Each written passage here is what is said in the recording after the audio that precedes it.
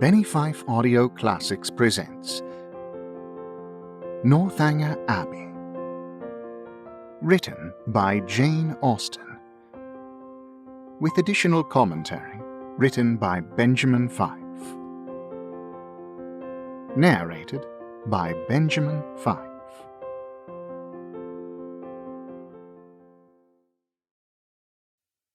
Chapter 1.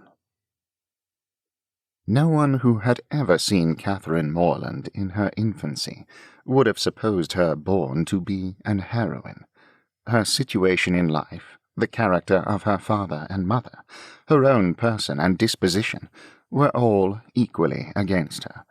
Her father was a clergyman, without being neglected or poor, and a very respectable man, though his name was Richard, and he had never been handsome. He had a considerable independence besides 2 good livings, and he was not in the least addicted to locking up his daughters. His mother was a woman of useful plain sense, with a good temper, and, what is more remarkable, with a good constitution. She had 3 sons before Catherine was born, and instead of dying in bringing the latter into the world, as anybody might expect, she still lived on. Lived to have 6 children more, to see them growing up around her, and to enjoy excellent health herself. A family of 10 children will be always called a fine family, where there are heads and arms and legs enough for the number. But the Morlands had little other right to the word, for they were in general very plain, and Catherine for many years of her life as plain as any. She had a thin, awkward figure, a sallow skin without colour, dark, lank hair, and strong features. So much for her person, and not less unpropitious for heroism seemed her mind. She was fond of all boys' plays, and greatly preferred cricket not merely to dolls, but to the more heroic enjoyments of infancy, nursing a dormouse, feeding a canary bird, or watering a rose-bush. Indeed, she had no taste for a garden, and if she gathered flowers at all, it was chiefly for the pleasure of mischief. At least so it was conjectured from her always preferring those which she was forbidden to take. Such were her propensities. Her abilities were quite as extraordinary. She never could learn or understand anything before she was taught, and sometimes not even then, for she was often inattentive, and occasionally stupid. Her mother was 3 months in teaching her only to repeat the beggar's petition, and, after all, her next sister, Sally, could say it better than she did. Not that Catherine was always stupid. By no means. She learnt the fable of the hare and many friends as quickly as any girl in England. Her mother wished her to learn music, and Catherine was sure she should like it, for she was very fond of tinkling the keys of the old forlorn spinner. So at 8 years old she began. She learnt a year, and could not bear it, and Mrs. Morland, who did not insist on her daughters being accomplished, in spite of incapacity or distaste, allowed her to leave off. The day which dismissed the music-master was one of the happiest of Catherine's life. Her taste for drawing was not superior, though whenever she could obtain the outside of a letter from her mother, or seize upon any other odd piece of paper, she did what she could in that way, by drawing houses and trees, hens and chickens, all very much like one another. Writing and accounts she was taught by her father, French by her mother. Her proficiency in either was not remarkable, and she shirked her lessons in both whenever she could. What a strange, unaccountable character! For with all these symptoms of profligacy at 10 years old, she had neither a bad heart nor a bad temper, was seldom stubborn, scarcely ever quarrelsome, and very kind to the little ones, with few interruptions of tyranny. She was moreover noisy and wild, hated confinement and cleanliness, and loved nothing so well in the world as rolling down the green slope at the back of the house. Such was Catherine Morland at 10. At 15, appearances were mending. She began to curl her hair and long for balls. Her complexion improved. Her features were softened by plumpness and colour. Her eyes gained more animation, and her figure more consequence. Her love of dirt gave way to an inclination for finery, and she grew clean as she grew smart. She had now the pleasure of sometimes hearing her father and mother remark on her personal improvement. "Catherine grows quite a good-looking girl. She is almost pretty today," were words which caught her ears now and then, and how welcome were the sounds. To look almost pretty is an acquisition of higher delight to a girl who has been looking plain the first 15 years of her life than a beauty from her cradle can ever receive. Mrs. Morland was a very good woman, and wished to see her children everything they ought to be. But her time was so much occupied in lying in and teaching the little ones, that her eldest daughters were inevitably left to shift for themselves, and it was not very wonderful that Catherine, who had by nature nothing heroic about her, should prefer cricket, baseball, riding on horseback, and running about the country at the age of 14, to books, at least books of information. For, provided that nothing like useful knowledge could be gained from them, provided they were all story and no reflection, she had never any objection to books at all. But from 15 to 17 she was in training for a heroine. She read all such works as heroines must read, to supply their memories with those quotations which are so serviceable and so soothing in the vicissitudes of their eventful lives. From Pope she learnt to censure those who bear about the mockery of woe. From Gray that many a flower is born to blush unseen, and waste its fragrance on the desert air. From Thomson that it is a delightful task to teach the young idea how to shoot. And from Shakespeare she gained a great store of information, amongst the rest that trifles light as air are to the jealous confirmation strong as proofs of Holy Writ, that the poor beetle which we tread upon in corporal sufferance feels a pang as great as when a giant dies, and that a young woman in love always looks like Patience on a monument, smiling at grief. So far her improvement was sufficient, and in many other points she came on exceedingly well, for though she could not write sonnets, she brought herself to read them, and though there seemed no chance of her throwing a whole party into raptures by a prelude on the pianoforte of her own composition, she could listen to other people's performance with very little fatigue. Her greatest deficiency was in the pencil. She had no notion of drawing, not enough even to attempt a sketch of her lover's profile, that she might be detected in the design. There she fell miserably short of the true heroic height. At present she did not know her own poverty, for she had no lover to portray. She had reached the age of 17 without having seen one amiable youth who could call forth her sensibility, without having inspired one real passion, and without having excited even any admiration but what was very moderate and very transient. This was strange indeed, but strange things may be generally accounted for if their cause be fairly searched out.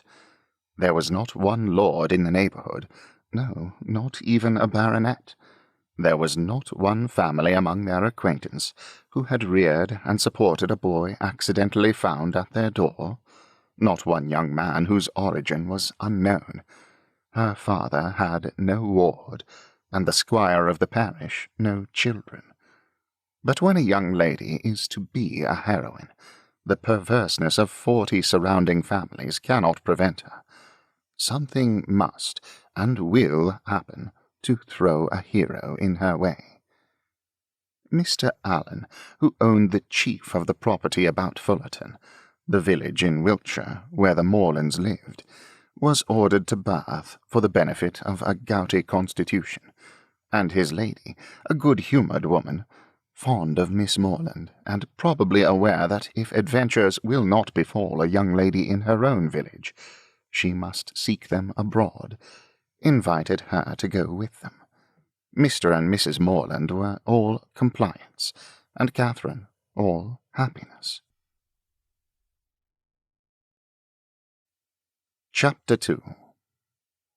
In addition to what has already been said of Catherine Morland's personal and mental endowments, when about to be launched into all the difficulties and dangers of a 6 weeks' residence in Bath, it may be stated, for the reader's more certain information, lest the following pages should otherwise fail of giving any idea of what her character is meant to be, that her heart was affectionate, her disposition cheerful and open, without conceit or affectation of any kind, her manners just removed from the awkwardness and shyness of a girl, her person pleasing, and when in good looks, pretty, and her mind about as ignorant and uninformed as the female mind at 17 usually is. When the hour of departure drew near, the maternal anxiety of Mrs. Morland will be naturally supposed to be most severe. 1,000 alarming presentiments of evil to her beloved Catherine from this terrific separation must oppress her heart with sadness, and drown her in tears for the last day or two of their being together, and advice of the most important and applicable nature must of course flow from her wise lips in their parting conference in her closet. Cautions against the violence of such noblemen and baronets as delight in forcing young ladies away to some remote farmhouse must at such a moment relieve the fullness of her heart. Who would not think so? But Mrs. Morland knew so little of lords and baronets that she entertained no notion of their general mischievousness, and was wholly unsuspicious of danger to her daughter from their machinations. Her cautions were confined to the following points. I beg, Catherine, you will always wrap yourself up very warm about the throat when you come from the rooms at night, and I wish you would try to keep some account of the money you spend. I will give you this little book on purpose. Sally, or rather Sarah, for what young lady of common gentility will reach the age of 16 without altering her name as far as she can, must from situation be at this time the intimate friend and confidant of her sister. It is remarkable, however, that she neither insisted on Catherine's writing by every post, nor exacted her promise of transmitting the character of every new acquaintance, nor a detail of every interesting conversation that Bath might produce. Everything, indeed, relative to this important journey was done, on the part of the Morlands, with a degree of moderation and composure, which seemed rather consistent with the common feelings of common life, than with the refined susceptibilities, the tender emotions which the first separation of a heroine from her family ought always to excite. Her father, instead of giving her an unlimited order on his banker, or even putting £100 bank bill into her hands, gave her only 10 guineas, and promised her more when she wanted it. Under these unpromising auspices, the parting took place, and the journey began. It was performed with suitable quietness and uneventful safety. Neither robbers nor tempests befriended them, nor one lucky overturn to introduce them to the hero. Nothing more alarming occurred than a fear, on Mrs. Allen's side, of having once left her clogs behind her at an inn, and that, fortunately, proved to be groundless. They arrived at Bath. Catherine was all eager delight. Her eyes were here, there, everywhere, as they approached its fine and striking environs, and afterwards drove through those streets which conducted them to the hotel. She was come to be happy, and she felt happy already. They were soon settled in comfortable lodgings in Pulteney Street. It is now expedient to give some description of Mrs. Allen, that the reader may be able to judge in what manner her actions will hereafter tend to promote the general distress of the work, and how she will, probably, contribute to reduce poor Catherine to all the desperate wretchedness of which a last volume is capable, whether by her imprudence, vulgarity, or jealousy, whether by intercepting her letters, ruining her character, or turning her out of doors. Mrs. Allen was one of that numerous class of females whose society can raise no other emotion than surprise at there being any men in the world who could like them well enough to marry them. She had neither beauty, genius, accomplishment, nor manner. The air of a gentlewoman, a great deal of quiet, inactive good temper, and a trifling turn of mind were all that could account for her being the choice of a sensible, intelligent man like Mr. Allen. In one respect she was admirably fitted to introduce a young lady into public, being as fond of going everywhere and seeing everything herself as any young lady could be. Dress was her passion. She had a most harmless delight in being fine, and our heroine's entry into life could not take place till after 3 or 4 days had been spent in learning what was mostly worn, and her chaperone was provided with a dress of the newest fashion. Catherine, too, made some purchases herself, and when all these matters were arranged, the important evening came which was to usher her into the upper rooms. Her hair was cut and dressed by the best hand, her clothes put on with care, and both Mrs. Allen and her maid declared she looked quite as she should do. With such encouragement, Catherine hoped at least to pass uncensured through the crowd. As for admiration, it was always very welcome when it came, but she did not depend upon it. Mrs. Allen was so long in dressing that they did not enter the ballroom till late. The season was full, the room crowded, and the 2 ladies squeezed in as well as they could. As for Mr. Allen, he repaired directly to the card-room, and left them to enjoy a mob by themselves. With more care for the safety of her new gown than for the comfort of her protégée, Mrs. Allen made her way through the throng of men by the door, as swiftly as the necessary caution would allow. Catherine, however, kept close at her side, and linked her arm too firmly within her friend's to be torn asunder by any common effort of a struggling assembly. But to her utter amazement, she found that to proceed along the room was by no means the way to disengage themselves from the crowd. It seemed rather to increase as they went on, whereas she had imagined that, once fairly within the door, they should easily find seats, and be able to watch the dances with perfect convenience. But this was far from being the case, and though by unwearied diligence they gained even the top of the room, their situation was just the same. They saw nothing of the dancers but the high feathers of some of the ladies. Still they moved on. Something better was yet in view, and by a continued exertion of strength and ingenuity, they found themselves at last in the passage behind the highest bench. Here there was something less of a crowd than below, and hence Miss Morland had a comprehensive view of all the company beneath her, and of all the dangers of her late passage through them.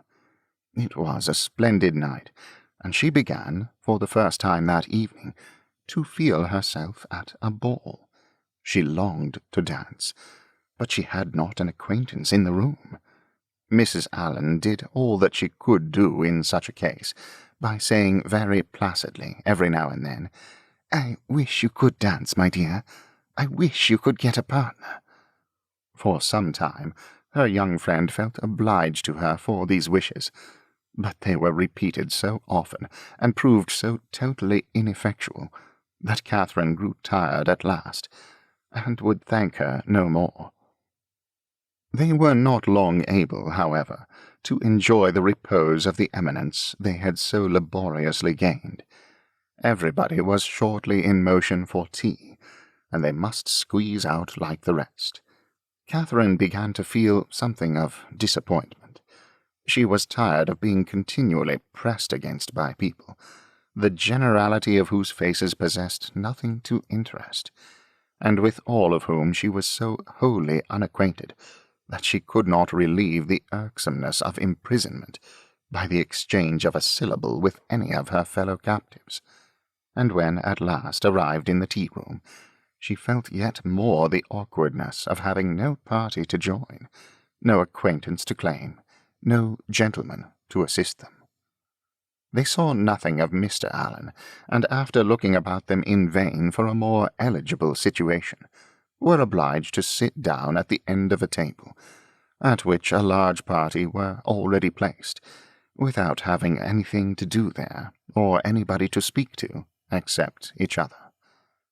Mrs. Allen congratulated herself, as soon as they were seated, on having preserved her gown from injury. "It would have been very shocking to have it torn," said she, "would not it? It is such a delicate muslin. For my part, I have not seen anything like so well in the whole room, I assure you." "How uncomfortable it is," whispered Catherine, "not to have a single acquaintance here." "Yes, my dear," replied Mrs. Allen with perfect serenity, "it is very uncomfortable indeed." "What shall we do? The gentlemen and ladies at this table look as if they wondered why we came here. We seem forcing ourselves into their party." "Aye, so we do. That is very disagreeable. I wish we had a large acquaintance here." "I wish we had any. It should be somebody to go to." "Very true, my dear.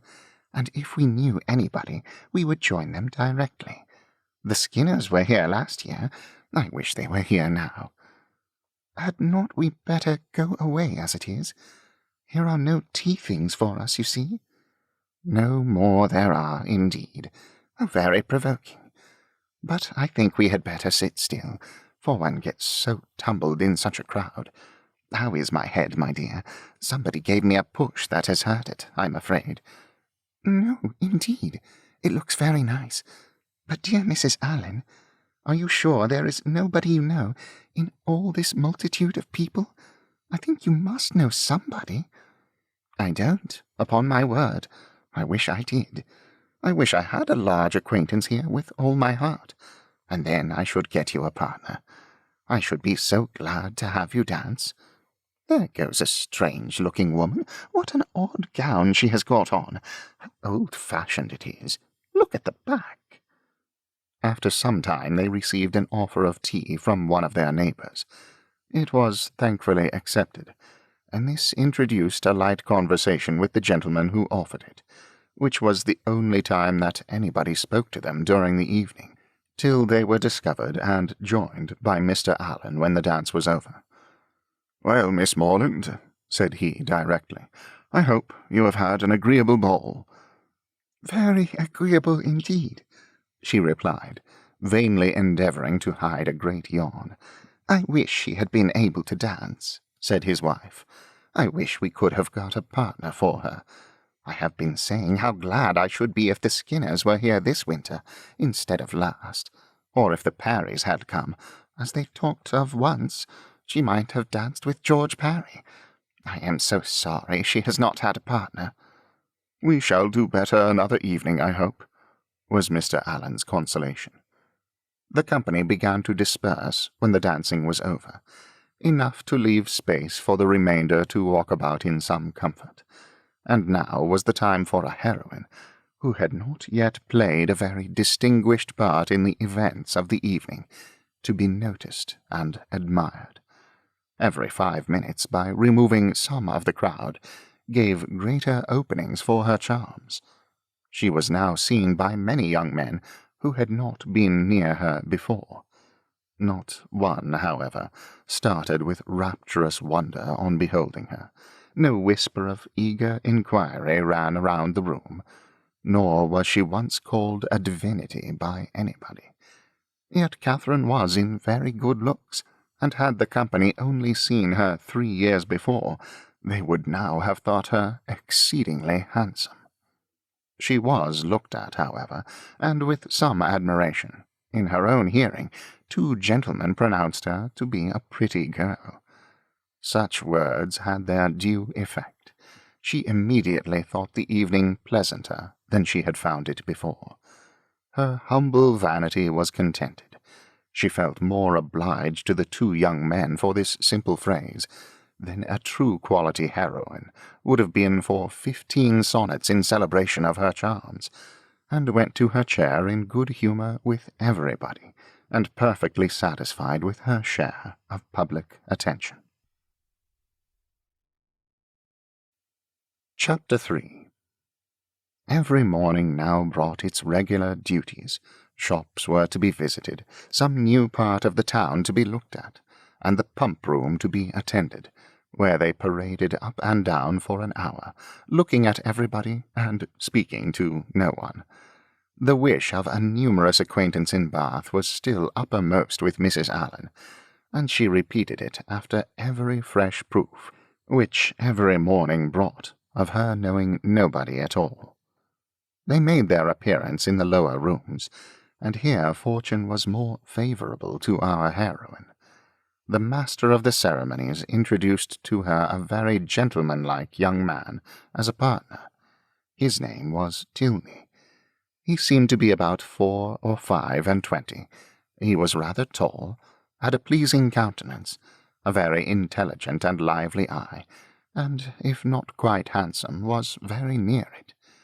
His address was good, and Catherine felt herself in high luck. There was little leisure for speaking while they danced, and when they were seated at tea, she found him as agreeable as she had already given him credit for being. He talked with fluency and spirit, and there was an archness and pleasantry in his manner which interested, though it was hardly understood by her. After chatting some time on such matters as naturally arose from the objects around them, he suddenly addressed her with, "I have hitherto been very remiss, madam, in the proper attentions of a partner here. I have not yet asked you how long you have been in Bath, whether you were ever here before, whether you have ever been at the upper rooms, the theatre, and the concert, and how you like the place altogether. I have been very negligent.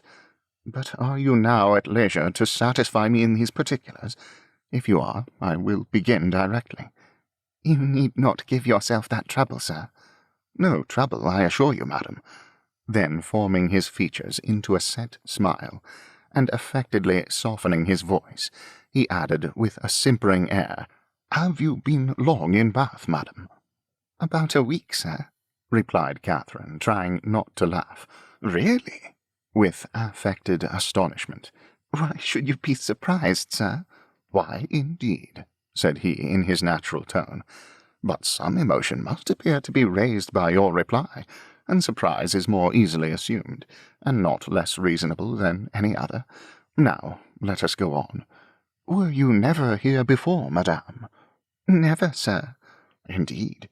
Have you yet honoured the upper rooms?" "Yes, sir. I was there last Monday." "Have you been to the theatre?" "Yes, sir. I was at the play on Tuesday." "To the concert?" "Yes, sir, on Wednesday." "And are you altogether pleased with Bath?" "Yes, I like it very well." Now I must give one smirk, and then we may be rational again. Catherine turned away her head, not knowing whether she might venture to laugh. "I see what you think of me," he said gravely. "I shall make but a poor figure in your journal tomorrow." "My journal?" "Yes, I know exactly what you will say. Friday went to the lower rooms, wore my sprigged muslin robe with blue trimmings, plain black shoes, appeared to much advantage, but was strangely harassed by a queer, half-witted man, who would make me dance with him, and distressed me by his nonsense." "Indeed, I shall say no such thing." "Shall I tell you what you ought to say?" "If you please." "I danced with a very agreeable young man, introduced by Mr. King. Had a great deal of conversation with him. Seems a most extraordinary genius. Hope I may know more of him. That, madam, is what I wish you to say. But perhaps I keep no journal. Perhaps you are not sitting in this room, and I am not sitting by you. These are points in which doubt is equally possible. Not keep a journal. How are your absent cousins to understand the tenor of your life in Bath without one? How are the civilities and compliments of every day to be related, as they ought to be, unless noted down every evening in a journal? How are your various dresses to be remembered, and the particular state of your complexion and curl of your hair to be described in all their diversities, without having constant recourse to a journal? My dear madam, I am not so ignorant of young ladies' ways as you wish to believe me. It is this delightful habit of journaling which largely contributes to form the easy style of writing, for which ladies are so generally celebrated. Everybody allows that the talent of writing agreeable letters is peculiarly female. Nature may have done something, but I am sure it must be essentially assisted by the practice of keeping a journal. I have sometimes thought, said Catherine, doubtingly, whether ladies do write so much better letters than gentlemen. That is, I should not think the superiority was always on our side. As far as I have had the opportunity of judging, it appears to me that the usual style of letter-writing among women is faultless, except in 3 particulars. And what are they? A general deficiency of subject, a total inattention to stops, and a very frequent ignorance of grammar. Upon my word, I need not have been afraid of disclaiming the compliment. You do not think too highly of us in that way. I should no more lay it down as a general rule that women write better letters than men, than that they sing better duets, or draw better landscapes. In every power, of which taste is the foundation, excellence is pretty fairly divided between the sexes. They were interrupted by Mrs. Allen. My dear Catherine, said she, do take this pin out of my sleeve. I am afraid it has torn a hole already. I shall be quite sorry if it has, for this is a favourite gown, though it cost but 9 shillings a yard. That is exactly what I should have guessed it, madam, said Mr. Tilney, looking at the muslin. Do you understand muslin, sir? Particularly well. I always buy my own cravats, and am allowed to be an excellent judge, and my sister has often trusted me in the choice of a gown. I bought one for her the other day, and it was pronounced to be a prodigious bargain by every lady who saw it. I gave but 5 shillings a yard for it, and a true Indian muslin. Mrs. Allen was quite struck by his genius. Men commonly take so little notice of those things, said she. I can never get Mr. Allen to know one of my gowns from another. You must be a great comfort to your sister, sir. I hope I am, madam. And pray, sir, what do you think of Miss Morland's gown? It is very pretty, madam, said he, gravely examining it, but I do not think it will wash well. I am afraid it will fray. How can you, said Catherine, laughing, be so, she had almost said, strange. I am quite of your opinion, sir, replied Mrs. Allen, and so I told Miss Morland when she bought it. But then you know, madam, muslin always turns to some account or other. Miss Morland will get enough out of it for a handkerchief, or a cap, or a cloak. Muslin can never be said to be wasted. I have heard my sister say so 40 times, when she has been extravagant in buying more than she wanted, or careless in cutting it to pieces. Bath is a charming place, sir. There are so many good shops here. We are sadly off in the country. Not but what we have very good shops in Salisbury, but it is so far to go. 8 miles is a long way. Mr. Allen says it is 9, measured 9, but I am sure it cannot be more than 8. And it is such a fag. I come back tired to death. Now here one can step out of doors and get a thing in 5 minutes. Mr. Tilney was polite enough to seem interested in what she said. and she kept him on the subject of muslins till the dancing recommenced. Catherine feared, as she listened to their discourse, that he indulged himself a little too much with the foibles of others. "What are you thinking of so earnestly?"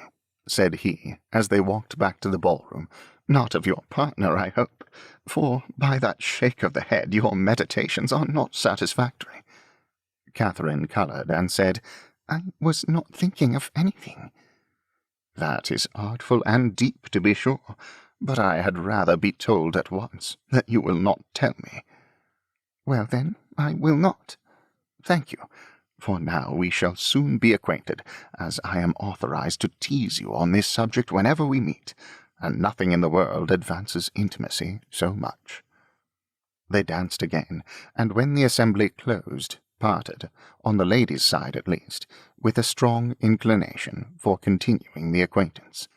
Whether she thought of him so much, while she drank her warm wine and water, and prepared herself for bed, as to dream of him when there, cannot be ascertained, but I hope it was no more than in a light slumber, or a morning doze at most, for if it be true, as a celebrated writer has maintained, that no young lady can be justified in falling in love before the gentleman's love is declared, it must be very improper that a young lady should dream of a gentleman before the gentleman is first known to have dreamt of her.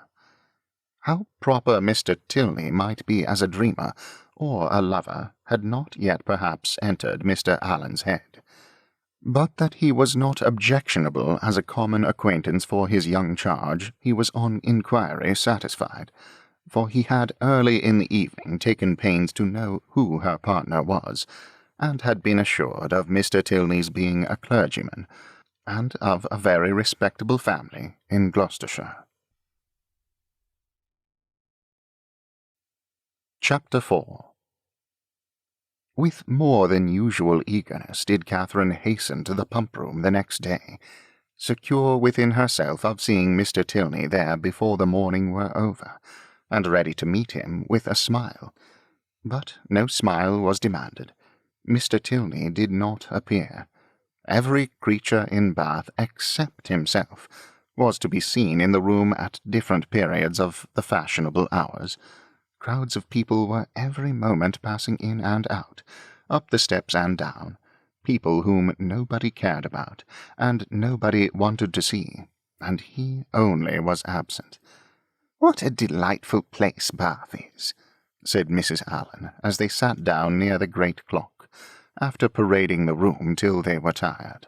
"And how pleasant it would be if we had any acquaintance here." This sentiment had been uttered so often in vain, that Mrs. Allen had no particular reason to hope it would be followed with more advantage now. But we are told to despair of nothing we would attain, as unwearied diligence our point would gain, and the unwearied diligence with which she had every day wished for the same thing was at length to have its just reward, for hardly had she been seated 10 minutes before a lady of about her own age, who was sitting by her, and had been looking at her attentively for several minutes, addressed her with great complacence in these words: "I think, madam, I cannot be mistaken, it is a long time since I had the pleasure of seeing you, but is not your name Allen?" This question answered, as it readily was, the stranger pronounced hers to be Thorpe. Mrs. Allen immediately recognized the features of a former schoolfellow and intimate, whom she had seen only once since their respective marriages, and that many years ago. Their joy on this meeting was very great, as well it might, since they had been contented to know nothing of each other for the last 15 years. Compliments on good looks now passed, and, after observing how time had slipped away since they were last together, how little they had thought of meeting in Bath, and what a pleasure it was to see an old friend, they proceeded to make inquiries, and give intelligence as to their families, sisters, and cousins, talking both together, far more ready to give than to receive information, and each hearing very little of what the other said. Mrs. Thorpe, however, had one great advantage as a talker over Mrs. Allen in a family of children, and when she expatiated on the talents of her sons and the beauty of her daughters, when she related their different situations and views, that John was at Oxford, Edward at Merchant Taylor's, and William at sea, and all of them more beloved and respected in their different station than any other three beings ever were, Mrs. Allen had no similar information to give, no similar triumphs to press on the unwilling and unbelieving ear of her friend, and was forced to sit and appear to listen to all these maternal effusions, consoling herself, however, with the discovery which her keen eye soon made, that the lace on Mrs. Thorpe's pelisse was not half so handsome as that on her own. "Here come my dear girls," cried Mrs. Thorpe, pointing at three smart-looking females who, arm in arm, were then moving towards her.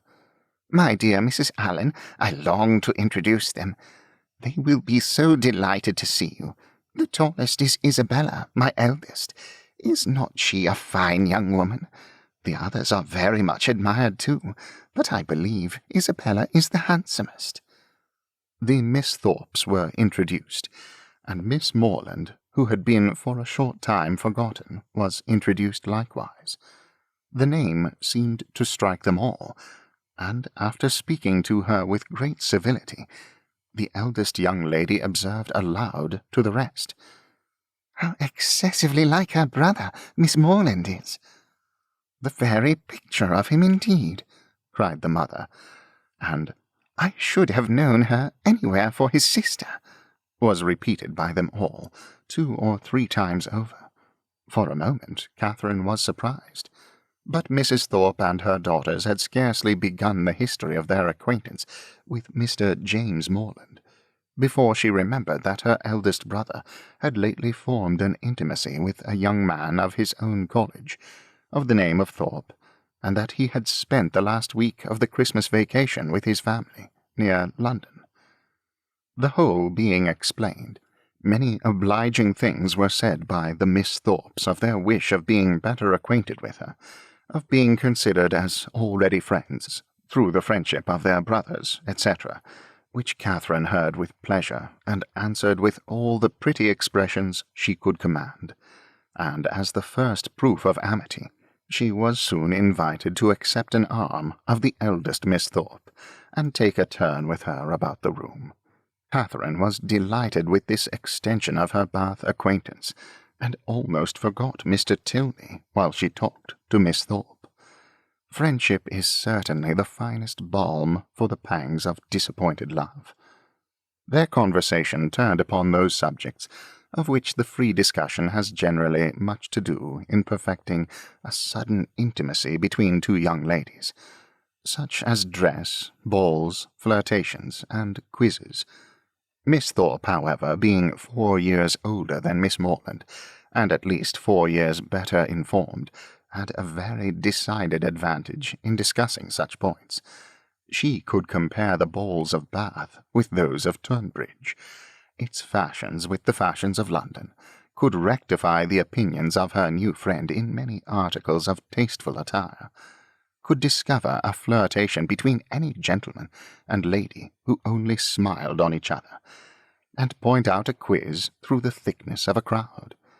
These powers received due admiration from Catherine, to whom they were entirely new, and the respect which they naturally inspired might have been too great for familiarity, had not the easy gaiety of Miss Thorpe's manners, and her frequent expressions of delight on this acquaintance with her, softened down every feeling of awe, and left nothing but tender affection.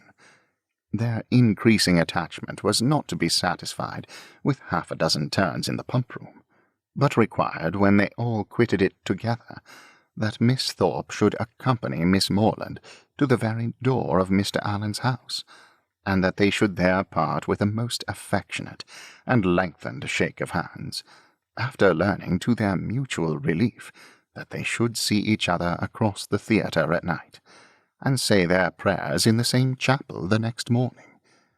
Catherine then ran directly upstairs, and watched Miss Thorpe's progress down the street from the drawing-room window, admired the graceful spirit of her walk, the fashionable air of her figure and dress, and felt grateful, as well she might, for the chance which had procured her such a friend. Mrs. Thorpe was a widow, and not a very rich one. She was a good-humoured, well-meaning woman, and a very indulgent mother. Her eldest daughter had great personal beauty, and the younger ones, by pretending to be as handsome as their sister, imitating her air, and dressing in the same style, did very well. This brief account of the family is intended to supersede the necessity of a long and minute detail from Mrs. Thorpe herself, of her past adventures and sufferings, which might otherwise be expected to occupy the 3 or 4 following chapters, in which the worthlessness of lords and attorneys might be set forth, and conversations which had passed 20 years before be minutely repeated. Chapter 5. Catherine was not so much engaged at the theatre that evening, in returning the nods and smiles of Miss Thorpe, though they certainly claimed much of her leisure, as to forget to look with an inquiring eye for Mr. Tilney in every box which her eye could reach. But she looked in vain. Mr. Tilney was no fonder of the play than the pump-room. She hoped to be more fortunate the next day, and when her wishes for fine weather were answered by seeing a beautiful morning, she hardly felt a doubt of it, for a fine Sunday in Bath empties every house of its inhabitants, and all the world appears on such an occasion to walk about and tell their acquaintance what a charming day it is. As soon as divine service was over, the Thorpes and Allens eagerly joined each other, and after staying long enough in the pump-room to discover that the crowd was insupportable, and that there was not a genteel face to be seen, which everybody discovers every Sunday throughout the season, they hastened away to the Crescent, to breathe the fresh air of better company. Here Catherine and Isabella, arm in arm, again tasted the sweets of friendship in an unreserved conversation. They talked much, and with much enjoyment, but again was Catherine disappointed in her hope of re-seeing her partner. He was nowhere to be met with. Every search for him was equally unsuccessful, in the morning lounges or evening assemblies, neither at the upper nor lower rooms, at dressed or undressed balls, was he perceivable, nor among the walkers, the horsemen, or the curricle drivers of the morning. His name was not in the pump-room book, and curiosity could do no more. He must be gone from Bath. Yet he had not mentioned that his stay would be so short. This sort of mysteriousness, which is always so becoming in a hero, threw a fresh grace in Catherine's imagination around his person and manners, and increased her anxiety to know more of him. From the Thorpes she could learn nothing, for they had been only 2 days in Bath before they met with Mrs. Allen. It was a subject, however, in which she often indulged with her fair friend, from whom she received every possible encouragement to continue to think of him, and his impression on her fancy was not suffered therefore to weaken. Isabella was very sure that he must be a charming young man, and was equally sure that he must have been delighted with her dear Catherine, and would therefore shortly return. She liked him the better for being a clergyman, for she must confess herself very partial to the profession, and something like a sigh escaped her as she said it. Perhaps Catherine was wrong in not demanding the cause of that gentle emotion, but she was not experienced enough in the finesse of love, or the duties of friendship, to know when delicate raillery was properly called for, or when a confidence should be forced. Mrs. Allen was now quite happy, quite satisfied with Bath. She had found some acquaintance, had been so lucky, too, as to find them in the family of a most worthy old friend, and, as the completion of good fortune, had found these friends by no means so expensively dressed as herself. Her daily expressions were no longer, "I wish we had some acquaintance in Bath." They were changed into, "How glad I am we have met with Mrs. Thorpe." And she was as eager in promoting the intercourse of the two families as her young charge and Isabella themselves could be, never satisfied with the day unless she spent the chief of it by the side of Mrs. Thorpe, in what they called conversation, but in which there was scarcely ever any exchange of opinion, and not often any resemblance of subject, for Mrs. Thorpe talked chiefly of her children, and Mrs. Allen of her gowns. The progress of the friendship between Catherine and Isabella was quick, as its beginning had been warm, and they passed so rapidly through every gradation of increasing tenderness that there was shortly no fresh proof of it to be given to their friends or themselves. They called each other by their Christian name, were always arm in arm when they walked, pinned up each other's train for the dance, and were not to be divided in the set, and if a raining morning deprived them of other enjoyments, they were still resolute in meeting in defiance of wet and dirt, and shut themselves up to read novels together. Yes, novels, for I will not adopt that ungenerous and impolitic custom, so common with novel writers, of degrading by their contemptuous censure the very performances to the number of which they themselves are adding, joining with their greatest enemies in bestowing the harshest epithets on such works, and scarcely ever permitting them to be read by their own heroine, who, if she accidentally take up a novel, is sure to turn over its insipid pages with disgust. Alas, if the heroine of one novel be not patronized by the heroine of another, from whom can she expect protection and regard? I cannot approve of it.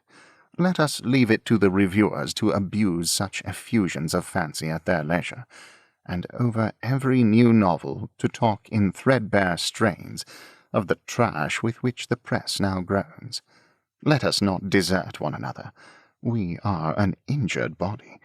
Although our productions have afforded more extensive and unaffected pleasure than those of any other literary corporation in the world, no species of composition has been so much decried. From pride, ignorance, or fashion, our foes are almost as many as our readers. And while the abilities of the 900th abridger of the history of England, or of the man who collects and publishes in a volume some dozen lines of Milton, Pope, and Prior, with a paper from the Spectator and a chapter from Sterne, are eulogized by 1,000 pens, there seems almost a general wish of decrying the capacity and undervaluing the labor of the novelist, and of slighting the performance which have only genius, wit, and taste to recommend them. I am no novel reader. I seldom look into novels. Do not imagine that I often read novels. It is really very well for a novel. Such is the common cant. And what are you reading, miss? Oh, it is only a novel, replies the young lady, while she lays down her book with affected indifference, or momentary shame. It is only Cecilia, or Camilla, or Belinda, or, in short, only some work in which the greatest powers of the mind are displayed, in which the most thorough knowledge of human nature, the happiest delineation of its varieties, are conveyed to the world in the best chosen language. Now, had the same young lady been engaged with a volume of the Spectator instead of such a work, how profoundly would she have produced the book and told its name, though the chances must be against her being occupied by any part of that voluminous publication, of which either the matter or manner would not disgust a young person of taste, the substance of its papers so often consisting in the statement of improbable circumstances, unnatural characters, and topics of conversation which no longer concern anyone living, and their language, too, frequently so coarse as to give no very favourable idea of the age that could endure it. Chapter 5. Catherine was not so much engaged at the theatre that evening, in returning the nods and smiles of Miss Thorpe, though they certainly claimed much of her leisure, as to forget to look with an inquiring eye for Mr. Tilney in every box which her eye could reach. But she looked in vain. Mr. Tilney was no fonder of the play than the pump-room.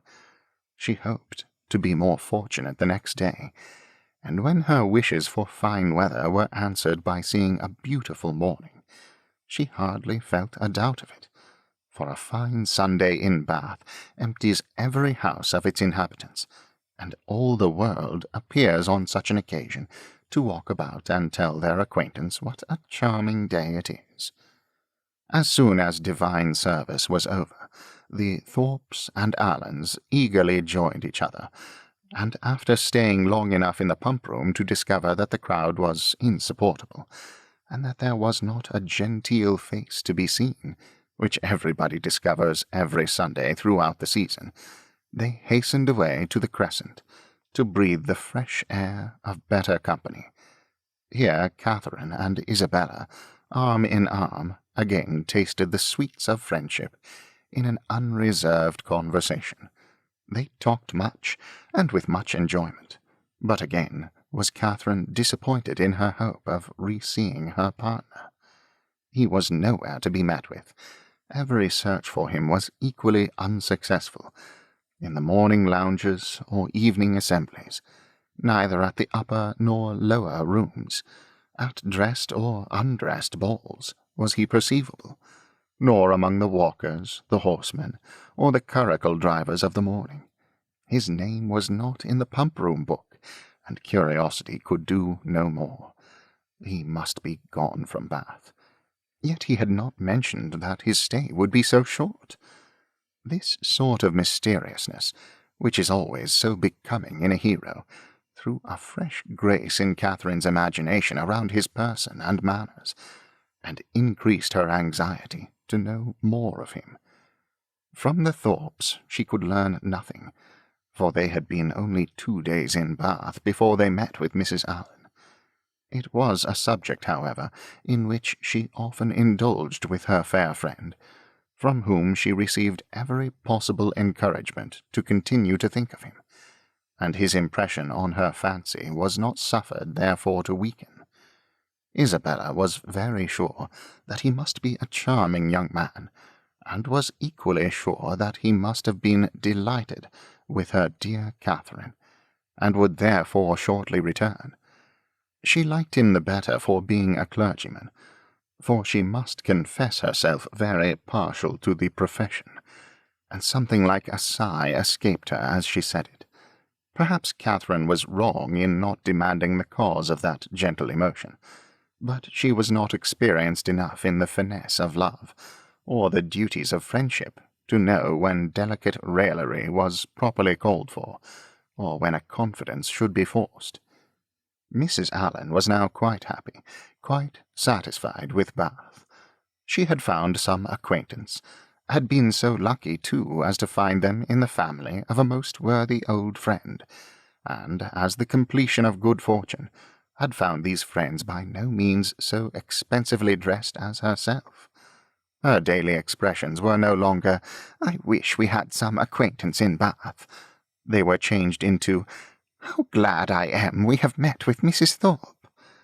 And she was as eager in promoting the intercourse of the two families as her young charge and Isabella themselves could be, never satisfied with the day unless she spent the chief of it by the side of Mrs. Thorpe, in what they called conversation, but in which there was scarcely ever any exchange of opinion, and not often any resemblance of subject, for Mrs. Thorpe talked chiefly of her children, and Mrs. Allen of her gowns.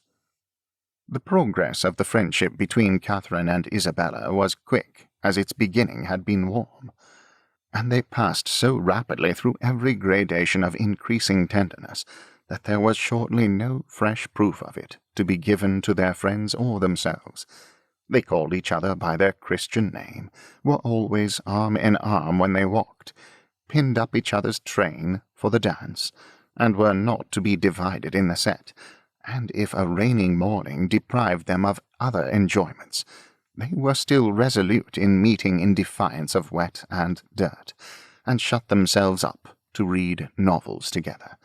Yes, novels, for I will not adopt that ungenerous and impolitic custom, so common with novel writers, of degrading by their contemptuous censure the very performances to the number of which they themselves are adding, joining with their greatest enemies in bestowing the harshest epithets on such works, and scarcely ever permitting them to be read by their own heroine, who, if she accidentally take up a novel, is sure to turn over its insipid pages with disgust. Alas, if the heroine of one novel be not patronized by the heroine of another, from whom can she expect protection and regard? I cannot approve of it.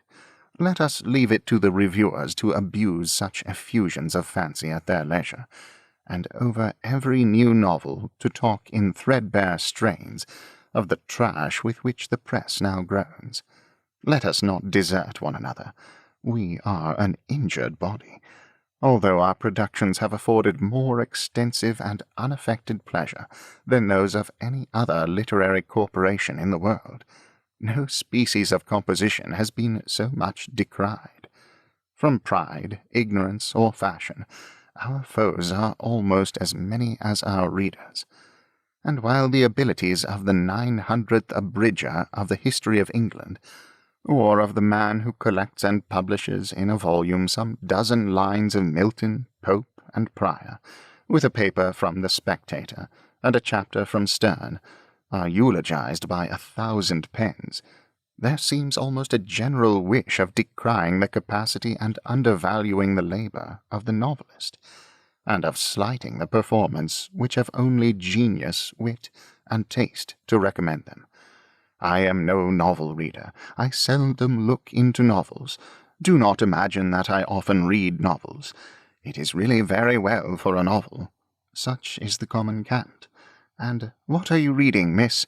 Oh, it is only a novel, replies the young lady, while she lays down her book with affected indifference, or momentary shame. It is only Cecilia, or Camilla, or Belinda, or, in short, only some work in which the greatest powers of the mind are displayed, in which the most thorough knowledge of human nature, the happiest delineation of its varieties, are conveyed to the world in the best chosen language. Now, had the same young lady been engaged with a volume of the Spectator instead of such a work, how profoundly would she have produced the book and told its name, though the chances must be against her being occupied by any part of that voluminous publication, of which either the matter or manner would not disgust a young person of taste, the substance of its papers so often consisting in the statement of improbable circumstances, unnatural characters, and topics of conversation which no longer concern anyone living, and their language, too, frequently so coarse as to give no very favourable idea of the age that could endure it. Chapter 6. The following conversation, which took place between the two friends in the pump-room one morning, after an acquaintance of 8 or 9 days, is given as a specimen of their very warm attachment, and of the delicacy, discretion, originality of thought, and literary taste which marked the reasonableness of that attachment.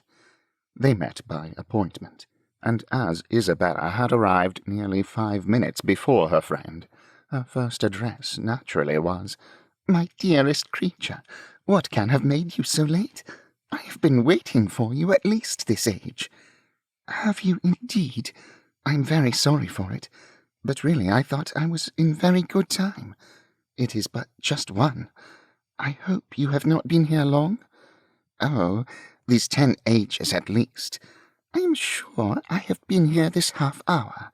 But now let us go and sit down at the other end of the room and enjoy ourselves. I have 100 things to say to you. In the first place, I was so afraid it would rain this morning. Just as I wanted to set off, it looked very showery, and that would have thrown me into agonies. Do you know, I saw the prettiest hat you can imagine in a shop window on Milsom Street just now. Very like yours, only with coquelicot ribbons instead of green. I quite longed for it. But, my dearest Catherine, what have you been doing with yourself all this morning? Have you gone on with Udolpho? Yes, I have been reading it ever since I woke, and I am got to the Black Veil. Are you indeed? How delightful! Oh, I would not tell you what is behind the Black Veil for the world. Are you not wild to know? Oh, yes, quite. What can it be? But do not tell me. I would not be told upon any account. I know it must be a skeleton. I am sure it is Laurentina's skeleton. Oh, I am delighted with the book. I should like to spend my whole life in reading it. I assure you, if it had not been to meet you, I would not have come away from it for all the world. Dear creature, how much I am obliged to you. And when you have finished Udolpho, we will read the Italian together, and I have made out a list of 10 or 12 more of the same kind for you. Have you indeed? How glad I am. What are they all? I will read you their names directly. Here they are, in my pocket-book. Castle of Wolfenbach, Claremont, Mysterious Warnings, Necromancer of the Black Forest, Midnight Bell, Orphan of the Rhine, and Horrid Mysteries. Those will last us some time. Yes, pretty well. But are they all horrid? Are you sure they are all horrid? Yes, quite sure. For a particular friend of mine, a Miss Andrews, a sweet girl, one of the sweetest creatures in the world, has read every one of them. I wish you knew Miss Andrews. You would be delighted with her. She is netting herself the sweetest cloak you can conceive. I think her as beautiful as an angel, and I am so vexed with the men for not admiring her. I scold them all amazingly about it. Scold them? Do you scold them for not admiring her? Yes, that I do. There is nothing I would not do for those who are really my friends. I have no notion of loving people by halves. It is not my nature. My attachments are always excessively strong. I told Captain Hunt at one of your assemblies this winter that if he was to tease me all night, I would not dance with him unless he would allow Miss Andrews to be as beautiful as an angel. The men think us incapable of real friendship, you know, and I am determined to show them the difference. Now, if I were to hear anybody speak slightingly of you, I should fire up in a moment, but that is not at all likely, for you are just the kind of girl to be a great favourite with the men. Oh, dear, cried Catherine, colouring. How can you say so? I know you very well. You have so much animation, which is exactly what Miss Andrews wants, for I must confess there is something amazingly insipid about her. Oh, I must tell you that just after we parted yesterday, I saw a young man looking at you so earnestly. I am sure he is in love with you. Catherine coloured, and disclaimed again. Isabella laughed. It is very true, upon my honour, but I see how it is. You are indifferent to everybody's admiration, except that of one gentleman who shall be nameless. Nay, I cannot blame you. Speaking more seriously, your feelings are easily understood. Where the heart is really attached, I know very well how little one can be pleased with the attention of anybody else. Everything is so insipid, so uninteresting, that does not relate to the beloved object. I can perfectly comprehend your feelings. But you should not persuade me that I think so very much about Mr. Tilney, for perhaps I may never see him again. Not see him again? My dearest creature, do not talk of it. I am sure you would be miserable if you thought so. No, indeed, I should not. I do not pretend to say that I was not very much pleased with him. But while I have Udolpho to read, I feel as if nobody could make me miserable. Oh, the dreadful Black Veil! My dear Isabella, I am sure there must be Laurentina's skeleton behind it. It is so odd to me that you should never have read Udolpho before, but I suppose Mrs. Morland objects to novels. No, she does not. She very often reads Sir Charles Grandison herself, but new books do not fall in our way. Sir Charles Grandison? That is an amazing horrid book, is it not? I remember Miss Andrews could not get through the first volume.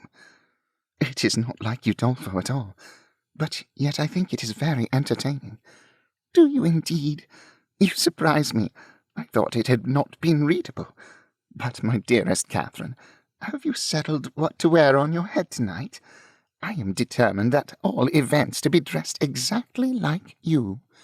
The men take notice of that sometimes, you know. But it does not signify if they do, said Catherine, very innocently. Signify? Oh, heavens! I make it a rule never to mind what they say. They are very often amazingly impertinent, if you do not treat them with spirit, and make them keep their distance. Are they? Well, I never observed that. They always behave very well to me. Oh, they give themselves such airs. They are the most conceited creatures in the world, and think themselves of so much importance. By the by, though I have thought of it 100 times, I have always forgot to ask you, what is your favourite complexion in a man? Do you like them best dark or fair? I hardly know. I never thought much about it. Something between both, I think. Brown, not fair, and not very dark. Very well, Catherine. That is exactly he. I have not forgot your description of Mr. Tilney. A brown skin with dark eyes and rather dark hair. Well, my taste is different. I prefer light eyes, and as to complexion, do you know, I like a sallow one better than any other. You must not betray me if you should ever meet with one of your acquaintance answering that description. Betray you? What do you mean? Nay, do not distress me. I believe I have said too much. Let us drop the subject.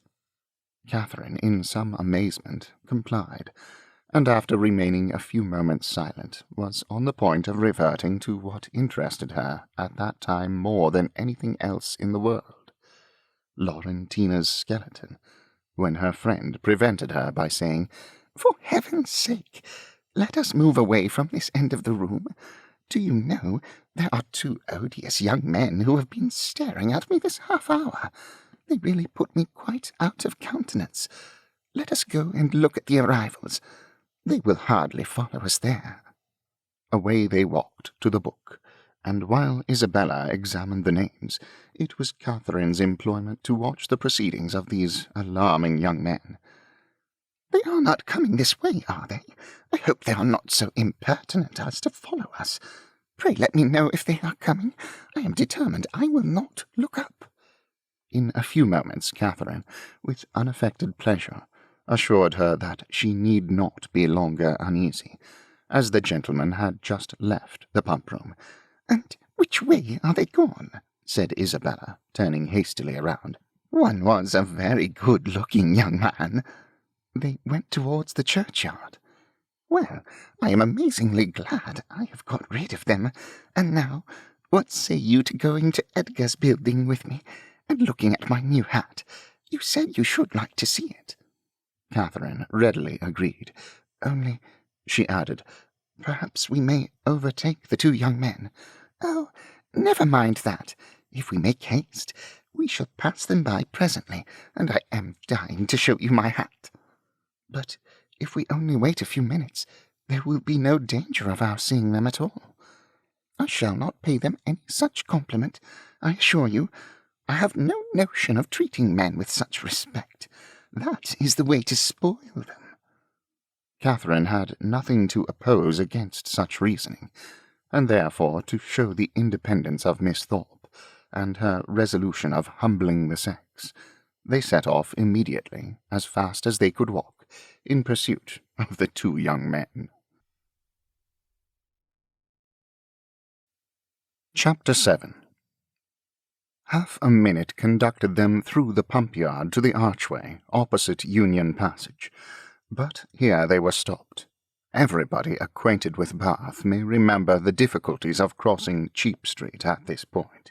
It is indeed a street of so impertinent a nature, so unfortunately connected with the great London and Oxford roads, and the principal inn of the city, that a day never passes in which parties of ladies, however important their business, whether in quest of pastry, millinery, or even, as in the present case, of young men, are not detained on one side or other by carriages, horsemen, or carts. This evil had been felt and lamented at least 3 times a day by Isabella since her residence in Bath, and she was now fated to feel and lament it once more, for at the very moment of coming opposite to Union Passage, and within view of the 2 gentlemen who were proceeding through the crowds, and threading the gutters of that interesting alley, they were prevented crossing by the approach of a gig, driven along on bad pavement, by a most knowing-looking coachman with all the vehemence that could most fitly endanger the lives of himself, his companion, and his horse. "Oh, these odious gigs," said Isabella, looking up. "How I detest them!" But this detestation, though so just, was of short duration, for she looked again, and exclaimed, "Delightful! Mr. Morland and my brother!" "Good heavens, 'tis James!" was uttered at the same moment by Catherine, and on catching the young men's eyes, the horse was immediately checked with a violence which almost threw him on his haunches, and the servant having now scampered up, the gentleman jumped out, and the equipage was delivered to his care. Catherine, by whom this meeting was wholly unexpected, received her brother with the liveliest pleasure, and he, being of a very amiable disposition, and sincerely attached to her, gave every proof on his side of equal satisfaction, which he could have leisure to do, while the bright eyes of Miss Thorpe were incessantly challenging his notice, and to her his devoirs were speedily paid, with a mixture of joy and embarrassment, which might have informed Catherine, had she been more expert in the development of other people's feelings, and less simply engrossed by her own, that her brother thought her friend quite as pretty as she could do herself. John Thorpe, who in the meantime had been giving orders about the horses, soon joined them, and from him she directly received the amends which were her due, for while he slightly and carelessly touched the hand of Isabella, on her he bestowed a whole scrape and half a short bow. He was a stout young man of middling height, who, with a plain face and ungraceful form, seemed fearful of being too handsome unless he wore the dress of a groom, and too much like a gentleman unless he were easy where he ought to be civil, and impudent where he might allowed to be easy. He took out his watch. "How long do you think we have been running it from Tetbury, Miss Morland?" "I do not know the distance." Her brother told her that it was 23 miles. 23, cried Thorpe. 25 if it is an inch. Morland remonstrated, pleaded the authority of road books, innkeepers, and milestones, but his friend disregarded them all. He had a surer test of distance. "I know it must be 25, said he, "by the time we have been doing it. It is now 1:30. We drove out of the inn-yard at Tetbury as the town clock struck 11, and I defy any man in England to make my horse go less than 10 miles an hour in harness. That makes it exactly 25. "You have lost an hour," said Morland. "It was only 10 o'clock when we came from Tetbury." 10 o'clock?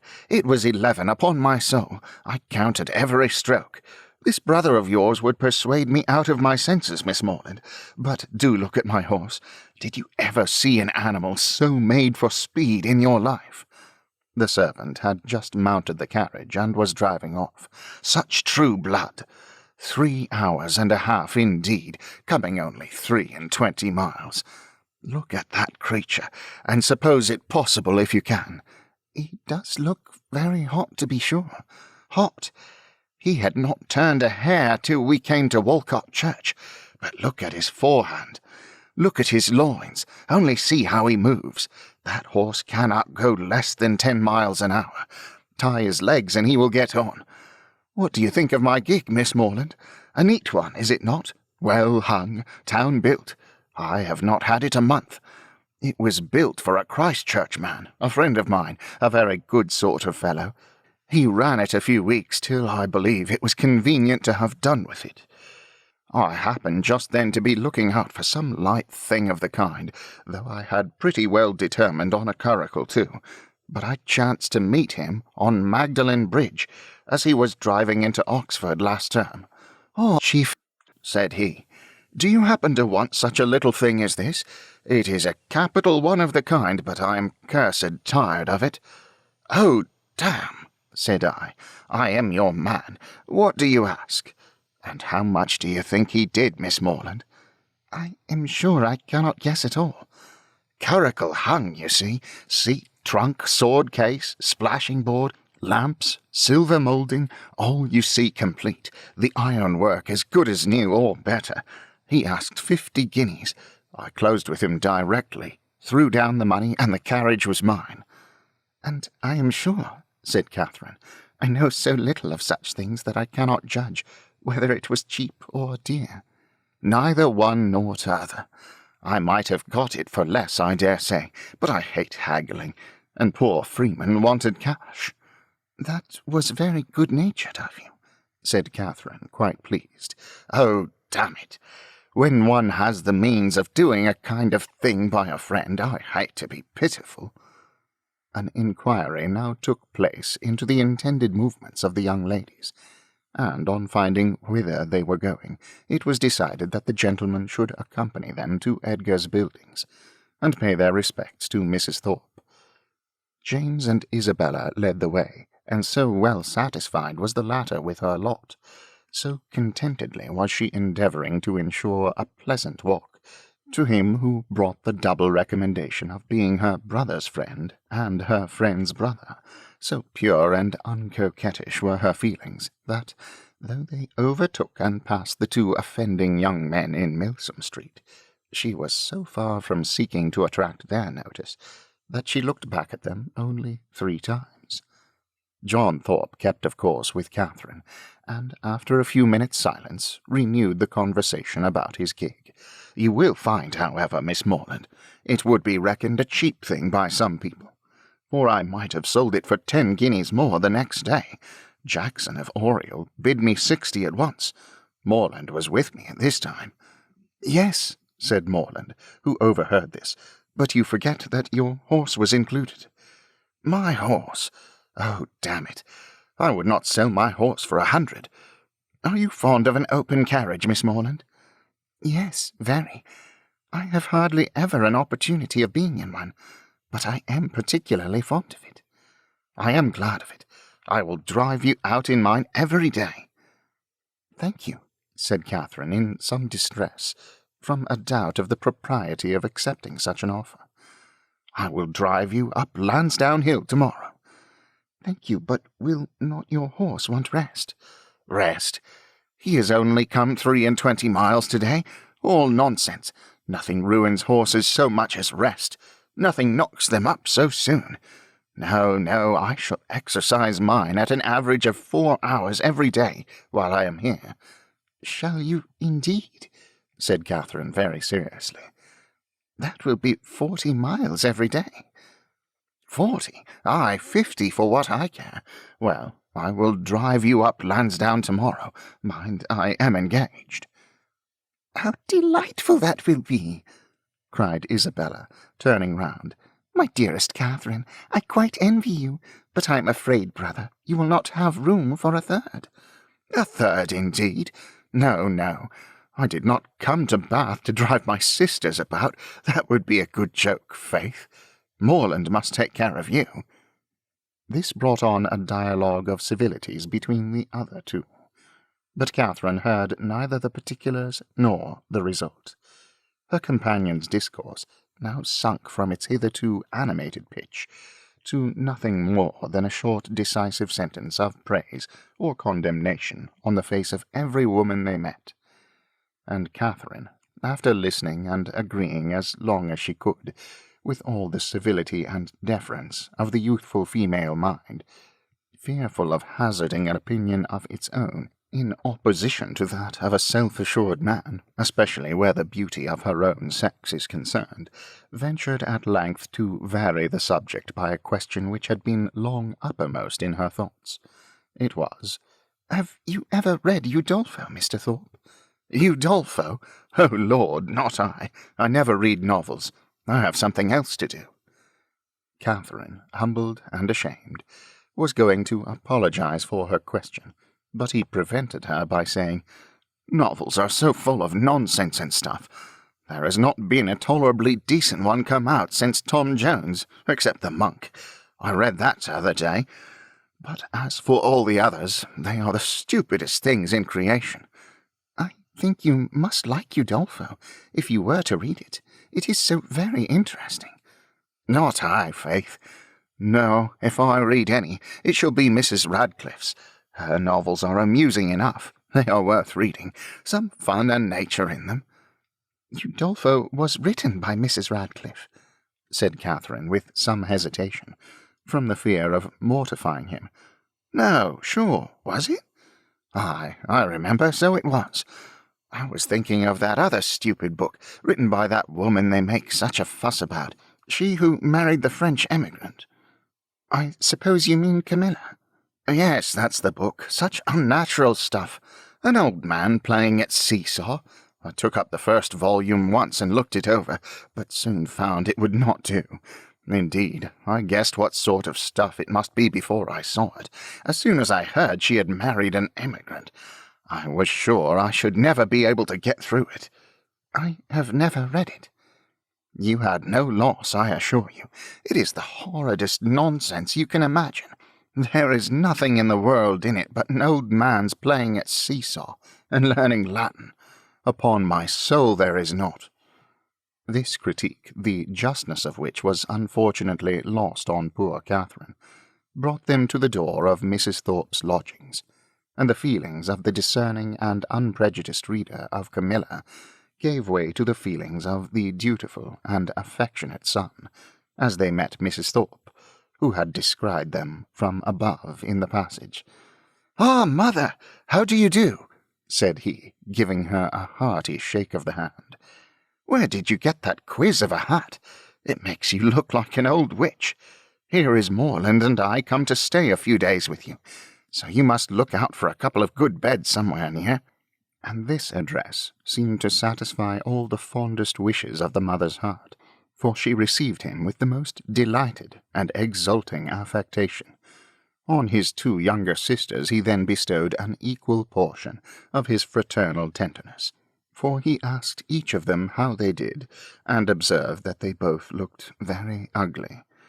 These matters did not please Catherine, but he was James's friend and Isabella's brother, and her judgment was further brought off by Isabella's assuring her, when they withdrew to see the new hat, that John thought her the most charming girl in the world, and by John's engaging her before they parted to dance with him that evening. Had she been older or vainer, such attacks might have done little, but where youth and diffidence are united, it requires uncommon steadiness of reason to resist the attraction of being called the most charming girl in the world, and of being so very early engaged as a partner, and the consequence was that, when the 2 Morlands, after sitting an hour with the Thorpes, set off to walk together to Mr. Allen's and James's, as the door was closed on them, said, "Well, Catherine, how do you like my friend Thorpe?" instead of answering as she probably would have done, had there been no friendship and no flattery in the case, "I do not like him at all," she directly replied, "I like him very much. He seems very agreeable." "He is as good-natured a fellow as ever lived, a little of a rattle, but that will recommend him to your sex, I believe. And how do you like the rest of the family?" "Very, very much indeed. Isabella particularly." "I am very glad to hear you say so. She is just the kind of young woman I could wish to see you attached to. She has so much good sense. and is so thoroughly unaffected and amiable.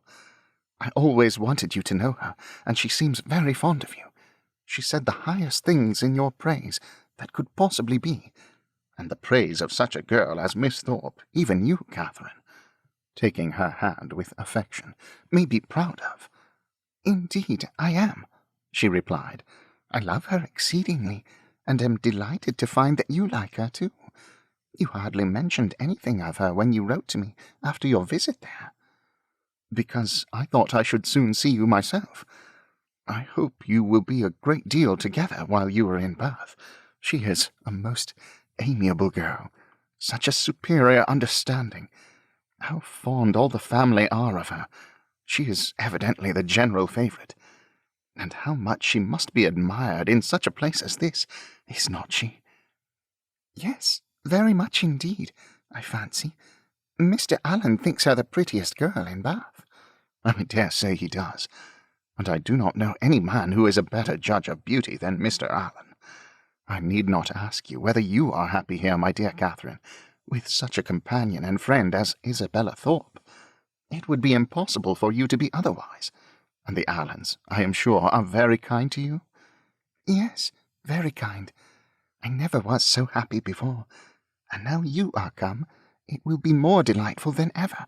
How good it is of you to come so far on purpose to see me.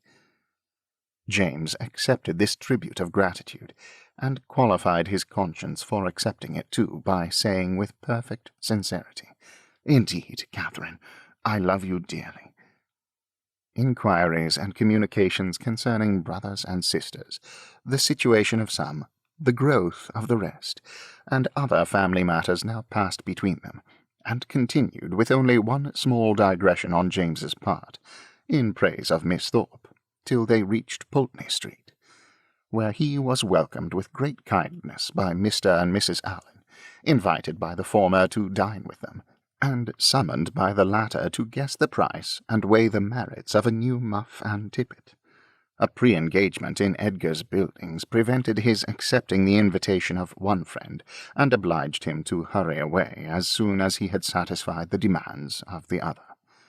The time of the two parties uniting in the octagon room being correctly adjusted, Catherine was then left to the luxury of a raised, restless, and frightened imagination over the passages of Udolpho, lost from all worldly concerns of dressing and dinner, incapable of soothing Mrs. Allen's fears on the delay of an expected dressmaker, and having only 1 minute in 60 to bestow even on the reflection of her own felicity, in being already engaged for the evening. Chapter 8. In spite of Udolpho and the dressmaker, however, the party from Pulteney Street reached the upper rooms in very good time. The Thorpes and James Morland were there only 2 minutes before them, and Isabella having gone through the usual ceremonial of meeting her friend with the utmost smiling and affectionate haste, of admiring the set of her gown, and envying the curl of her hair, they followed their chaperones, arm in arm, into the ballroom, whispering to each other whenever a thought occurred, and supplying the place of many ideas by a squeeze of the hand or a smile of affection. The dancing began within a few minutes after they were seated, and James, who had been engaged quite as long as his sister, was very importunate with Isabella to stand up. But John was gone into the card-room to speak to a friend, and nothing, she declared, should induce her to join the set before her dear Catherine could join it too. "I assure you," said she, "I would not stand up without your dear sister for all the world, for if I did, we should certainly be separated the whole evening." Catherine accepted this kindness with gratitude, and they continued as they were for 3 minutes longer, when Isabella, who had been talking to James on the other side of her, turned again to his sister and whispered, "My dear creature, I am afraid I must leave you. Your brother is so amazingly impatient to begin. I know you will not mind my going away, and I dare say John will be back in a moment, and then you may easily find me out." Catherine, though a little disappointed, had too much good nature to make any opposition, and the others rising up, Isabella had only time to press her friend's hand and say, "Goodbye, my dear love," before they hurried off. The younger Miss Thorpes being also dancing, Catherine was left to the mercy of Mrs. Thorpe and Mrs. Allen, between whom she now remained. She could not help being vexed at the non-appearance of Mr. Thorpe, for she not only longed to be dancing, but was likewise aware that, as the real dignity of her situation could not be known, she was sharing with the scores of other young ladies still sitting down all the discredit of wanting a partner. To be disgraced in the eye of the world, to wear the appearance of infamy, while her heart is all purity, her actions all innocence, and the misconduct of another the true source of her debasement, is one of those circumstances which peculiarly belong to the heroine's life, and her fortitude under it what particularly dignifies her character. Catherine had fortitude too. She suffered, but no murmur passed her lips. From this state of humiliation she was roused at the end of 10 minutes to a pleasanter feeling by seeing, not Mr. Thorpe, but Mr. Tilney, within 3 yards of the place where they sat. He seemed to be moving that way, but he did not see her, and therefore the smile and the blush, which his sudden reappearance raised in Catherine, passed away without sullying her heroic importance. He looked as handsome and as lively as ever, and was talking with interest to a fashionable and pleasing-looking young woman who leant on his arm, and whom Catherine immediately guessed to be his sister, thus unthinkingly throwing away a fair opportunity of considering him lost to her forever, by being married already. But guided only by what was simple and probable, it had never entered her head that Mr. Tilney could be married. He had not behaved, he had not talked, like the married men to whom she had been used. He had never mentioned a wife, and he had acknowledged a sister. From these circumstances sprang the instant conclusion of his sister's now being by his side, and therefore, instead of turning of a death-like paleness and falling in a fit on Mrs. Allen's bosom, Catherine sat erect, in the perfect use of her senses, and with cheeks only a little redder than usual. Mr. Tilney and his companion, who continued, though slowly, to approach, were immediately preceded by a lady, an acquaintance of Mrs. Thorpe, and this lady stopping to speak to her, they, as belonging to her, stopped likewise, and Catherine, catching Mr. Tilney's eye, instantly received from him the smiling tribute of recognition. She returned it with pleasure, and then advancing still nearer, he spoke both to her and Mrs. Allen, by whom he was very civilly acknowledged. "I am very happy to see you again, sir. Indeed, I was afraid you had left Bath." He thanked her for her fears, and said that he had quitted it for a week, on the very morning after his having had the pleasure of seeing her. "Well, sir, and I dare say you are not sorry to be back again, for it is just the place for young people, and indeed for everybody else too. I tell Mr. Allen, when he talks of being sick of it, that I am sure he should not complain, for it is so very agreeable a place that it is much better to be here than at home at this dull time of year. I tell him he is quite in luck to be sent here for his health. And I hope, madam, that Mr. Allen will be obliged to like the place, from finding it of service to him." "Thank you, sir. I have no doubt that he will. A neighbour of ours, Dr. Skinner, was here for his health last winter, and came away quite stout." "That circumstance must give great encouragement." "Yes, sir, and Dr. Skinner and his family were here 3 months, so I tell Mr. Allen he must not be in a hurry to get away." Here they were interrupted by a request from Mrs. Thorpe to Mrs. Allen, and that she would move a little to accommodate Mrs. Hughes and Miss Tilney with seats, as they had agreed to join their party. This was accordingly done, Mr. Tilney still continuing standing before them, and after a few minutes' consideration, he asked Catherine to dance with him. This compliment, delightful as it was, produced severe mortification to the lady, and in giving her denial she expressed her sorrow on the occasion so very much as if she really felt it that had Thorpe, who joined her just afterwards, been half a minute earlier, he might have thought her sufferings rather too acute. The very easy manner in which he then told her that he had kept her waiting did not by any means reconcile her more to her lot, nor did the particulars which he entered into while they were standing up, of the horses and dogs of the friend whom he had just left, and of a proposed exchange of terriers between them, interest her so much as to prevent her looking very often towards that part of the room where she had left Mr. Tilney. Of her dear Isabella, to whom she particularly longed to point out that gentleman, she could see nothing. They were in different sets.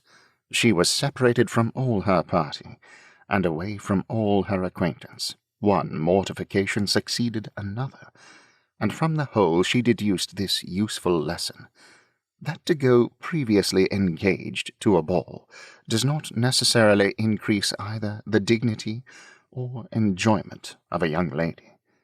From such a moralizing strain as this, she was suddenly roused by a touch on the shoulder, and turning around, perceived Mrs. Hughes directly behind her, attended by Miss Tilney and a gentleman. "I beg your pardon, Miss Morland," said she, "for this liberty, but I cannot anyhow get to Miss Thorpe, and Mrs. Thorpe said she was sure you would not have the least objection to letting in this young lady by you." Mrs. Hughes could not have applied to any creature in the room more happy to oblige her than Catherine.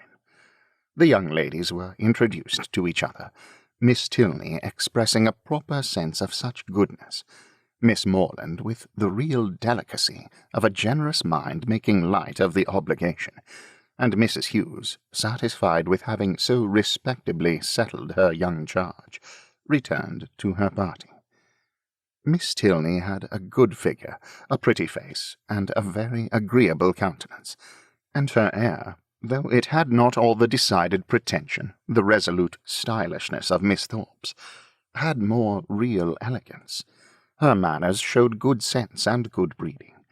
They were neither shy nor affectedly open, and she seemed capable of being young, attractive, and at a ball without wanting to fix the attention of every man near her, and without exaggerated feelings of ecstatic delight, or inconceivable vexation on every little trifling occurrence. Catherine, interested at once by her appearance and her relationship to Mr. Tilney, was desirous of being acquainted with her, and readily talked therefore whenever she could think of anything to say, and had courage and leisure for saying it. But the hindrance thrown in the way of a very speedy intimacy, by the frequent want of one or more of these requisites, prevented their doing more than going through the first rudiments of an acquaintance, by informing themselves how well the other liked Bath, how much she admired its buildings and surrounding country, whether she drew or played or sang, and whether she was fond of riding on horseback. The two dances were scarcely concluded before Catherine found her arm gently seized by her faithful Isabella, who in great spirits exclaimed, "At last I have got you, my dearest creature. I have been looking for you this hour. What could induce you to come into this set when you knew I was in the other? I have been quite wretched without you. My dear Isabella, how was it possible for me to get at you? I could not even see where you were. So I told your brother all the time, but he would not believe me. Do go and see for her, Mr. Morland, said I, but all in vain. He would not stir an inch. Was not it so, Mr. Morland? But you men are all so immoderately lazy. I have been scolding him to such a degree, my dear Catherine, you would be quite amazed. You know I never stand upon ceremony with such people. Look at that young lady with the white beads round her head, whispered Catherine, detaching her friend from James. "It is Mr. Tilney's sister." "Oh, heavens! You don't say so. Let me look at her this moment. What a delightful girl! I never saw anything half so beautiful. But where is her all-conquering brother? Is he in the room? Point him out to me this instant if he is. I die to see him. Mr. Morland, you are not to listen. We are not talking about you." "But what is all this whispering about? What is going on?" "There now. I knew how it would be. You men have such restless curiosity. Talk of the curiosity of women, indeed. 'Tis nothing. But be satisfied, for you are not to know anything at all of the matter." "And is that likely to satisfy me, do you think?" "Well, I declare, I never knew anything like you. What can it signify to you what we are talking of? Perhaps we are talking about you. Therefore I would advise you not to listen, or you may happen to hear something not very agreeable." In this commonplace chatter, which lasted some time, the original subject seemed entirely forgotten, and though Catherine was very well pleased to have it dropped for a while, she could not avoid a little suspicion at the total suspension of all Isabella's impatient desire to see Mr. Tilney. When the orchestra struck up a fresh dance, James would have led his fair partner away, but she resisted. "I tell you, Mr. Morland," she cried, "I would not do such a thing for all the world. How can you be so teasing? Only conceive, my dear Catherine, what your brother wants me to do. He wants me to dance with him again, though I tell him that it is a most improper thing, and entirely against the rules. It would make us the talk of the place, if we were not to change partners." "Upon my honour," said James, "in these public assemblies it is as often done as not." "Nonsense! How can you say so? But when you men have to carry a point, you never stick at anything. My sweet Catherine, do support me. Persuade your brother how impossible it is. Tell him that it would quite shock you to see me do such a thing. Now, would not it?" "No, not at all, but if you think it wrong, you had much better change." "There!" cried Isabella. "You hear what your sister says, and yet you will not mind her. Well, remember that it is not my fault if we set all the old ladies in Bath in a bustle. Come along, my dearest Catherine, for heaven's sake, and stand by me." And off they went to regain their former place.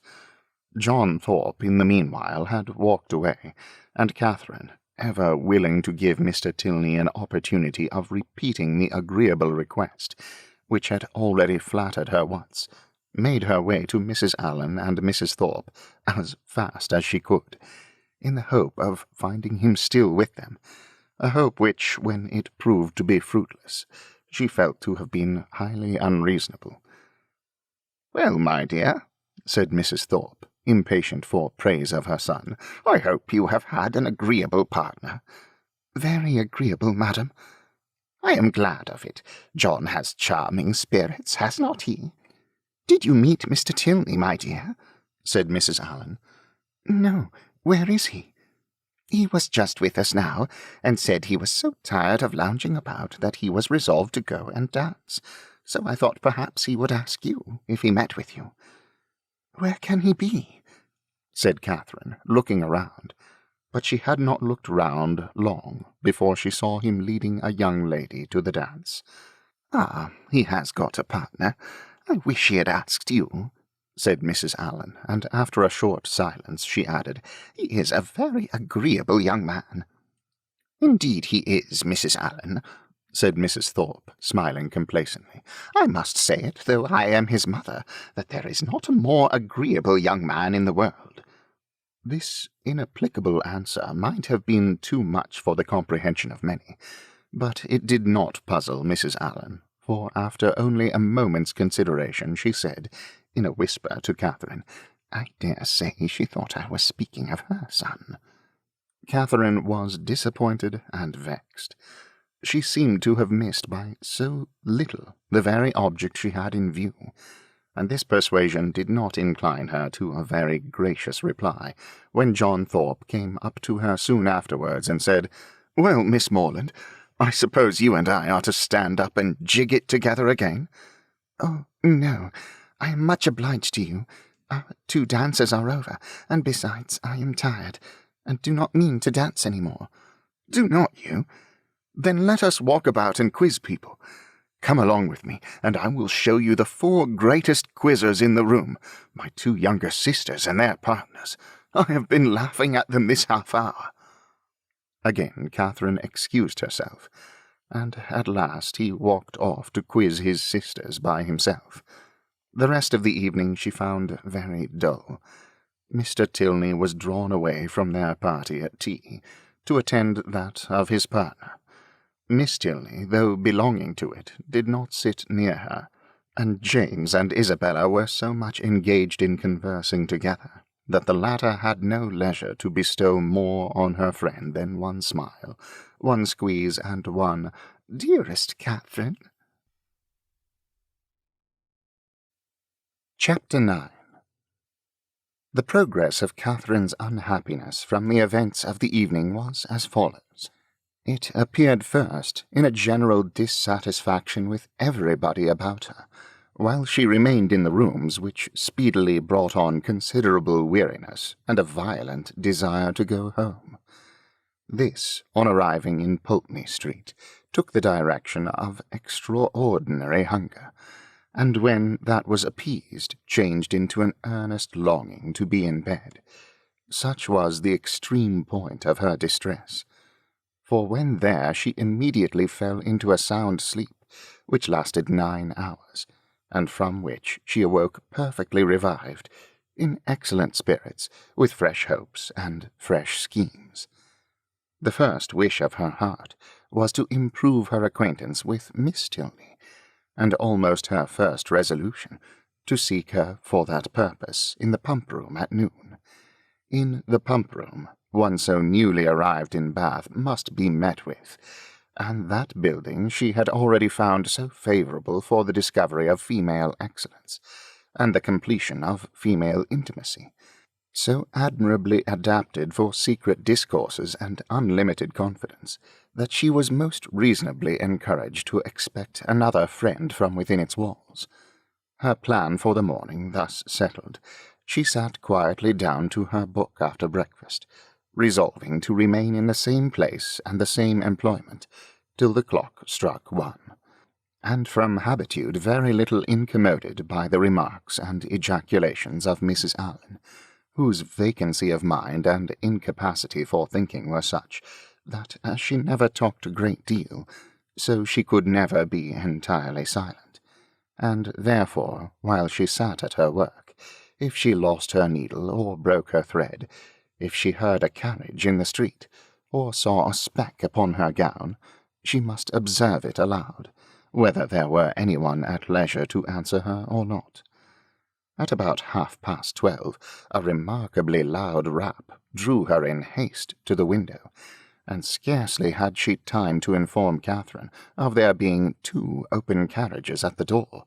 In the first, only a servant, her brother driving Miss Thorpe in the second, before John Thorpe came running upstairs, calling out, "Well, Miss Morland, here I am. Have you been waiting long? We could not come before. The old devil of a coachmaker was such an eternity, finding out a thing fit to be got into, and now it is 10,000 to 1 but they break down before we are out of the street. How do you do, Mrs. Allen? A famous bag last night, was not it? Come, Miss Morland, be quick, for the others are in a confounded hurry to be off. They want to get their tumble over." "What do you mean?" said Catherine. "Where are you all going to?" "Going to? Why, you have not forgot our engagement.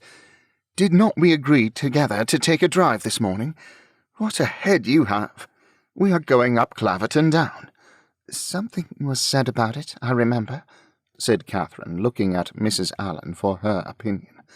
"But really I did not expect you." "Not expect me? That's a good one. And what a dust you would have made if I had not come." Catherine's silent appeal to her friend, meanwhile, was entirely thrown away, for Mrs. Allen, not being at all in the habit of conveying any expression herself by a look, was not aware of its being ever intended by anybody else, and Catherine, whose desire of seeing Miss Tilney again could at that moment bear a short delay in favour of a drive, and who thought there could be no impropriety in her going with Mr. Thorpe, as Isabella was going at the same time with James, was therefore obliged to speak plainer. "Well, ma'am, what do you say to it? Can you spare me for an hour or two? Shall I go?" "Do just as you please, my dear," replied Mrs. Allen, with the most placid indifference. Catherine took the advice, and ran off to get ready. In a very few minutes she reappeared, having scarcely allowed the two others time enough to get through a few short sentences in her praise, after Thorpe had procured Mrs. Allen's admiration of his gig, and then received her friend's parting good wishes. They both hurried downstairs. "My dearest creature," cried Isabella, to whom the duty of friendship immediately called her before she could get into the carriage, "you have been at least 3 hours getting ready. I was afraid you were ill. What a delightful ball we had last night. I have 1,000 things to say to you, but make haste and get in, for I long to be off." Catherine soon followed her orders and turned away, but not too soon to hear her friend exclaim aloud to James, "What a sweet girl she is! I quite dote on her." "You will not be frightened, Miss Morland," said Thorpe, as he handed her in, "if my horse should dance about a little at first setting off. He will most likely give a plunge or two, and perhaps take the rest for a minute, but he will soon know his master. He is full of spirits, playful as can be, but there is no vice in him." Catherine did not think the portrait a very inviting one, but it was too late to retreat, and she was too young to own herself frightened. So, resigning herself to her fate, and trusting to the animal's boasted knowledge of its owner, she sat peaceably down, and saw Thorpe sit down by her. Everything being then arranged, the servant who stood at the horse's head was bid in an important voice, "To let him go," and off they went in the quietest manner imaginable, without a plunge or a caper, or anything like one. Catherine, delighted at so happy an escape, spoke her pleasure aloud with grateful surprise, and her companion immediately made the matter perfectly simple by assuring her that it was entirely owing to the peculiarly judicious manner in which he had then held the reins, and the singular discernment and dexterity with which he had directed his whip. Catherine, though she could not help wondering that with such perfect command of his horse he should think it necessary to alarm her with a relation of its tricks, congratulated herself sincerely on being under the care of so excellent a coachman, and perceiving that the animal continued to go on in the same quiet manner, without showing the smallest propensity toward any unpleasant vivacity, and, considering its inevitable pace was 10 miles an hour, by no means alarmingly fast, gave herself up to all the enjoyment of air and exercise of the most invigorating kind, in a fine mild day of February, with the consciousness of safety. A silence of several minutes succeeded their first short dialogue. It was broken by Thorpe's saying very abruptly, "Old Allen is as rich as a Jew, is not he?" Catherine did not understand him, and he repeated his question, adding in explanation, "Old Allen, the man you are with." "Oh, Mr. Allen, you mean? Yes, I believe he is very rich." "And no children at all?" "No, not any." "A famous thing for his next heirs. He is your godfather, is not he?" "My godfather? No." "But you are always very much with them." "Yes, very much." "Aye, that is what I meant. He seems a good kind of old fellow enough, and has lived very well in his time, I dare say. He is not gouty for nothing. Does he drink his bottle a day now?" "His bottle a day? No. Why should you think of such a thing? He is a very temperate man, and you could not fancy him in liquor last night." "Lord help you, you women are always thinking of men's being in liquor. Why, you do not suppose a man is overset by a bottle? I am sure of this, that if everybody was to drink their bottle a day, there would not be half the disorders in the world there are now. It would be a famous good thing for us all. I cannot believe it. Oh, Lord! It would be the saving of thousands. There is not the 100th part of the wine consumed in this kingdom that there ought to be. Our foggy climate wants help. And yet I have heard that there is a great deal of wine drunk in Oxford. Oxford? There is no drinking at Oxford now, I assure you. Nobody drinks there. You would hardly meet with a man who goes beyond his 4 pints at the utmost. Now, for instance, it was reckoned a remarkable thing at the last party in my rooms, that upon an average we cleared about 5 pints a head. It was looked upon as something out of the common way. Mine is famous good stuff, to be sure. You would not often meet with anything like it in Oxford, and that may account for it. But this will just give you a notion of the general rate of drinking there. Yes, it does give a notion, said Catherine warmly, and that is that you all drink a great deal more wine than I thought you did. However, I am sure James does not drink so much. This declaration brought on a loud and very overpowering reply, of which no part was very distinct, except the frequent exclamations, amounting almost to oaths, which adorned it, and Catherine was left, when it ended, with rather a strengthened belief of there being a great deal of wine drunk in Oxford, and the same happy conviction of her brother's comparative sobriety. Thorpe's ideas then all reverted to the merits of his own equipage, and she was called on to admire the spirit and freedom with which his horse moved along, and the ease which his paces, as well as the excellence of the springs, gave the motion of the carriage. She followed him in all his admiration as well as she could. To go before or beyond him was impossible. His knowledge and her ignorance of the subject, his rapidity of expression, and her diffidence of herself put that out of her power. She could strike out nothing new in commendation, but she readily echoed whatever he chose to assert, and it was finally settled between them without any difficulty that his equipage was altogether the most complete of its kind in England, his carriage the neatest, his horse the best goer, and himself the best coachman.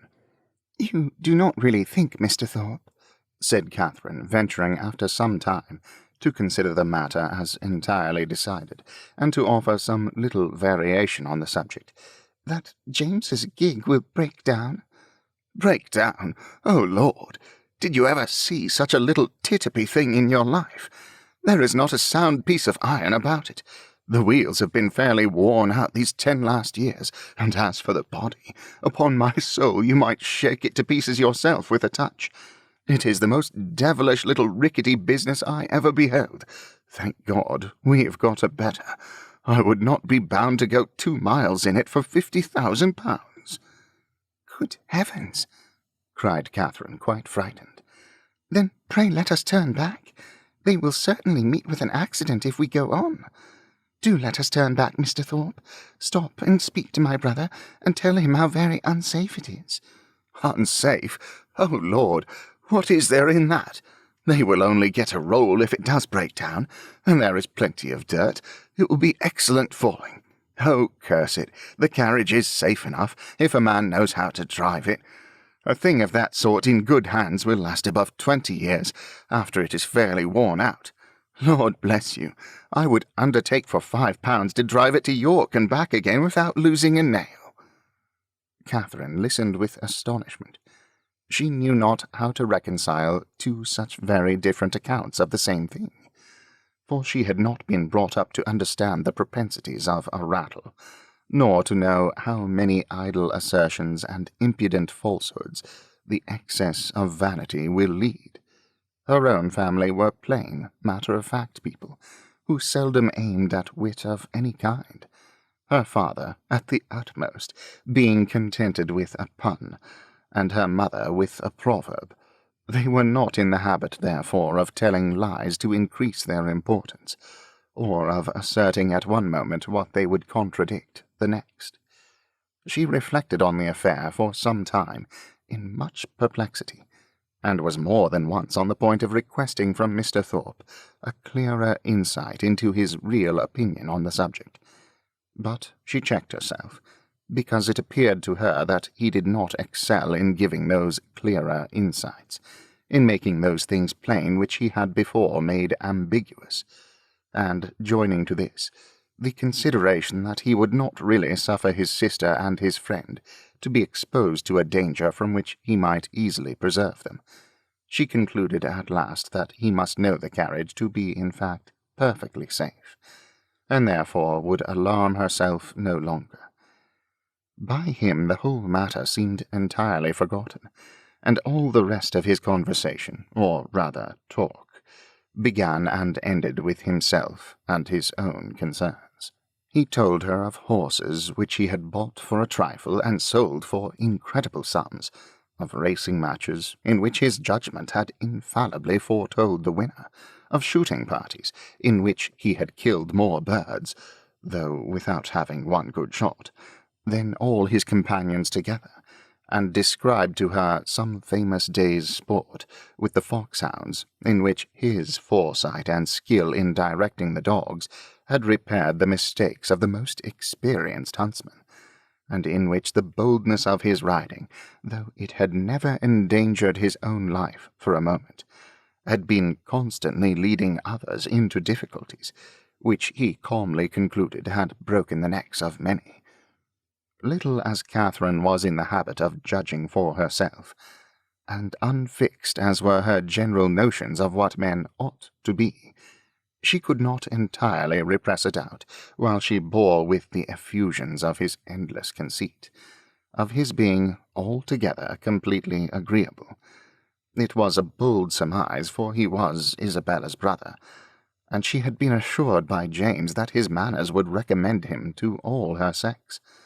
But, in spite of this, the extreme weariness of his company, which crept over her before they had been out an hour, and which continued unceasingly to increase, till they stopped in Pulteney Street again, induced her, in some small degree, to resist such high authority, and to distrust his powers of giving universal pleasure.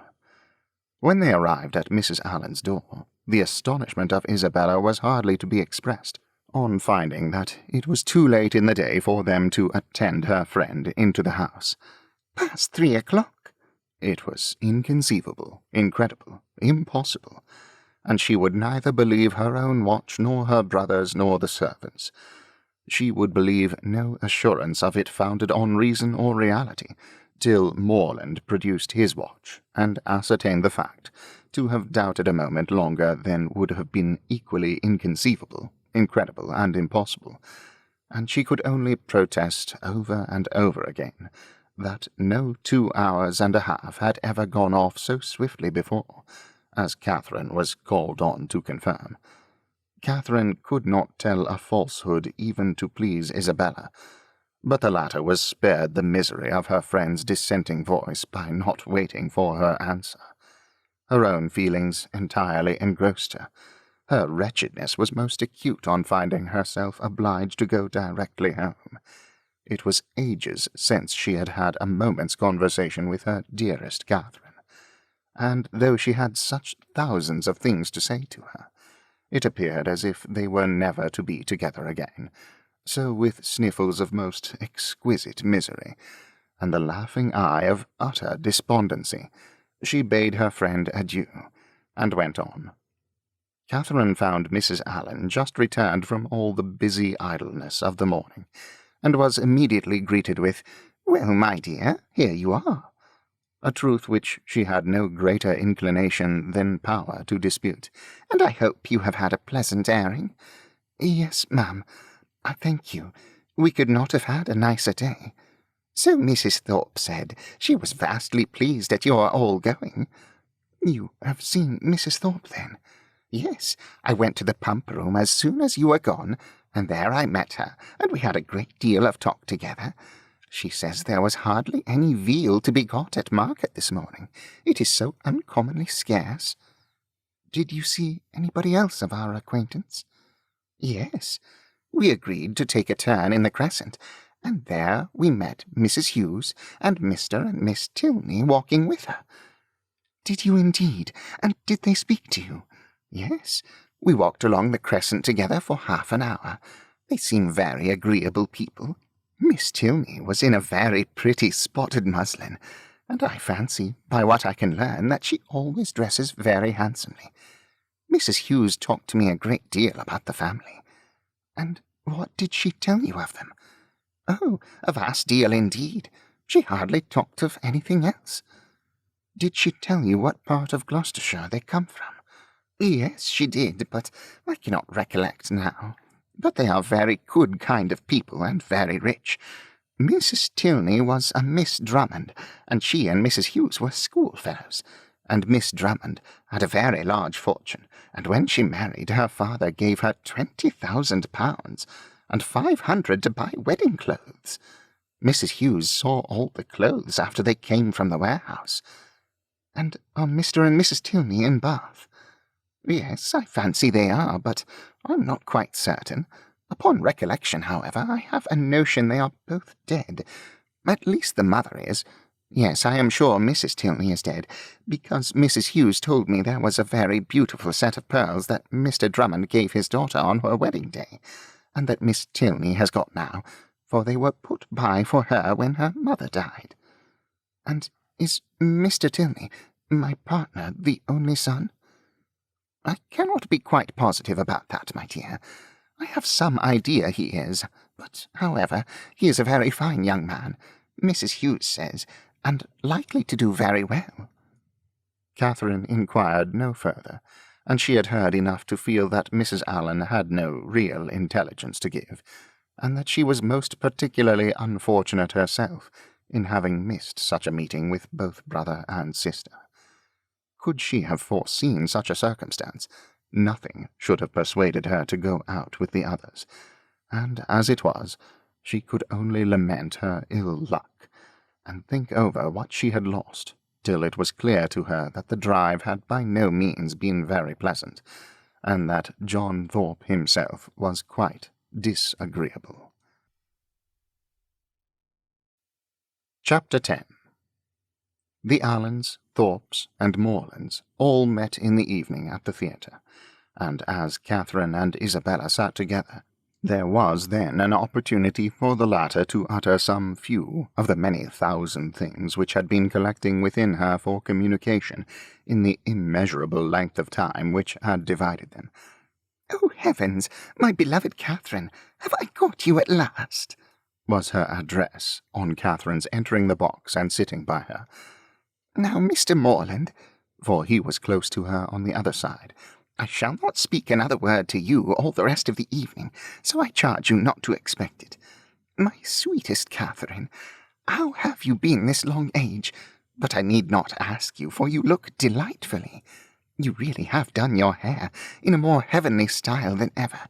You mischievous creature, do you want to attract everybody?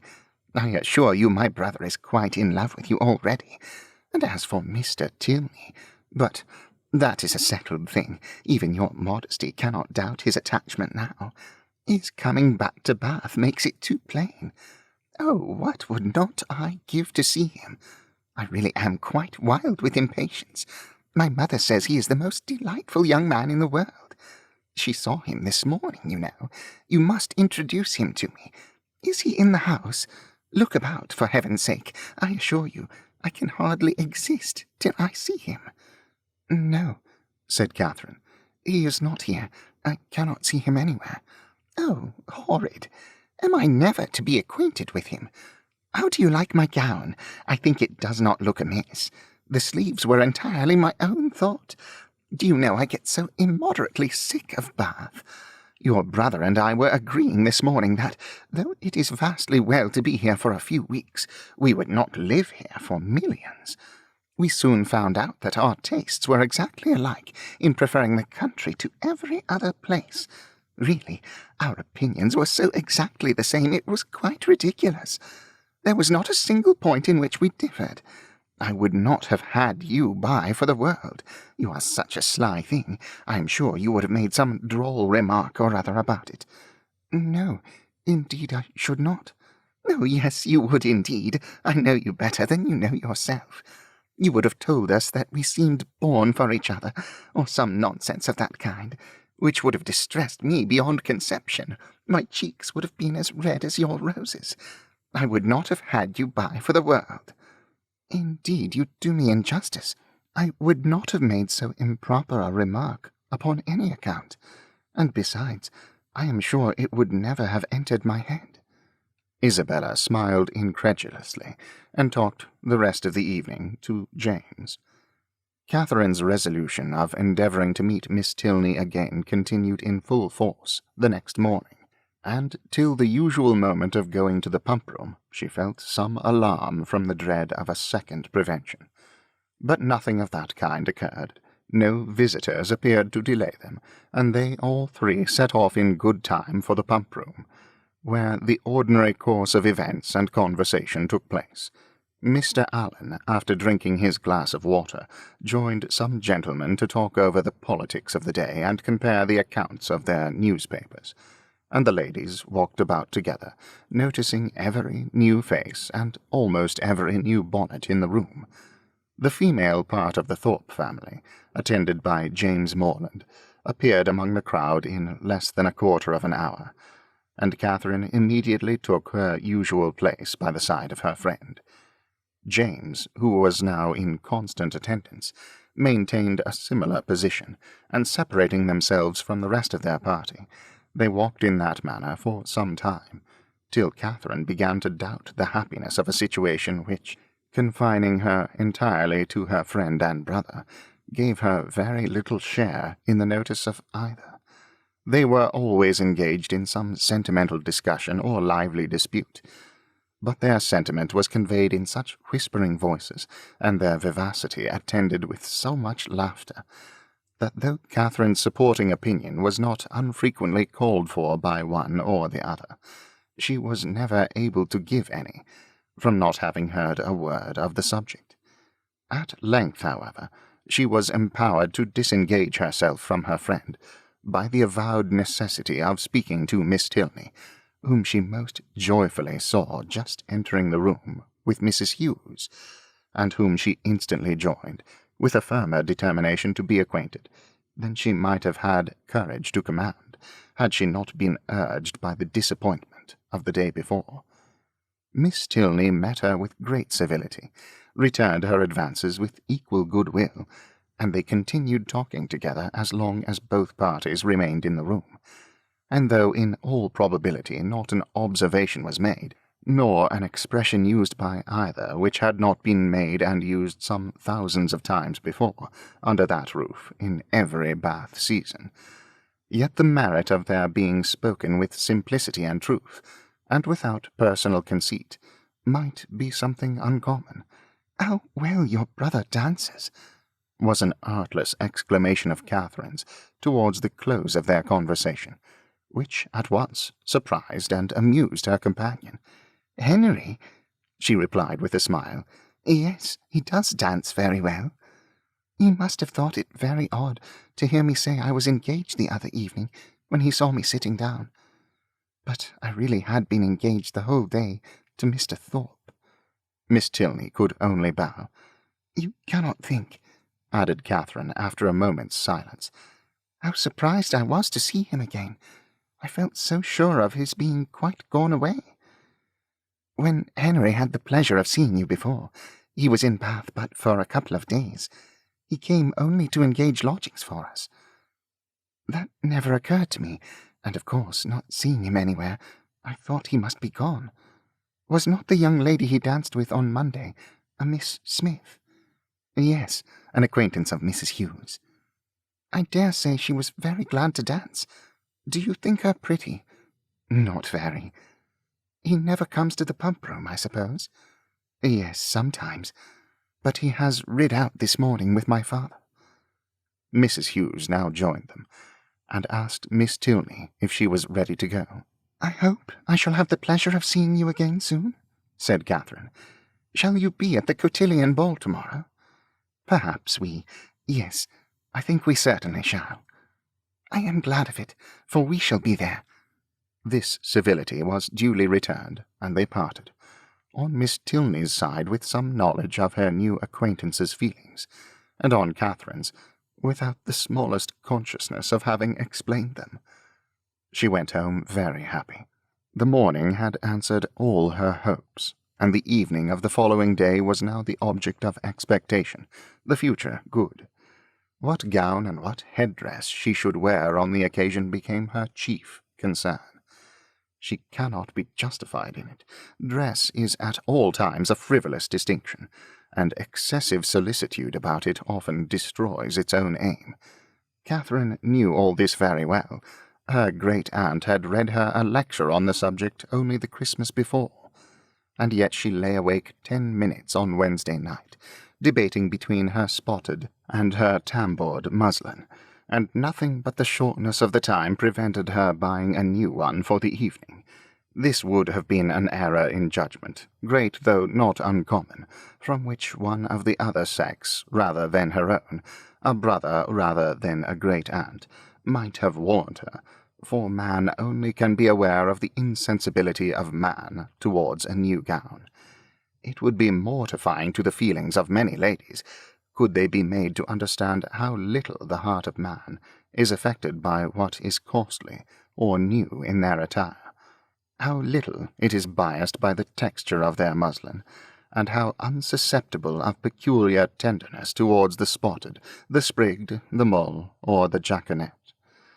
Woman is fine for her own satisfaction alone. No man will admire her the more, no woman will like her the better for it. Neatness and fashion are enough for the former, and a something of shabbiness or impropriety will be most endearing to the latter. But not one of these grave reflections troubled the tranquillity of Catherine. She entered the rooms on Thursday evening with feelings very different from what had attended her thither the Monday before. She had then been exulting in her engagement to Thorpe, and was now chiefly anxious to avoid his sight, lest he should engage her again, for though she could not, dared not expect that Mr. Tilney should ask her a third time to dance, her wishes, hopes, and plans all centred in nothing else. Every young lady may feel for my heroine in this critical moment, for every young lady has at some time or other known the same agitation. All have been, or at least all have believed themselves to be, in danger from the pursuit of someone whom they wished to avoid, and all have been anxious for the attentions of someone whom they wished to please. As soon as they were joined by the Thorpes, Catherine's agony began. She fidgeted about if John Thorpe came towards her, hid herself as much as possible from his view, and when he spoke to her, pretended not to hear him. The cotillions were over, the country dancing beginning, and she saw nothing of the Tilneys. "Do not be frightened, my dear Catherine," whispered Isabella, "but I am really going to dance with your brother again. I declare positively it is quite shocking. I tell him he ought to be ashamed of himself. But you and John must keep us in countenance. Make haste, my dear creature, and come to us. John is just walked off, but he will be back in a moment." Catherine had neither time nor inclination to answer. The others walked away. John Thorpe was still in view, and she gave herself up for lost. That she might not appear, however, to observe or expect him, she kept her eyes intently fixed on her fan, and a self-condemnation for her folly, in supposing that among such a crowd they should even meet with the Tilneys in any reasonable time, had just passed through her mind, when she suddenly found herself addressed, and again solicited to dance, by Mr. Tilney himself. With what sparkling eyes and ready motion she granted his request, and with how pleasing a flutter of heart she went with him to the set, may be easily imagined. To escape, and, as she believed, so narrowly escape John Thorpe, and to be asked so immediately on his joining her, asked by Mr. Tilney, as if he had sought her on purpose. It did not appear to her that life could supply any greater felicity. Scarcely had they worked themselves into the quiet possession of a place, however, when her attention was claimed by John Thorpe, who stood behind her. "Heyday, Miss Morland," said he. "What is the meaning of this? I thought you and I were to dance together." "I wonder you should think so, for you never asked me." "That is a good one, by Jove. I asked you as soon as I came into the room, and I was just going to ask you again, but when I turned around you were gone. This is a cursed shabby trick. I only came for the sake of dancing with you, and I firmly believe you were engaged to me ever since Monday. Yes, I remember. I asked you while you were waiting in the lobby for your cloak. And here I have been telling all my acquaintance that I was going to dance with the prettiest girl in the room, and when they see you standing up with somebody else, they will quiz me famously." "Oh, no, they will never think of me after such a description as that."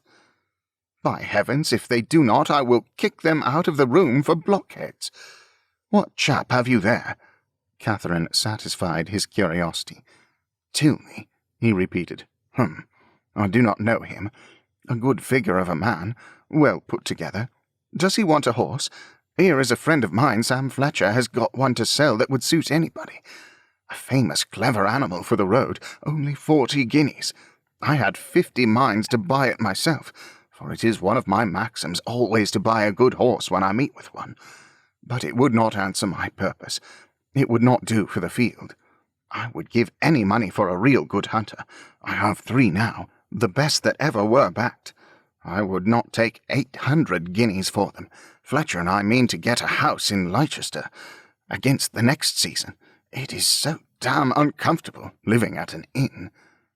This was the last sentence by which he could weary Catherine's attention, for he was just then borne off by the resistless pressure of a long string of passing ladies.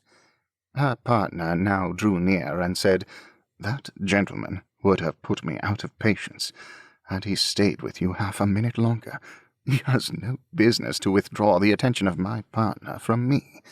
We have entered into a contract of mutual agreeableness for the space of an evening, and all our agreeableness belongs solely to each other for that time.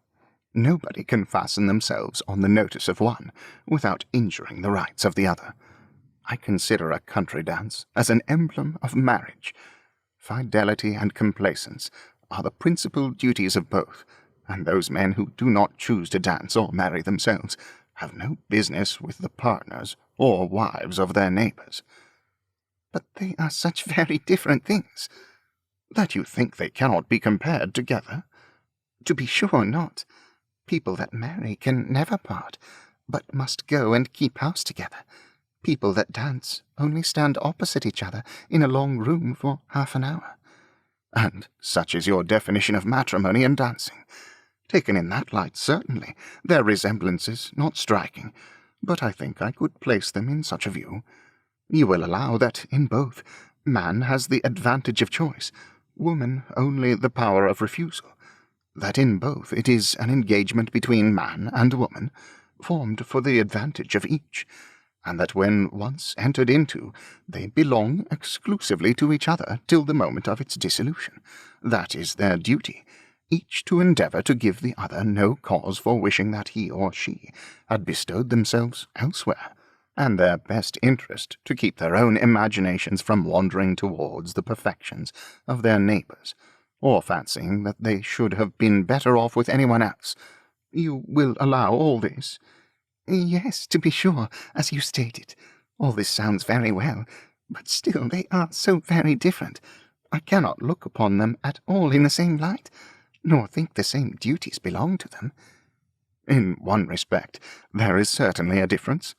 In marriage, the man is supposed to provide for the support of the woman to make the home agreeable to the man.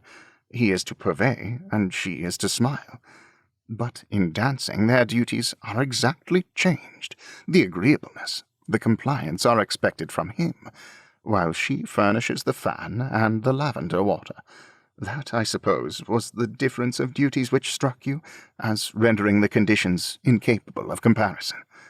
"No, indeed, I never thought of that." Then I am quite at a loss. One thing, however, I must observe. This disposition on your side is rather alarming. You totally disallow any similarity in the obligations. And may I not thence infer that your notions of the duties of the dancing state are not so strict as your partner might wish? Have I not reason to fear that if the gentleman who spoke to you just now were to return, or if any other gentleman were to address you, there would be nothing to restrain you from conversing with him as long as you chose? Mr. Thorpe is such a very particular friend of my brother's that if he talks to me, I must talk to him again. But there are hardly 3 young men in the room besides him that I have any acquaintance with. And is that to be my only security? Alas, alas! Nay, I am sure you cannot have a better, for if I do not know anybody, it is impossible for me to talk to them, and besides, I do not want to talk to anybody.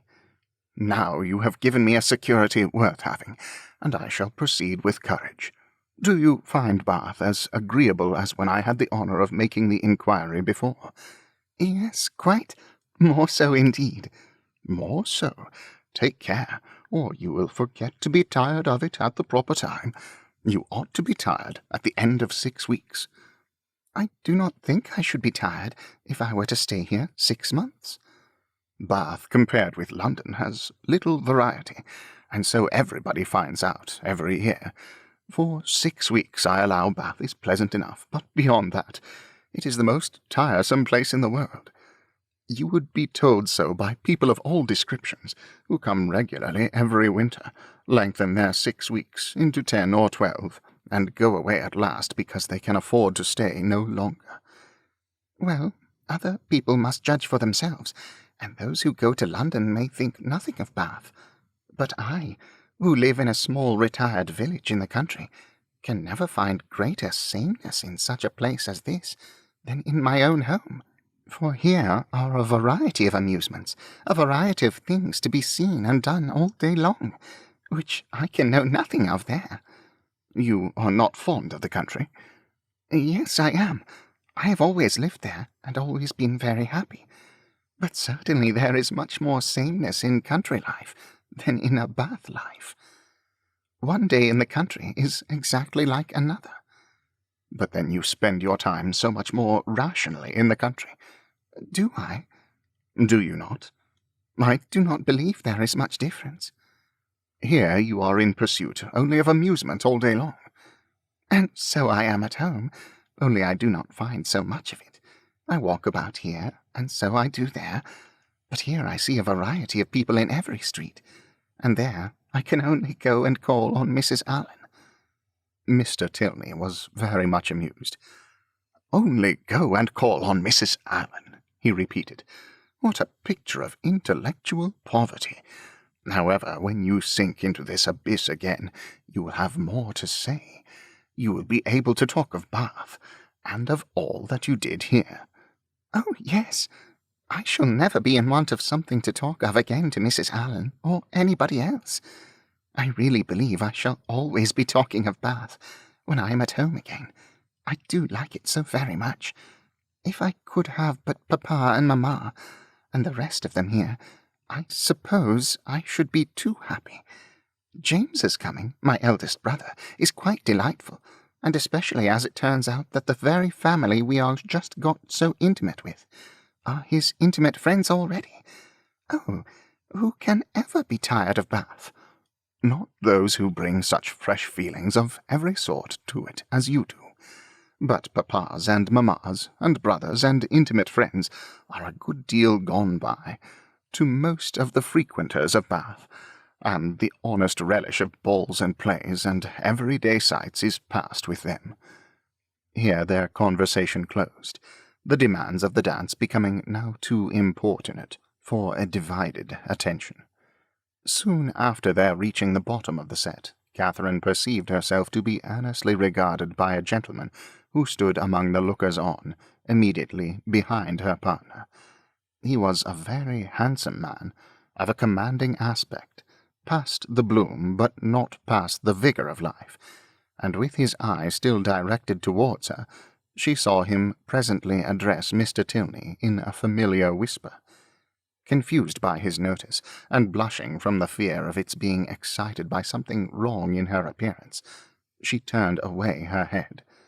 But while she did so, the gentleman retreated, and her partner, coming nearer, said, "I see that you guess what I have just been asked. That gentleman knows your name, and you have a right to know his. It is General Tilney, my father." Catherine's answer was only, "Oh," but it was an "oh" expressing everything needful, attention to his words, and perfect reliance on their truth. With real interest and strong admiration did her eye now follow the general, as he moved through the crowd, and "How handsome a family they are," was her secret remark. In chatting with Miss Tilney before the evening concluded, a new source of felicity arose to her. She had never taken a country walk since her arrival in Bath. Miss Tilney, to whom all the commonly frequented environs were familiar, spoke of them in terms which made her all eagerness to know them too, and on her openly fearing that she might find nobody to go with her, it was proposed by the brother and sister that they should join in a walk some morning or other. "I shall like it," she cried, "beyond anything in the world, and do not let us put it off. Let us go tomorrow." This was readily agreed to, with only a proviso of Miss Tilney's, that it did not rain, which Catherine was sure it would not. At 12 o'clock they were to call for her in Pulteney Street, and "Remember, 12 o'clock," was her parting speech to her new friend. Of her other, her older, her more established friend, Isabella, of whose fidelity and worth she had enjoyed a fortnight's experience, she scarcely saw anything during the evening. Yet, though longing to make her acquainted with her happiness, she cheerfully submitted to the wish of Mr. Allen, which took them rather early away, and her spirits danced with her, as she danced in her chair all the way home. Chapter 11. The morrow brought a very sober-looking morning, the sun making only a few efforts to appear, and Catherine augured from it everything most favourable to her wishes. A bright morning so early in the year, she allowed, would generally turn to rain, but a cloudy one foretold improvement as the day advanced. She applied to Mr. Allen for confirmation of her hopes, but Mr. Allen, not having his own skies and barometer about him, declined giving any absolute promise of sunshine. She applied to Mrs. Allen, and Mrs. Allen's opinion was more positive. She had no doubts in the world of its being a very fine day, if the clouds would only go off and the sun keep out. At about 11 o'clock, however, a few specks of small rain upon the windows caught Catherine's watchful eye, and "Oh dear, I do believe it will be wet," broke from her in a most desponding tone. "I thought how it would be," said Mrs. Allen. "No walk for me to-day," sighed Catherine. "But perhaps it may come to nothing, or it may hold up before 12. "Perhaps it may, but then, my dear, it will be so dirty." "Oh, that will not signify. I never mind dirt." "No," replied her friend very placidly. "I know you never mind dirt." After a short pause, "It comes on faster and faster," said Catherine, as she stood watching at a window. "So it does indeed. If it keeps raining, the streets will be very wet. There are 4 umbrellas up already. How I hate the sight of an umbrella. They are disagreeable things to carry. I would much rather take a chair at any time. It was such a nice-looking morning. I felt so convinced it would be dry." "Anybody would have thought so, indeed. There will be very few people in the pump-room if it rains all the morning. I hope Mr. Allen will put on his greatcoat when he goes, but I dare say he will not, for he had rather do anything in the world than walk out in a greatcoat. I wonder he should dislike it. It must be so comfortable." The rain continued, fast, though not heavy. Catherine went every 5 minutes to the clock, threatening on each return that, if it still kept on raining another 5 minutes, she would give up the matter as hopeless. The clock struck 12, and it still rained. You will not be able to go, my dear. I do not quite despair yet. I shall not give it up till 12:15. This is just the time of day for it to clear up, and I do think it looks a little lighter. There, it is 20 minutes after 12, and now I shall give it up entirely. Oh, that we had such weather here as they had at Udolpho, or at least in Tuscany and the south of France. The night that poor St. Alban died. Such beautiful weather. At 12:30, when Catherine's anxious attention to the weather was over, and she could no longer claim any merit from its amendment, the sky began voluntarily to clear. A gleam of sunshine took her quite by surprise. She looked round. The clouds were parting, and she instantly returned to the window to watch over and encourage the happy appearance. 10 minutes more made it certain that a bright afternoon would succeed, and justified the opinion of Mrs. Allen, who had always thought it would clear up. But whether Catherine might still expect her friends, whether there had not been too much rain for Miss Tilney to venture, must yet be a question. It was too dirty for Mrs. Allen to accompany her husband to the pump-room. He accordingly set off by himself, and Catherine had barely watched him down the street when her notice was claimed by the approach of the same 2 open carriages, containing the same 3 people that had surprised her so much a few mornings back. Isabella, my brother, and Mr. Thorpe, I declare. They are coming for me, perhaps. But I shall not go. I cannot go indeed, for you know Miss Tilney may still call. Mrs. Allen agreed to it. John Thorpe was soon with them, and his voice was with them yet sooner, for on the stairs he was calling out to Miss Morland to be quick. "Make haste, make haste!" as he threw open the door. "Put on your hat this moment. There is no time to be lost. We are going to Bristol. How do you do, Mrs. Allen?" "To Bristol? Is not that a great way off? But, however, I cannot go with you today because I am engaged. I expect some friends every moment." This was, of course, vehemently talked down as no reason at all. Mrs. Allen was called on to second him, and the 2 others walked in to give their assistance. "My sweetest Catherine, is not this delightful? We shall have a most heavenly drive. You are to thank your brother and me for the scheme.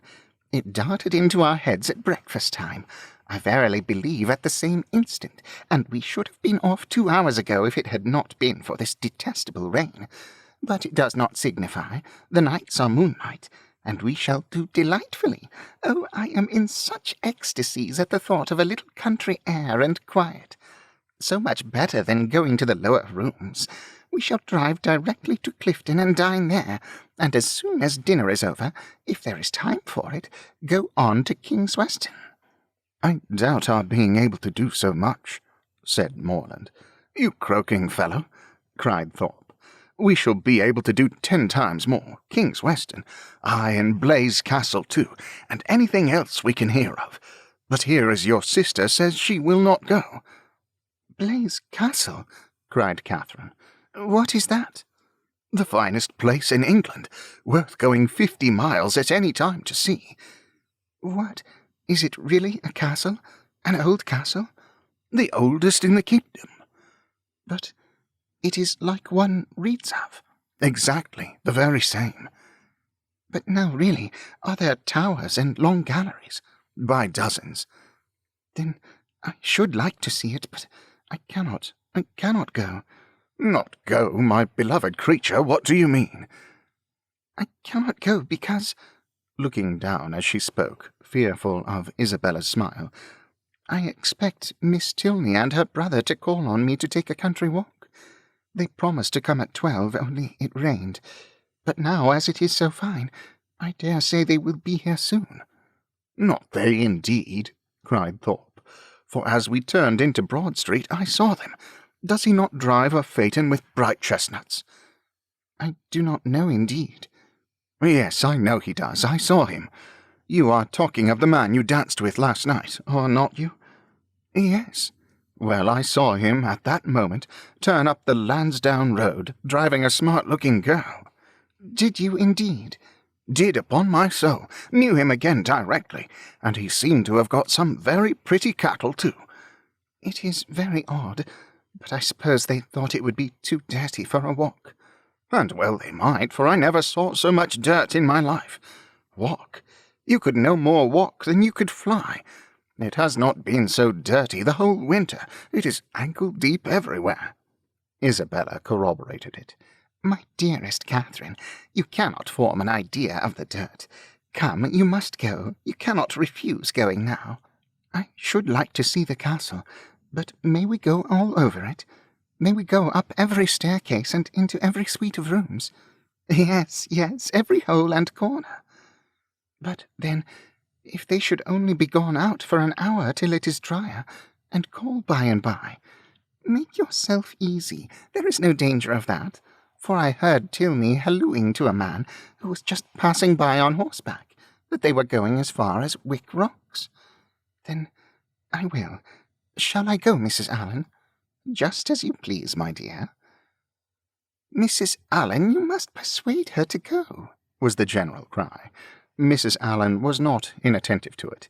"Well, my dear," said she, "suppose you go." And in 2 minutes they were off. Catherine's feelings, as she got into the carriage, were in a very unsettled state, divided between regret for the loss of one great pleasure, and the hope of soon enjoying another, almost its equal in degree, however unlike in kind. She could not think the Tilneys had acted quite well by her, in so readily giving up their engagement, without sending her any message of excuse.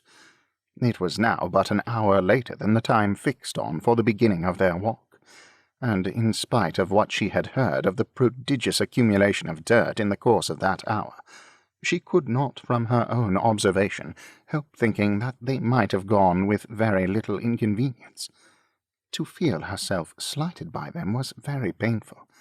On the other hand, the delight of exploring an edifice like Udolpho, as her fancy represented Blaise Castle to be, was such a counterpoise of good as might console her for almost anything. They passed briskly down Pulteney Street, and through Laura Place, without the exchange of many words. Thorpe talked to his horse, and she meditated by turns on broken promises and broken arches, phaetons and false hangings, Tilneys and trapdoors. As they entered Argyle Buildings, however, she was roused by this address from her companion. "Who is that girl who looked at you so hard as she went by?" "Who? Where?" "On the right-hand pavement. She must be almost out of sight by now."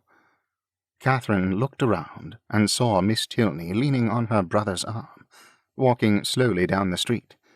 She saw them both looking back at her. "Stop, stop, Mr. Thorpe!" she impatiently cried. "It is Miss Tilney, it is indeed. How could you tell me they were gone? Stop, stop! I will get out this moment and go to them." But to what purpose did she speak? Thorpe only lashed his horse into a brisker trot. The Tilneys, who had soon ceased to look after her, were in a moment out of sight round the corner of Laura Place, and in another moment she was herself whisked into the market-place. Still, however, and during the length of another street, she entreated him to stop. "Pray, pray stop, Mr. Thorpe. I cannot go on. I will not go on. I must go back to Miss Tilney."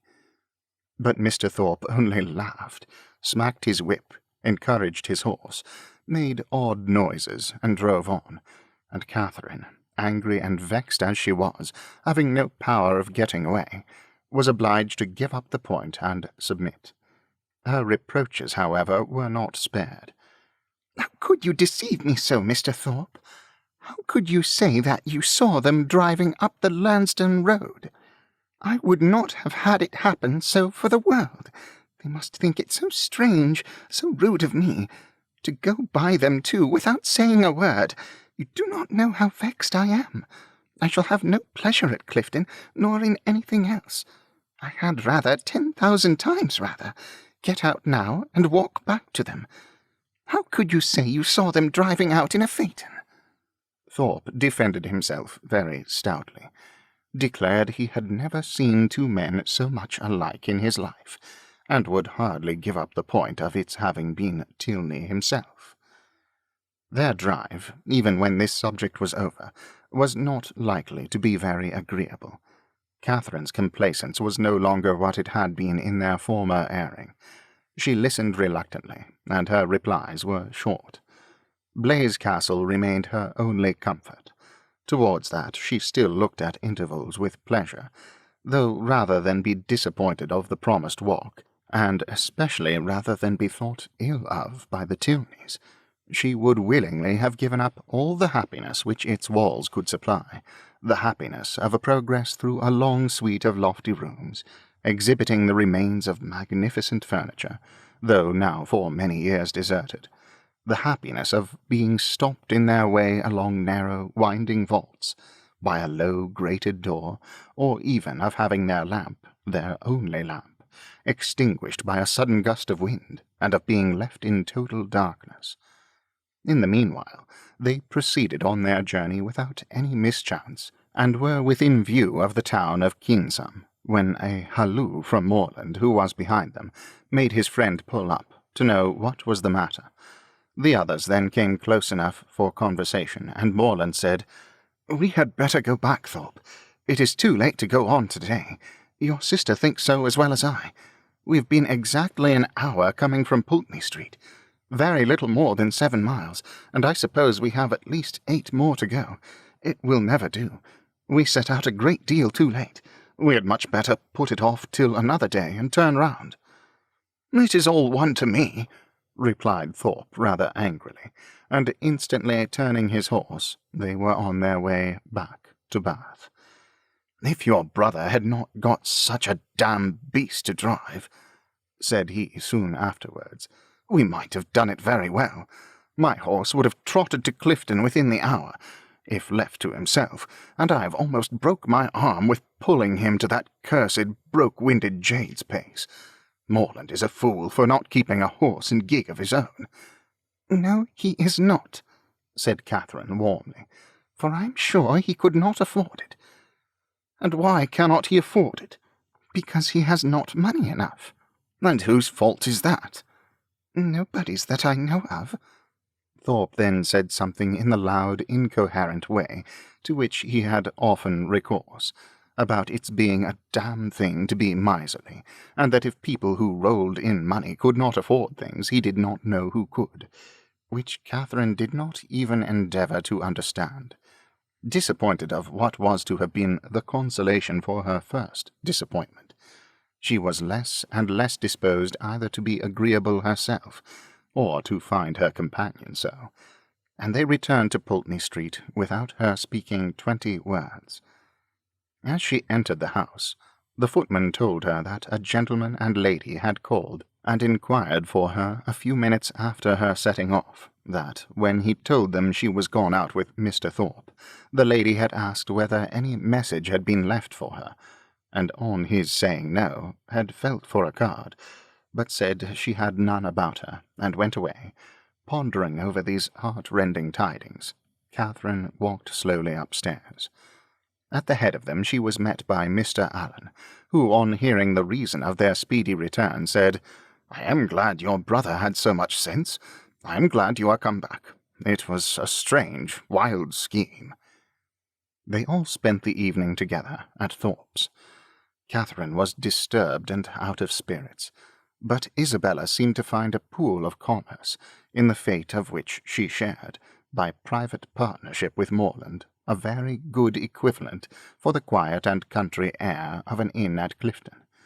Her satisfaction, too, in not being at the lower rooms was spoken more than once. "How I pity the poor creatures that are going there! How glad I am that I am not amongst them! I wonder whether it will be a full ball or not.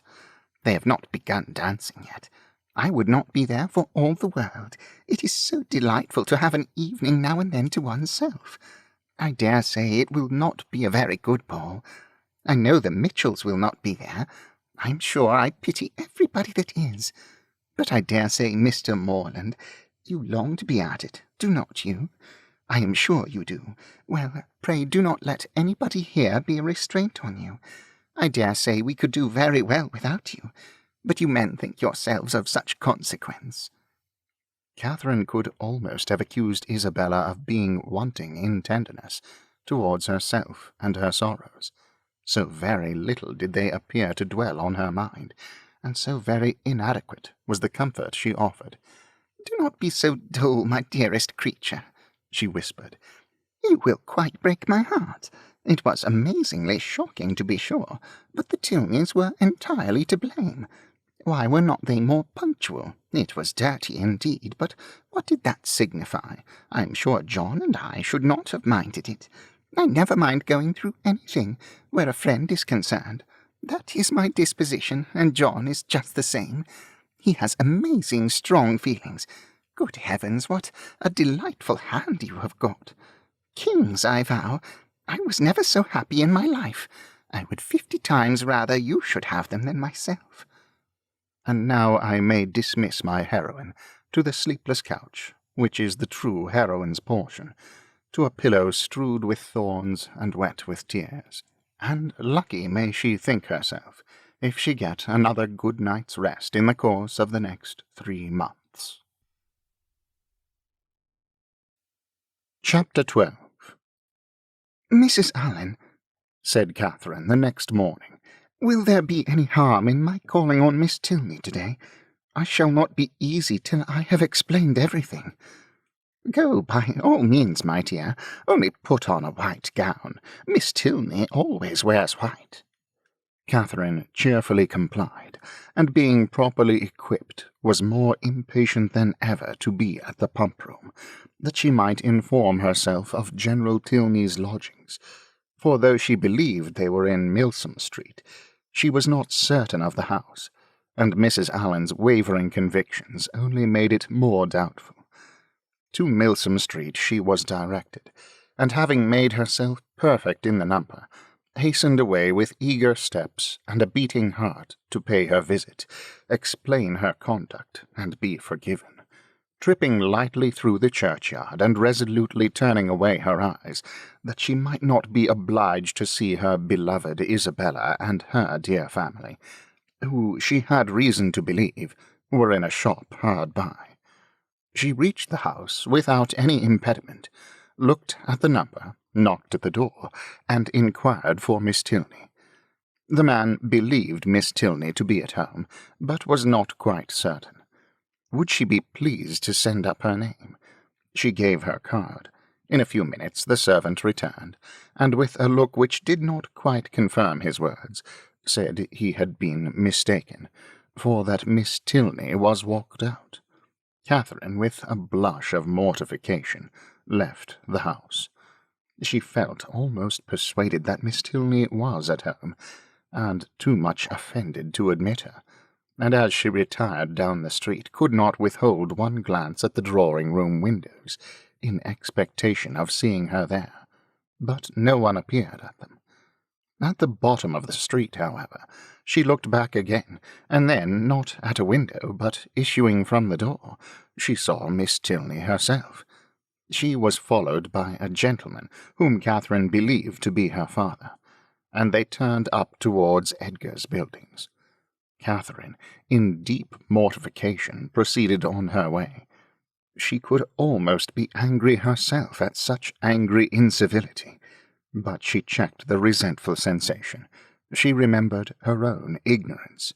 She knew not how such an offence as hers might be classed by the laws of worldly politeness, to what a degree of unforgiveness it might with propriety lead, nor to what rigours of rudeness in return it might justly make her amenable. Dejected and humbled, she had even some thoughts of not going with the others to the theatre that night, but it must be confessed that they were not of long continuance, for she soon recollected, in the first place, that she was without any excuse for staying at home, and, in the second, that it was a play she wanted very much to see. To the theatre, accordingly, they all went. No Tilneys appeared to plague or please her. She feared that, amongst the many perfections of the family, a fondness for plays was not to be ranked.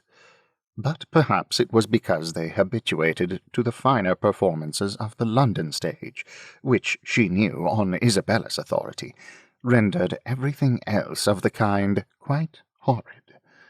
She was not deceived in her own expectation of pleasure.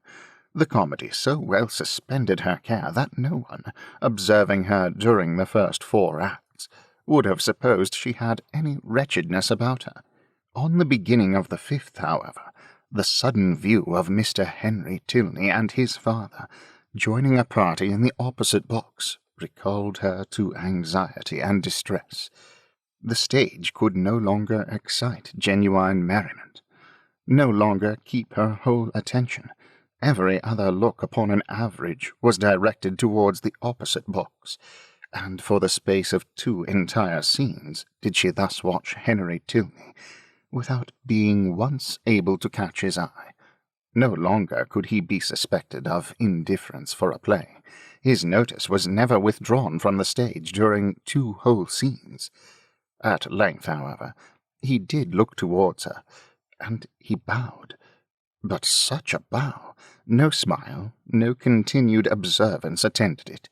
His eyes were immediately returned to their former direction.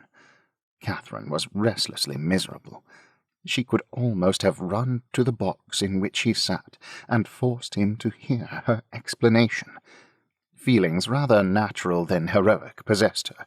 Instead of considering her own dignity injured by this ready condemnation, instead of proudly resolving, in conscious innocence, to show her resentment towards him who could harbour a doubt of it, to leave to him all the trouble of seeking an explanation, and to enlighten him on the past only by avoiding his sight, or flirting with somebody else, she took to herself all the shame of misconduct, or at least of its appearance, and was only eager for an opportunity of explaining its cause.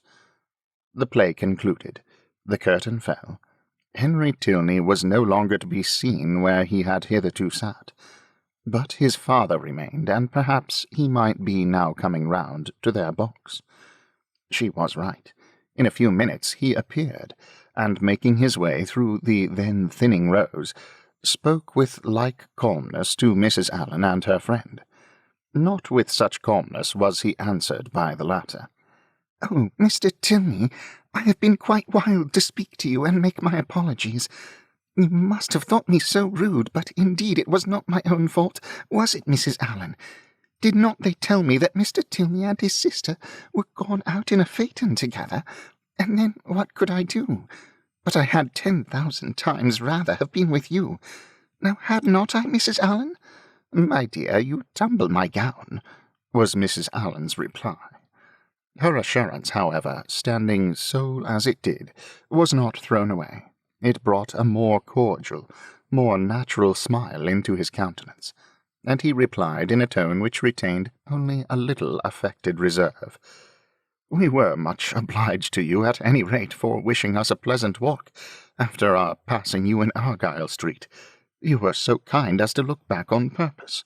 "But indeed I did not wish you a pleasant walk. I never thought of such a thing. But I begged Mr. Thorpe so earnestly to stop. I called out to him as soon as I ever saw you. Now, Mrs. Allen did not— Oh, but you were not there. But indeed I did, and if Mr. Thorpe would only have stopped, I would have jumped out and run after you." Is there a Henry in the world who could be insensible to such a declaration? Henry Tilney, at least, was not. With a yet sweeter smile, he said everything that need be said of his sister's concern, regret, and dependence on Catherine's honour. "Oh, do not say Miss Tilney was not angry," cried Catherine, "because I know she was, for she would not see me this morning when I called. I saw her walk out of the house the next minute after my leaving it. I was hurt, but I was not affronted. Perhaps you did not know I had been there." "I was not within at the time, but I heard of it from Eleanor, and she has been wishing ever since to see you, to explain the reason of such incivility, but perhaps I can do it as well.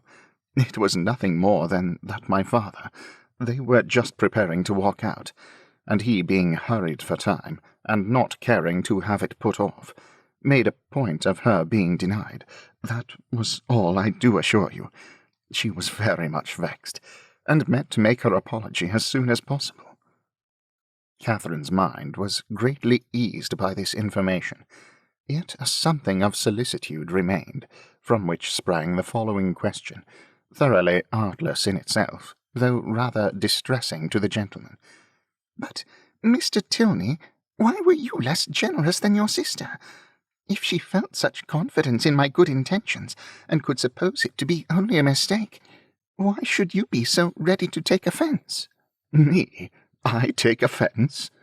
"Nay, I am sure by your look, when you came into the box, you were angry." "I angry? I could have no right." "Well, nobody would have thought you had no right who saw your face." He replied by asking her to make room for him, and talking of the play. He remained with them some time, and was only too agreeable for Catherine to be contented when he went away. Before they parted, however, it was agreed that the projected walk should be taken as soon as possible, and setting aside the misery of his quitting their box, she was, upon the whole, left one of the happiest creatures in the world. While talking to each other, she had observed with some surprise that John Thorpe, who was never in the same part of the house for 10 minutes together, was engaged in conversation with General Tilney, and she felt something more than surprise when she thought she could perceive herself the object of their attention and discourse. What could they have to say of her? She feared General Tilney did not like her appearance. She found it was implied in his preventing her admittance to his daughter, rather than postpone his own walk a few minutes. "How came Mr. Thorpe to know your father?" was her anxious inquiry, as she pointed them out to her companion. He knew nothing about it, but his father, like every military man, had a very large acquaintance.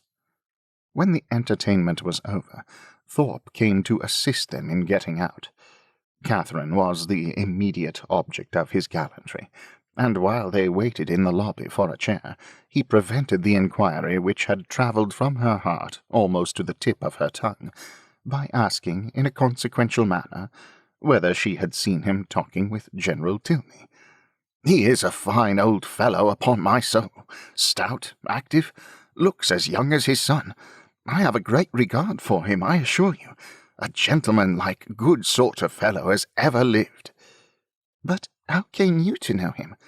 "Know him? There are few people much about town that I do not know.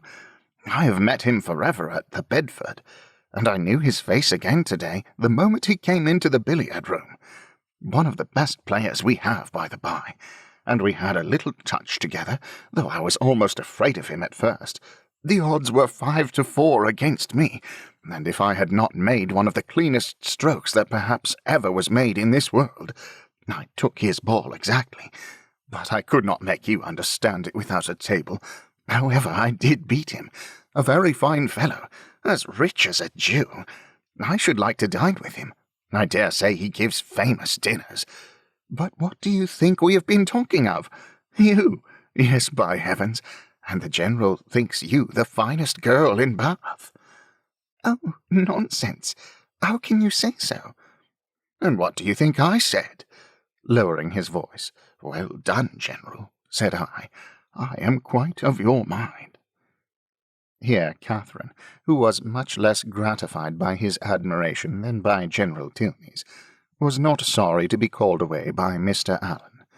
Thorpe, however, would see her to her chair, and, till she entered it, continued the same kind of delicate flattery, in spite of her entreating him to have done. That General Tilney, instead of disliking, should admire her, was very delightful, and she joyfully thought that there was not one of the family whom she need now fear to meet. The evening had done more, much more for her than could have been expected. Chapter 13. Monday, Tuesday, Wednesday, Thursday, Friday, and Saturday have now passed in review before the reader. The events of each day, its hopes and fears, mortifications and pleasures, have been separately stated, and the pangs of Sunday only now remain to be described, and close the week.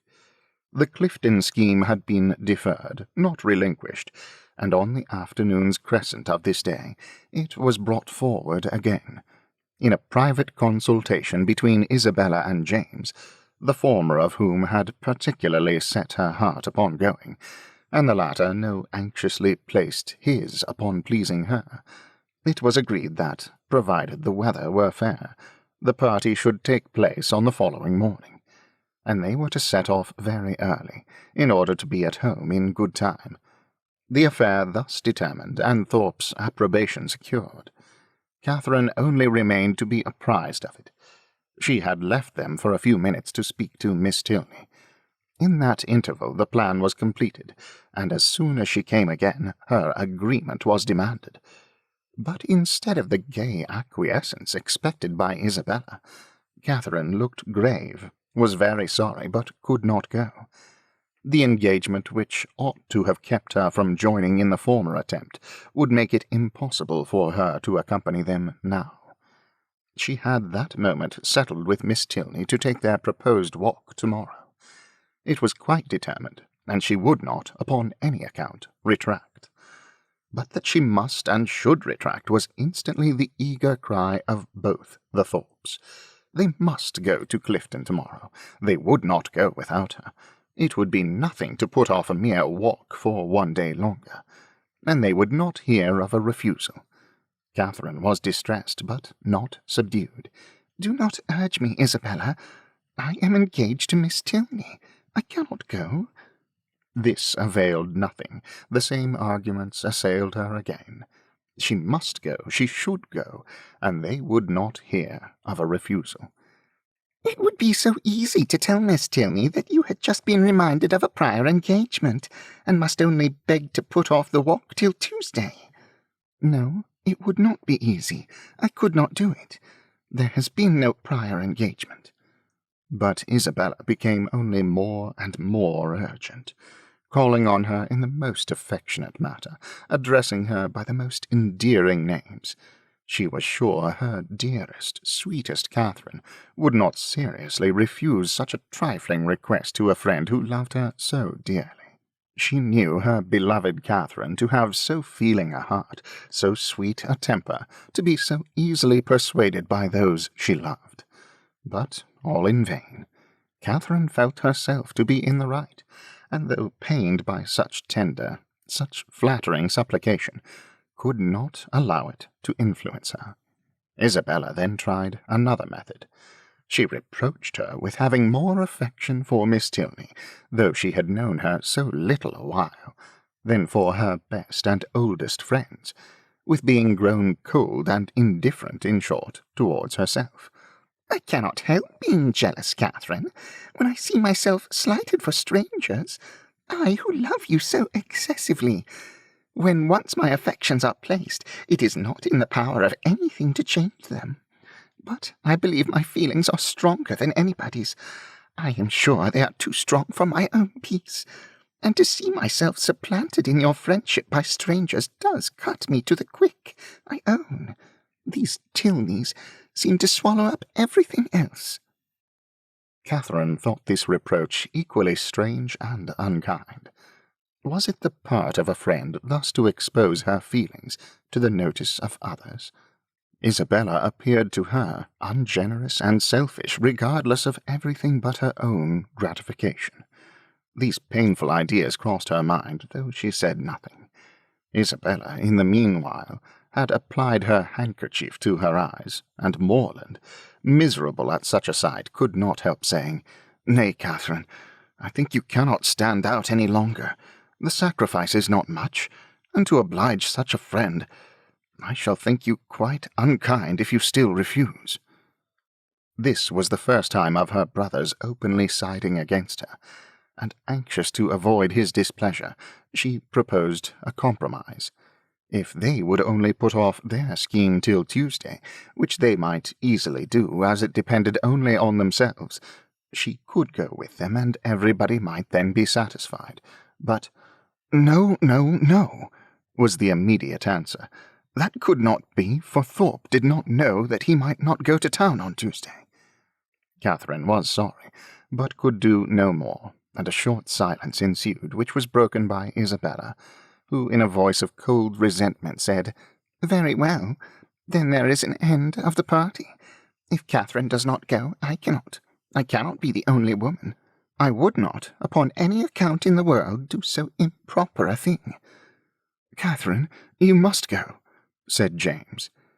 "But why cannot Mr. Thorpe drive one of his other sisters? I dare say either of them would like to go." "Thank ye," cried Thorpe, "but I did not come to Bath to drive my sisters about and look like a fool. No, if you do not go, damn me if I do. I only go for the sake of driving you." "That is a compliment which gives me no pleasure." But her words were lost on Thorpe, who had turned abruptly away. The three others still continued together, walking in a most uncomfortable manner to poor Catherine. Sometimes not a word was said, sometimes she was again attacked with supplications or reproaches, and her arm was still linked within Isabella's, though their hearts were at war. At one moment she was softened, at another irritated, always distressed, but always steady. "I did not think you had been so obstinate, Catherine," said James. "You were not used to be so hard to persuade. You once were the kindest, best-tempered of my sisters." "I hope I am not less so now," she replied very feelingly. "But indeed I cannot go.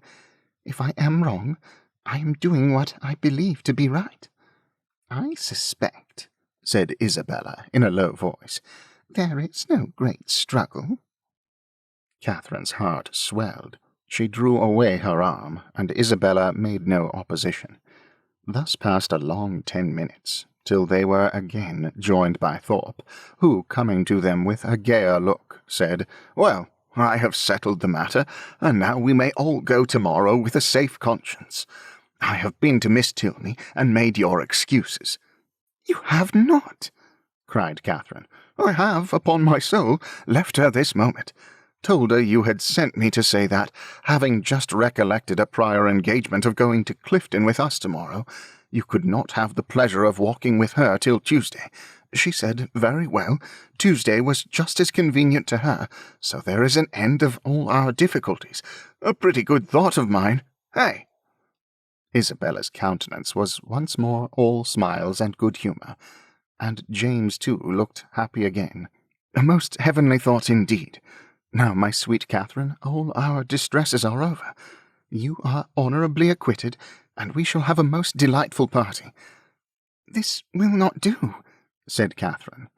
"I cannot submit to this. I must run after Miss Tilney directly and set her right."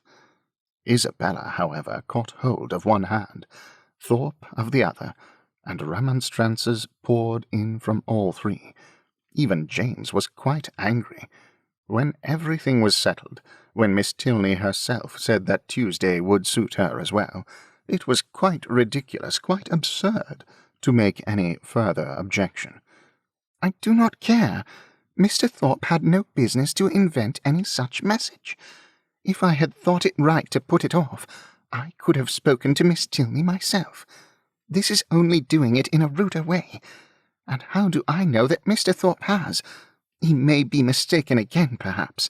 He led me into one act of rudeness by his mistake on Friday. Let me go, Mr. Thorpe. Isabella, do not hold me." Thorpe told her it would be in vain to go after the Tilneys. They were turning the corner into Brock Street when he had overtaken them, and were at home by this time. "Then I will go after them," said Catherine. "Wherever they are, I will go after them. It does not signify talking. If I could not be persuaded into doing what I thought wrong, I will never be tricked into it." And with these words she broke away and hurried off. Thorpe would have darted after her, but Morland withheld him. Let her go, if she will go. She is as obstinate as—" Thorpe never finished the simile, for it could hardly have been a proper one. Away walked Catherine in great agitation, as fast as the crowd would permit her, fearful of being pursued, yet determined to persevere. As she walked, she reflected on what had passed. It was painful to her to disappoint and displease them, particularly to displease her brother. but she could not repent of her resistance. Setting her own inclination apart, to have failed a second time in her engagement to Miss Tilney, to have retracted a promise voluntarily made only 5 minutes before, and on a false pretense, too, must have been wrong. She had not been withstanding them on selfish principles alone. She had not consulted merely her own gratification.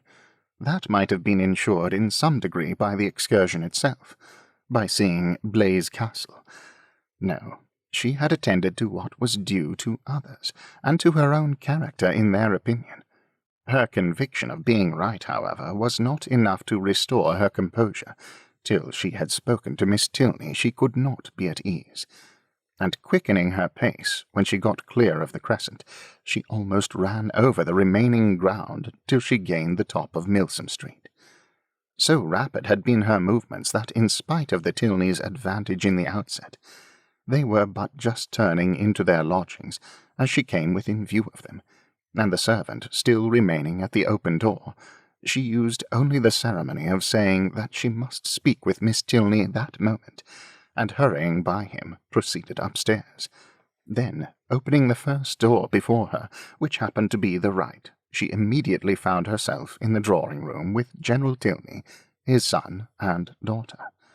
Her explanation, defective only in being, from her irritation of nerves and shortness of breath, no explanation at all was instantly given. "I am come in a great hurry. It was all a mistake. I never promised to go.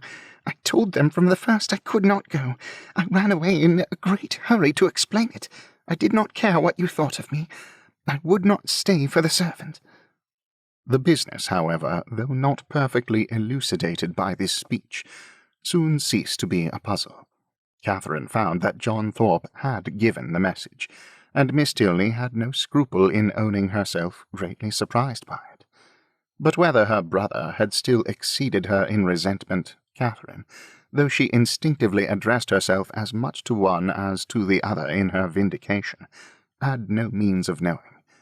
Whatever might have been felt before her arrival, her eager declarations immediately made every look and sentence as friendly as she could desire. The affair thus happily settled, she was introduced by Miss Tilney to her father, and received by him with such ready, such solicitous politeness, as recalled Thorpe's information to her mind, and made her think with pleasure that he might be sometimes depended on. To such anxious attention was the general's civility carried, that, not aware of her extraordinary swiftness in entering the house, he was quite angry with the servant whose neglect had reduced her to open the door of the apartment herself. What did William mean by it? He should make a point of inquiring into the matter. And if Catherine had not most warmly asserted his innocence, it seemed likely that William would lose the favour of his master forever, if not his place, by her rapidity. After sitting with them a quarter of an hour, she rose to take leave, and then was most agreeably surprised by General Tilney's asking her if she would do his daughter the honour of dining and spending the rest of the day with her. Miss Tilney added her own wishes. Catherine was greatly obliged, but it was quite out of her power. Mr. and Mrs. Allen would expect her back every moment. The General declared he could say no more. The claims of Mr. and Mrs. Allen were not to be superseded. But on some other day, he trusted, when longer notice could be given, they would not refuse to spare her to her friend. "Oh, no. I'm sure they would not have the least objection, and I should have great pleasure in coming."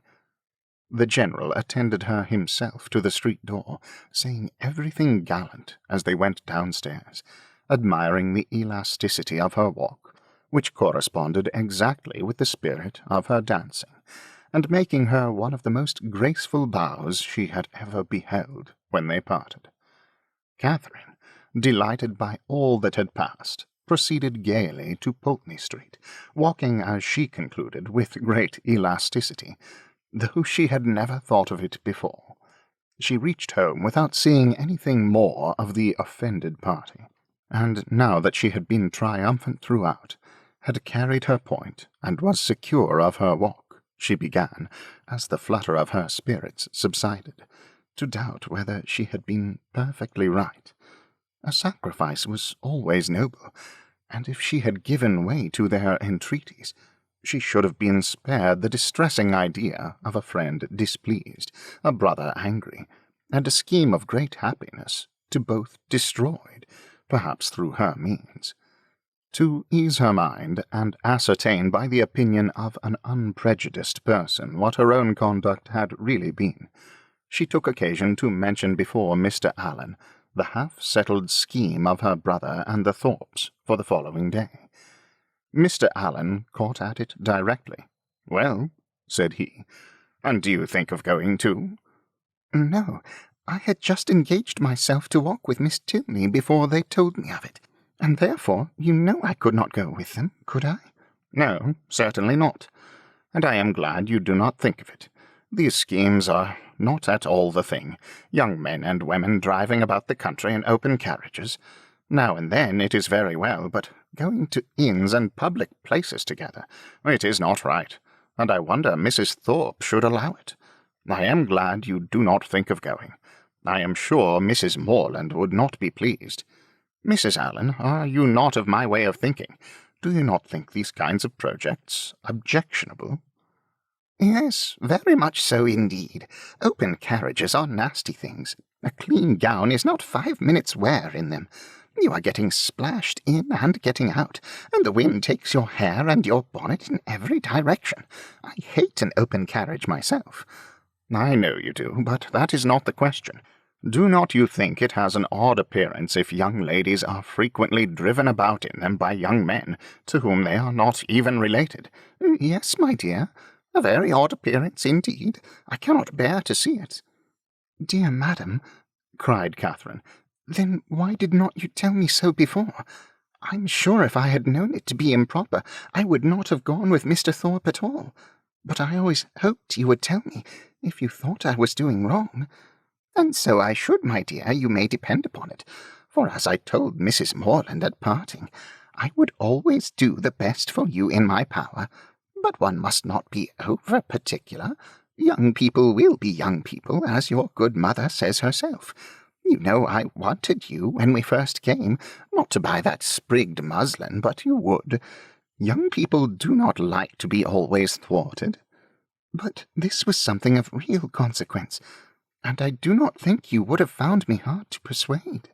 "As far as it has gone hitherto, there is no harm done," said Mr. Allen, "and I would only advise you, my dear, not to go out with Mr. Thorpe any more." "That is just what I was going to say," added his wife. Catherine, relieved for herself, felt uneasy for Isabella, and after a moment's thought asked Mr. Allen whether it would not be both proper and kind in her to write to Miss Thorpe, and explain the indecorum of which she must be as insensible as herself, for she considered that Isabella might otherwise perhaps be going to Clifton the next day, in spite of what had passed. Mr. Allen, however, discouraged her from doing any such thing. "You had better leave her alone, my dear. She is old enough to know what she is about, and if not, has a mother to advise her.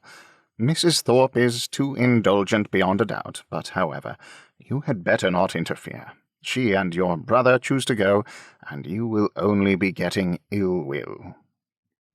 Catherine submitted, and though sorry to think that Isabella should be doing wrong, felt greatly relieved by Mr. Allen's approbation of her own conduct, and truly rejoiced to be preserved by his advice from the danger of falling into such an error herself.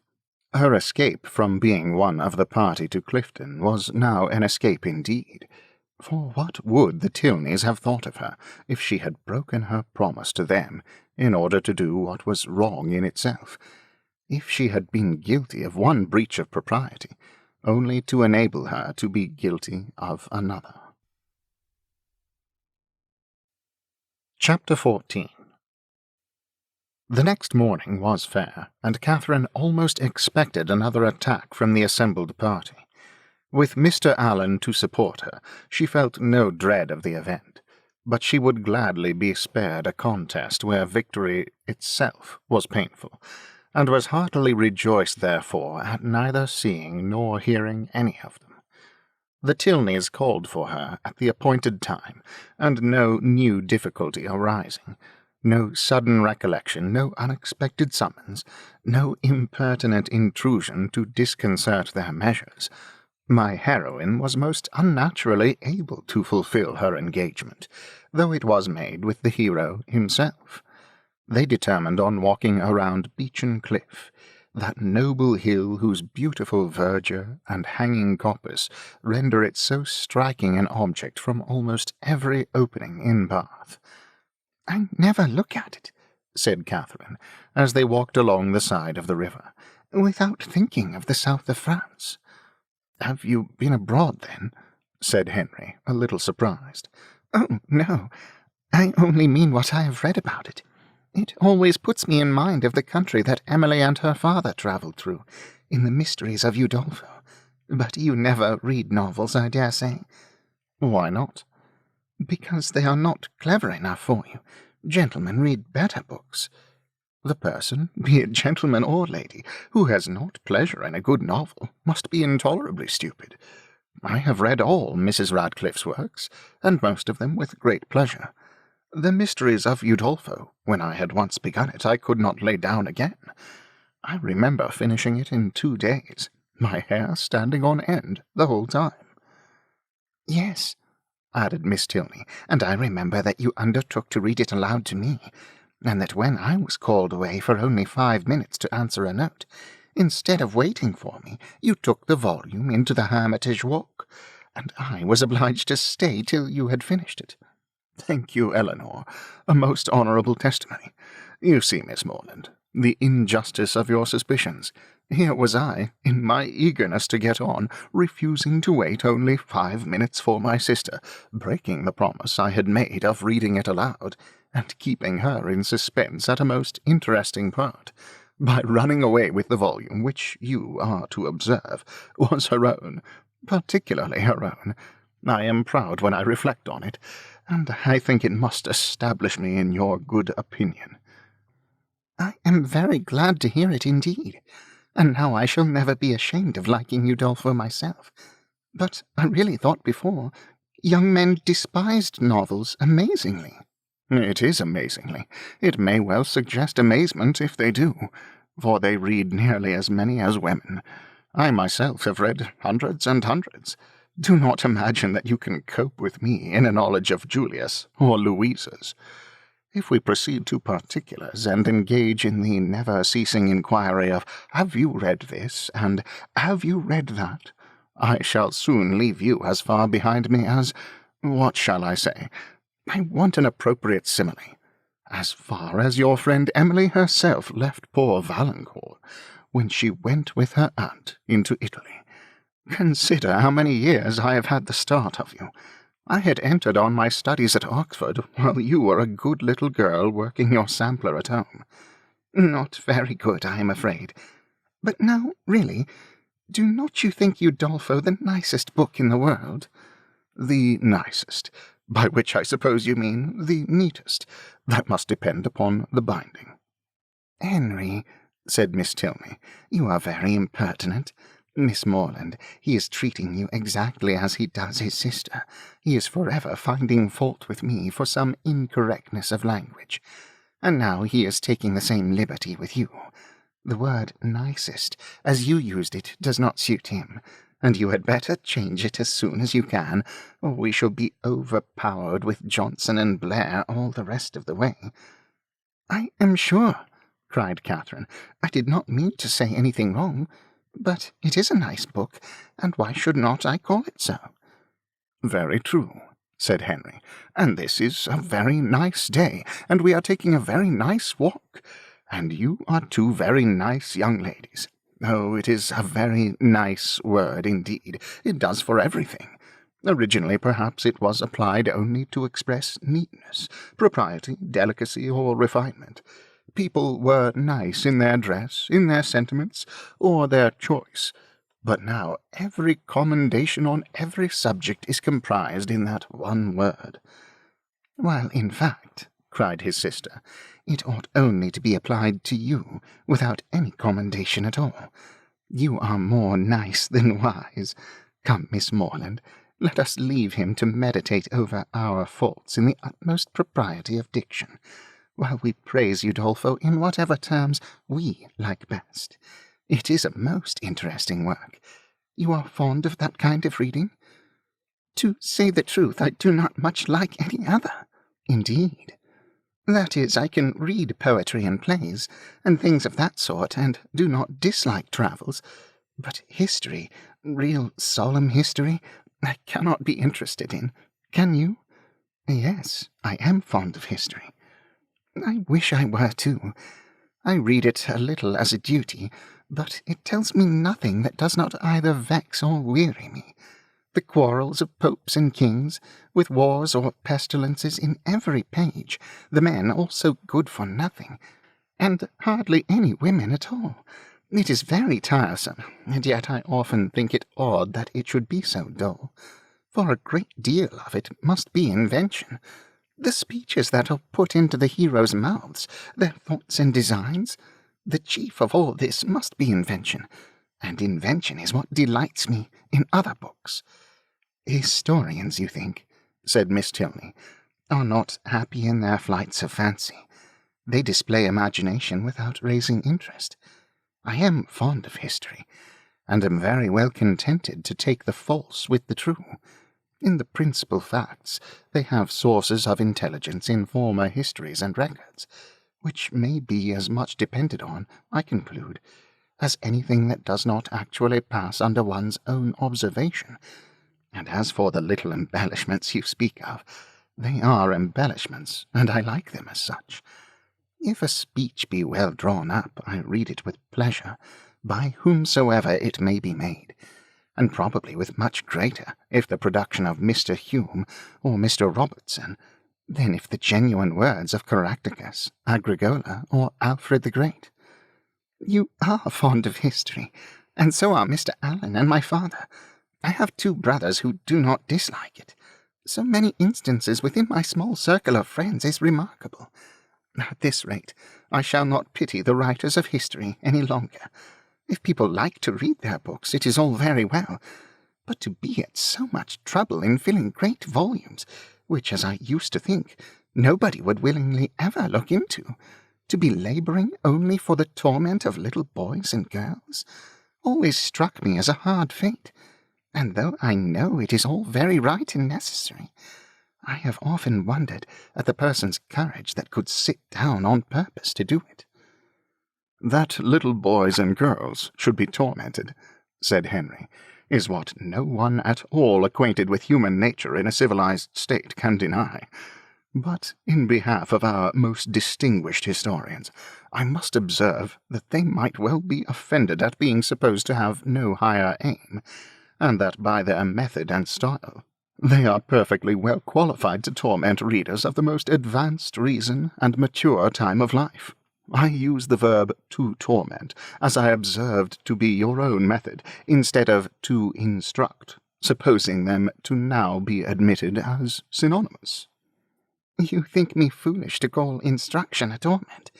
But if you had been as much used as myself to hear poor little children first learning their letters, and then learning to spell, if you had ever seen how stupid they can be for a whole morning together, and how tired my poor mother is at the end of it, I am in the habit of seeing almost every day of my life at home, you would allow that to torment and to instruct might sometimes be used as synonymous words."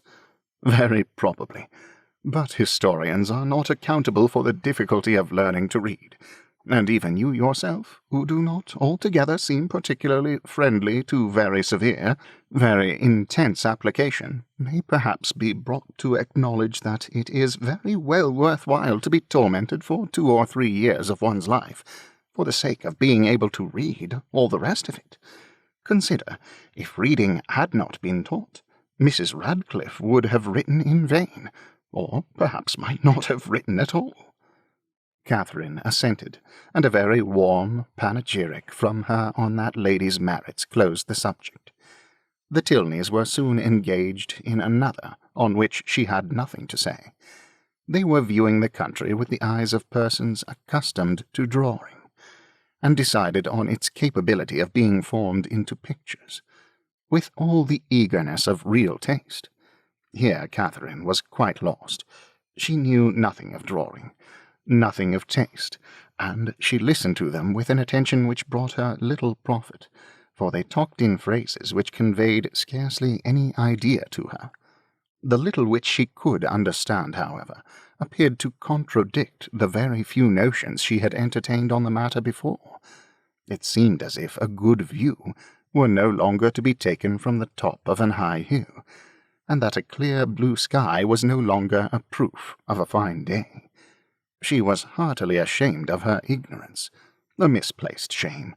Where people wish to attach, they should always be ignorant. To come with a well-informed mind is to come with an inability of administering to the vanity of others, which a sensible person would always wish to avoid.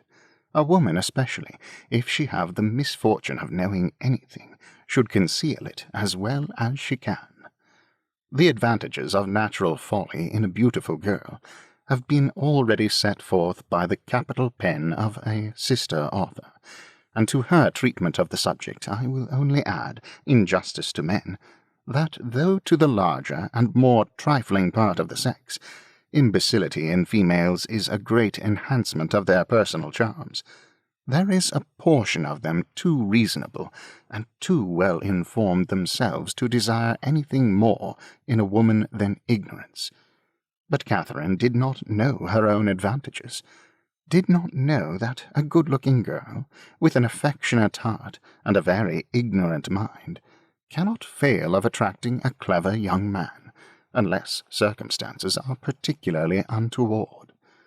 In the present instance, she confessed and lamented her want of knowledge, declared that she would give anything in the world to be able to draw, and a lecture on the picturesque immediately followed, in which his instructions were so clear that she soon began to see beauty in everything admired by him, and her attention was so earnest that he became perfectly satisfied of her having a great deal of natural taste. He talked of foregrounds, distances, and second distances, side screens and perspectives, lights and shades, and Catherine was so hopeful a scholar that when they gained the top of Beechen Cliff, she voluntarily rejected the whole city of Bath as unworthy to make part of a landscape. Delighted with her progress, and fearful of wearying her with too much wisdom at once, Henry suffered the subject to decline, and by an easy transition from a piece of rocky fragment and the withered oak which he had placed near its summit, to oaks in general, to forests, the enclosure of them, waste-lands, crown lands, and government, he shortly found himself arrived at politics, and from politics it was an easy step to silence. The general pause which succeeded his short disquisition on the state of the nation was put an end to by Catherine, who, in a rather solemn tone of voice, uttered these words, "I have heard that something very shocking indeed will soon come out in London." Miss Tilney, to whom this was chiefly addressed, was startled, and hastily replied, "Indeed, and of what nature?" "That I do not know, nor who is the author. I have only heard that it is to be more horrible than anything we have met with yet." "Good heaven! Where could you hear of such a thing?" "A particular friend of mine had an account of it in a letter from London yesterday. It is to be uncommonly dreadful. I shall expect murder and everything of the kind." "You speak with astonishing composure, but I hope your friend's accounts have been exaggerated, and if such a design is known beforehand, proper measures will undoubtedly be taken by government to prevent its coming to effect." "Government," said Henry, endeavouring not to smile, "neither desires nor dares to interfere in such matters. There must be murder, and government cares not how much." The ladies stared. He laughed and added, "Come, shall I make you understand each other, or leave you to puzzle out an explanation as you can? No, I will be noble. I will prove myself a man, no less by the generosity of my soul than the clearness of my head. I have no patience with such of my sex as disdain to let themselves sometimes down to the comprehension of yours. Perhaps the abilities of women are neither sound nor accurate, neither vigorous nor keen. Perhaps they may want observation, discernment, judgment, fire, genius, and wit. Miss Morland, do not mind what he says, but have the goodness to satisfy me as to this dreadful riot. Riot? What riot? My dear Eleanor, the riot is only in your own brain. The confusion there is scandalous. Miss Morland has been talking of nothing more dreadful than a new publication which is shortly to come out, in 3 duodecimo volumes, 276 pages in each, with a frontispiece to the first, and 2 tombstones and a lantern. Do you understand? And you, Miss Morland, my stupid sister has mistaken all your clearest expressions.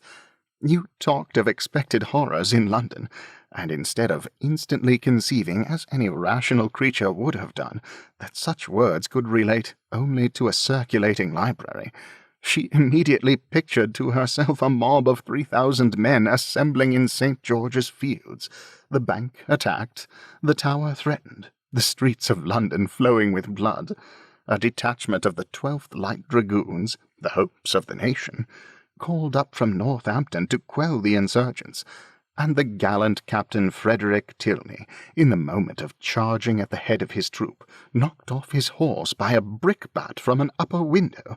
Forgive her stupidity. The fears of the sister have added to the weakness of the woman, but she is by no means a simpleton in general. Catherine looked grave. And now, Henry, said Miss Tilney, that you have made us understand each other, you may as well make Miss Morland understand yourself, unless you mean to have her think you intolerably rude to your sister, and a great brute in your opinion of women in general. Miss Morland is not used to your odd ways. I shall be most happy to make her better acquainted with them. No doubt, but that is no explanation of the present. What am I to do? You know what you ought to do. Clear your character handsomely before her. Tell her that you think very highly of the understanding of women. Miss Morland, I think very highly of the understanding of all the women in the world, especially of those, whoever they may be, with whom I happen to be in company. That is not enough. Be more serious. Miss Morland, no one can think more highly of the understanding of women than I do. In my opinion, nature has given them so much that they never find it necessary to use more than half. We shall get nothing more serious from him now, Miss Morland. He is not in a sober mood, but I do assure you that he must be entirely misunderstood if he can ever appear to say an unjust thing of any woman at all, or an unkind one of me. It was no effort to Catherine to believe that Henry Tilney could never be wrong. His manner might sometimes surprise, but his meaning must always be just, and what she did not understand she was almost as ready to admire as what she did. The whole walk was delightful, and though it ended too soon, its conclusion was delightful too. Her friends attended her into the house, and Miss Tilney, before they parted, addressing herself with respectful form, as much to Mrs. Allen as to Catherine, petitioned for the pleasure of her company to dinner on the day after the next. No difficulty was made on Mrs. Allen's side, and the only difficulty on Catherine's was in concealing the excess of her pleasure. The morning had passed away so charmingly as to banish all her friendship and natural affection, for no thought of Isabella or James had crossed her during their walk. When the Tilneys were gone, she became amiable again, but she was amiable for some time to little effect. Mrs. Allen had no intelligence to give that could relieve her anxiety. She had heard nothing of any of them. Towards the end of the morning, however, Catherine, having occasion for some indispensable yard of ribbon which must be bought without a moment's delay, walked out into the town, and in Bond Street overtook the second Miss Thorpe, as she was loitering toward Edgar's Buildings between two of the sweetest girls in the world, who had been her dear friends all the morning. From her she soon learned that the party to Clifton had taken place. "They set off at 8 this morning," said Miss Anne, "and I am sure I do not envy them their drive. I think you and I are very well off to be out of the scrape. It must be the dullest thing in the world, for there is not a soul at Clifton this time of year. Belle went with your brother, and John drove Maria." Catherine spoke the pleasure she really felt on hearing this part of the arrangement. "Oh, yes," rejoined the other. "Maria is gone. She was quite wild to go. She thought it would be something very fine. I cannot say I admire her taste, and for my part I was determined from the first not to go, if they pressed me ever so much." Catherine, a little doubtful of this, could not help answering, "I wish you could have gone too. It is a pity you could not all go." "Thank you, but it is quite a matter of indifference to me. Indeed, I would not have gone on any account. I was saying so to Emily and Sophia when you overtook us." Catherine was still unconvinced, but glad that Anne should have the friendship of an Emily and a Sophia to console her. She bade her adieu without much uneasiness, and returned home, pleased that the party had not been prevented by her refusing to join it, and very heartily wishing that it might be too pleasant to allow either James or Isabella to resent her resistance any longer. Chapter 15. Early the next day, a note from Isabella, speaking peace and tenderness in every line, and entreating the immediate presence of her friend on a matter of the utmost importance, hastened Catherine, in the happiest state of confidence and curiosity, to Edgar's Buildings. The two youngest Miss Thorpes were by themselves in the parlour, and on Anne's quitting it to call her sister, Catherine took the opportunity of asking the other for some particulars of their yesterday's party. Maria desired no greater pleasure than to speak of it, and Catherine immediately learnt that it had been altogether the most delightful scheme in the world, that nobody could imagine how charming it had been, and that it had been more delightful than anybody could conceive. Such was the information of the first 5 minutes. The second unfolded thus much in detail: that they had driven directly to the York Hotel, ate some soup, and bespoke an early dinner, walked down to the pump-room, tasted the water, and laid out some shillings in purses and spars, thence adjourned to eat ice at a pastry-cook's, and hurrying back to the hotel, swallowed their dinner in haste, to prevent being in the dark, and then had a delightful drive back. Only the moon was not up, and it rained a little, and Mr. Morland's horse was so tired he could hardly get it along. Catherine listened with heartfelt satisfaction. It appeared that Blaise Castle had never been thought of, and as for all the rest, there was nothing to regret for half an instant. Maria's intelligence included with a tender effusion of pity for her sister Anne, whom she represented as insupportably cross from being excluded the party. "She will never forgive me, I am sure, but, you know, how could I help it? John would have me go, for he vowed he would not drive her because she had such thick ankles. I dare say she will not be in good humour again this month, but I am determined I will not be cross. It is not a little matter that puts me out of temper." Isabella now entered the room with so eager a step, and a look of such happy importance, as engaged all her friends' notice.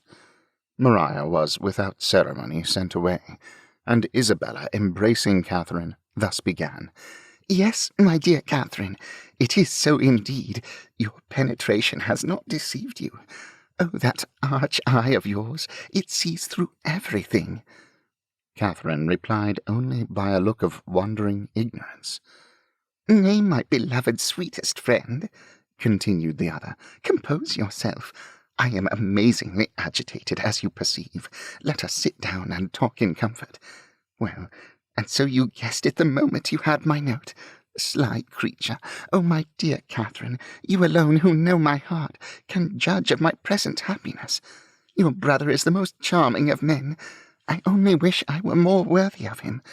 But what will your excellent father and mother say? Oh, heavens! When I think of them, I am so agitated. Catherine's understanding began to awake. An idea of the truth suddenly darted into her mind, and without the natural blush of so new an emotion, she cried out, "Good heaven! My dear Isabella, what do you mean? Can you really be in love with James?" This bold surmise, however, she soon learnt comprehended but half the fact. The anxious affection which she was accused of having continually watched in Isabella's every look and action had, in the course of their yesterday's party, received the delightful confession of an equal love.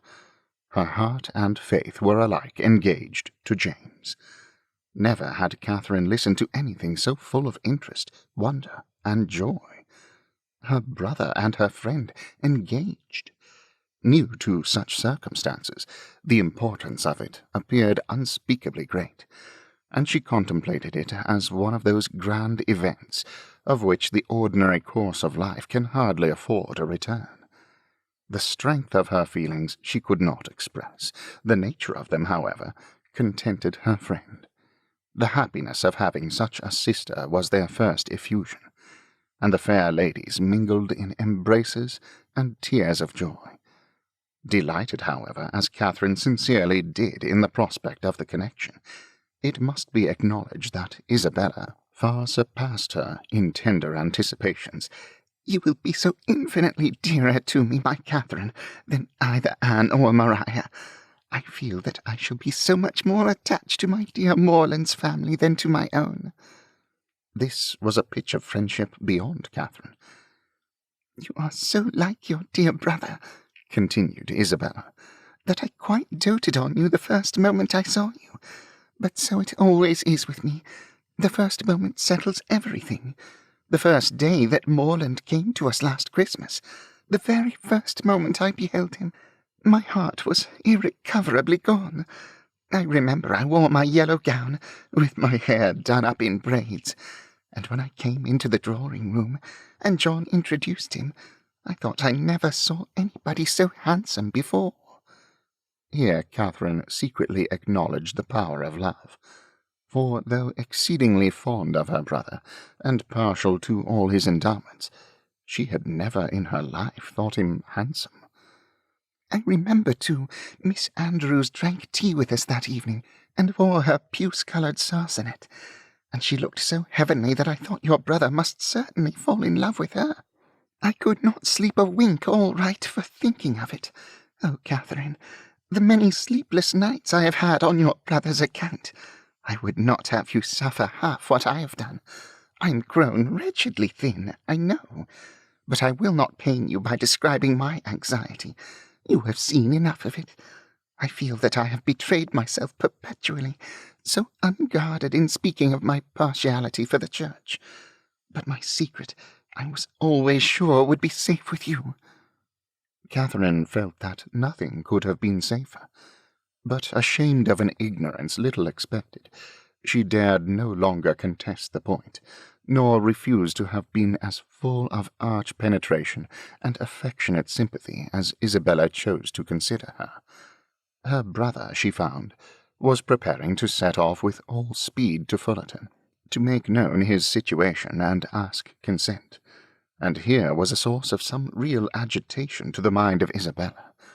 Catherine endeavoured to persuade her, as she was herself persuaded, that her father and mother would never oppose their son's wishes. "It is impossible," said she, "for parents to be more kind, or more desirous of their children's happiness. I have no doubt of their consenting immediately." "Morland says exactly the same," replied Isabella, "and yet I dare not expect it. My fortune will be so small, they never can consent to it. Your brother, who might marry anybody." Here Catherine again discerned the force of love. "Indeed, Isabella, you are too humble. The difference of fortune can be nothing to signify." "Oh, my sweet Catherine, in your generous heart I know it would signify nothing. But we must not expect such disinterestedness in many. As for myself, I am sure I only wish our situations were reversed. Had I the command of millions, were I mistress of the whole world, your brother would be my only choice." This charming sentiment, recommended as much by sense as novelty, gave Catherine a most pleasing remembrance of all the heroines of her acquaintance, and she thought her friend never looked more lovely than in uttering the grand idea. "I am sure they will consent," was her frequent declaration. "I am sure they will be delighted with you." "For my own part," said Isabella, "my wishes are so moderate that the smallest income in nature would be enough for me. Where people are really attached, poverty itself is wealth. Grandeur I detest. I would not settle in London for the universe. A cottage in some retired village would be ecstasy. There are some charming little villas about Richmond." "Richmond!" cried Catherine. "You must settle near Fullerton. You must be near us." "I am sure I shall be miserable if we do not. If I can but be near you, I shall be satisfied. But this is idle talking. I will not allow myself to think of such things till we have your father's answer. Morland says that by sending it tonight to Salisbury, we may have it tomorrow. Tomorrow? I know I shall never have the courage to open the letter. I know it will be the death of me." A reverie succeeded this conviction, and when Isabella spoke again, it was to resolve on the quality of her wedding gown. The conference was put an end to by the anxious young lover himself, who came to breathe his parting sigh before he set off for Wiltshire. Catherine wished to congratulate him, but knew not what to say, and her eloquence was only in her eyes. From them, however, the 8 parts of speech shone out most expressively, and James could combine them with ease.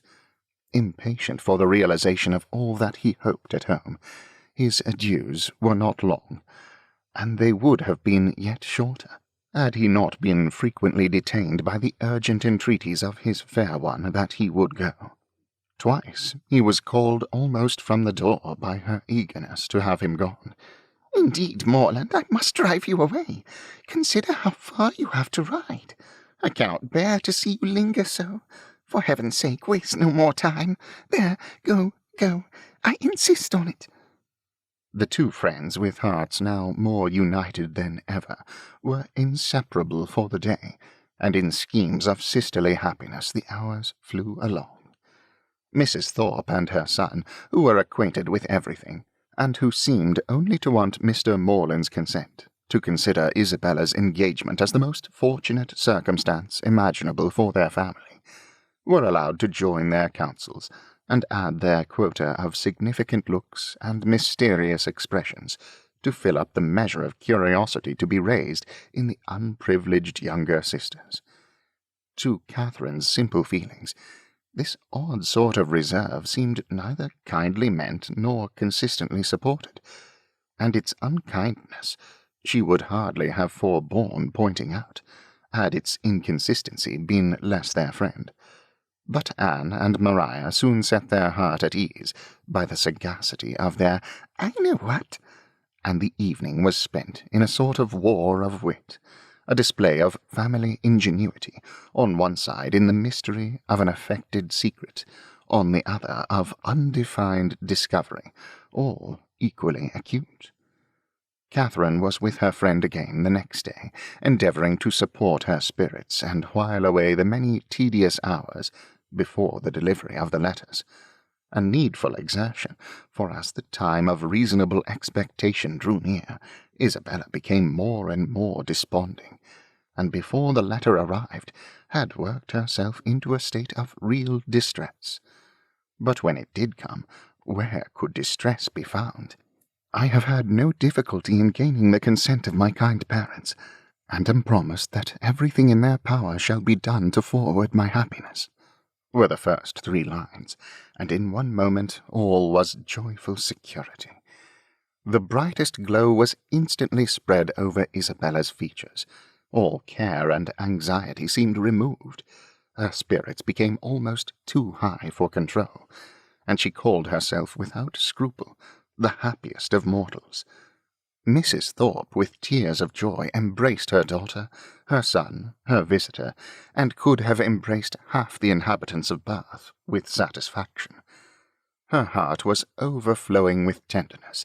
It was "Dear John," and "Dear Catherine," at every word, and "Dear Anne" and "Dear Maria" must immediately be made sharers in their felicity, and 2 dears at once before the name of Isabella were not more than that beloved child had now well earned. John himself was no skulker in joy. He not only bestowed on Mr. Morland the high commendation of being one of the finest fellows in the world, but swore off many sentences in his praise. The letter, whence sprang all this felicity, was short, containing little more than this assurance of success, and every particular was deferred till James could write again. But for particulars Isabella could well afford to wait. The needful was comprised in Mr. Morland's promise. His honour was pledged to make everything easy, and by what means their income was to be formed, whether landed property were to be resigned, or funded money made over, was a matter in which her disinterested spirit took no concern. She knew enough to feel secure of an honourable and speedy establishment, and her imagine took a rapid flight over its attendant felicities. She saw herself at the end of a few weeks the gaze and admiration of every new acquaintance at Fullerton, the envy of every valued old friend in Pulteney, with a carriage at her command, a new name on her tickets, and a brilliant exhibition of hoop rings on her finger. When the contents of the letter were ascertained, John Thorpe, who had only waited its arrival to begin his journey to London, prepared to set off. "Well, Miss Morland," said he, on finding her alone in the parlour, "I am come to bid you good-bye." Catherine wished him a good journey. Without appearing to hear her, he walked to the window, fidgeted about, hummed a tune, and seemed wholly self-occupied. "Shall not you be late at Devizes?" said Catherine. He made no answer, but after a minute's silence burst out with, "A famous good thing, this marrying scheme, upon my soul. A clever fancy of Morland's and Bell's. What do you think of it, Miss Morland? I say it is no bad notion." "I am sure I think it a very good one." "Do you? That's honest, by heavens. I am glad you are no enemy to matrimony, however. Did you ever hear the old song, 'Going to one wedding brings on another'? I say, you will come to Bell's wedding, I hope." "Yes, I have promised your sister to be with her, if possible." "And then you know," twisting himself about and forcing a foolish laugh, "I say, then you know we may try the truth of this same old song." "May we? But I never sing. Well, I wish you a good journey. I dine with Miss Tilney to-day, and must now be going home." "Nay, but there is no such confounded hurry. Who knows when we may be together again? Not but that I shall be down again by the end of a fortnight, and a devilish long fortnight it will appear to me." "Then why do you stay away so long?" replied Catherine, finding that he waited for an answer. "That is kind of you, however, kind and good-natured. I shall not forget it in a hurry. But you have more good-nature and all that than anybody living, I believe. A monstrous deal of good-nature. And it is not only good-nature, but you have so much of everything. And then you have such... Upon my soul, I do not know anybody like you." "Oh, dear, there are a great many people like me. I dare say only a great deal better. Good morning to you." "But I say, Miss Morland, I shall come and pay my respects at Fullerton before it is long, if not disagreeable." "Pray do. My father and mother will be very glad to see you, and I hope, Miss Morland, you will not be sorry to see me. Oh, dear, not at all. There are very few people I am sorry to see. Company is always cheerful. That is just my way of thinking. Give me but a little cheerful company. Let me only have the company of the people I love. Let me only be where I like and with whom I like, and the devil take the rest, say I. And I am heartily glad to hear you say the same. But I have a notion, Miss Morland, you and I think pretty much alike upon most matters. Perhaps we may, but it is more than I ever thought of.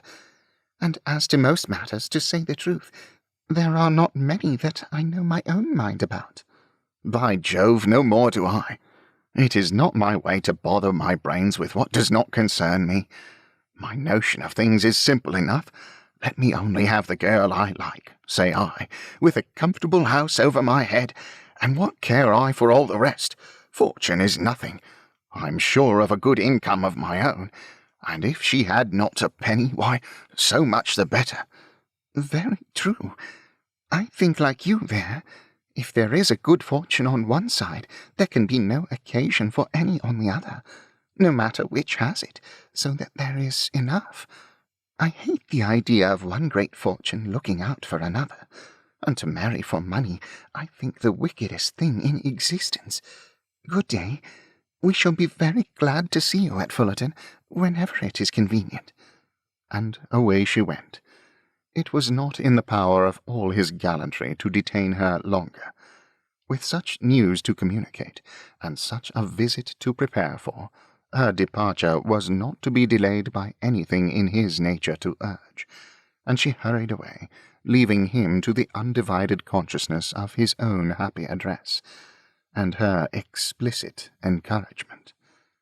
The agitation which she had herself experienced on first learning her brother's engagement made her expect to raise no inconsiderable emotion in Mr. and Mrs. Allen by the communication of the wonderful event. How great was her disappointment! The important affair, which many words of preparation ushered in, had been foreseen by them both ever since her brother's arrival, and all that they felt on the occasion was comprehended in a wish for the young people's happiness, with a remark on the gentleman's side in favour of Isabella's beauty, and on the lady's of her great good luck. It was to Catherine the most surprising insensibility. The disclosure, however, of the great secret of James's going to Fullerton the day before did raise some emotion in Mrs. Allen. She could not listen to that with perfect calmness, but repeatedly regretted the necessity of its concealment, wished she could have known his intention, wished she could have seen him before he went, as she should certainly have troubled him with her best regards to his father and mother, and her kind compliments to all the Skinners. Chapter 16. Catherine's expectations of pleasure from her visit in Milsom Street were so very high that disappointment was inevitable, and accordingly, though she was most politely received by General Tilney, and kindly welcomed by his daughter, though Henry was at home, and no one else of the party, she found on her return, without spending many hours in the examination of her feelings, that she had gone to her appointment, preparing for happiness which it had not afforded. Instead of finding herself improved in acquaintance with Miss Tilney, from the intercourse of the day, she seemed hardly so intimate with her as before. Instead of seeing Henry Tilney to greater advantage than ever, in the ease of a family party, he had never said so little, nor been so little agreeable, and in spite of their father's great civilities to her, in spite of his thanks, invitations, and compliments, it had been a release to get away from him. It puzzled her to account for all this. It could not be General Tilney's fault. That he was perfectly agreeable and good-natured, and altogether a very charming man, did not admit of a doubt, for he was tall and handsome, and Henry's father. He could not be accountable for his children's want of spirits, or for her want of enjoyment in his company.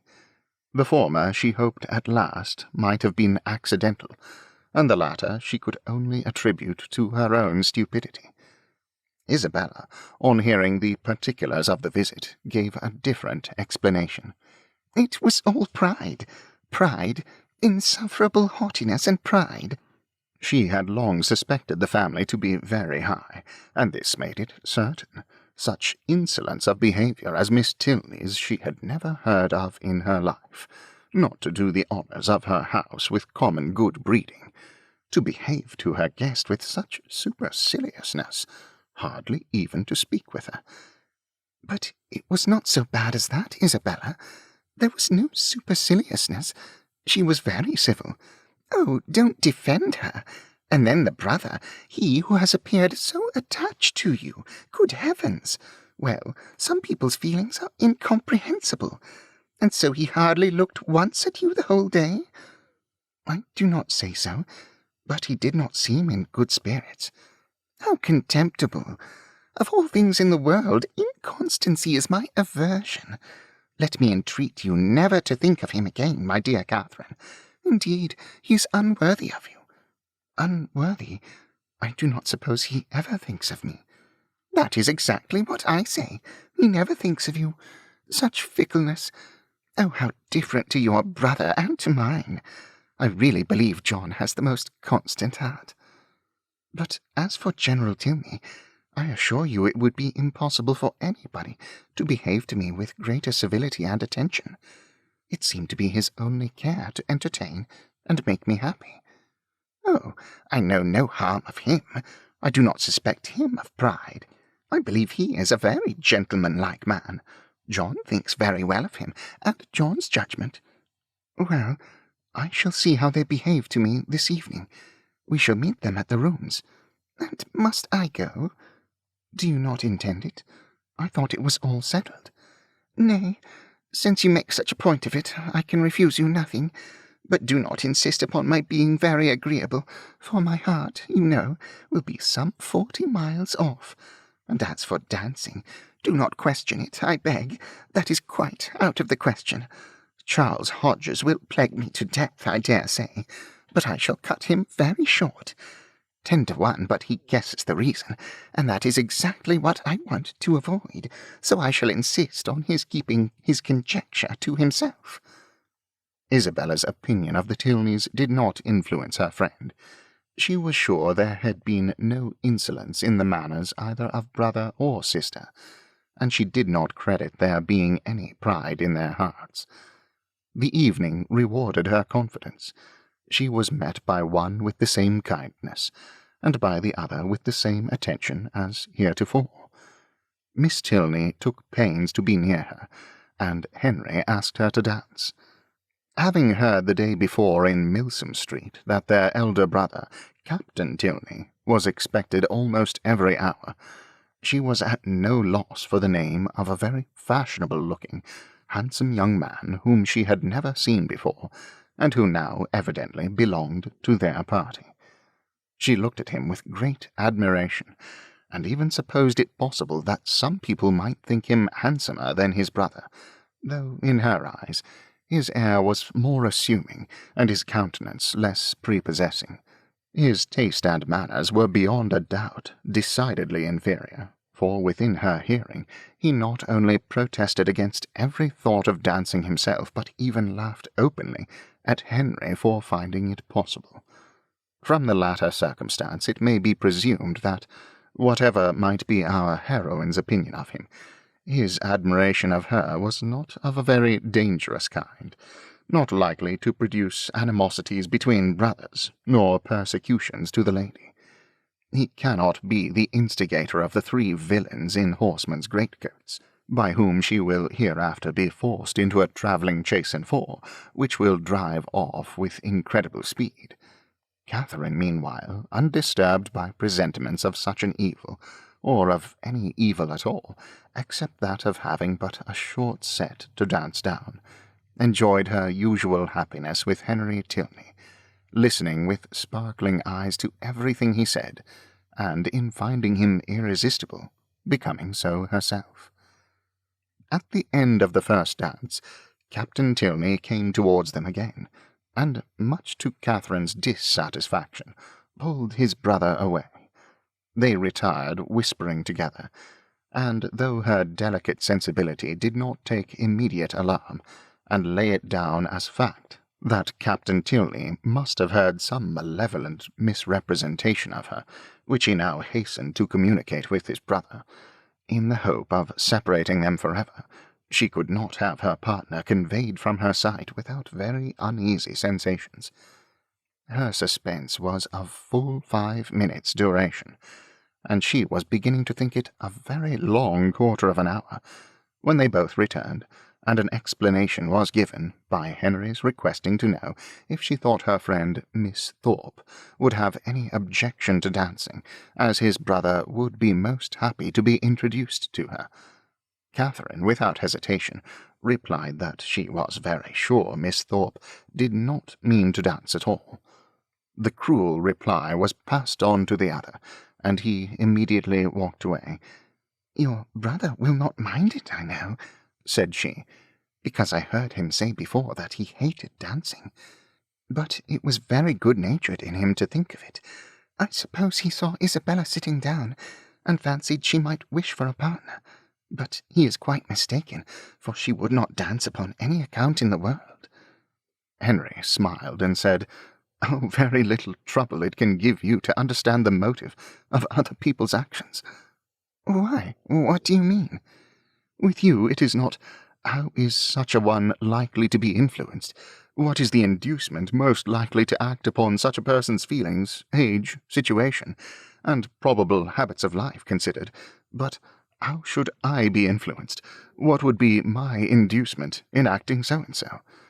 "I do not understand you."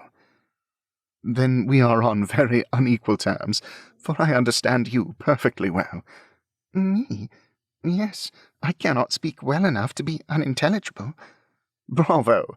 An excellent satire on modern language." "But pray tell me what you mean." "Shall I indeed? Do you really desire it? But you are not aware of the consequences. It will involve you in a very cruel embarrassment, and certainly bring on a disagreement between us." "No, no, it shall not do either. I am not afraid."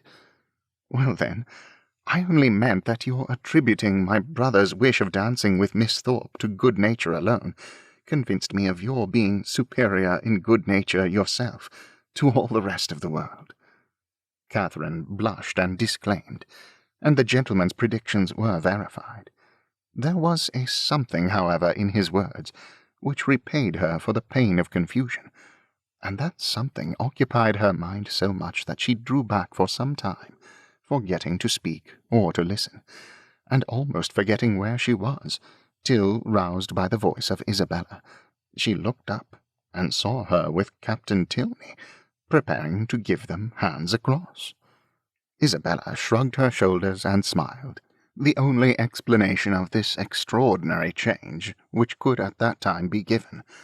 But as it was not quite enough for Catherine's comprehension, she spoke her astonishment in very plain terms to her partner. "I cannot think how it could happen. Isabella was so determined not to dance." "And did Isabella never change her mind before?" "Oh, but because... And your brother, after what you told him from me, how could he think of going to ask her?" "I cannot take surprise to myself on that head. You bid me be surprised on your friend's account, and therefore I am. But as for my brother, his conduct in the business, I must own, has been no more than I believed him perfectly equal to. The fairness of your friend was an open attraction. Her firmness, you know, could only be understood by yourself." "You are laughing, but I assure you, Isabella is very firm in general." "It is as much as should be said of anyone. To be always firm must be to be often obstinate. When properly to relax is the trial of judgment, and without reference to my brother, I really think Miss Thorpe has by no means chosen ill in fixing on the present hour." The friends were not able to get together for any confidential discourse till all the dancing was over. But then, As they walked about the room arm in arm, Isabella thus explained herself. "I do not wonder at your surprise, and I am really fatigued to death. He is such a rattle. Amusing enough, if my mind had been disengaged, but I would have given the world to sit still." "Then why did not you?" "Oh, my dear, it would have looked so particular, and you know how I abhor doing that. I refused him as long as I possibly could, but he would take no denial. You have no idea how he pressed me. I begged him to excuse me and get some other partner, but no, not he. After aspiring to my hand, there was nobody else in the room he could bear to think of. And it was not that he wanted merely to dance. He wanted to be with me. Oh, such nonsense. I told him he had taken a very unlikely way to prevail upon me, for of all things in the world I hated fine speeches and compliments, and so then I found there would be no peace if I did not stand up. Besides, I thought Mrs. Hughes, who introduced him, might take it ill if I did not. And your dear brother, I am sure he would have been miserable if I had sat down the whole evening. I am so glad it is over. My spirits are quite jaded with listening to his nonsense. And then, being such a smart young fellow, I saw every eye was upon us." "He is very handsome indeed." "Handsome? Yes, I suppose he may. I dare say people would admire him in general, but he is not at all in my style of beauty. I hate a florid complexion and dark eyes in a man. However, he is very well, amazingly conceited, I am sure. I took him down several times, you know, in my way." When the young ladies next met, they had a far more interesting subject to discuss. James Morland's second letter was then received, and the kind intentions of his father fully explained. A living, of which Mr. Morland was himself patron and incumbent, of about £400 yearly value, was to be resigned to his son as soon as he should be old enough to take it. No trifling deduction from the family income, no niggardly assignment to one of 10 children. An estate of at least equal value, moreover, was assured as his future inheritance. James expressed himself on the occasion with becoming gratitude, and the necessity of waiting between 2 and 3 years before they could marry, being, however unwelcome, no more than he had expected, was borne by him without discontent. Catherine, whose expectations had been as unfixed as her ideas of her father's income, and whose judgment was now entirely led by her brother, felt equally well satisfied, and heartily congratulated Isabella on having everything so pleasantly settled. "It is very charming indeed," said Isabella, with a grave face. "Mr. Morland has behaved vastly handsome indeed," said the gentle Mrs. Thorpe, looking anxiously at her daughter. "I only wish I could do as much. One could not expect more from him, you know. If he finds he can do more by and by, I dare say he will, for I am sure he must be an excellent good-hearted man. 400 is but a small income to begin on indeed, but your wishes, my dear Isabella, are so moderate. You do not consider how little you ever want, my dear." "It is not on my own account I wish for more, but I cannot bear to be the means of injuring my dear Morland, making him sit down upon an income hardly enough to find one in the common necessaries of life. For myself, it is nothing. I never think of myself." "I know you never do, my dear, and you will always find your reward in the affection it makes everybody feel for you. There never was a young woman so beloved as you are by everybody that knows you, and I dare say when Mr. Morland sees you, my dear child, but do not let us distress our dear Catherine by talking of such things. Mr. Morland has behaved so very handsome, you know. I always heard he was a most excellent man, and you know, my dear, we are not to suppose but what, if you had had a suitable fortune, he would have come down with something more, for I am sure he must be a most liberal-minded man." "Nobody can think better of Mr. Morland than I do, I am sure. But everybody has their failing, you know. and everybody has a right to do what they like with their own money." Catherine was hurt by these insinuations. "I am very sure," said she, "that my father has promised to do as much as he can afford." Isabella recollected herself. "As to that, my sweet Catherine, there cannot be a doubt, and you know me well enough to be sure that a much smaller income would satisfy me. It is not the want of more money that makes me just at present a little out of spirits. I hate money, and if our union could take place now upon only £50 a year, I should not have a wish unsatisfied. Ah, my Catherine, you have found me out. There's the sting, the long, long, endless 2 years and a half that are to pass before your brother can hold the living." "Yes, yes, my darling Isabella," said Mrs. Thorpe. "We perfectly see into your heart. You have no disguise. We perfectly understand the present vexation, and everybody must love you the better for such a noble, honest affection." Catherine's uncomfortable feelings began to lessen. She endeavoured to believe that the delay of the marriage was the only source of Isabella's regret, and when she saw her at their next interview as cheerful and amiable as ever, endeavoured to forget that she had for a minute thought otherwise. James soon followed his letter, and was received with the most gratifying kindness. Chapter 17. The Allens had now entered on the 6th week of their stay in Bath, and whether it should be the last was for some time a question to which Catherine listened with a beating heart.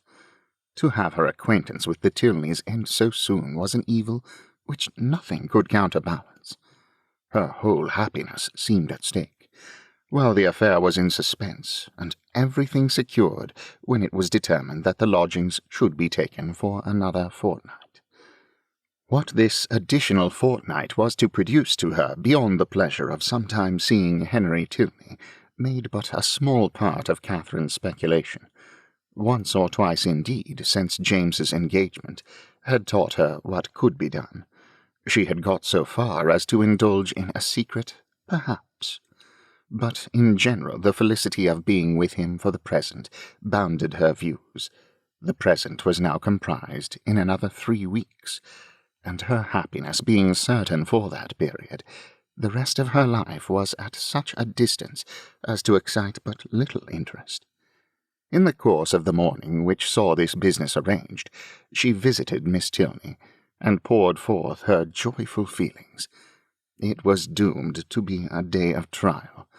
No sooner had she expressed her delight in Mr. Allen's lengthened stay than Miss Tilney told her of her father's having just determined upon quitting Bath by the end of another week. Here was a blow. The past suspense of the morning had been ease and quiet to the present disappointment. Catherine's countenance fell, and in a voice of most sincere concern she echoed Miss Tilney's concluding words. "By the end of another week? Yes, my father can seldom be prevailed on to give the waters what I think a fair trial.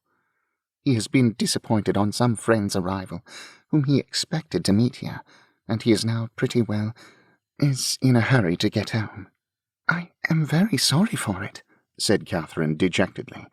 "If I had known this before—" "Perhaps," said Miss Tilney, in an embarrassed manner, "you would be so good.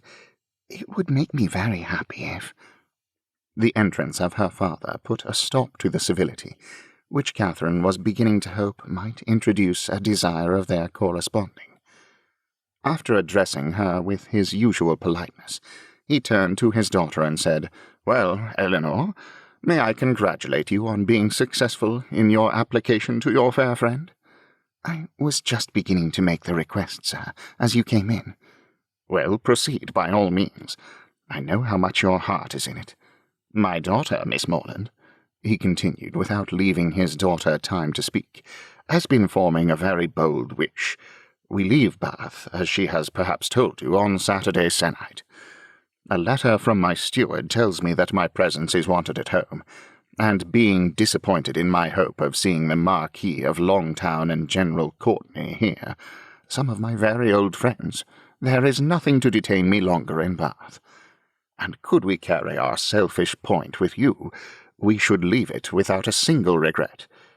Can you, in short, be prevailed on to quit this scene of public triumph, and oblige your friend Eleanor with your company in Gloucestershire? I am almost ashamed to make the request, though its presumption would certainly appear greater to every creature in Bath than yourself. Modesty such as yours, but not for the world would I pain it by open praise. If you can be induced to honour us with a visit, you will make us happy beyond expression. 'Tis true, we can offer you nothing like the gaieties of this lively place. We can tempt you neither by amusement nor splendour, for our mode of living, as you see, is plain and unpretending. Yet no endeavours shall be wanting on our side to make Northanger Abbey not wholly disagreeable. Northanger Abbey. These were thrilling words, and wound up Catherine's feelings to the highest point of ecstasy. Her grateful and gratified heart could hardly restrain its expressions within the language of tolerable calmness. To receive so many flattering an invitation, to have her company so warmly solicited, everything honourable and soothing, every present enjoyment, and every future hope was contained in it, and her acceptance with only the saving clause of papa and mamma's approbation was eagerly given. "I will write home directly," said she, "and if they do not object, as I dare say they will not." General Tilney was not less sanguine, having already waited on her excellent friends in Pulteney Street, and obtained their sanction of his wishes. "Since they can consent to part with you," said he, "we may expect philosophy from all the world." Miss Tilney was earnest, though gentle, in her secondary civilities, and the affair became in a few minutes as nearly settled as this necessary reference to Fullerton would allow.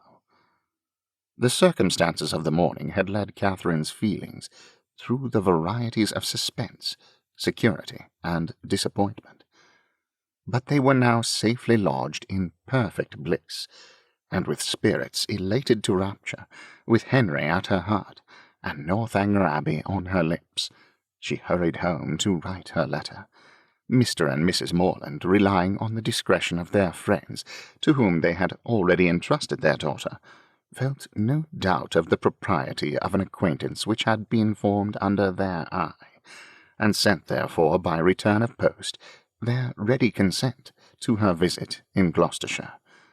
This indulgence, though not more than Catherine had hoped for, completed her conviction of being favoured beyond every other human creature, in friends and fortune, circumstance and chance. Everything seemed to cooperate for her advantage. By the kindness of her friends the Allens, she had been introduced into scenes where pleasures of every kind had met her. Her feelings, her preferences, had each known the happiness of a return. Wherever she felt attachment, she had been able to create it. The affection of Isabella was to be secured to her in a sister. The Tilneys, they by whom, above all, she desired to be favourably thought of, outstripped even her wishes in the flattering measures by which their intimacy was to be continued. She was to be their chosen visitor. She was to be for weeks under the same roof with the person whose society she mostly prized. And in addition to all the rest, this roof was to be the roof of an abbey. Her passion for ancient edifices was next in degree to her passion for Henry Tilney, and castles and abbeys made usually the charm of those reveries which his image did not fill. To see and explore either the ramparts and keep of the one, or the cloisters of the other, had been for many weeks a darling wish, though to be more than the visitor of an hour had seemed too nearly impossible for desire. And yet this was to happen. With all the chances against her of house, hall, place, park, court, and cottage, Northanger turned up an abbey, and she was to be its inhabitant, its long, damp passages, its narrow cells and ruined chapel, were to be within her daily reach, and she could not entirely subdue the hope of some traditional legends, some awful memorials of an injured and ill-fated nun. It was wonderful that her friends should seem so little elated by the possession of such a home, that the consciousness of it should be so meekly borne. The power of early habit only could account for it. A distinction to which they had been born gave no pride. Their superiority of abode was no more to them than their superiority of person. Many were the inquiries she was eager to make of Miss Tilney, but so active were her thoughts that when these inquiries were answered, she was hardly more assured than before of Northanger Abbey having been a richly endowed convent at the time of the Reformation, of its having fallen into the hands of an ancestor of the Tilneys on its dissolution, of a large portion of the ancient building still making a part of the present dwelling, although the rest was decayed, or of its standing low in a valley, sheltered from the north and east by rising woods of oak.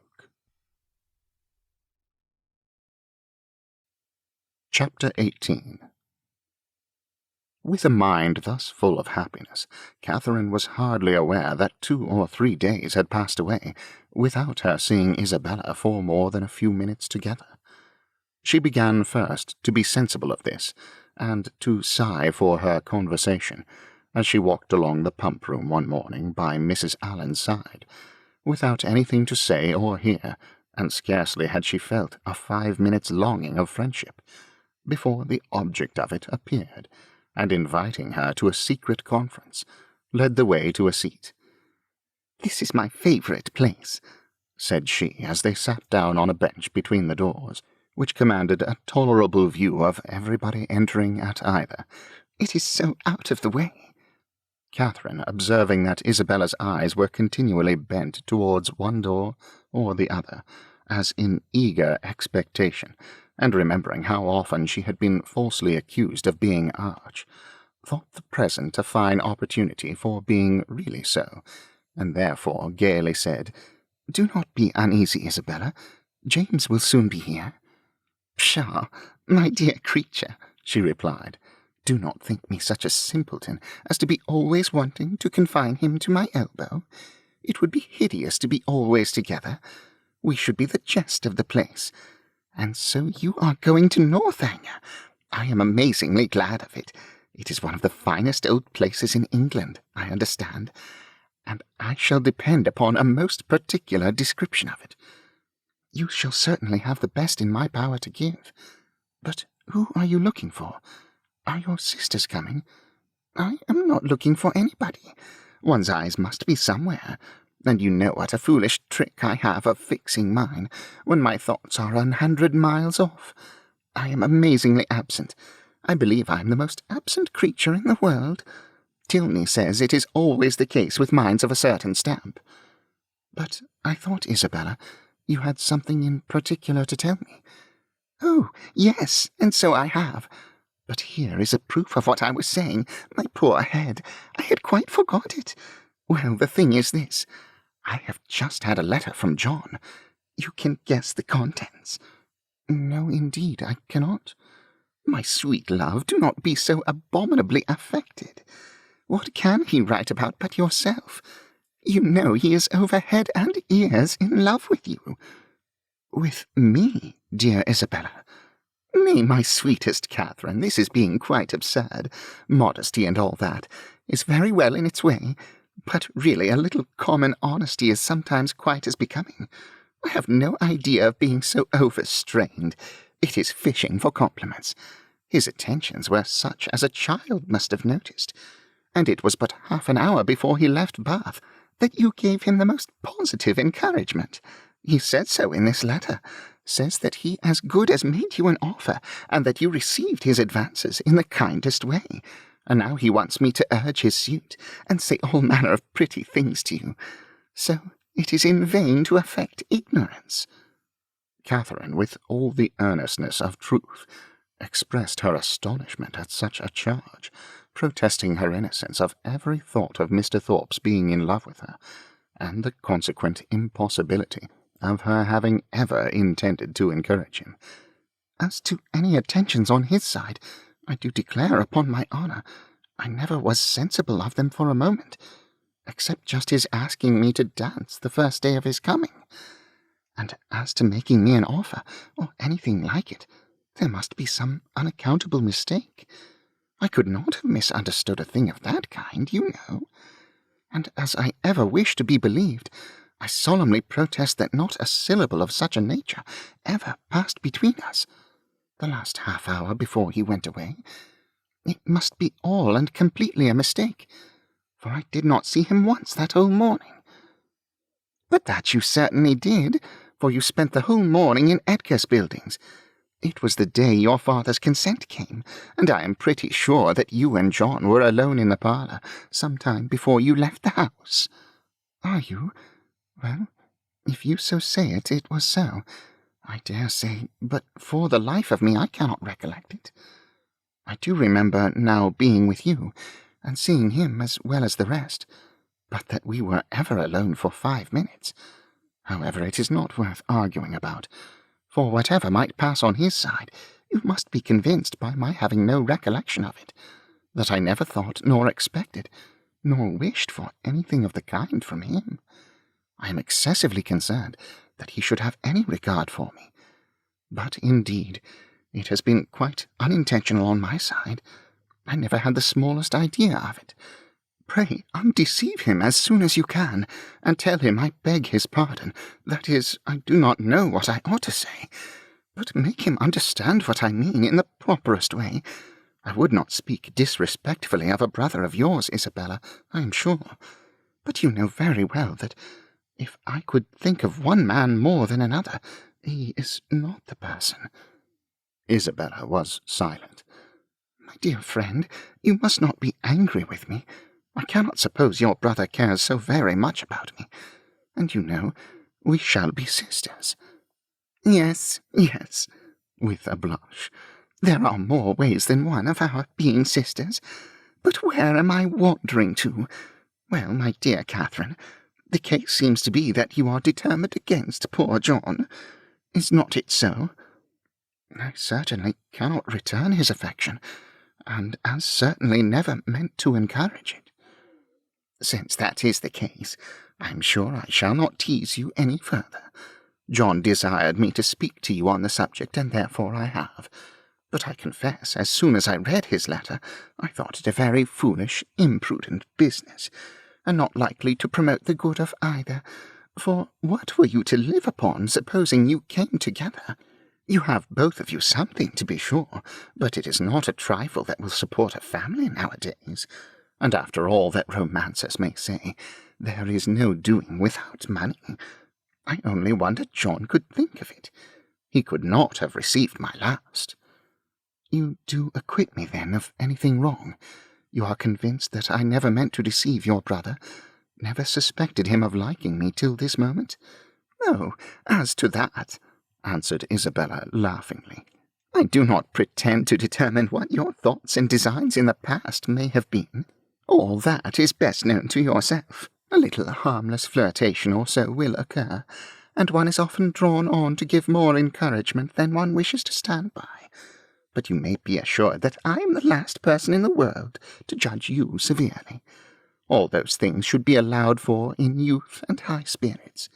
What one means one day, you know, one may not mean the next. Circumstances change, opinions alter. But my opinion of your brother never did alter. It was always the same. You are describing what never happened. My dearest Catherine, continued the other without at all listening to her, I would not for all the world be the means of hurrying you into an engagement before you knew what you were about. I do not think anything would justify me in wishing you to sacrifice all your happiness merely to oblige my brother, because he is my brother, and who perhaps after all, you know, might be just as happy without you, for people seldom know what they would be at, young men especially. They are so amazingly changeable and inconstant. What I say is, Why should a brother's happiness be dearer to me than a friend's? You know I carry my notions of friendship pretty high. But above all things, my dear Catherine, do not be in a hurry. Take my word for it, that if you are in too great a hurry, you will certainly live to repent it. Tilney says there is nothing people are so often deceived in as the state of their own affections, and I believe he is very right. Ah, here he comes. Never mind, he will not see us, I am sure. Catherine, looking up, perceived Captain Tilney, and Isabella, earnestly fixing her eye on him as she spoke, soon caught his notice. He approached immediately, and took the seat to which her movements invited him. His first address made Catherine start. Though spoken low, she could distinguish what, always to be watched, in person or by proxy. Pshaw, nonsense, was Isabella's answer in the same half-whisper. Why do you put such things into my head? If I could believe it, my spirit, you know, is pretty independent. I wish your heart were independent. That would be enough for me. My heart, indeed. What can you have to do with hearts? You men have none of you any hearts. If we have not hearts, we have eyes, and they give us torment enough. Do they? I'm sorry for it. I'm sorry they find anything so disagreeable in me. I will look another way. I hope this pleases you. Turning her back on him. I hope your eyes are not tormented now. Never more so, for the edge of a blooming cheek is still in view. At once too much and too little. Catherine heard all this, and quite out of countenance could listen no longer. Amazed that Isabella could endure it, and jealous for her brother, she rose up, and saying she should join Mrs. Allen, proposed their walking. But for this Isabella showed no inclination. She was so amazingly tired, and it was so odious to parade about the pump-room, and if she moved from her seat she would miss her sisters. She was expecting her sisters every moment, so that her dearest Catherine must excuse her, and must sit quietly down again. But Catherine could be stubborn too, and Mrs. Allen, just then coming up to propose their returning home, she joined her and walked out of the pump-room, leaving Isabella still sitting with Captain Tilney. With much uneasiness did she thus leave them. It seemed to her that Captain Tilney was falling in love with Isabella, and Isabella unconsciously encouraging him. Unconsciously it must be, for Isabella's attachment to James was as certain and well acknowledged as her engagement. To doubt her truth or good intentions was impossible, and yet during the whole of their conversation her manner had been odd. She wished Isabella had talked more like her usual self, and not so much about money, and had not looked so well pleased at the sight of Captain Tilney. How strange that she should not perceive his admiration! Catherine longed to give her a hint of it, to put her on her guard, and prevent all the pain which her too lively behaviour might otherwise create both for him and her brother. The compliment of John Thorpe's affection did not make amends for his thoughtlessness in his sister. She was almost as far from believing as from wishing it to be sincere, for she had not forgotten that he could mistake, and his assertion of the offer and of her encouragement convinced her that his mistakes could sometimes be very egregious. In vanity, therefore, she gained but little. Her chief profit was in wonder. That he should think it worth his while to fancy himself in love with her was a matter of lively astonishment. Isabella talked of his attentions. She had never been sensible of any, but Isabella had said many things which she hoped had been spoken in haste, and would never be said again, and upon this she was glad to rest altogether for present ease and comfort. Chapter 19.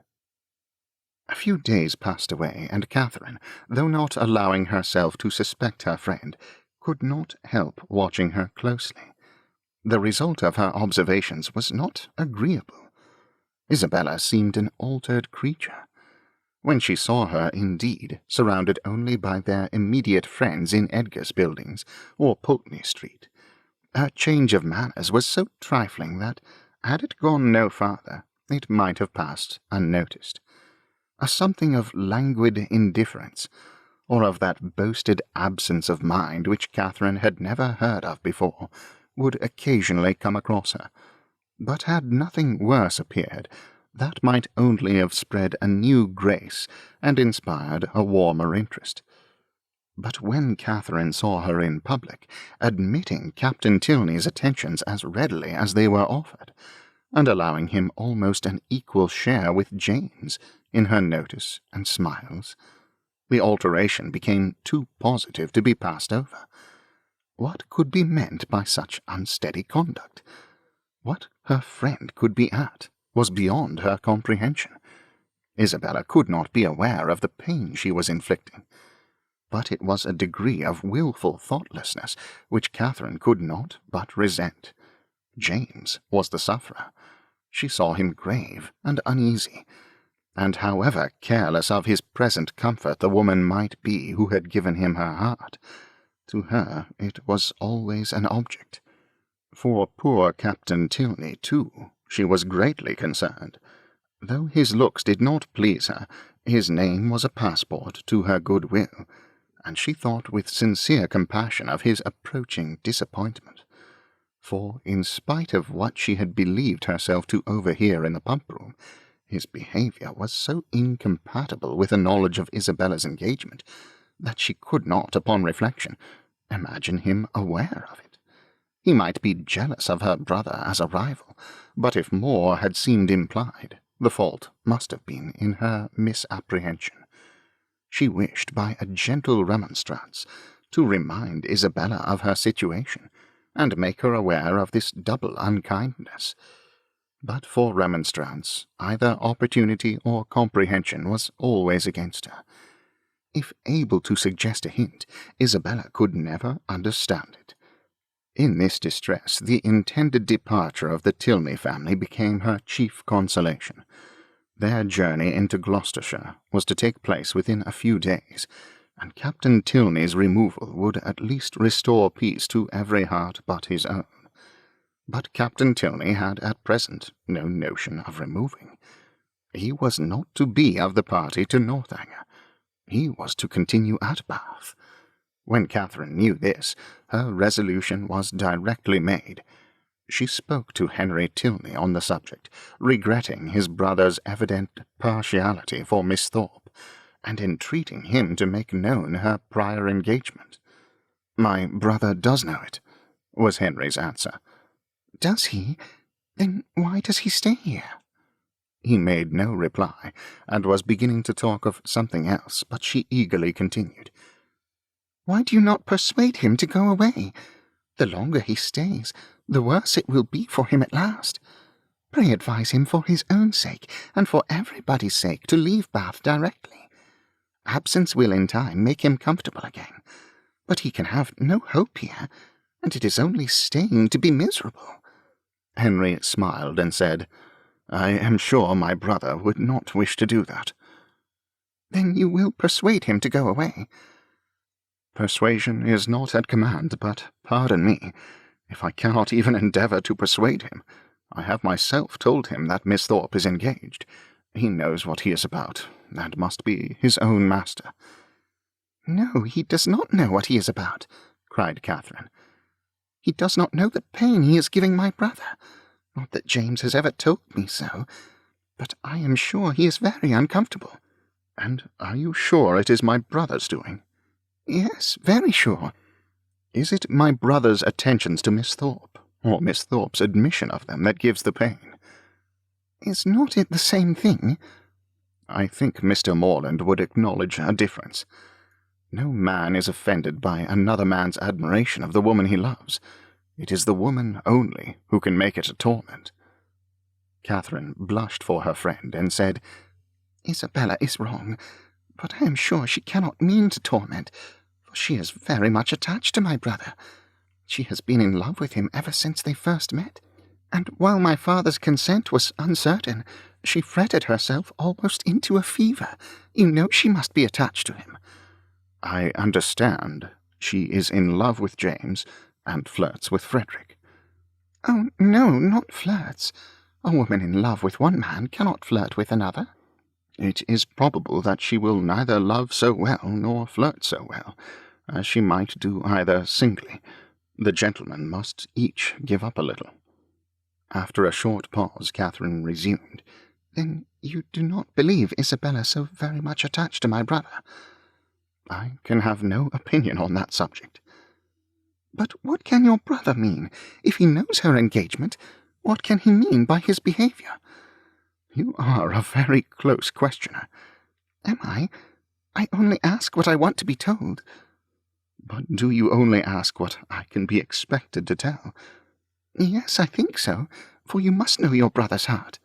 "My brother's heart, as you term it, on the present occasion, I assure you I can only guess at." "Well?" "Well, nay, if it is to be guesswork, let us all guess for ourselves. To be guided by second-hand conjecture is pitiful.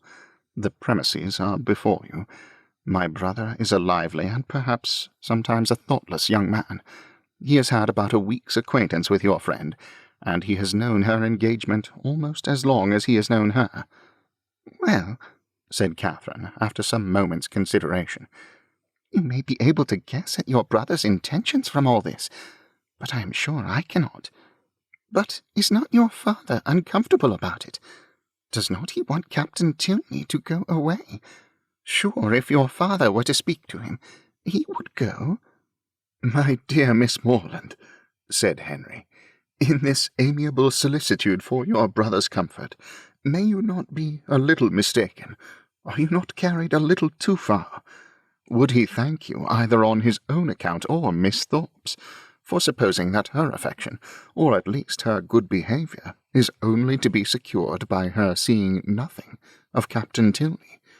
Is he safe only in solitude, or is her heart constant to him only when unsolicited by anyone else? He cannot think this, and you may be sure that he would not have you think it. I will not say, do not be uneasy, because I know that you are so at this moment, but be as little uneasy as you can. You have no doubt of the mutual attachment of your brother and your friend. Depend upon it, therefore, that real jealousy can never exist between them. Depend upon it that no disagreement between them can be of any duration. Their hearts are open to each other, as neither heart can be to you. They know exactly what is required and what can be borne, and you may be certain that one will never tease the other beyond what is known to be pleasant." Perceiving her still to look doubtful and grave, he added, "Though Frederick does not leave Bath with us, he will probably remain but a very short time, perhaps only a few days behind us. His leave of absence will soon expire, and he must return to his regiment. And what will then be their acquaintance? The mess-room will drink Isabella Thorpe for a fortnight, and she will laugh with your brother over poor Tilney's passion for a month." Catherine would contend no longer against comfort. She had resisted its approaches during the whole length of a speech, but it now carried her captive. Henry Tilney must know best. She blamed herself for the extent of her fears, and resolved never to think so seriously on the subject again. Her resolution was supported by Isabella's behaviour in their parting interview. The Thorpes spent the last evening of Catherine's stay in Pulteney Street, and nothing passed between lovers to excite her uneasiness, or make her quit them in apprehension.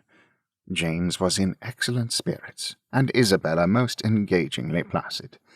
Her tenderness for her friend seemed rather the first feeling of her heart, but that at such a moment was allowable. And once she gave her lover a flat contradiction, and once she drew back her hand, but Catherine remembered Henry's instructions, and placed it all to judicious affection. The embraces, tears, and promises of the parting fair ones may be fancied. Chapter 20. Mr. and Mrs. Allen were sorry to lose their young friend, whose good humour and cheerfulness had made her a valuable companion, and in the promotion of whose enjoyment their own had been gently increased. Her happiness in going with Miss Tilney, however, prevented their wishing it otherwise, and as they were to remain only one more week in Bath themselves, her quitting them now would not be long felt. Mr. Allen attended her to Milsom Street, where she was to breakfast, and saw her seated with the kindest welcome among her new friends.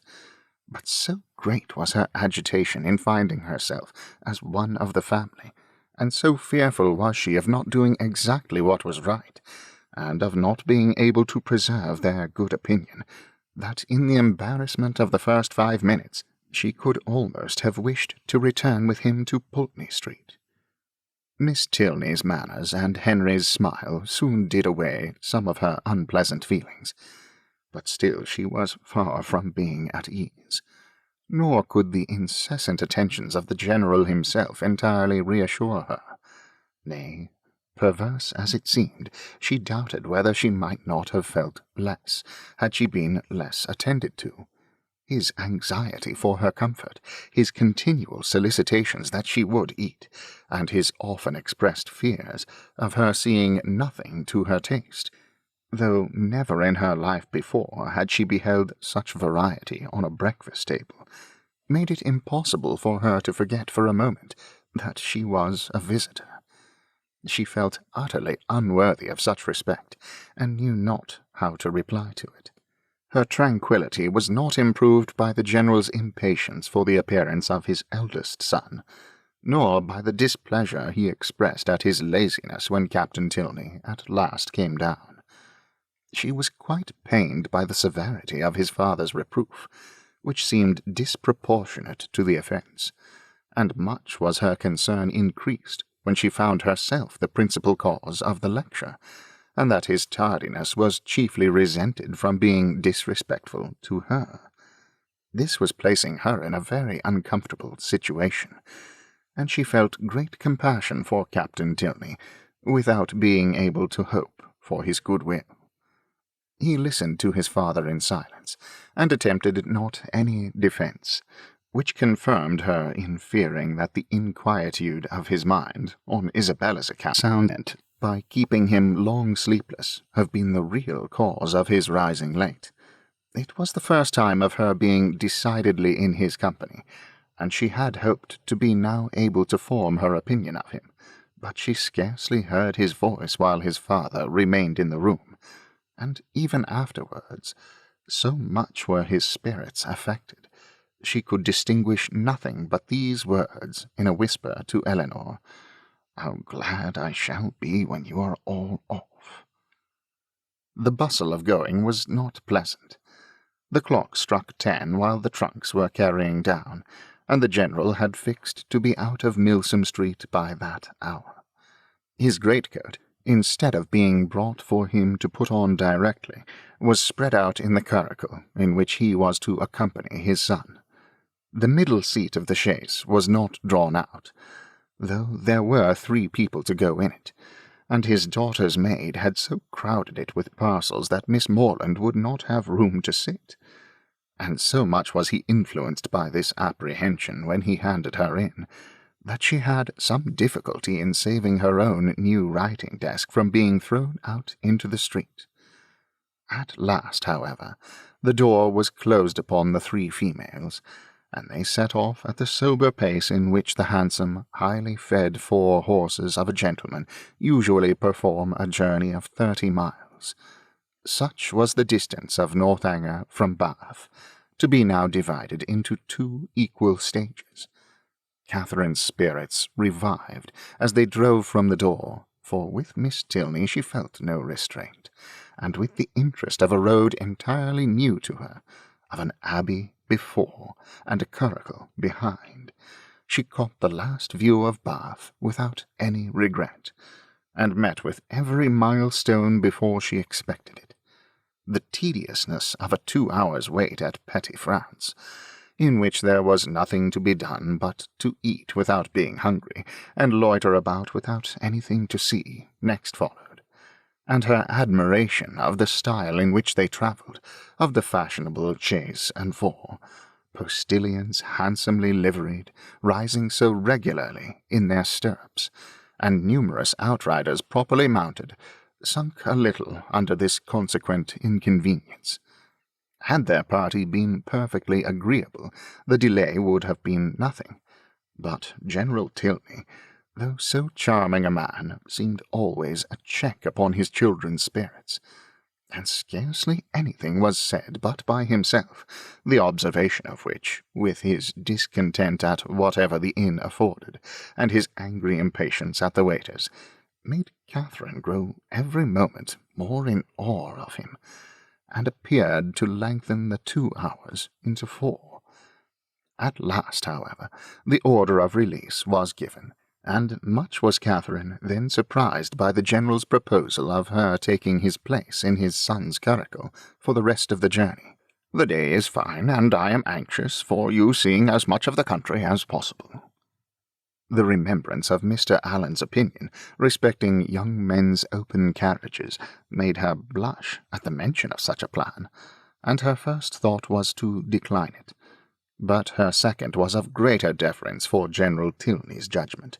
He could not propose anything improper for her, and in the course of a few minutes she found herself with Henry in the curricle, as happy a being as ever existed.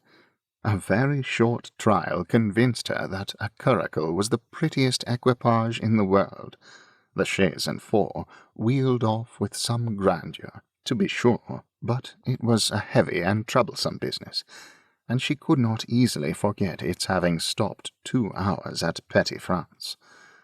Half the time would have been enough for the curricle, and so nimbly were the light horses disposed to move that, had not the General chosen to have his own carriage lead the way, they could have passed it with ease in half a minute. But the merit of the curricle did not all belong to the horses.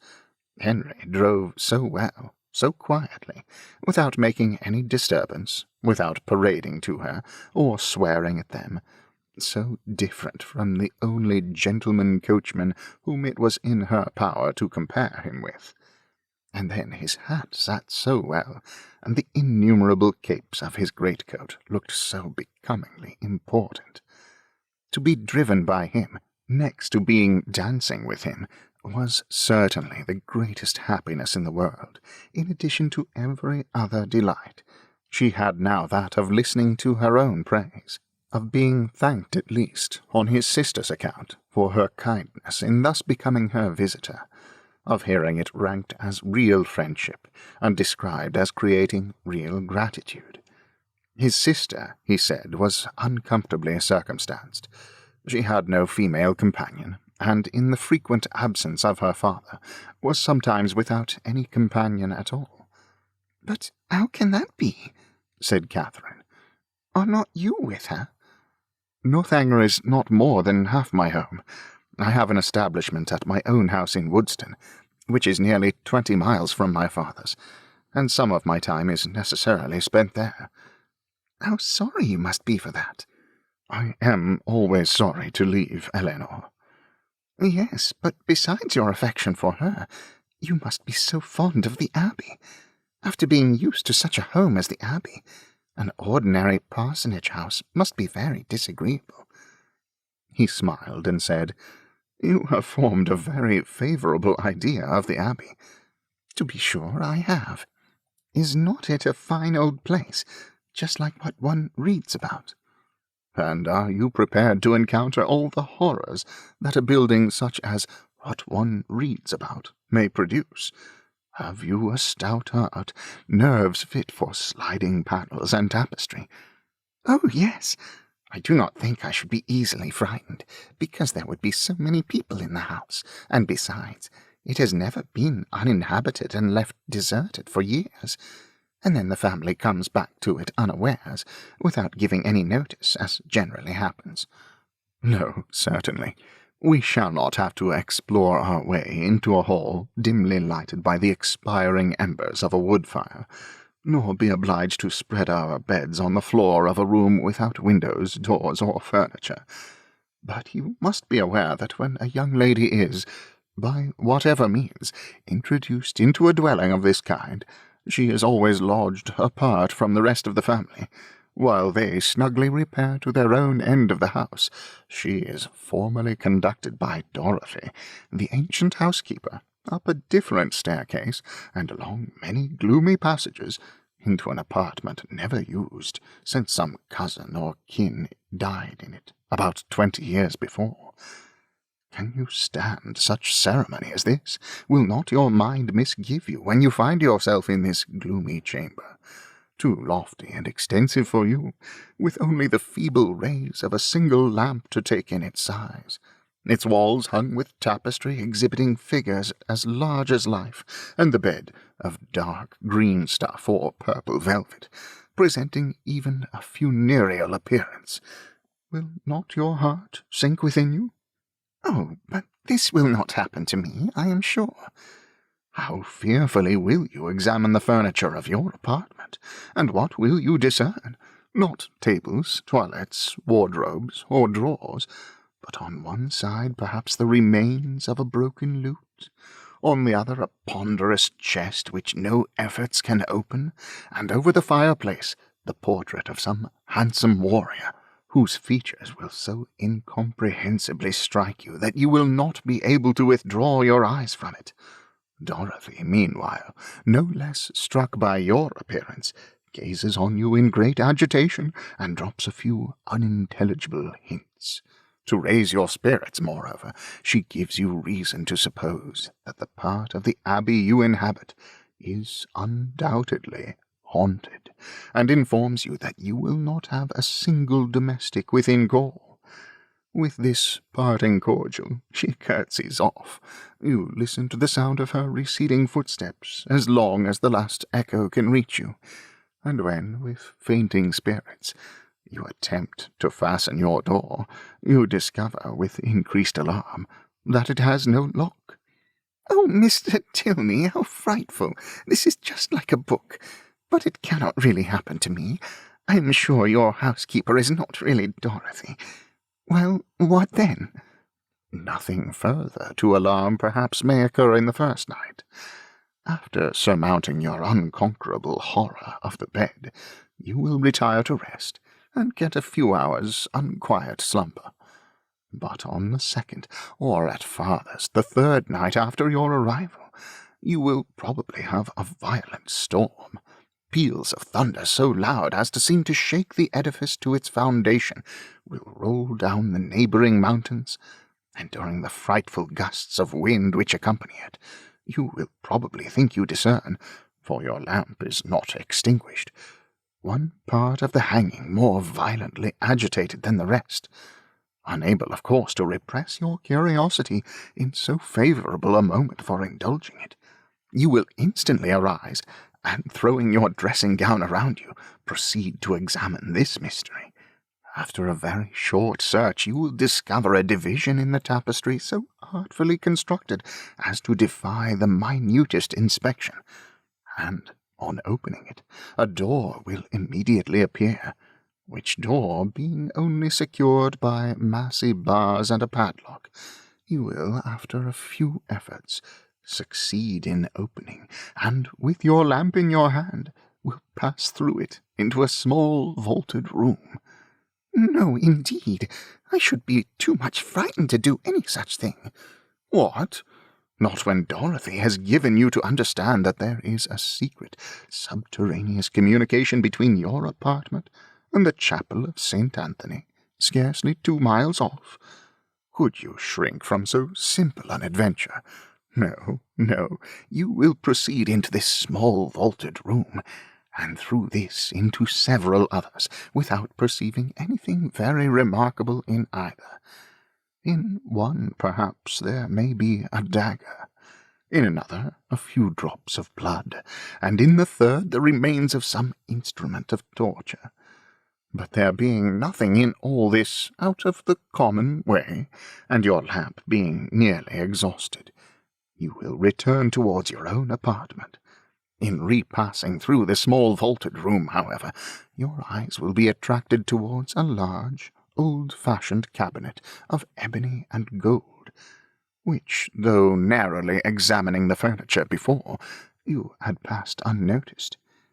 Impelled by an irresistible presentiment, you will eagerly advance to it, unlock its folding doors, and search into every drawer, but for some time without discovering anything of importance, perhaps nothing but a considerable hoard of diamonds. At last, however, by touching a secret spring, an inner compartment will open. A roll of paper appears. You seize it. It contains many sheets of manuscript. You hasten with the precious treasure into your own chamber, but scarcely have you been able to decipher, "O thou, whomsoever thou mayst be, into whose hands these memoirs of the wretched Matilda may fall," when your lamp suddenly expires in the socket, and leaves you in total darkness. "Oh, no, no, do not say so. Well, go on." But Henry was too much amused by the interest he had raised to be able to carry it farther. He could no longer command solemnity either of subject or voice, and was obliged to entreat her to use her own fancy in the perusal of Matilda's woes. Catherine, recollecting herself, grew ashamed of her eagerness, and began earnestly to assure him that her attention had been fixed without the smallest apprehension of really meeting with what he related. Miss Tilney, she was sure, would never be put into such a chamber as you had described. I am not at all afraid. As they drew near the end of their journey, her impatience for a sight of the Abbey, for some time suspended by his conversation on subjects very different, returned in full force, and every bend in the road was expected with some solemn awe to afford a glimpse of its massy walls of grey stone, rising amidst a grove of ancient oaks, with the last beams of the sun playing in beautiful splendour on its high Gothic windows. But so low did the building stand that she found herself passing through the great gates of the lodge into the very grounds of Northanger, without having discerned even an antique chimney. She knew not that she had any right to be surprised, but there was a something in this mode of approach which she certainly had not expected. To pass between lodges of a modern appearance, to find herself with such ease in the very precincts of the Abbey, and driven so rapidly along a smooth, level road of fine gravel, without obstacle, alarm, or solemnity of any kind, struck her as odd and inconsistent. She was not long at leisure, however, for such considerations. A sudden scud of rain, driving full in her face, made it impossible for her to observe anything further, and she was actually under the Abbey walls, was springing with Henry's assistance from the carriage, was beneath the shelter of the old porch, and had even passed on to the hall, where her friend and the general were waiting to welcome her, without feeling one awful foreboding of future misery to herself, or one moment's suspicion of any past scenes of horror being acted within the solemn edifice. The breeze had not seemed to waft the signs of the murdered to her. It had wafted nothing worse than a thick, mizzling rain, and having given a good shake to her habit, she was ready to be shown into the common drawing-room, and capable of considering where she was. An abbey.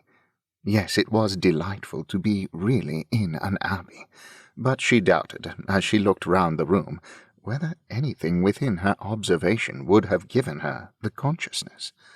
The furniture was all in the profusion and elegance of modern taste. The fireplace, where she had expected the ample width and ponderous carving of former times, was contracted to a Rumford, with slabs of plain, though handsome marble, and ornaments over it of the prettiest English china. The windows, to which she looked with peculiar dependence, from having heard the general talk of his preserving them in their Gothic form with reverential care, were yet less what her fancy had portrayed. To be sure, the pointed arch was preserved, The form of them was Gothic. They might be even casements, but every pane was so large, so clear, so light, to an imagination which had hoped for the smallest divisions and the heaviest stonework, for painted glass, dirt, and cobwebs, the difference was very distressing. The General, perceiving how her eye was employed, began to talk of the smallness of the room and simplicity of the furniture, where everything, being for daily use, pretended only to comfort, etc., flattering himself, however, that there were some apartments in the Abbey not unworthy of her notice, and was proceeding to mention the costly gilding of one in particular, when, taking out his watch, he stopped short to pronounce it with surprise within 20 minutes of 5. This seemed the word of separation, and Catherine found herself hurried away by Miss Tilney in such a manner as convinced her that the strictest punctuality to the family hours would be expected at Northanger. Returning through the large and lofty hall, they ascended a broad staircase of shining oak, which, after many flights and many landing-places, brought them upon a long, wide gallery. On one side it had a range of doors, and it was lighted on the other by windows which Catherine had only time to discover looked into a quadrangle before Miss Tilney led the way into a chamber, and scarcely staying to hope she would find it comfortable, left her with an anxious entreaty that she would make as little alteration as possible in her dress. Chapter 21. A moment's glance was enough to satisfy Catherine that her apartment was very unlike the one which Henry had endeavoured to alarm her by the description of. It was by no means unreasonably large, and contained neither tapestry nor velvet. The walls were papered, the floor was carpeted, the windows were neither less perfect nor more dim than those of the drawing-room below. The furniture, though not of the latest fashion, was handsome and comfortable, and the air of the room altogether far from uncheerful. Her heart instantly at ease on this point, she resolved to lose no time in particular examination of anything, as she greatly dreaded disobliging the General by any delay. Her habit, therefore, was thrown off with all possible haste, and she was preparing to unpin the linen package which the chaise-seat had conveyed for her immediate accommodation, when her eye suddenly fell on a large high chest, standing back in a deep recess on one side of the fireplace. The sight of it made her start, and, forgetting everything else, she stood gazing on it in motionless wonder, while these thoughts crossed her. "This is strange indeed. I did not expect such a sight as this. An immense heavy chest. What can it hold? Why should it be placed here? Pushed back, too, as if meant to be out of sight. I will look into it. Cost me what it may, I will look into it, and directly, too. By daylight. If I stay till evening, my candle may go out." She advanced and examined it closely. It was of cedar, curiously inlaid with some darker wood, and raised about a foot from the ground, on a carved stand of the same. The lock was silver, though tarnished from age. At each end were the imperfect remains of handles also of silver, broken perhaps prematurely by some strange violence, and on the centre of the lid was a mysterious cipher in the same metal. Catherine bent over it intently, but without being able to distinguish anything with certainty. She could not, in whatever direction she took it, believe the last letter to be a T, and yet that it should be anything else in that house was a circumstance to raise no common degree of astonishment. If not originally theirs, by what strange events could it have fallen into the Tilney family? Her fearful curiosity was every moment growing greater, and seizing with trembling hands the hasp of the lock, she resolved at all hazards to satisfy herself at least as to its contents. With difficulty, for something seemed to resist her efforts, she raised the lid a few inches. But at that moment a sudden knocking at the door of the room made her, starting, quit her hold, and the lid closed with alarming violence. This ill-timed intruder was Miss Tilney's maid, sent by her mistress to be of use to Miss Morland, and though Catherine immediately dismissed her, it recalled her to the sense of what she ought to be doing, and forced her, in spite of her anxious desire to penetrate this mystery, to proceed in her dressing without further delay. Her progress was not quick, for her thoughts and her eyes were still bent on the object so well calculated to interest and alarm. And though she dared not waste a moment upon a second attempt, she could not remain many paces from the chest. At length, however, having slipped one arm into her gown, her toilette seemed so nearly finished that the impatience of her curiosity might be safely indulged. One moment surely might be spared, and so desperate should be the exertion of her strength that, unless secured by supernatural means, the lid in one moment should be thrown back. With this spirit she sprang forward, and her confidence did not deceive her.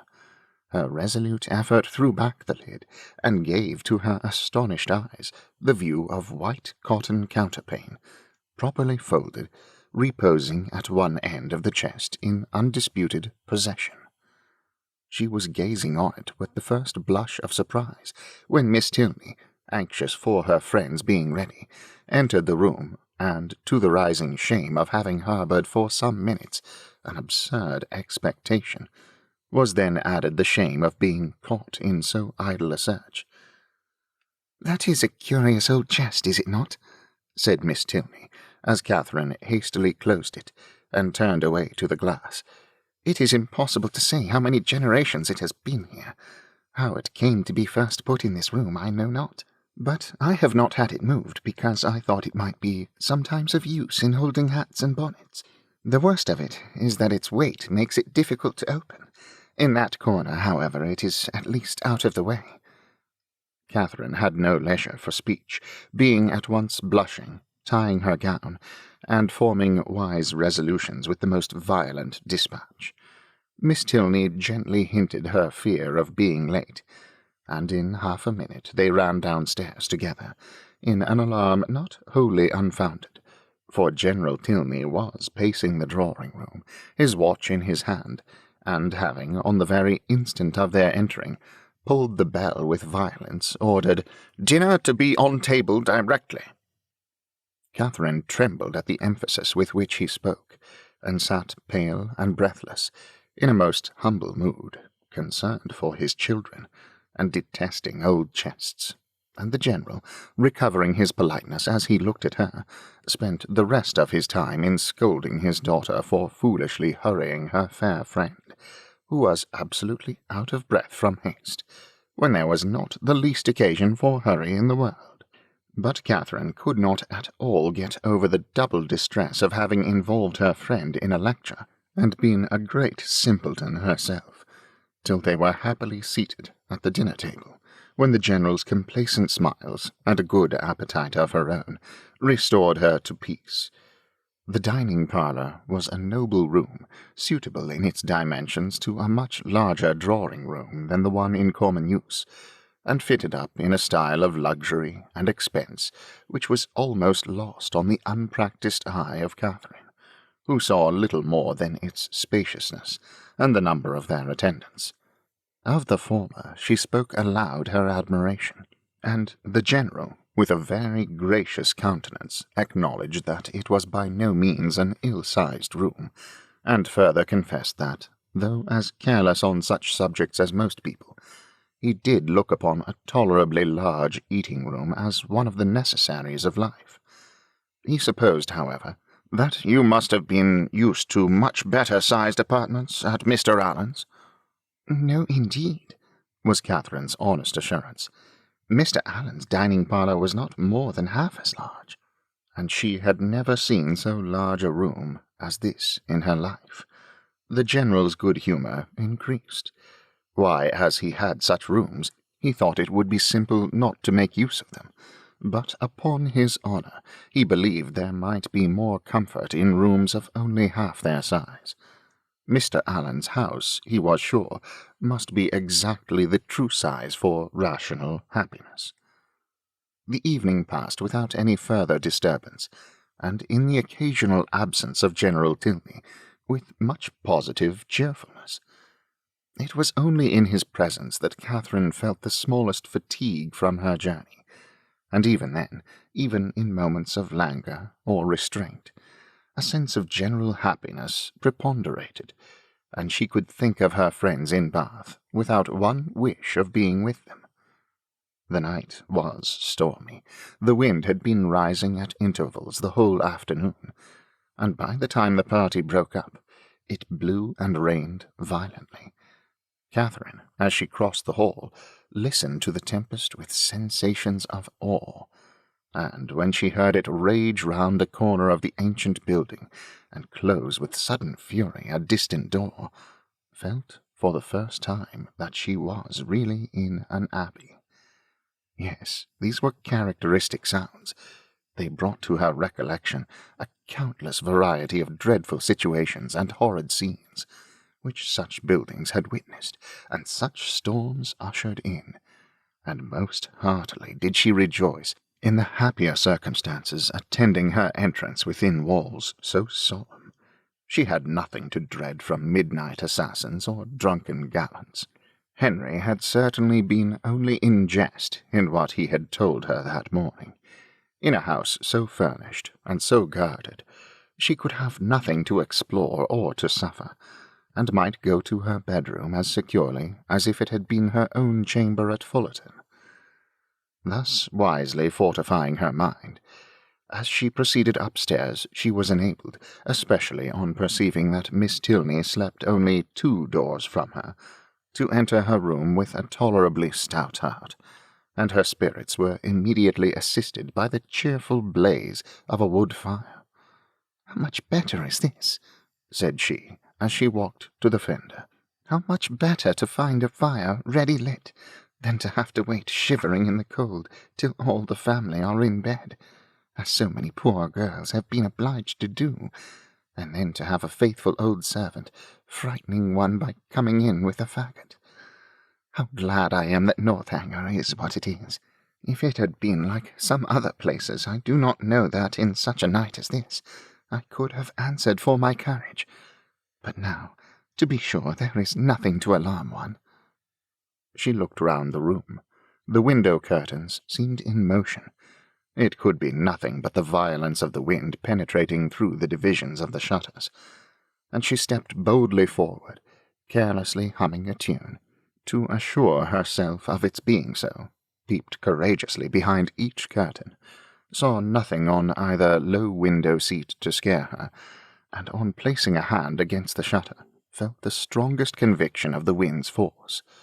A glance at the old chest, as she turned away from this examination, was not without its use.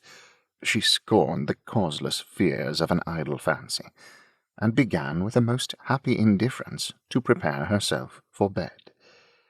"I should take my time. I should not hurry myself. I should not care if I were the last person up in the house. But I would not make up my fire. That would seem cowardly, as if I wished for the protection of light after I were in bed." The fire therefore died away, and Catherine, having spent the best part of an hour in her arrangements, was beginning to think of stepping into bed, when, on giving a parting glance round the room, she was struck by the appearance of a high, old-fashioned black cabinet, which, though in a situation conspicuous enough, had never caught her notice before. Henry's words, his description of the ebony cabinet which was to escape her observation at first, immediately rushed across her, and though there could be nothing really in it, there was something whimsical. It was certainly a very remarkable coincidence. She took her candle and looked closely at the cabinet. It was not absolutely ebony and gold, but it was Japan, black and yellow Japan of the handsomest kind. And as she held her candle, the yellow had very much the effect of gold. The key was in the door, and she had a strange fancy to look into it. not, however, with the smallest expectation of finding anything, but it was so very odd after what Henry had said. In short, she could not sleep till she had examined it. So, placing the candle with great caution on a chair, she seized the key with a very tremulous hand, and tried to turn it, but it resisted her utmost strength.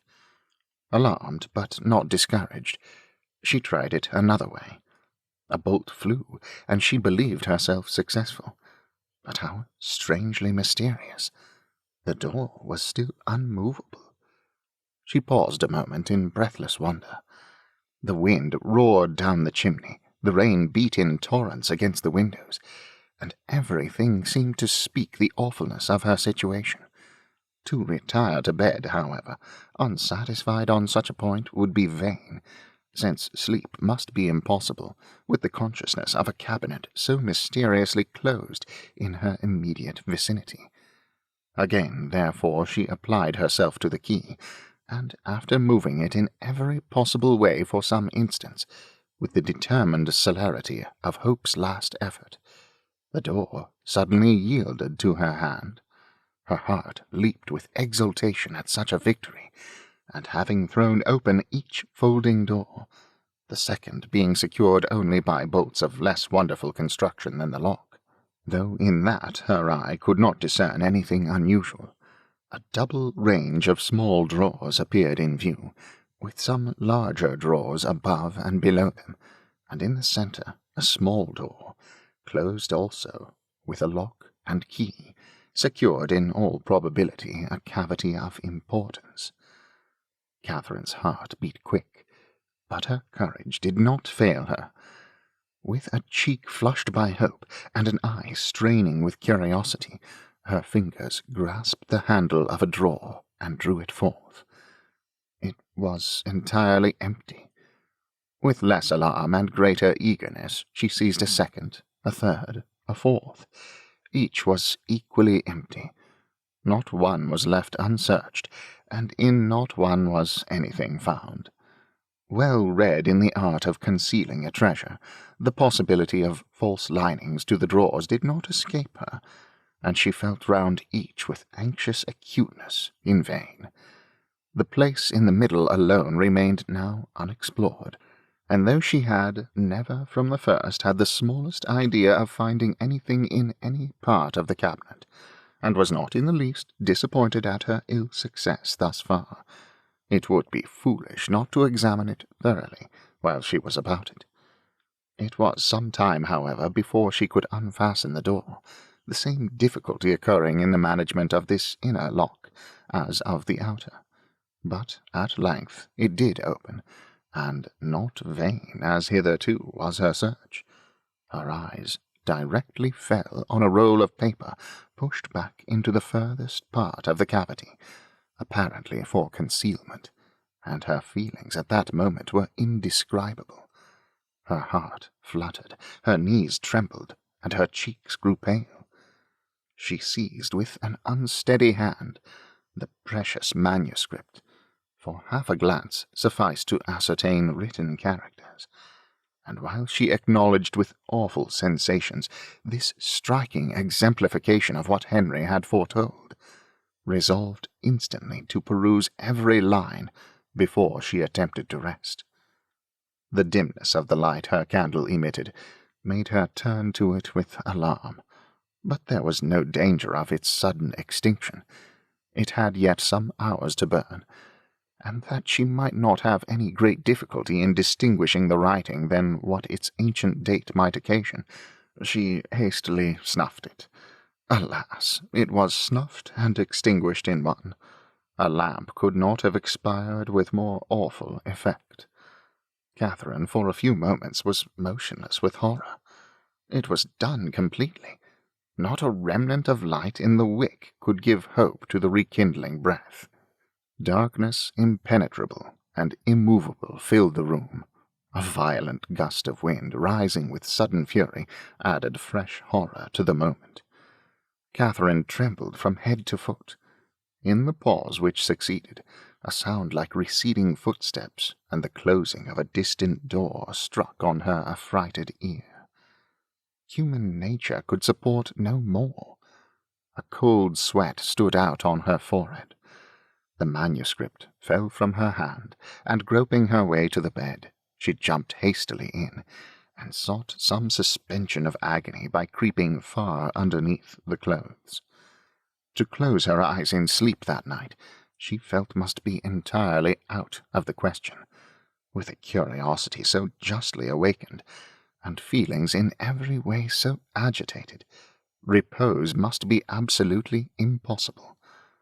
The storm, too, abroad, so dreadful.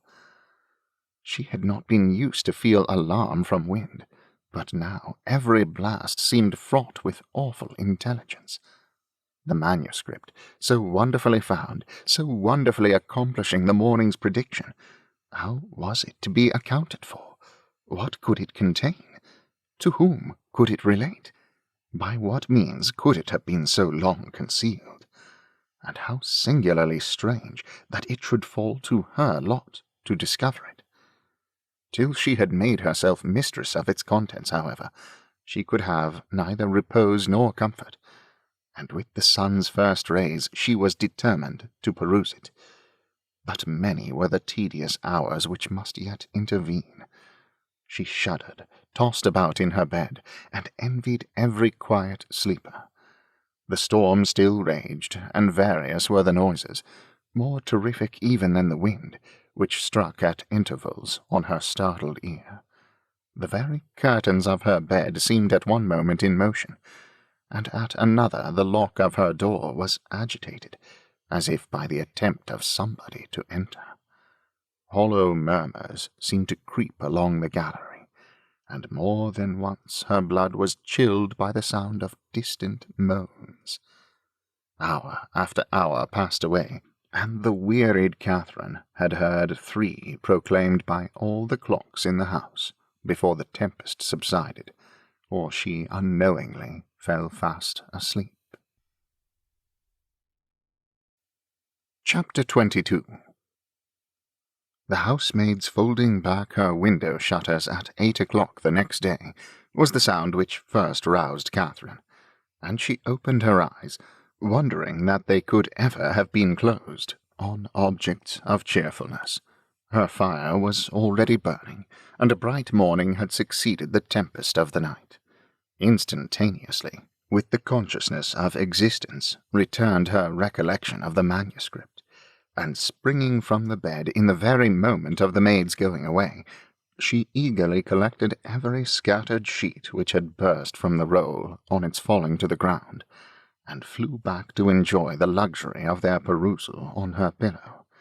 She now plainly saw that she must not expect a manuscript of equal length with the generality of what she had shuddered over in books, for the roll, seemingly to consist entirely of small disjointed sheets, was altogether but of trifling size, and much less than she had supposed it to be at first. Her greedy eye glanced rapidly over a page. She started at its import. Could it be possible, or did not her senses play her false? An inventory of linen, in coarse and modern characters, seemed all that was before her. If the evidence of sight might be trusted, she held a washing bill in her hand. She seized another sheet, and saw the same articles with little variation. A third, a fourth, and a fifth presented nothing new. Shirts, stockings, cravats, and waistcoats faced her in each. 2 others, penned by the same hand, marked an expenditure scarcely more interesting, in letters, hair powder, shoestring, and breeches ball, and the largest sheet, which had enclosed the rest, seemed by its first cramped line, to poultice chestnut mare, a farrier's bill.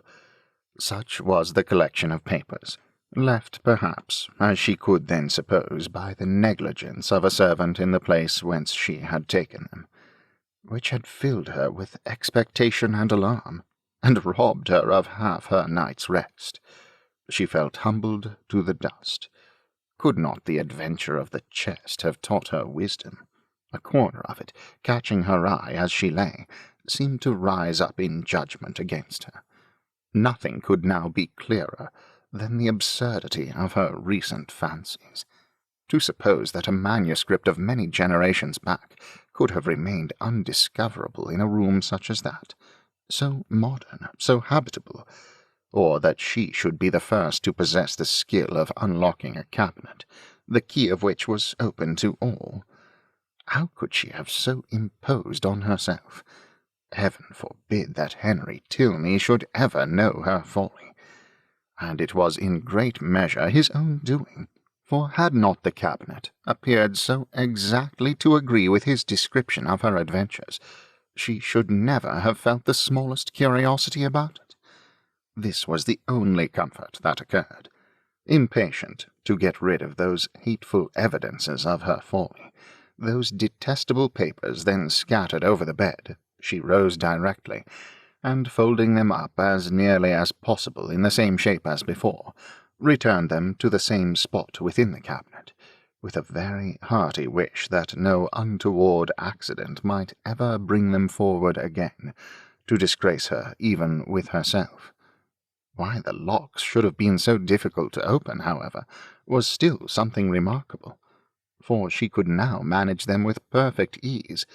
In this there was surely something mysterious, and she indulged in the flattering suggestion for half a minute, till the possibility of the doors having been at first unlocked, and of being herself its fastener, darted into her head, and cost her another blush. She got away as soon as she could from a room in which her conduct produced such unpleasant reflections, and found her way with all speed to the breakfast-parlour, as it had been pointed out to her by Miss Tilney the evening before. Henry was alone in it, and his immediate hope of her having been undisturbed by the tempest, with an arch reference to the character of the building they inhabited, was rather distressing. For the world would she not have her weakness suspected, and yet, unequal to an absolute falsehood, was constrained to acknowledge that the wind had kept her awake a little. "But we have a charming morning after it," she added, desiring to get rid of the subject, "and storms and sleeplessness are nothing when they are over. What beautiful hyacinths! I have just learnt to love a hyacinth." "And how might you learn? By accident or argument?" "Your sister taught me. I cannot tell how. Mrs. Allen used to take pains year after year to make me like them, but I never could, till I saw them the other day in Milsom Street. I am naturally indifferent about flowers." "But now you love a hyacinth. So much the better. You have gained a new source of enjoyment, and it is well to have as many holds upon happiness as possible. Besides, a taste for flowers is always desirable in your sex, as a means of getting you out of doors, and tempting you to more frequent exercise than you would otherwise take. And though the love of a hyacinth may be rather domestic, who can tell, the sentiment once raised, but you may in time come to love a rose." "But I do not want any such pursuit to get me out of doors. The pleasure of walking and breathing fresh air is enough for me, and in fine weather I am out more than half my time. Mamma says I am never within." "At any rate, however, I am pleased that you have learnt to love a hyacinth. The mere habit of learning to love is the thing, and a teachableness of disposition in a young lady is a great blessing. Has my sister a pleasant mode of instruction?" Catherine was saved the embarrassment of attempting an answer by the entrance of the General, whose smiling compliments announced a happy state of mind, but whose gentle hint of sympathetic early rising did not advance her composure. The elegance of the breakfast set forced itself on Catherine's notice when they were seated at table, and lucidly it had been the General's choice. He was enchanted by her approbation of his taste, confessed it to be neat and simple, thought it right to encourage the manufacture of his country, and for his part, to his uncritical palate, the tea was as well favoured from the clay of Staffordshire as from that of Dresden or Save, with them down. But this was quite an old set, purchased 2 years ago. The manufacture was much improved since that time. He had seen some beautiful specimens when last in town, and had he not been perfectly without vanity of that kind, might have been tempted to order a new set. He trusted, however, that an opportunity might ere long occur of selecting one. Catherine was probably the only one of the party who did not understand him. Shortly after breakfast, Henry left them for Woodston, where business required and would keep him 2 or 3 days.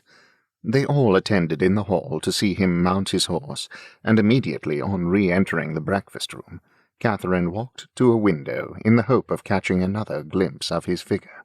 "This is a somewhat heavy call upon your brother's fortitude," observed the general to Eleanor. "Woodston will make but a sombre appearance today." "Is it a pretty place?" asked Catherine. "What say you, Eleanor? Speak your opinion, for ladies can best tell the taste of ladies in regard to places as well as men. I think it would be acknowledged by the most impartial eye to have many recommendations. The house stands among fine meadows facing the southeast, with an excellent kitchen garden in the same aspect, the walls surrounding which I built and stocked myself about 10 years ago, for the benefit of my son. It is a family living, Miss Morland, and the property in the place being chiefly my own, you may believe I take care that it shall not be a bad one. Did Henry's income depend solely on this living, he would not be ill provided for.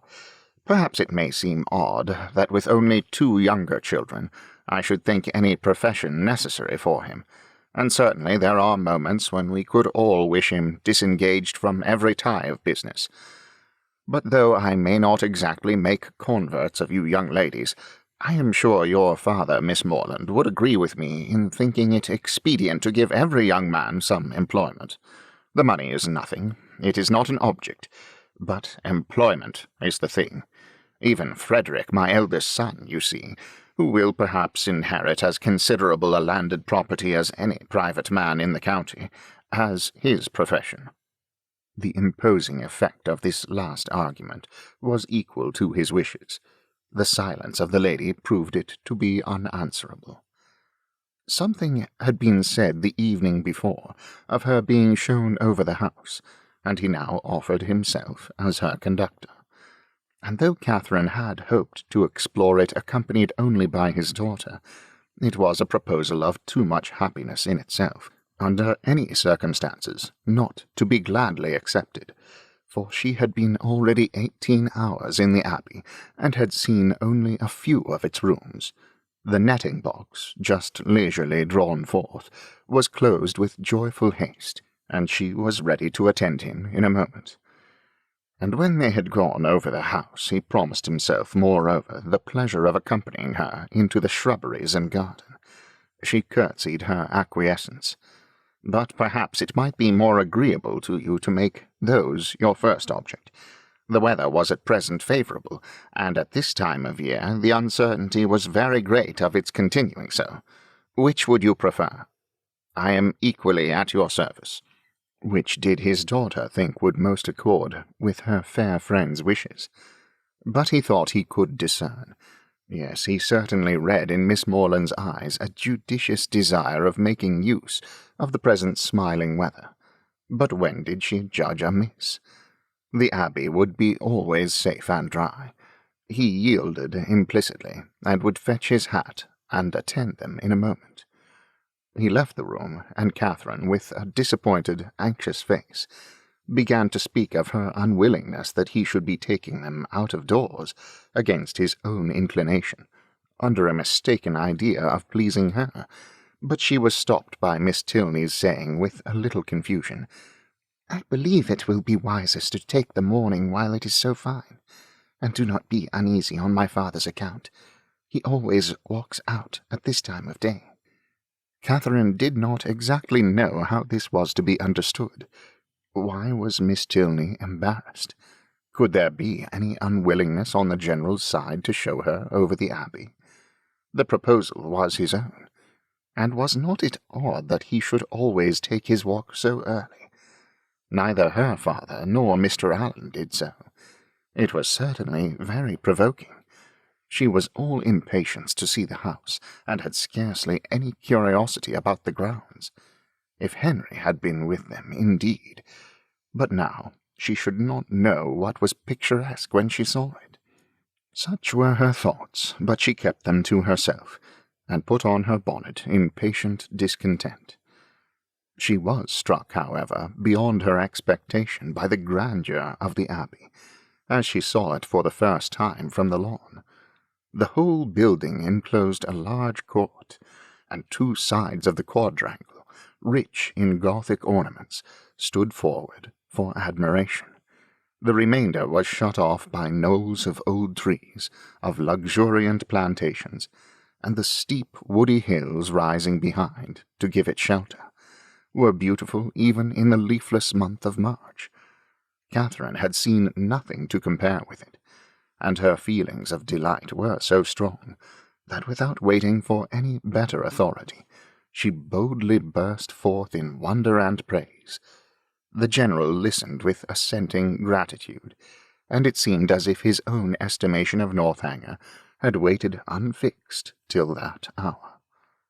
The kitchen garden was to be next admired, and he led the way to it across a small portion of the park. The number of acres contained in this garden was such as Catherine could not listen to without dismay, being more than double the extent of all Mr. Allen's, as well as her father's, including churchyard and orchard. The walls seemed countless in number, endless in length.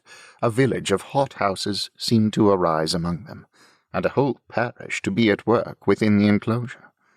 The general was flattered by her looks of surprise, which told him almost as plainly, as he soon forced her to tell him in words, that she had never seen any gardens at all equal to them before, and he then modestly owned that, without any ambition of that sort myself, without any solicitude about it, I do believe them to be unrivalled in the kingdom. If I had a hobby horse, it was that. I love a garden. Though careless enough in most matters of eating, I love good fruit, or if I do not, my friends and children do. There were great vexations, however, attending such a garden as his. The utmost care could not always secure the most valuable fruits. The pinery had yielded only 100 in the last year. Mr. Allen, he supposed, must feel these inconveniences as well as himself. No, not at all. Mr. Allen did not care about the garden and never went into it.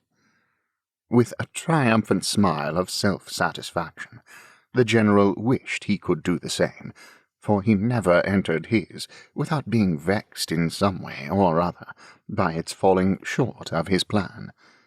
How were Mr. Allen's succession houses worked? Describing the nature of his own as they entered them. Mr. Allen had only one small hothouse, which Mrs. Allen had the use of for her plants in winter, and there was a fire in it now and then. He is a happy man, said the general, with a look of very happy contempt. Having taken her into every division, and led her under every wall, till she was heartily weary of seeing and wondering, he suffered the girls at last to seize the advantage of an outer door, and then expressing his wish to examine the effect of some recent alterations about the tea-house, proposed it as no unpleasant extension of their walk, if Miss Morland were not tired. "But where are you going, Eleanor? Why do you choose that cold, damp path to it? Miss Morland will get wet. Our best way is across the park." "This is so favourite a walk of mine," said Miss Tilney, "that I always think it the best and nearest way. But perhaps it may be damp." It was a narrow, winding path through a thick grove of old Scotch firs, and Catherine, struck by its gloomy aspect, and eager to enter it, could not, even by the general's disapprobation, be kept from stepping forward. He perceived her inclination, and having again urged the plea of health in vain, was too polite to make further opposition. He excused himself, however, from attendance. "The rays of the sun are not too cheerful for me, and I will meet you by another course." He turned away, and Catherine was shocked to find how much her spirits were relieved by the separation. The shock, however, being less real than the relief, offered it no injury, and she began to walk with easy gaiety of the delightful melancholy which such a grove inspired. "I am particularly fond of this spot," said her companion with a sigh. "It was my mother's favourite walk." Catherine had never heard Mrs. Tilney mentioned in the family before, and the interest excited by this tender remembrance showed itself directly in her altered countenance, and in the attentive pause with which she waited for something more. "I used to walk here so often with her," added Eleanor, "though I never loved it then, as I have loved it since. At that time, indeed, I used to wonder at her choice, but her memory endears it now. And ought it not," reflected Catherine, "to endear it to her husband? Yet the general would not enter it." Miss Tilney continuing silent, she ventured to say, "Her death must have been a great affliction." "A great and increasing one," replied the other, in a low voice. "I was only 13 when it happened, and though I felt my loss perhaps as strongly as one so young could feel it, I could not, then know what a loss it was." She stopped for a moment, and then added, with great firmness, "I have no sister, you know, and though my brothers are very affectionate, and Henry is a great deal here, which I am most thankful for, it is impossible for me not to be often solitary." "To be sure, you must miss him very much." "A mother would have been always present. A mother would have been a constant friend. Her influence would have been beyond all other." "Was she a very charming woman? Was she handsome? Was there any picture of her in the Abbey?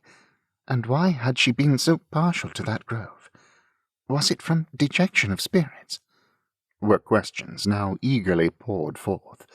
The first three received a ready affirmative. The two others were passed by, and Catherine's interest in the deceased Mrs. Tilney augmented with every question, whether answered or not. Of her unhappiness in marriage she felt persuaded. The general certainly had been an unkind husband. He did not love her walk. Could he therefore have loved her? And besides, handsome as he was, there was something in the turn of his features which spoke of his not having behaved well. "Her picture, I suppose," blushing at the consummate art of her own question, "hangs in your father's room?" "No, it was intended for the drawing-room, but my father was dissatisfied with the painting, and for some time it had no place. Soon after her death I obtained it for my own, and hung it in my bedchamber, where I shall be happy to show it to you. It is very like." Here was another proof. A portrait very like, of a departed wife, not valued by the husband. He must have been dreadfully cruel to her. Catherine attempted no longer to hide from herself the nature of the feelings which, in spite of all his attentions, he had previously excited, and what had been terror and dislike before was now absolute aversion. Yes, aversion. His cruelty to such a charming woman made him odious to her. She had often read of such characters which Mr. Allen had been used to call unnatural and overdrawn, but here was proof positive of the contrary. She had just settled this point when the end of the path brought them directly upon the general, and in spite of all her virtuous indignation, she found herself again obliged to walk with him, listen to him, and even to smile when he smiled. Being no longer able, however, to receive pleasure from the surrounding objects, she soon began to walk with lassitude. The general perceived it, and with a concern for her health, which seemed to reproach her for her opinion of him, was most urgent for returning with his daughter to the house. He would follow them in a quarter of an hour. Again they parted. But Eleanor was called back in half a minute to receive a strict charge against taking her friend round the Abbey till his return. This second instance of his anxiety to delay what she so much wished for struck Catherine as very remarkable. Chapter 23. An hour passed away before the General came in, spent, on the part of his young guest, in no very favourable consideration of his character. This lengthened absence, these solitary rambles, did not speak a mind at ease, or a conscience void of reproach. At length he appeared, and whatever might have been the gloom of his meditations, he could still smile with them.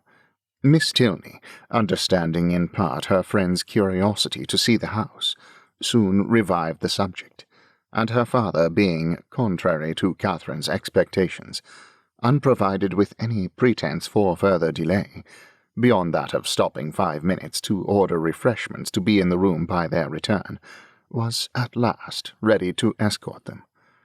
They set forward, and with a grandeur of air, a dignified step, which caught the eye but could not shake the doubts of the well-read Catherine, led the way across the hall, through the common drawing-room, and one useless antechamber, into a room magnificent both in size and furniture, the real drawing-room, used only with company of consequence. It was very noble, very grand, very charming, was all that Catherine had to say, for her indiscriminating eye scarcely discerned the colour of the satin, and all minuteness of praise, all praise that had much meaning, was supplied by the General. The costliness or elegance of any room's fitting up could be nothing to her. She cared for no furniture of a more modern date than the 15th century. When the General had satisfied his own curiosity in a close examination of every well-known ornament, they proceeded into the library, an apartment in its way of equal magnificence, exhibiting a collection of books on which an humble man might have looked with pride. Catherine heard, admired, and wondered with more genuine feeling than before, gathered all that she could from this storehouse of knowledge, by running over the titles of half a shelf, and was ready to proceed. But suites of apartments did not spring up with her wishes. Large as was the building, she already visited the greatest part, though on being told that, with the addition of the kitchen, the 6 or 7 rooms she had now seen surrounded 3 sides of the court, she could scarcely believe it, or overcome the suspicion of there being many chambers secreted. It was some relief, however, that they were to return to the rooms in common use, by passing through a few of less importance, looking into the court, which, with occasional passages, not wholly unintricate, connected the different sides, and she was further soothed in her progress by being told that she was treading what had once been a cloister, having traces of cells pointed out, and observing several doors that were neither opened nor explained to her, by finding herself successively in a billiard-room and in the General's private apartment, without comprehending their connection, or being able to turn aright when she left them, and lastly by passing through a dark little room, owning Henry's authority, and strewed with his litter of books, guns, and greatcoats.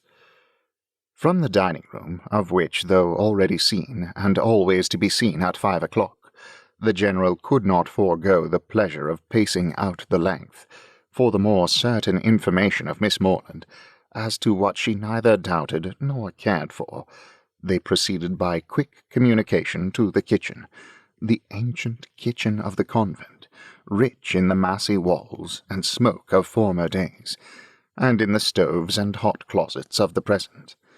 The General's improving hand had not loitered here.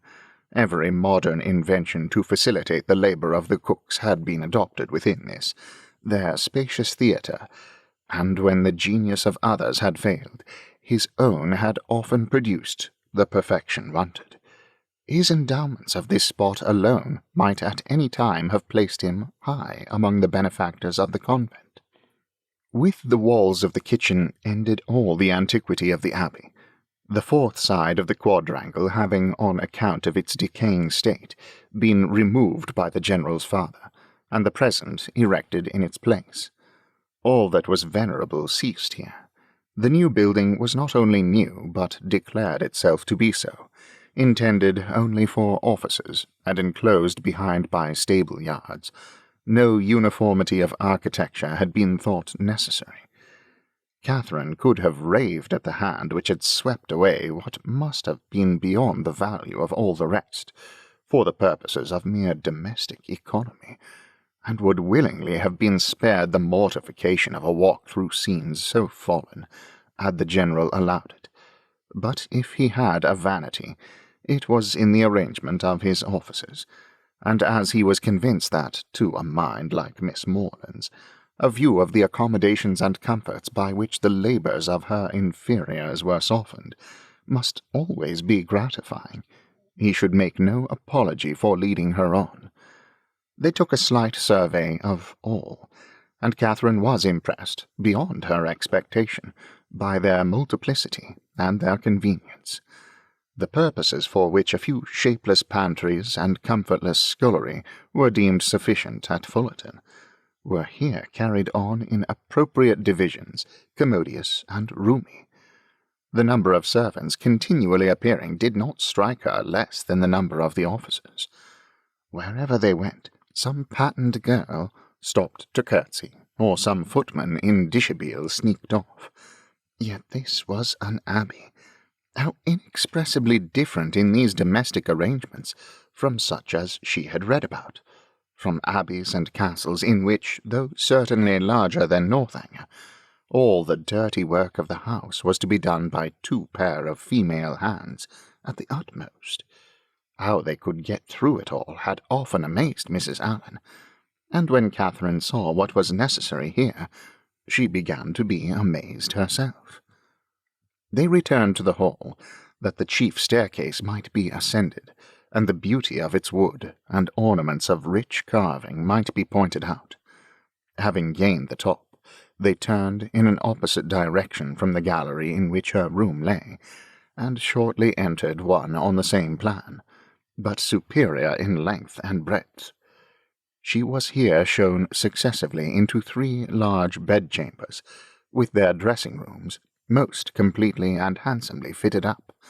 Everything that money and taste could do to give comfort and elegance to apartments had been bestowed on these, and being furnished within the last 5 years, they were perfect in all that would be generally pleasing, and wanting in all that could give pleasure to Catherine. As they were surveying the last, the general, after slightly naming a few of the distinguished characters by whom they had at times been honoured, turned with a smiling countenance to Catherine, and ventured to hope that henceforward some of their earliest tenants might be our friends from Fullerton. She felt the unexpected compliment, and deeply regretted the impossibility of thinking well of a man so kindly disposed towards herself, and so full of civility to all her family. The gallery was terminated by folding doors, which Miss Tilney, advancing, had thrown open, and passed through, and seemed on the point of doing the same by the first door to the left, in another long reach of gallery, when the general, coming forwards, called her hastily, and, as Catherine thought, rather angrily back, demanding whether she were going, and what was there more to be seen. Had not Miss Morland already seen all that could be worth her notice? And did she not suppose her friend might be glad of some refreshment after so much exercise? Miss Tilney drew back directly, and the heavy doors were closed upon the mortified Catherine, who, having seen in a momentary glance beyond them a narrower passage, more numerous openings, and symptoms of a winding staircase, believed herself at last within the reach of something worth her notice, and felt, as she unwillingly paced back the gallery, that she would rather be allowed to examine that end of the house than see all the finery of all the rest, The General's evident desire of preventing such an examination was an additional stimulant. Something was certainly to be concealed. Her fancy, though it had trespassed lately once or twice, could not mislead her here. And what that something was, a short sentence of Miss Tilney's, as they followed the General at some distance downstairs, seemed to point out. "I was going to take you into what was my mother's room, the room in which she died," were all her words, but few as they were, they conveyed pages of intelligence to Catherine. It was no wonder that the General should shrink from the sight of such objects as that room must contain, a room in all probability never entered by him since the dreadful scene had passed, which released his suffering wife, and left him to the stings of conscience. She ventured, when next alone with Eleanor, to express her wish of being permitted to see it, as well as all the rest of that side of the house, and Eleanor promised to attend her there, whenever they should have a convenient hour. Catherine understood her. The General must be watched from home, before that room could be entered. "It remains as it was, I suppose?" she said in a tone of feeling. "Yes, entirely. And how long ago may it be that your mother died?" "She has been dead these 9 years." And 9 years, Catherine knew, was a trifle of time, compared with what generally elapsed after the death of an injured wife, before her room was put to rights. "You were with her, I suppose, to the last?" "No," said Miss Tilney, sighing. "I was unfortunately from home. Her illness was sudden and short, and before I arrived it was all over." Catherine's blood ran cold with the horrid suggestions which naturally sprang from these words. Could it be possible? Could Henry's father? And yet how many were the examples to justify even the blackest suspicions? And when she saw him in the evening, while she worked with her friend, slowly pacing the drawing-room for an hour together in silent thoughtfulness, with downcast eyes and contracted brow, she felt secure from all possibility of wronging him. It was the air and attitude of a Montney. What could more plainly speak the gloomy workings of a mind not wholly dead to every sense of humanity, in its fearful review of past scenes of guilt? Unhappy man! And the anxiousness of her spirits directed her eyes toward his figure so repeatedly as to catch Miss Tilney's notice. "My father," she whispered, "often walks about the room in this way. It is nothing unusual." So much the worse, thought Catherine. Such ill-timed exercise was of a piece with the strange unseasonableness of his morning walks, and boded nothing good. After an evening, the little variety and seeming length of which made her peculiarly sensible of Henry's importance among them, she was heartily glad to be dismissed, though it was a look from the General not designed for her observation which sent his daughter to the bell. When the butler would have lit his master's candle, however, he was forbidden. The latter was not going to retire. "I have many pamphlets to finish," said he to Catherine, "before I can close my eyes, and perhaps may be poring over the affairs of the nation for hours after you are asleep. Can either of us be more meetly employed? My eyes will be blinding for the good of others, and yours preparing by rest for future mischief." But neither the business alleged, nor the magnificent compliment, could win Catherine from thinking that some very different object must occasion so serious a delay of proper repose.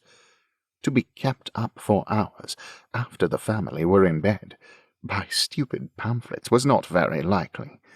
There must be some deeper cause.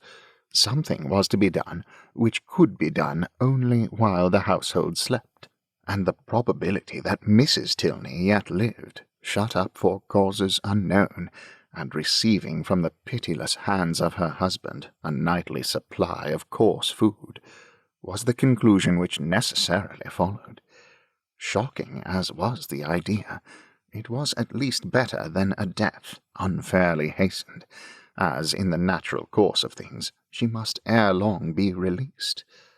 The suddenness of her reputed illness, the absence of her daughter, and probably of her other children at the time, all favoured the supposition of her imprisonment. Its origin, jealousy, perhaps, or wanton cruelty, was yet to be unravelled.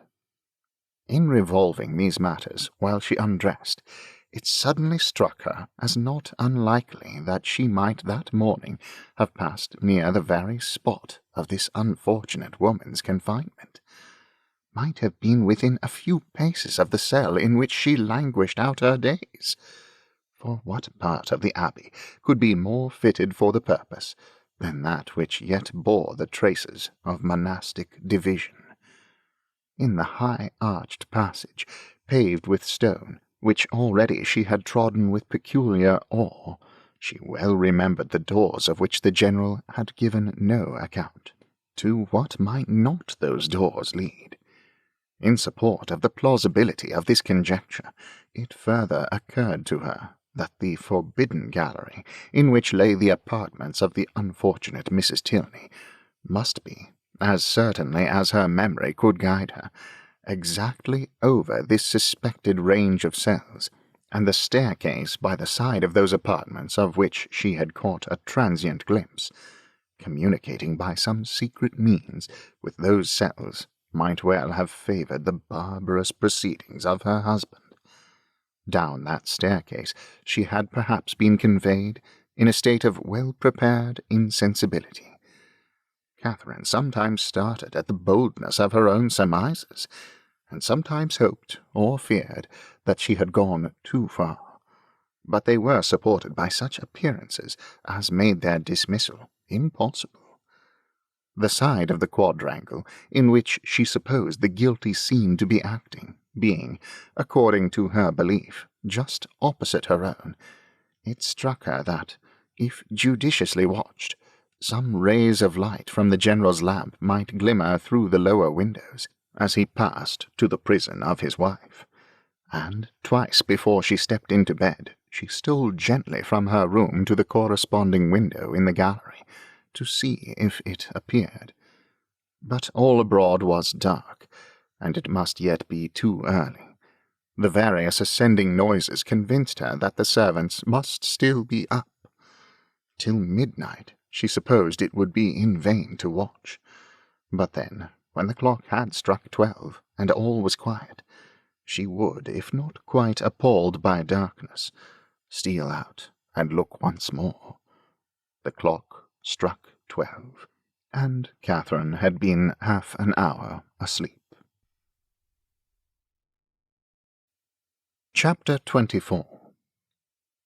The next day afforded no opportunity for the proposed examination of the mysterious apartments.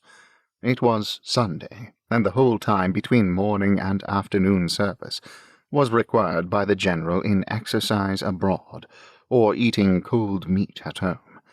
And great as was Catherine's curiosity, her courage was not equal to a wish of exploring them after dinner, either by the fading light of the sky between 6 and 7 o'clock, or by the yet more partial, though stronger illumination of a treacherous lamp.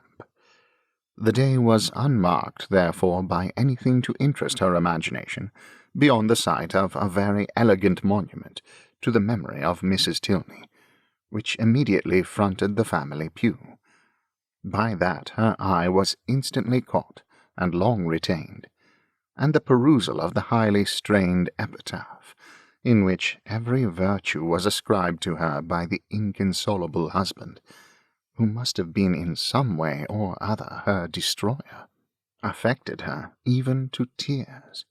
That the general, having erected such a monument, should be able to face it, was not perhaps very strange, and yet that he could sit so boldly collected within its view, maintain so elevated an air, look so fearlessly around, nay, that he should even enter the church, seemed wonderful to Catherine. Not, however, that many instances of being equally hardened in guilt might not be produced.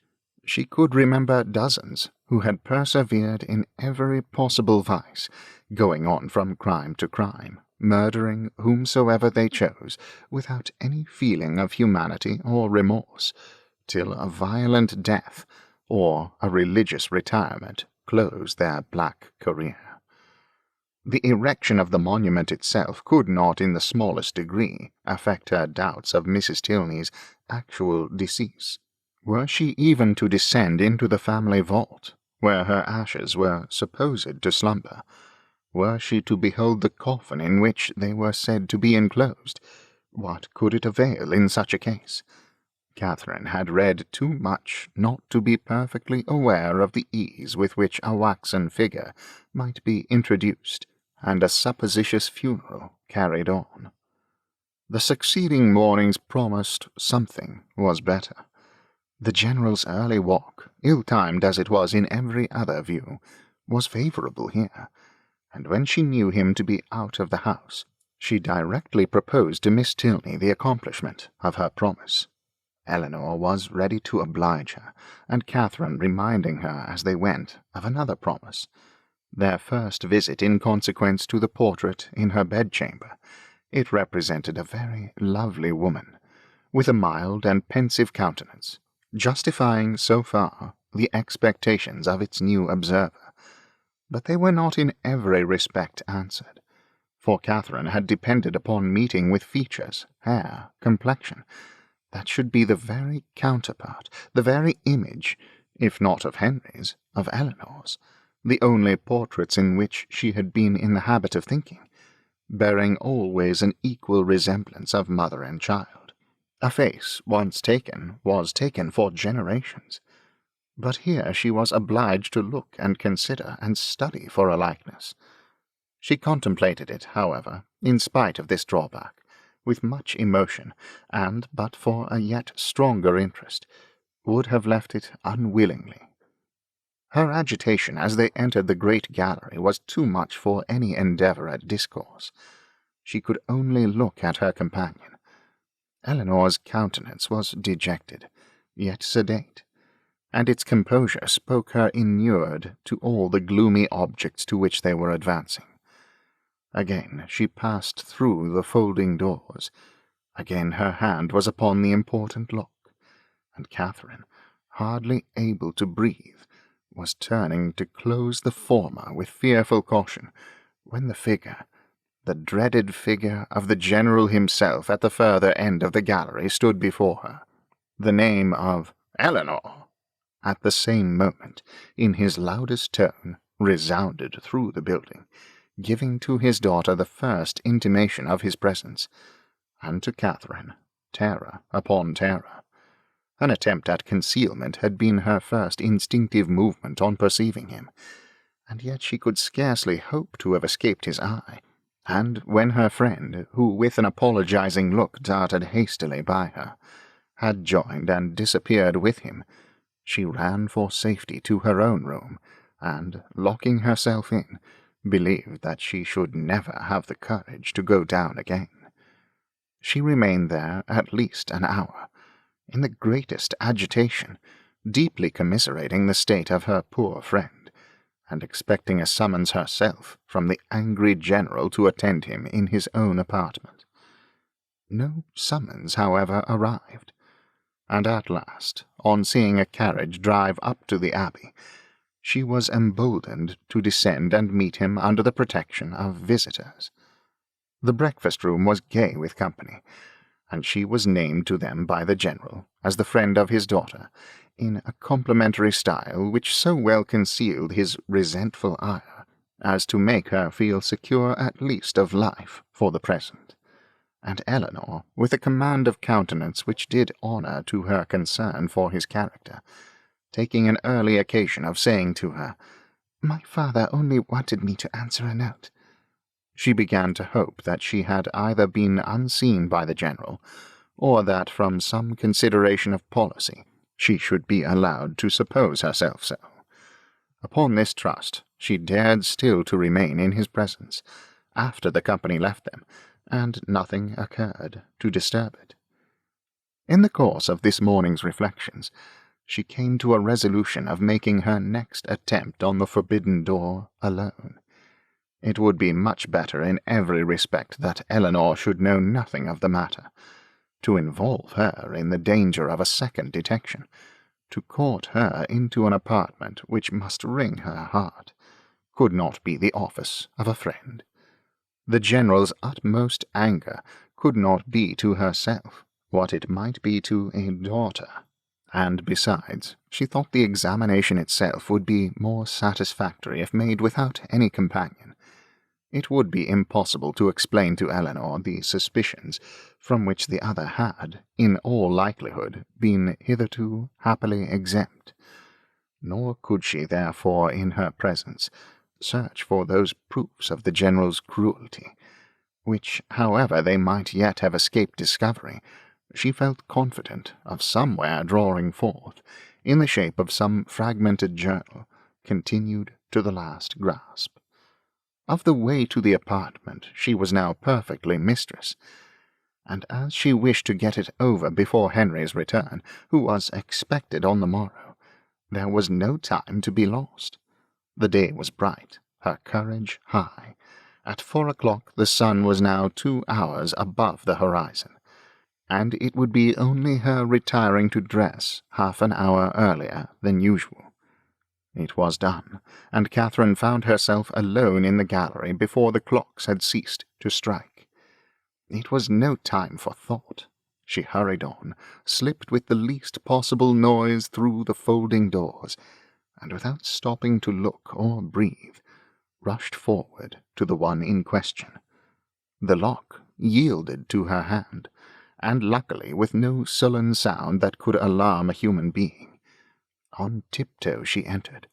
The room was before her, but it was some minutes before she could advance another step. She beheld what fixed her to the spot and agitated every feature.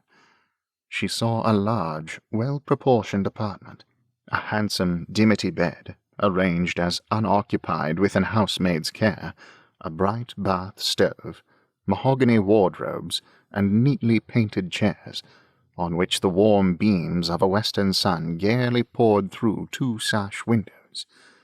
Catherine had expected to have her feelings worked, and worked they were. Astonishment and doubt first seized them, and a shortly succeeding ray of common sense added some bitter emotions of shame. She could not be mistaken as to the room, but how grossly mistaken in everything else, in Miss Tilney's meaning, in her own calculation. This apartment, to which she had given a date so ancient, a position so awful, proved to be one end of what the General's father had built. There were 2 other doors in the chamber, leading probably into dressing-closets, but she had no inclination to open either. Would the veil in which Mrs. Tilney had last walked, or the volume in which she had last read, remain to tell what nothing else was allowed to whisper? No. Whatever might have been the General's crimes, he had certainly too much wit to let them sue for detection. She was sick of exploring, and desired but to be safe in her own room, with her own heart only privy to its folly, and she was on the point of retreating as softly as she had entered, when the sound of footsteps, she could hardly tell where, made her pause and tremble. To be found there, even by a servant, would be unpleasant, but by the General, and he seemed always at hand when least wanted, much worse. She listened. The sound had ceased, and, resolving not to lose a moment, she passed through and closed the door. At that instant a door underneath was hastily opened. Someone seemed with swift steps to ascend the stairs, by the head of which she had yet to pass before she could gain the gallery. She had no power to move. With a feeling of terror not very definable, she fixed her eyes on the staircase, and in a few moments it gave Henry to her view. "Mr. Tilney!" she exclaimed in a voice of more than common astonishment. He looked astonished too. "Good God!" she continued, not attending to his address. "How came you here? How came you up that staircase?" "How came I up that staircase?" he replied, greatly surprised. "Because it is my nearest way from the stable-yard to my own chamber. And why should I not come up it?" Catherine recollected herself, blushed deeply, and could say no more. He seemed to be looking in her countenance for that explanation which her lips could not afford.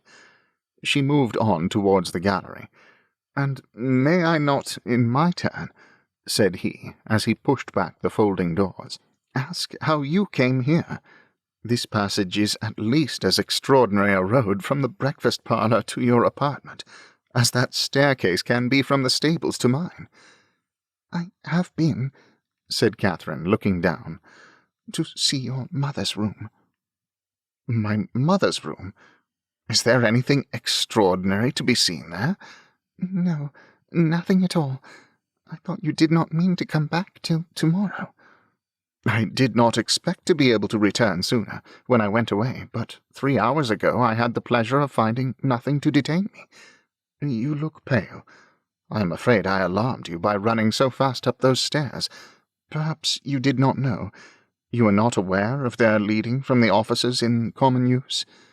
"No, I was not. You have had a very fine day for your ride." "Very. And does Eleanor leave you to find your way into all the rooms in the house, by yourself?" "Oh, no. She showed me over the greatest part on Saturday, and we were coming here to these rooms, but only," dropping her voice, "your father was with us." "And that prevented you?" said Henry, earnestly regarding her. "Have you looked into all the rooms in that passage?" "No, I only wanted to see. Is not it very late? I must go and dress." "It is only 4:15, showing his watch, and you are not now in Bath. No theatre, no rooms to prepare for. Half an hour at Northanger must be enough." She could not contradict it, and therefore suffered herself to be detained, though her dread of further questions made her, for the first time in their acquaintance, wish to leave him. They walked slowly up the gallery. "Have you had any letter from Bath since I saw you?" "No, and I am very much surprised. Isabella promised so faithfully to write directly." "Promised so faithfully? A faithful promise? That puzzles me. I have heard of a faithful performance, but a faithful promise? The fidelity of promising! It is a power little worth knowing, however, since it can deceive and pain you. My mother's room is very commodious, is it not? Large and cheerful-looking, and the dressing-closets so well disposed. It always strikes me as the most comfortable apartment in the house, and I rather wonder that Eleanor should not take it for her own. She sent you to look at it, I suppose?" "No." "It has been your own doing entirely." Catherine said nothing. After a short silence, during which he had closely observed her, he added, "As there is nothing in the room in itself to raise curiosity, this must have proceeded from a sentiment of respect for my mother's character, as described by Eleanor, which does honour to her memory. The world, I believe, never saw a better woman. But it is not often that virtue can boast an interest such as this. The domestic, unpretending merits of a person never known do not often create that kind of fervent, venerating tenderness which would prompt a visit like yours. Eleanor, I suppose, has talked of her a great deal." "Yes, a great deal. That is, no, not much. But what she did say was very interesting. Her dying so suddenly." Slowly and with hesitation it was spoken. "And you, none of you being at home, and your father, I thought, perhaps had not been very fond of her." "And from these circumstances," he replied, his quick eye fixed on hers, "you infer, perhaps, the probability of some negligence, some—" Involuntarily she shook her head. or it may be of something still less pardonable. She raised her eyes towards him more fully than she had ever done before. My mother's illness, he continued. The seizure which ended in her death was sudden. The malady itself, one from which she had often suffered, a bilious fever. Its cause, therefore, constitutional.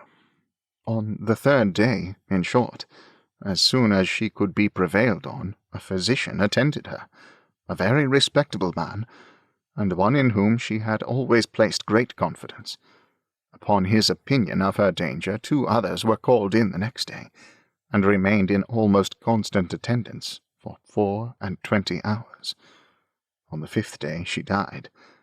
During the progress of her disorder, Frederick and I, we were both at home, saw her repeatedly, and from our own observation can bear witness to her having received every possible attention which could spring from the affection of those about her, or which her situation in life could command. Poor Eleanor was absent, and at such a distance as to return only to see her mother in her coffin. "But your father," said Catherine, "was he afflicted?" "For a time greatly so. You have erred in supposing him not attached to her. He loved her, I am persuaded, as well as it was possible for him to. We have not all, you know, the same tenderness of disposition, and I will not pretend to say that while she lived, she might not often have had much to bear, but though his temper injured her, his judgment never did. His value of her was sincere, and if not permanently, he was truly afflicted by her death." "I am very glad of it," said Catherine. "It would have been very shocking." "If I understand you rightly, you had formed a surmise of such horror as I have hardly words to. Dear Miss Morland, consider the dreadful nature of the suspicions you have entertained. What have you been judging from? Remember the country and the age in which we live. Remember that we are English, that we are Christians. Consult your own understanding, your own sense of the probable, your own observation of what is passing around you. Does our education prepare us for such atrocities? Do our laws connive at them? Could they be perpetrated without being known in a country like this, where social and literary intercourse is on such a footing, where every man is surrounded by a neighbourhood of voluntary spies, and where roads and newspapers lay everything open? Dearest Miss Morland, what ideas have you been admitting?" They had reached the end of the gallery, and with tears of shame she ran off to her own room. Chapter 25. The visions of romance were over. Catherine was completely awakened. Henry's address, short as it had been, had more thoroughly opened her eyes to the extravagance of her late fancies than all their several disappointments had done. Most grievously was she humbled. Most bitterly did she cry. It was not only with herself that she was sunk, but with Henry. Her folly, which now seemed even criminal, was all exposed to him, and he must despise her forever. The liberty which her imagination had dared to take with the character of his father, could he ever forgive it? The absurdity of her curiosity and her fears, could they ever be forgotten? She hated herself more than she could express. He had, she thought he had, once or twice before this fatal morning, shown something like affection for her. But now, in short, she made herself as miserable as possible for about half an hour, went down when the clock struck 5 with a broken heart, and could scarcely give an intelligible answer to Eleanor's inquiry if she was well. The formidable Henry soon followed her into the room, and the only difference in his behaviour to her was that he paid her rather more attention than usual. Catherine had never wanted comfort more, and he looked as if he was aware of it. The evening wore away with no abatement of this soothing politeness, and her spirits were gradually raised to a modest tranquillity. She did not learn either to forget or defend the past, but she learned to hope that it would never transpire farther, and that it might not cost her Henry's entire regard.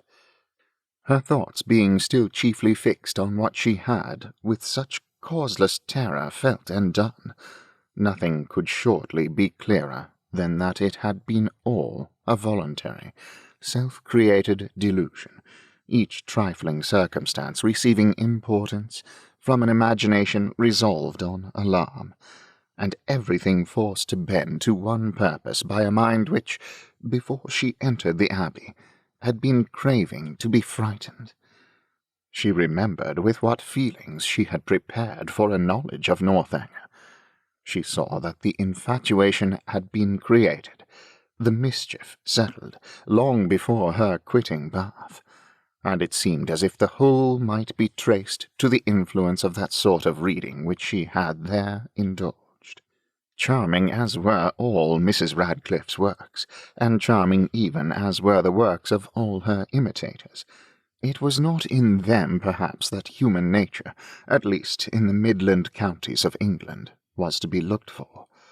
Of the Alps and Pyrenees, with their pine forests and their vices, they might give a faithful delineation, and Italy, Switzerland, and the south of France might be as fruitful in horrors as they were there represented. Catherine dared not doubt beyond her own country, and even of that, if hard pressed, would have yielded the northern and western extremities.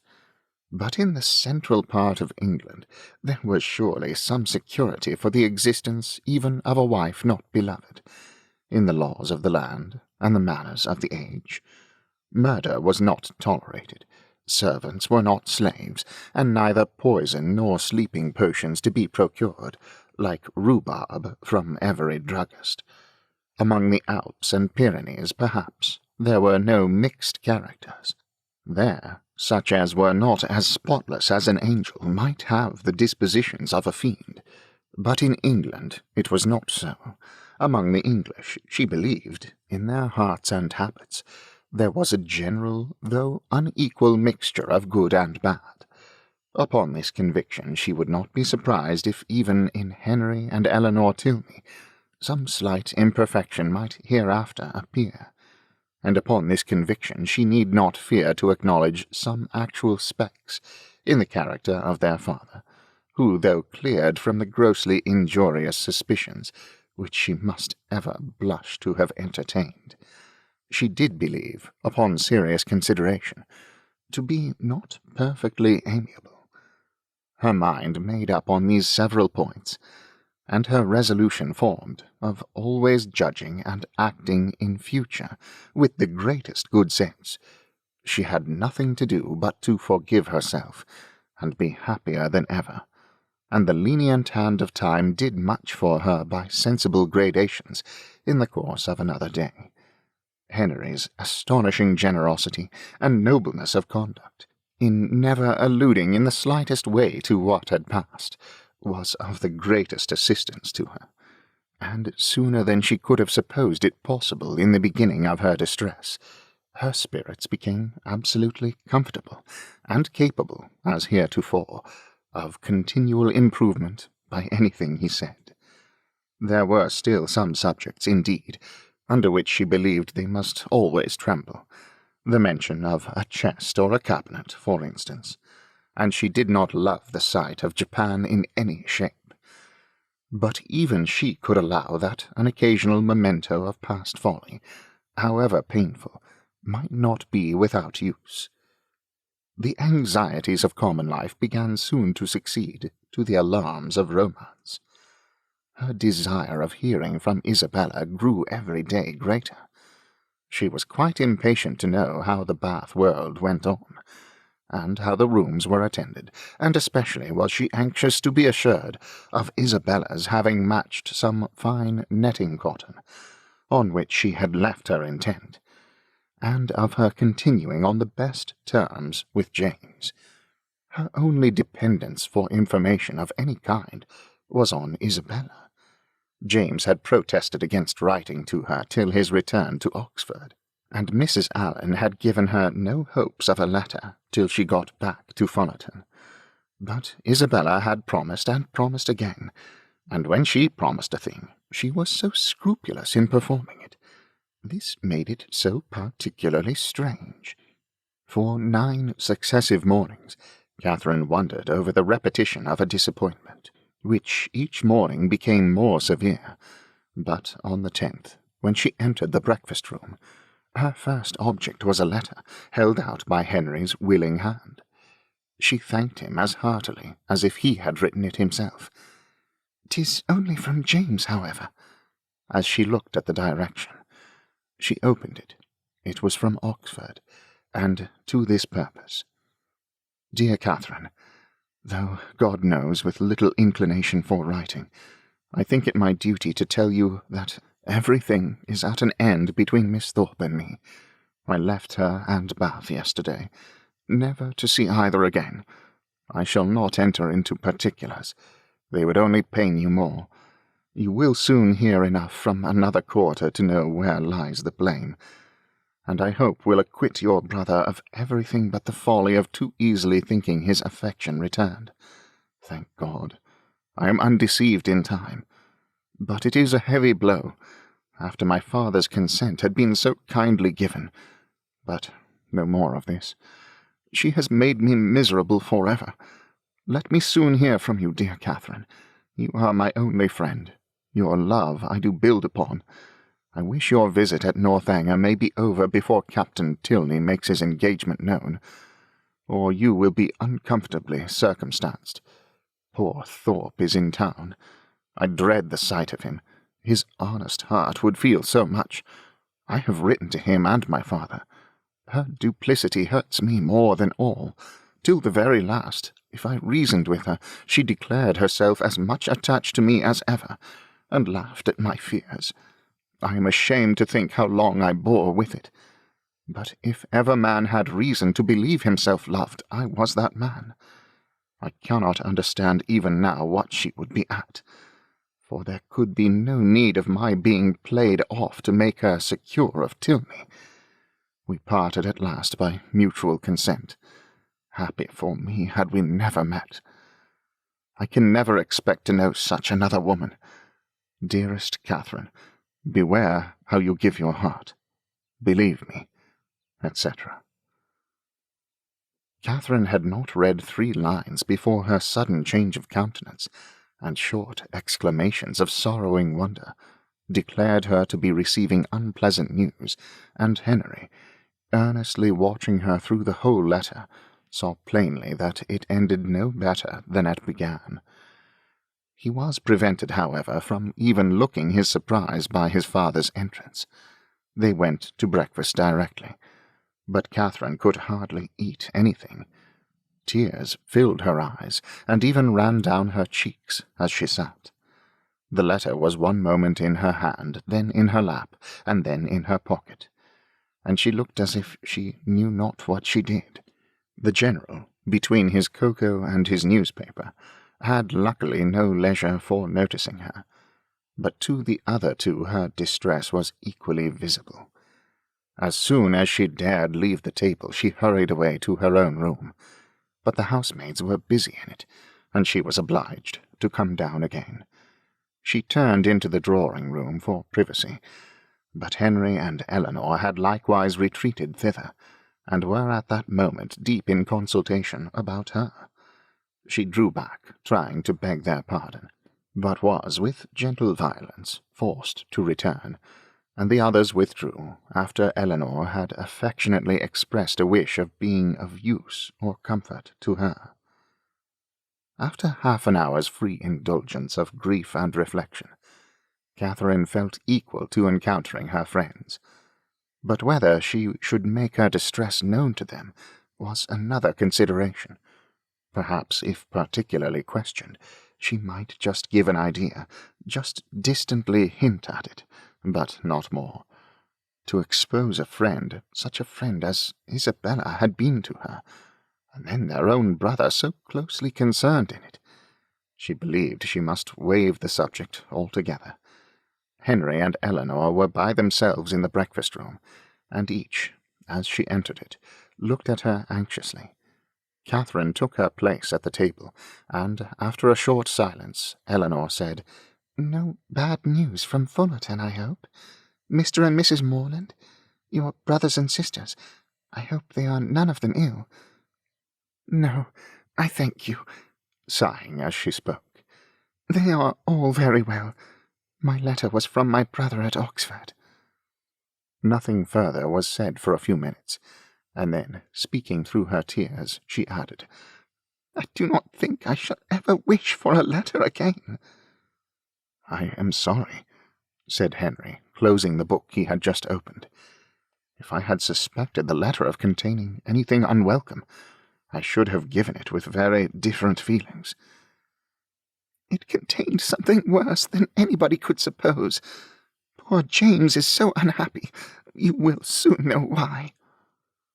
"To have so kind-hearted, so affectionate a sister," replied Henry warmly, "must be a comfort to him under any distress." "I have one favour to beg," said Catherine shortly afterwards, in an agitated manner. "That if your brother should be coming here, you will give me notice of it, that I may go away." "Our brother? Frederick?" "Yes. I am sure I should be very sorry to leave you so soon, but something has happened that would make it very dreadful for me to be in the same house with Captain Tilney." Eleanor's work was suspended while she gazed with increasing astonishment. But Henry began to suspect the truth, and something in which Miss Thorpe's name was included passed his lips. "How quick you are!" cried Catherine. "You have guessed it, I declare. And yet, when we talked about it in Bath, you little thought of its ending so. Isabella, no wonder now I have not heard from her. Isabella has deserted my brother and is to marry yours. Could you have believed there had been such inconstancy and fickleness, and everything that is bad in the world?" "I hope, so far as concerns my brother, you are misinformed. I hope he has not had any material share in bringing on Mr. Morland's disappointment. His marrying Miss Thorpe is not probable. I think you must be deceived so far. I am very sorry for Mr. Morland, sorry that anyone you love should be unhappy. But my surprise would be greater at Frederick's marrying her than at any other part of the story." "It is very true, however. You shall read James's letter yourself. Stay, there is one part," recollecting with a blush the last line. "Will you take the trouble of reading to us the passages which concern my brother?" "No, read it yourself," cried Catherine, whose second thoughts were clearer. "I do not know what I was thinking of," blushing again that she had blushed before. "James only means to give me good advice." He gladly received the letter, and having read it through with close attention, returned it, saying, "Well, if it is to be so, I can only say that I am sorry for it. Frederick will not be the first man who has chosen a wife with less sense than his family expected. I do not envy his situation, either as a lover or a son." Miss Tilney, at Catherine's invitation, now read the letter likewise, and having expressed also her concern and surprise, began to inquire into Miss Thorpe's connections and fortune. "Her mother is a very good sort of woman," was Catherine's answer. "What was her father?" "A lawyer, I believe. They live at Putney." "Are they a wealthy family?" "No, not very. I do not believe Isabella has any fortune at all. But that will not signify in your family. Your father is so very liberal. He told me the other day that he only valued money, as it allowed him to promote the happiness of his children." The brother and sister looked at each other. "But," said Eleanor, after a short pause, "would it be to promote his happiness, to enable him to marry such a girl? She must be an unprincipled one, or she could not have used your brother so. And how strange an infatuation on Frederick's side! A girl who, before his eyes, is violating an engagement voluntarily entered into with another man. Is it not inconceivable, Henry? Frederick, too, who always wore his heart so proudly, who found no woman good enough to be loved. That is the most unpromising circumstance, the strongest presumption against him. When I think of his past declarations, I give him up. Moreover, I have too good an opinion of Miss Thorpe's prudence to suppose that she would part with one gentleman before the other was secured. It is all over with Frederick, indeed. He is a deceased man, defunct in understanding. Prepare for your sister-in-law, Eleanor, and such a sister-in-law as you must delight in, open, candid, artless, guileless, with affections strong but simple, forming no pretensions, and knowing no disguise. Such a sister-in-law, Henry, I should delight in, said Eleanor with a smile. But perhaps, observed Catherine, though she has behaved so ill by our family, she may behave better by yours. Now she has really got the man she likes, she may be constant. Indeed, I am afraid she will, replied Henry. I am afraid she will be very constant, unless a baronet should come in her way. That is Frederick's only chance. I will get the Bath paper, and look over the arrivals. You think it is all for ambition, then? And upon my word, there are some things that seem very like it. I cannot forget that, when she first knew what my father would do for them, she seemed quite disappointed that it was no more. I never was so deceived in anyone's character in my life before. Among all the great variety that you have known and studied. My own disappointment and loss in her is very great, but as for poor James, I suppose he will hardly ever recover it. Your brother is certainly very much to be pitied at present, but we must not, in our concern for his sufferings, undervalue yours. You feel, I suppose, that in losing Isabella, you lose half yourself. You feel a void in your heart which nothing else can occupy. Society is being irksome, and as for the amusements in which you were wont to share at Bath, the very idea of them without her is abhorrent. You would not, for instance, now go to a ball for the world. You feel that you have no longer any friend to whom you can speak with unreserve, on whose regard you can place dependence, or whose counsel, in any difficulty, you could rely on. You feel all this? No, said Catherine, after a few moments' reflection. I do not. Ought I? To say the truth, though I am hurt and grieved, that I cannot still love her, that I am never to hear from her, perhaps never to see her again, I do not feel so very, very much afflicted as one would have thought. You feel, as you always do, what is most to the credit of human nature. Such feelings ought to be investigated, that they may know themselves. Catherine, by some chance or other, found her spirits so very much relieved by this conversation, that she could not regret her being led on, though so unaccountably, to mention the circumstance which had produced it. Chapter 26. From this time the subject was frequently canvassed by the three young people, and Catherine found, with some surprise, that her two young friends were perfectly agreed in considering Isabella's want of consequence and fortune as likely to throw great difficulties in the way of her marrying their brother. Their persuasion that the General would, upon this ground alone, independent of the objection that might be raised against her character, oppose the connection, turned her feelings moreover with some alarm towards herself. She was as insignificant, and perhaps as portionless, as Isabella, and if the heir of the Tilney property had not grandeur and wealth enough in himself, at what point of interest were the demands of his younger brother to rest? The very painful reflections to which this thought led could only be dispersed by a dependence on the effect of that particular partiality, which, as she was given to understand by his words as well as his actions, she had from the first been so fortunate as to excite in the general, and by a recollection of some most generous and disinterested sentiments on the subjects of money, which she had more than once heard him utter, and which tempted her to think his disposition in such matters misunderstood by his children. They were so fully convinced, however, that their brother would not have the courage to apply in person for his father's consent, and so repeatedly assured her that he had never in his life been less likely to come to Northanger than at present time, that she suffered her mind to be at ease as to the necessity of any sudden removal of her own.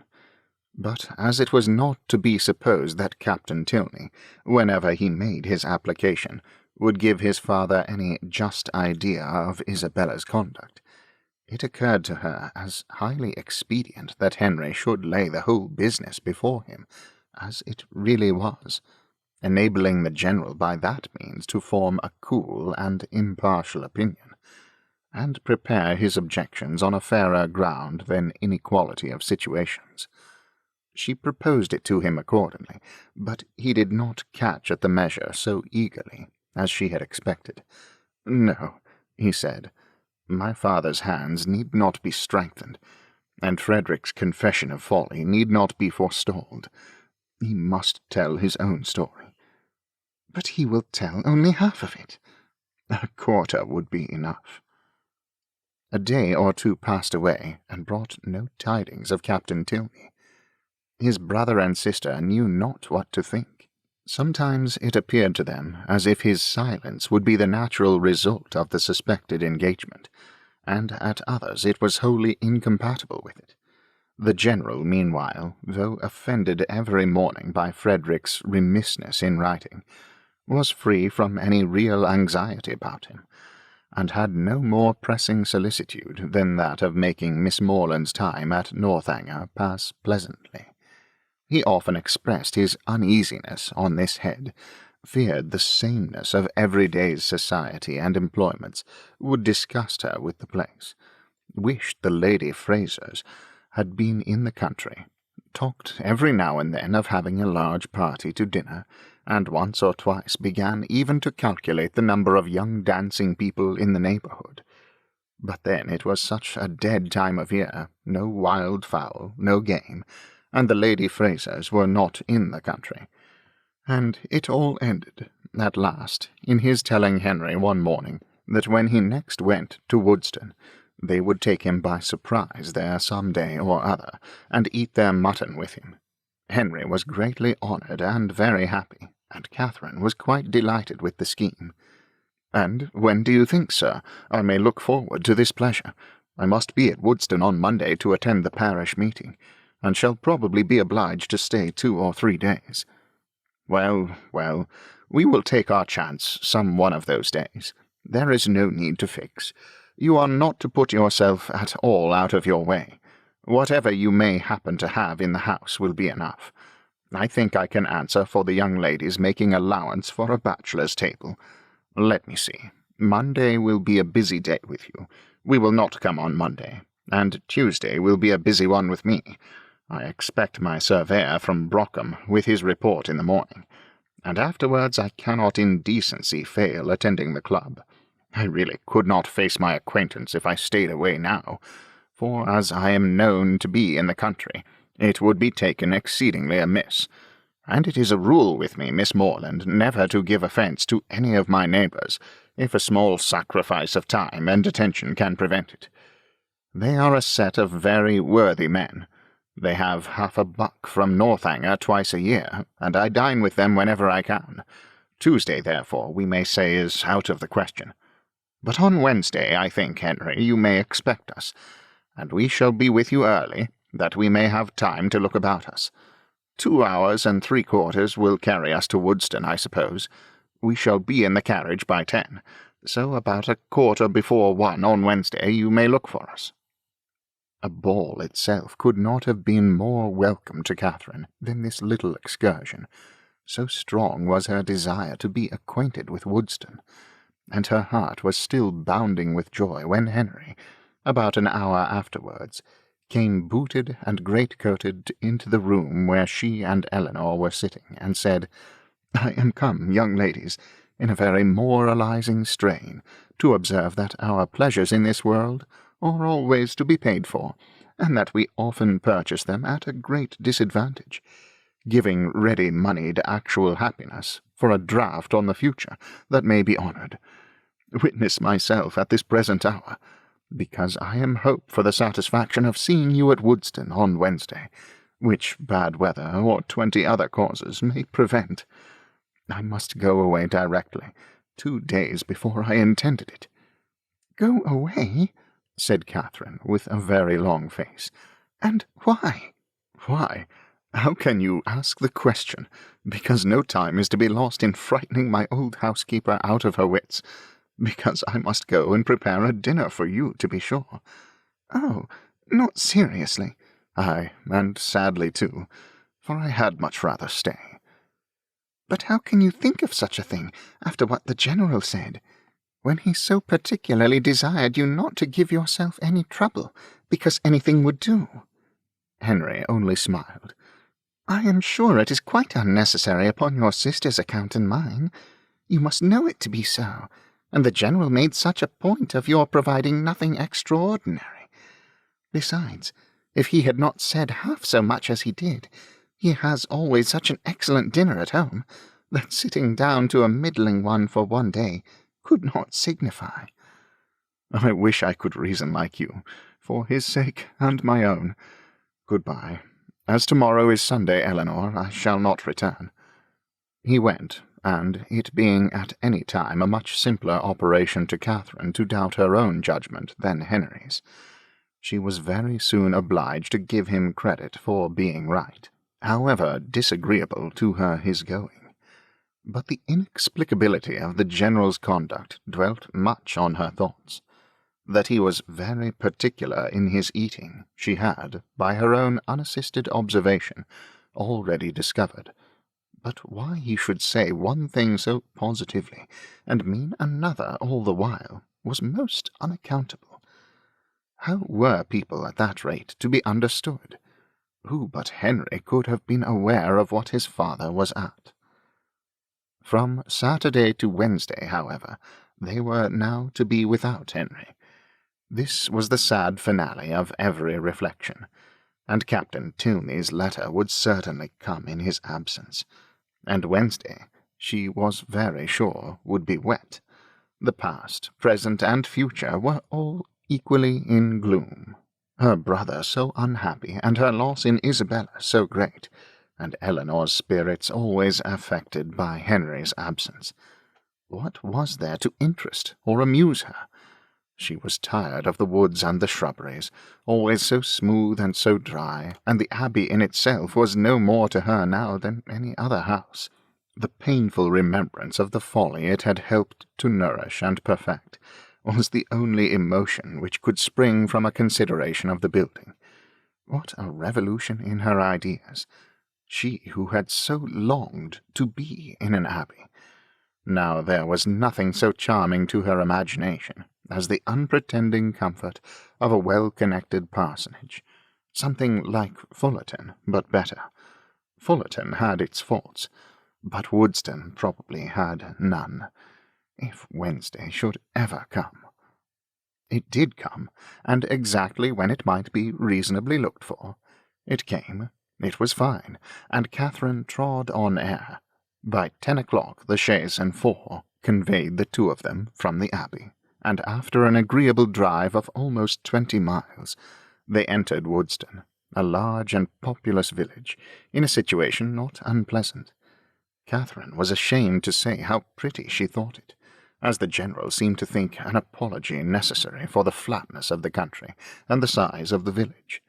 But in her heart she preferred it to any place she had ever been at, and looked with great admiration at every neat house above the rank of cottage, and at all the little chandlers' shops which they passed.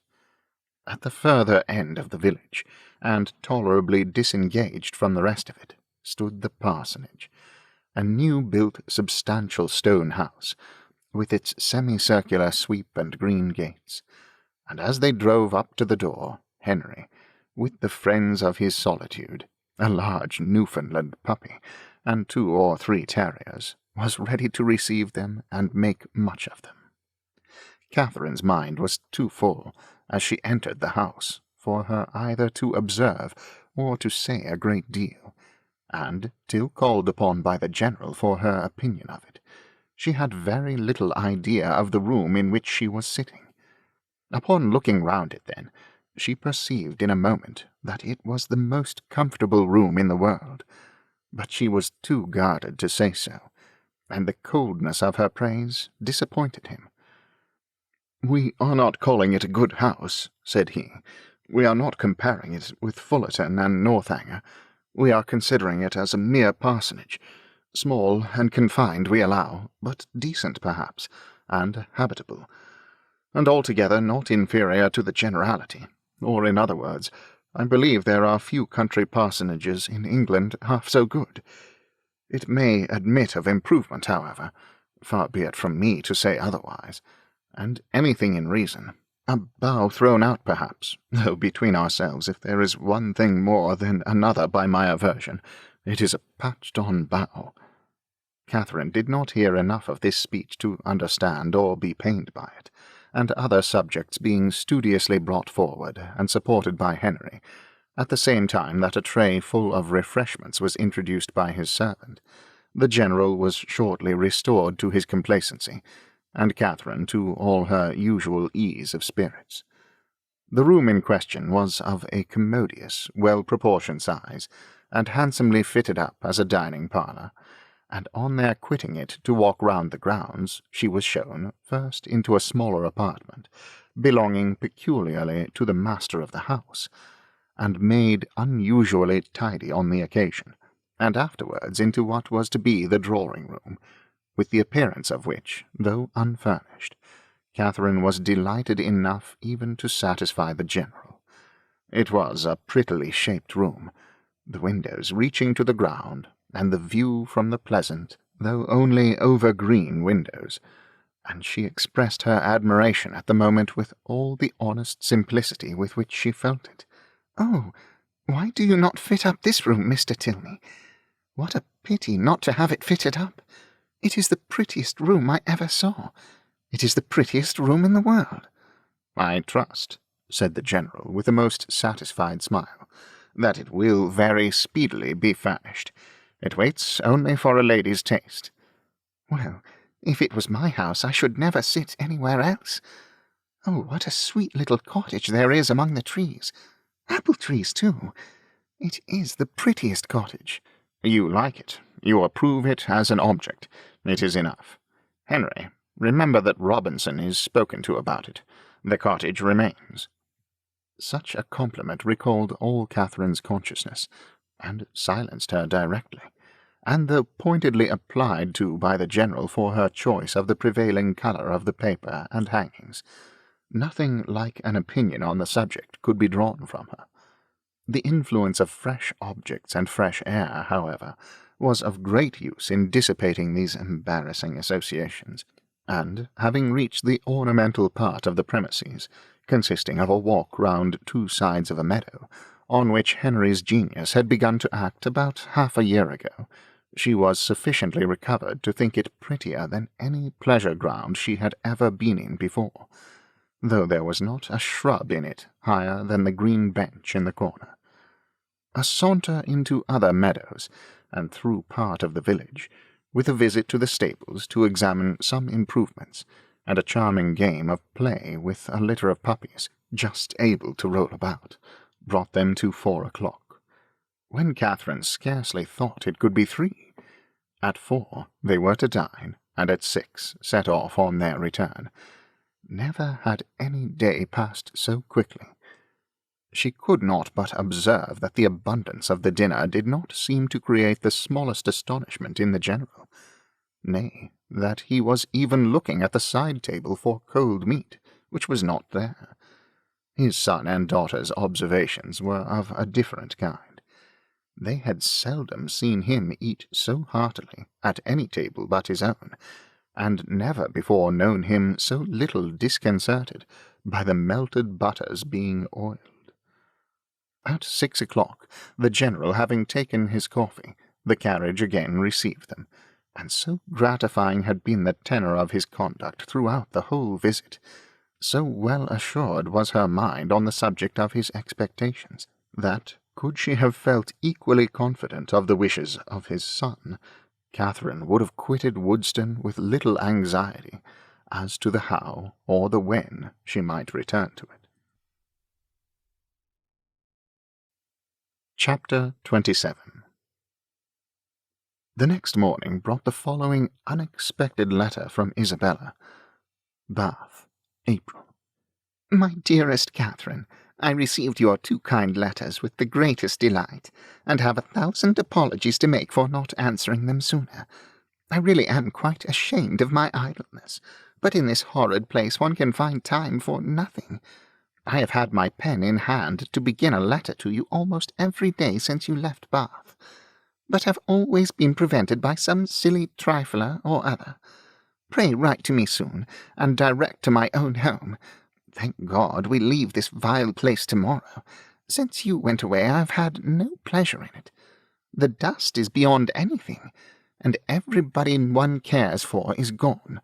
I believe if I could see you, I should not mind the rest, for you are quite dearer to me than anybody can conceive. I am quite uneasy about your dear brother, not having heard from him since he went to Oxford, and am fearful of some misunderstanding. Your kind offices will set all right. He is the only man I ever did or could love, and I trust you will convince him of it. The spring fashions are partly down, and the hats the most frightful you can imagine. I hope you spend your time pleasantly, but I am afraid you never think of me.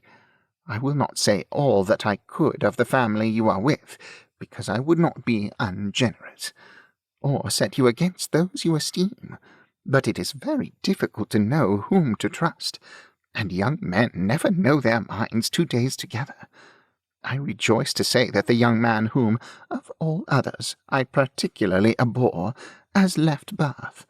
You will know from this description I mean Captain Tilney, who, as you remember, was amazingly disposed to follow and tease me before you went away. Afterwards he got worse, and became quite my shadow. Many girls might have been taken in, for never were such attentions, but I knew the fickle sex too well. He went away to his regiment 2 days ago, and I trust I shall never be plagued with him again. He is the greatest coxcomb I ever saw, and amazingly disagreeable. The last 2 days he was always by the side of Charlotte Davis. I pitied his taste, but took no notice of him. The last time we met was in Bath Street, and I turned directly into a shop that he might not speak to me. I would not even look at him. He went into the pump-room afterwards, but I would not have followed him for all the world. Such a contrast between him and your brother. Pray send me some news of the latter. I am quite unhappy about him. He seemed so uncomfortable when he went away, with a cold or something that affected his spirits. I would write to him myself, but have mislaid his direction, and as I hinted above, am afraid he took something in my conduct amiss. Pray explain everything to his satisfaction, or if he still harbours any doubt, a line from himself to me, or a call at Putney when next in town, might set all to rights. I have not been to the rooms this age, nor to the play, except going in the last night with the Hodges, for a frolic at half price. They teased me into it, and I was determined they should not say I shut myself up because Tilney was gone. We happened to sit by the Mitchells, and they pretended to be quite surprised to see me out. I knew their spite. At one time they could not be civil to me, but now they are all friendship. But I am not such a fool as to be taken in by them. You know I have a pretty good spirit of my own. Anne Mitchell had tried to put on a turban like mine, as I wore it the week before at the concert, but made wretched work of it. It happened to become my odd face, I believe. At least Tilney told me so at the time, and said every eye was upon me. But he is the last man whose word I would take. I wear nothing but purple now. I know I look hideous in it, but no matter. It is your dear brother's favourite colour. Lose no time, my dearest, sweetest Catherine, in writing to him and to me, who ever am, etc. Such a strain of shallow artifice could not impose even upon Catherine. Its inconsistencies, contradictions, and falsehood struck her from the very first. She was ashamed of Isabella, and ashamed of having ever loved her. Her professions of attachment were now as disgusting as her excuses were empty, and her demands impudent. Write to James on her behalf. No, James would never hear Isabella's name mentioned by her again. On Henry's arrival from Woodston, she made known to him and Eleanor their brother's safety, congratulating them with sincerity on it, and reading aloud the most material passages of her letter with strong indignation. When she had finished it, "So much for Isabella," she cried, "and for all our intimacy. She must think me an idiot, or she could not have written so. But perhaps this has served to make her character better known to me than mine is to her. I see what she has been about. She is a vain coquette, and her tricks have not answered. I do not believe she had ever any regard either for James or for me, and I wish I had never known her." "It will soon be as if you never had," said Henry. "There is but one thing that I cannot understand. I see that she has had designs on Captain Tilney, which have not succeeded, but I do not understand what Captain Tilney has been about all this time. Why should he pay her such attentions as to make her quarrel with my brother, and then fly off himself?" "I have very little to say for Frederick's motives, such as I believe them to have been. He has his vanities as well as Miss Thorpe, and the chief difference is that, having a stronger head, they have not yet injured himself. If the effect of his behaviour does not justify him with you, we had better not seek after the cause." "Then you do not suppose he ever really cared about her?" "I am persuaded that he never did." "And only made believe to do so for mischief's sake?" Henry bowed his assent. "Well, then, I must say that I do not like him at all. Though it has turned out so well for us, I do not like him at all. As it happens, there is no great harm done, because I do not think Isabella has any heart to lose. But suppose he had made her very much in love with him?" "But we must first suppose Isabella to have had a heart to lose, consequently to have been a very different creature, and in that case she would have met with very different treatment." "It is very right that you should stand by your brother." "And if you would stand by yours, you would not be much distressed by the disappointment of Miss Thorpe. But your mind is warped by an innate principle of general integrity, and therefore not accessible to the cool reasonings of family partiality, or a desire of revenge." Catherine was complimented out of further bitterness. Frederick could not be unpardonably guilty, while Henry made himself so agreeable. She resolved on not answering Isabella's letter, and tried to think no more of it. Chapter 28. Soon after this, the General found himself obliged to go to London for a week, and he left Northanger earnestly regretting that any necessity should rob him even for an hour of Miss Morland's company, and anxiously recommending the study of her comfort and amusement to his children as their chief object in his absence. His departure gave Catherine the first experimental conviction that a loss may be sometimes a gain.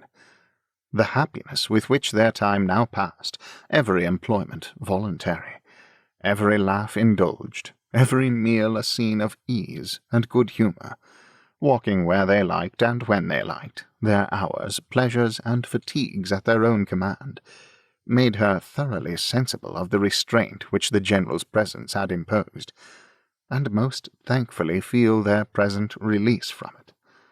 Such ease and such delights made her love the place and the people more and more every day, and had it not been for a dread of its soon becoming expedient to leave the one, and an apprehension of not being equally beloved by the other, she would at each moment of each day have been perfectly happy.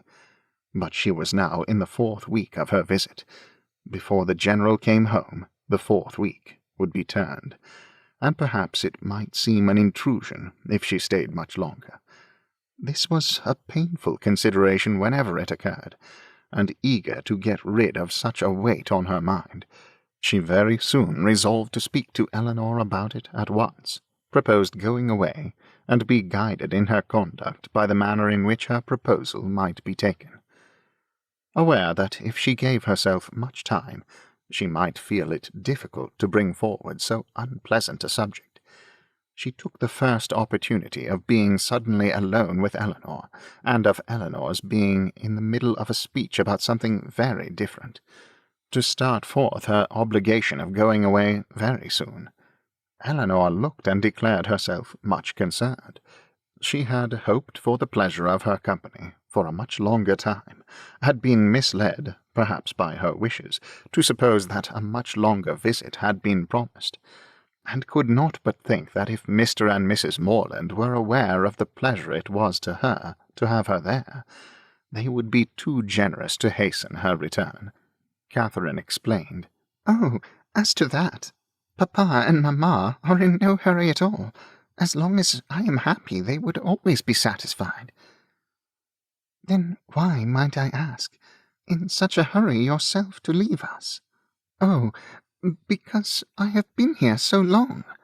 "Nay, if you can use such a word, I can urge you no farther. If you think it long— oh, no, I do not indeed. For my own pleasure, I could stay with you as long again."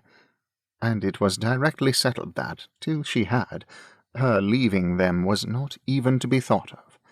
In having this cause of uneasiness so pleasantly removed, the forces of the other was likewise weakened. The kindness, the earnestness of Eleanor's manner in pressing her to stay, and Henry's gratified look on being told that her stay was determined, were such sweet proofs of her importance with them, as left her only just so much solicitude as the human mind can do comfortably without. She did, almost always, believe that Henry loved her, and quite always that his father and sister loved and even wished her to belong to them. And believing so far, her doubts and anxieties were merely sportive irritations. Henry was not able to obey his father's injunction of remaining wholly at Northanger in attendance on the ladies during his absence in London, the engagements of his curate at Woodston obliging him to leave them on Saturday for a couple of nights. His loss was not now what it had been while the General was at home. It lessened their gaiety, but did not ruin their comfort, and the two girls, agreeing in occupation, and improving in intimacy, found themselves so well sufficient for the time to themselves, that it was 11 o'clock, rather a late hour at the Abbey, before they quitted the supper-room on the day of Henry's departure. They had just reached the head of the stairs when it seemed, as far as the thickness of the walls would allow them to judge, that a carriage was driving up to the door, and the next moment confirmed the idea by the loud noise of the house-bell. After the first perturbation of surprise had passed away, in a "Good heaven, what can be the matter?" it was quickly decided by Eleanor to be her eldest brother, whose arrival was often as sudden, if not quite so unseasonable, and accordingly she hurried down to welcome him. Catherine walked on to her chamber, making up her mind as well as she could to a further acquaintance with Captain Tilney, and comforting herself under the unpleasant impression his conduct had given her, and the persuasion of his being by far too fine a gentleman to approve of her, that at least they should not meet under such circumstances as would make their meeting materially painful. She trusted he would never speak of Miss Thorpe, and indeed, as he must by this time be ashamed of the part he had acted, there could be no danger of it, and as long as all mention of Bath scenes were avoided, she thought she could behave to him very civilly. In such considerations time passed away, and it was certainly in his favour that Eleanor should be so glad to see him, and have so much to say, for half an hour was almost gone since his arrival, and Eleanor did not come up. At that moment Catherine thought she heard her step in the gallery, and listened for its continuance, but all was silent. Scarcely, however, had she convicted her fancy of error, when the noise of something moving close to her door made her start. It seemed as if someone was touching the very doorway, and in another moment a slight motion of the lock proved that some hand must be on it. She trembled a little at the idea of anyone's approaching so cautiously, but resolving not to be again overcome by trivial appearances of alarm, or misled by a raised imagination, she stepped quietly forward and opened the door. Eleanor, and only Eleanor, stood there. Catherine's spirits, however, were tranquillized but for an instant, for Eleanor's cheeks were pale, and her manner greatly agitated. Though evidently intending to come in, it seemed an effort to enter the room, and a still greater to speak when there. Catherine, supposing some uneasiness on Captain Tilney's account, could only express her concern by silent attention, obliged her to be seated, rubbed her temples with lavender water, and hung over her with affectionate solicitude. "My dear Catherine, you must not indeed," were Eleanor's first connected words. "I am quite well. This kindness distracts me. I cannot bear it. I come to you on such an errand." "Errand? To me? How shall I tell you? Oh, how shall I tell you?" A new idea now darted into Catherine's mind, and turning as pale as her friend, she exclaimed, "'Tis a messenger from Woodston." "You are mistaken, indeed," returned Eleanor, looking at her most compassionately. "It is no one from Woodston. It is my father himself." Her voice faltered, and her eyes were turned to the ground as she mentioned his name. His unlooked-for return was enough in itself to make Catherine's heart sink, and for a few moments she hardly supposed there were anything worse to be told. She said nothing, and Eleanor, endeavouring to collect herself and speak with firmness, but with eyes still cast down, soon went on. "You are too good, I am sure, to think the worse of me for the part I am obliged to perform. I am indeed a most unwilling messenger, after what has so lately passed, so lately been settled between us, how joyfully, how thankfully on my side. As to your continuing here as I hoped for many, many weeks longer, how can I tell you that your kindness is not to be accepted, and that the happiness your company has hitherto given us is to be repaid by— But I must not trust myself with words. My dear Catherine, we are to part. My father has recollected an engagement that takes our whole family away on Monday. We are going to Lord Longturn's, near Hereford, for a night. Explanation and apology are equally impossible. I cannot attempt either." "My dear Eleanor," cried Catherine, suppressing her feelings as well as she could, "do not be so distressed. A second engagement must give way to a first. I am very, very sorry we are to part. So soon and so suddenly too, but I am not offended. Indeed, I am not. I can finish my visit here, you know, at any time, or I hope you will come to me. Can you, when you return from this Lord's, come to Fullerton? It will not be in my power, Catherine. Come when you can, then." Eleanor made no answer, and Catherine's thoughts recurring to something more directly interesting, she added, thinking aloud, "Monday, so soon as Monday, and you all go. Well, I am certain of— I shall be able to take leave, however. I need not go till just before you do, you know. Do not be distressed, Eleanor. I can go on Monday very well. My father and mother's having no notice of it is very little consequence. The General will send a servant with me, I dare say, half the way, and then I shall soon be at Salisbury, and then I am only 9 miles from home. Ah, Catherine, were it settled so, it would be somewhat less intolerable, though in such common attentions you would have received but half what you thought. But how can I tell you? Tomorrow morning is fixed for your leaving us, and not even the hour is left to your choice. The very carriage is ordered, and will be here at 7 o'clock, and no servant will be offered you. Catherine sat down, breathless and speechless.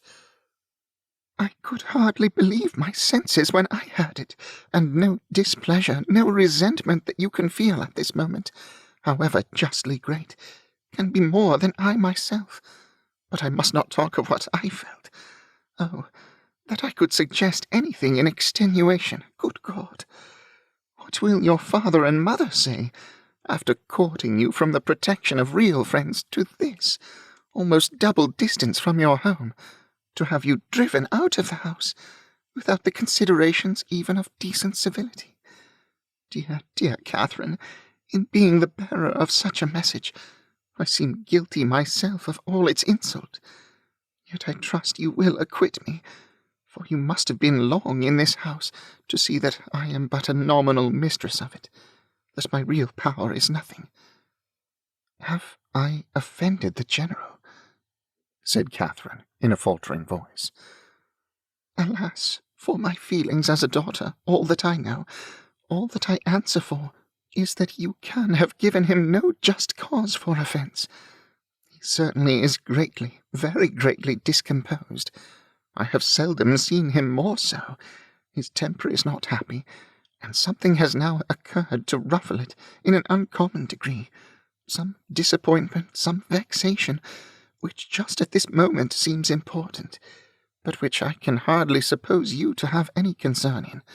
For how is it possible? It was with pain that Catherine could speak at all, and it was only for Eleanor's sake that she attempted it. I am sure, said she, I'm very sorry if I have offended him. It was the last thing I would have willingly done. But do not be unhappy, Eleanor. Any engagement, you know, must be kept. I am only sorry it was not recollected sooner, that I might have written home, but it is of very little consequence. I honestly hope, that to your real safety it will be of none, but to everything else it is of the greatest consequence, to comfort, appearance, propriety, to your family, to the world. Were your friends, the Allens, still in Bath, you might go to them with comparative ease. A few hours would take you there, but a journey of 70 miles, to be taken post by you, at your age, alone, unattended. Oh, the journey is nothing. Do not think about that. And if we are to part a few hours sooner or later, you know, makes no difference. I can be ready by 7. Let me be called in time. Eleanor saw that she wished to be alone, and believing it better for each that they should avoid any further conversation, now left her with, I shall see you in the morning.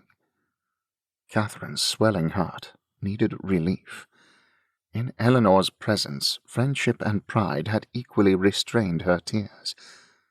But no sooner was she gone than they burst forth in torrents. Turned from the house, and in such a way, without any reason that could justify, any apology that could atone for the abruptness, the rudeness, nay, the insolence of it. Henry at a distance, not able even to bid him farewell, every hope, every expectation from him suspended, at least, and who could say how long? Who could say when they might meet again? And all this by such a man as General Tilney, so polite, so well-bred, and heretofore so particularly fond of her. It was as incomprehensible as it was mortifying and grievous. From what it could arise, and where it would end, were considerations of equal perplexity and alarm. The manner in which it was done, so grossly uncivil, hurrying her away without any reference to her own convenience, or allowing her even the appearance of choice as to the time or mode of her travelling. Of 2 days, the earliest fixed on, and of that almost the earliest hour, as if resolved to have her gone before he was stirring in the morning, that he might not be obliged even to see her. What could all this mean but an intentional affront? By some means or other, she must have had the misfortune to offend him. Eleanor had wished to spare her from so painful a notion, but Catherine could not believe it possible that any injury or any misfortune could provoke such ill will against a person not connected, or at least not supposed to be connected with it. Heavily passed the night. Sleep or repose that deserved the name of sleep was out of the question. That room in which her disturbed imagination had tormented her on her first arrival was again the scene of agitated spirits and unquiet slumbers. Yet how different now the source of her inquietude from what it had been then! How mournfully superior in reality and substance! Her anxiety had foundation in fact, her fears in probability, and with a mind so occupied in the contemplation of actual and natural evil, the solitude of her situation, the darkness of her chamber, the antiquity of the building, were felt and considered without the smallest emotion. And though the wind was high, and often produced strange and sudden noises throughout the house, she heard it all as she lay awake, hour after hour, without curiosity or terror. Soon after 6, Eleanor entered the room, eager to show attention or give assistance where it was possible. But very little remained to be done. Catherine had not loitered. She was almost dressed, and her packing almost finished. The possibility of some conciliatory message from the General occurred to her as his daughter appeared. What so natural as that anger should pass away and repentance succeed it? And she only wanted to know how far, after what had passed, an apology might properly be received by her. But the knowledge would have been useless here. It was not called for. Neither clemency nor dignity was put to the trial. Eleanor brought no message. Very little passed between them on meeting. Each found her greatest safety in silence, and few and trivial were the sentences exchanged while they remained upstairs, Catherine in busy agitation completing her dress, and Eleanor with more good will than experience intent upon filling the trunk. When everything was done, they left the room, Catherine lingering only half a minute behind her friend to throw a parting glance on every well-known, cherished object, and went down to the breakfast parlour, where breakfast was prepared. She tried to eat, as well to save herself from the pain of being urged as to make her friend comfortable, but she had no appetite, and could not swallow many mouthfuls. The contrast between this and her last breakfast in that room gave her fresh misery, and strengthened her distaste for everything before her. It was not 24 hours ago since they had met there to the same repast, but in circumstances how different! With what cheerful ease, what happy, though false, security, had she then looked around her, enjoying everything present, and fearing little in future beyond Henry's going to Woodston for a day. Happy, happy breakfast, for Henry had been there. Henry had sat by her and helped her. These reflections were long indulged undisturbed by any distress from her companion, who sat as deep in thought as herself, and the appearance of the carriage was the first thing to startle and recall them to the present moment. Catherine's colour rose at the sight of it, and the indignity with which she was treated striking at that instant on her mind with particular force, made her for a short time sensible only of resentment. Eleanor seemed now impelled to resolution and speech. "You must write to me, Catherine," she cried. "You must let me hear from you as soon as possible. Till I know you to be safe at home, I shall not have an hour's comfort. For one letter at all risks, all hazards, I must entreat. Let me have the satisfaction of knowing that you are safe at Fullerton, and have found your family well, and then, till I can ask for your correspondence as I ought to do, I will not expect more. Direct to me at Lord Longtown's, and I must ask it under cover to Alice. No, Eleanor, if you are not allowed to receive a letter from me, I am sure I had better not write. There can be no doubt of my getting home safe." Eleanor only replied, "I cannot wonder at your feelings. I will not importune you. I will trust to your own kindness of heart when I am at a distance from you." But this, with the look of sorrow accompanying it, was enough to melt Catherine's pride in a moment, and she instantly said, "Oh, Eleanor, I will write to you indeed." There was yet another point which Miss Tilney was anxious to settle, though somewhat embarrassed in speaking of. It had occurred to her that after so long an absence from home, Catherine might not be provided with money enough for the expenses of her journey, and, upon suggesting it to her with most affectionate offers of accommodation, it proved to be exactly the case. Catherine had never thought on the subject till that moment, but upon examining her purse, was convinced that but for this kindness of her friend, she might have been turned from the house without even the means of getting home, and the distress in which she must have been thereby involved, filling the minds of both. Scarcely another word was said by either during the time of their remaining together. Short, however, was that time. The carriage was soon announced to be ready, and Catherine, instantly rising, a long and affectionate embrace supplied the place of language in bidding each other adieu, and as they entered the hall, unable to leave the house without some mention of one whose name had not yet been spoken by either, she paused a moment, and with quivering lips made just intelligible that she left her kind remembrance for her absent friend. But with this approach to his name ended all possibility of restraining her feelings, and hiding her face as well she could with her handkerchief, she darted across the hall, jumped into the chaise, and in a moment was driven from the door. Chapter 29. Catherine was too wretched to be fearful. The journey in itself had no terrors for her, and she began it without either dreading its length or feeling its solitariness.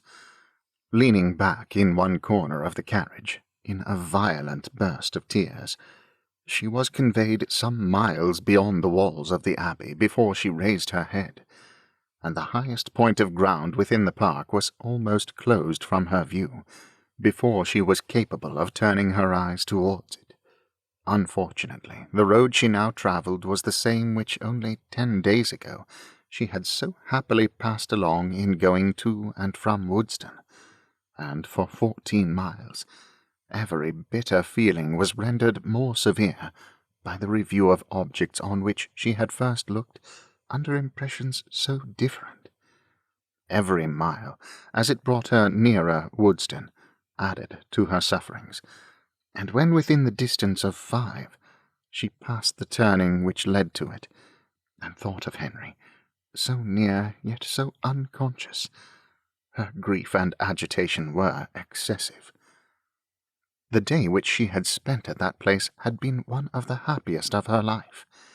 It was there, it was on that day, that the General had made use of such expressions with regard to Henry and herself, had so spoken and so looked as to give her the most positive conviction of his actually wishing their marriage.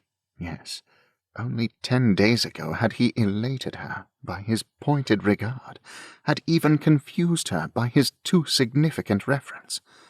And now, What had she done, or what had she omitted to do, to merit such a change? The only offence against him of which she could accuse herself had been such as was scarcely possible to reach his knowledge. Henry and her own heart only were privy to the shocking suspicions which she had so idly entertained, and equally safe did she believe her secret with each. Designedly, at least, Henry could not have betrayed her. If indeed by any strange mischance his father should have gained intelligence of what she had dared to think and look for, of her causeless fancies and injurious examinations, she could not wonder at any degree of his indignation.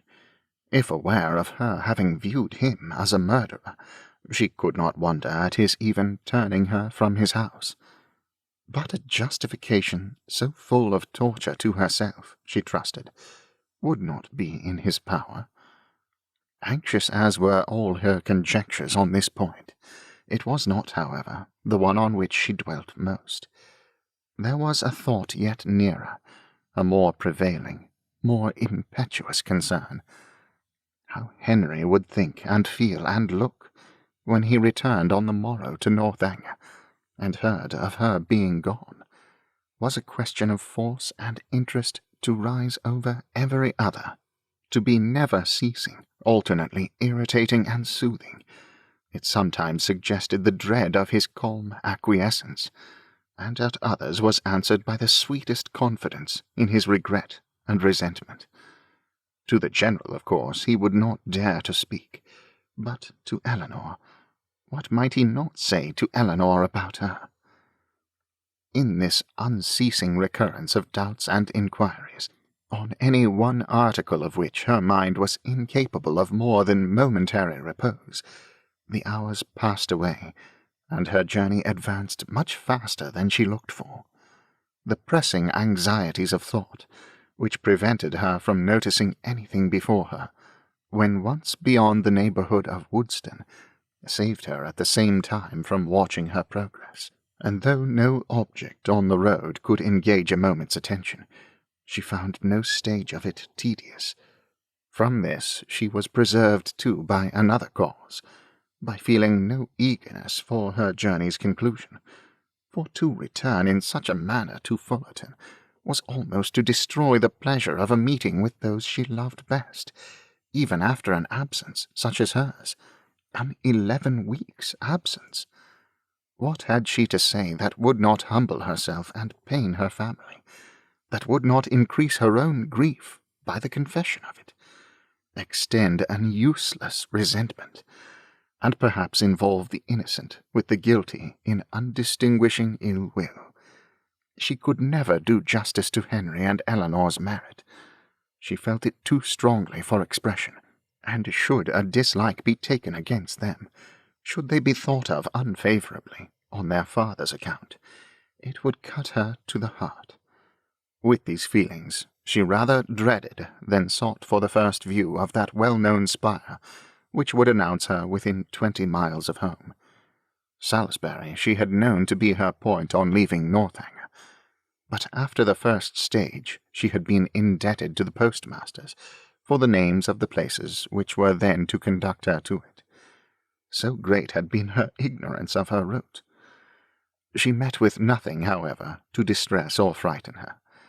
Her youth, civil manners, and liberal pay procured her all the attention that a traveller like herself could require, and, stopping only to change horses, she travelled on for about 11 hours without accident or alarm, and between 6 and 7 o'clock in the evening found herself entering Fullerton. A heroine returning, at the close of her career, to her native village, in all the triumph of recovered reputation and all the dignity of a countess, with a long train of noble relations in their several phaetons, and 3 waiting maids in a travelling chaise and 4 behind her, is an event on which the pen of the contriver may well delight to dwell. It gives credit to every conclusion, and the author must share in the glory she so liberally bestows. But my affair is widely different. I bring back my heroine to her home in solitude and disgrace, and no sweet elation of spirits can lead me into minuteness. A heroine in a hack post-chaise is such a blow upon sentiment as no attempt at grandeur or pathos can withstand. Swiftly, therefore, shall her post-boy drive through the village, amid the gaze of Sunday groups, and speedy shall be her descent from it.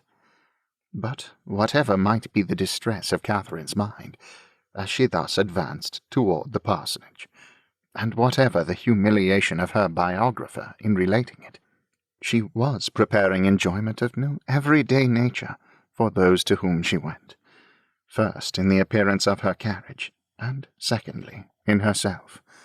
The chaise of a traveller being a rare sight in Fullerton, the whole family were immediately at the window, and to have it stop at the sweep-gate was a pleasure to brighten every eye and occupy every fancy, a pleasure quite unlooked for by all but the two youngest children, a boy and girl of 6 and 4 years old, who expected a brother or sister in every carriage.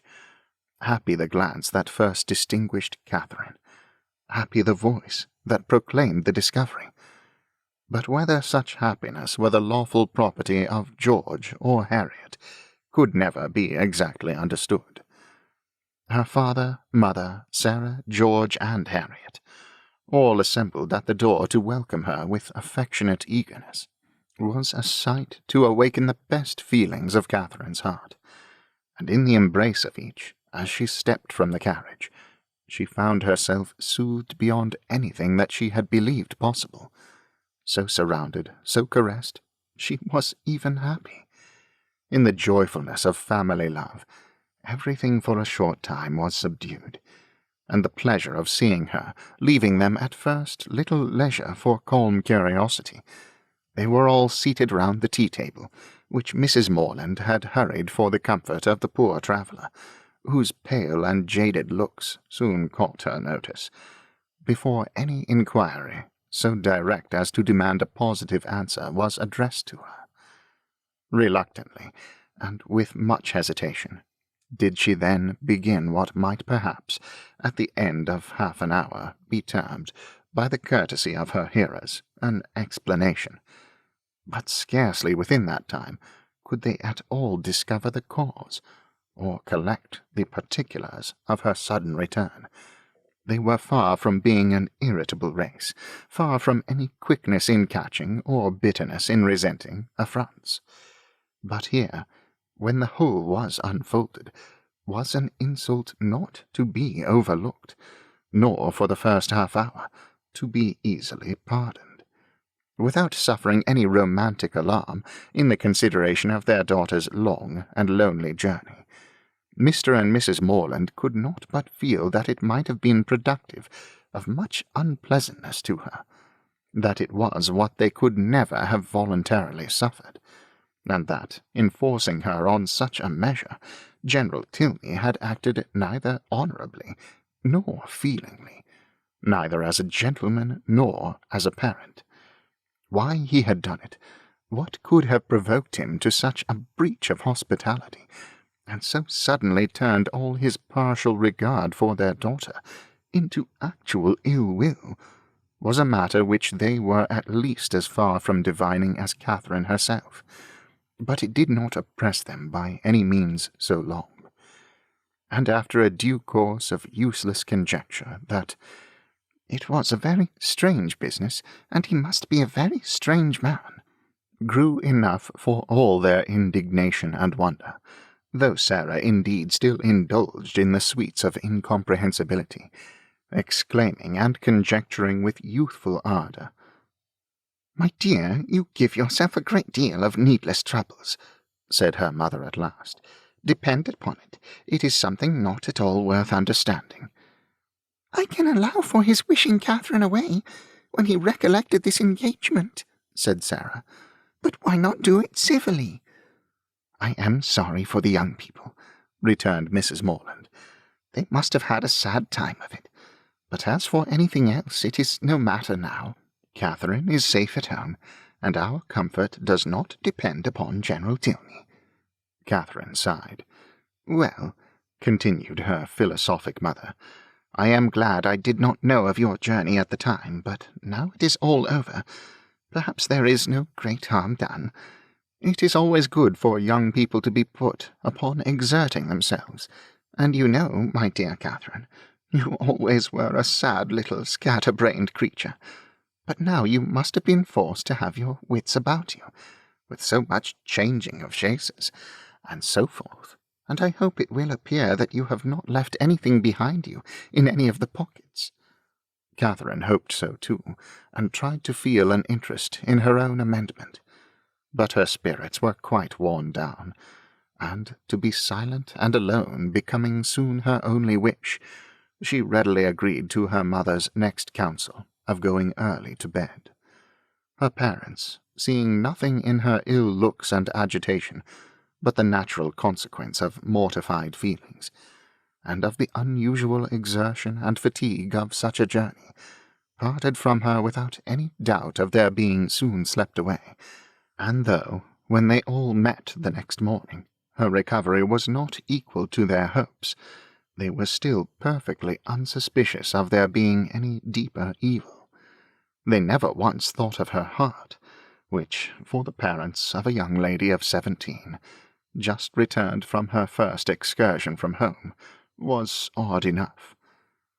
As soon as breakfast was over, she sat down to fulfil her promise to Miss Tilney, whose trust in the effect of time and distance on her friend's disposition was already justified. For already did Catherine reproach herself with having parted from Eleanor coldly, with having never enough valued her merits or kindness, and never enough commiserated her for what she had been yesterday left to endure. The strength of these feelings, however, was far from assisting her pen, and never had it been harder for her to write than in addressing Eleanor Tilney. To compose a letter which might at once do justice to her sentiments and her situation, convey gratitude without servile regret, be guarded without coldness, and honest without resentment, a letter which Eleanor might not be pained by the perusal of, and, above all, which she might not blush herself, if Henry should chance to see, was an undertaking to frighten away all her powers of performance, and, after long thought and much perplexity, to be very brief was all that she could determine on with any confidence of safety. The money, therefore, which Eleanor had advanced was enclosed with little more than grateful thanks, and the 1,000 good wishes of a most affectionate heart. "This has been a strange acquaintance," observed Mrs. Morland, as the letter was finished. "Soon made and soon ended. I am sorry it happened so, for Mrs. Allen thought them very pretty kind of young people, and you were sadly out of luck too in your Isabella. Ah, poor James. Well, we must live and learn, and the next new friends you make, I hope, will be better worth keeping." Catherine coloured as she warmly answered, "No friend can be better worth keeping than Eleanor. If so, my dear, I dare say you will meet again some time or other. Do not be uneasy. It is 10 to 1 but you are thrown together again in the course of a few years, and then what a pleasure it will be." Mrs. Morland was not happy in her attempt at consolation. The hope of meeting again in the course of a few years could only put into Catherine's head what might happen within that time to make a meeting dreadful to her. She could never forget Henry Tilney, or think of him with less tenderness than she did at that moment. But he might forget her, and in that case to meet. Her eyes filled with tears as she pictured her acquaintance so renewed, and her mother, perceiving her comfortable suggestions to have had no good effect, proposed as another expedient for restoring her spirits, that they should call on Mrs. Allen. The two houses were only a quarter of a mile apart, and as they walked, Mrs. Morland quickly dispatched all that she felt on the score of James's disappointment. "We are sorry for him," said she, "but otherwise there is no harm done in the match going off. for it could not be a desirable thing to have him engaged to a girl whom we had not the smallest acquaintance with, and who was so entirely without fortune. And now, after such behaviour, we cannot think at all well of her.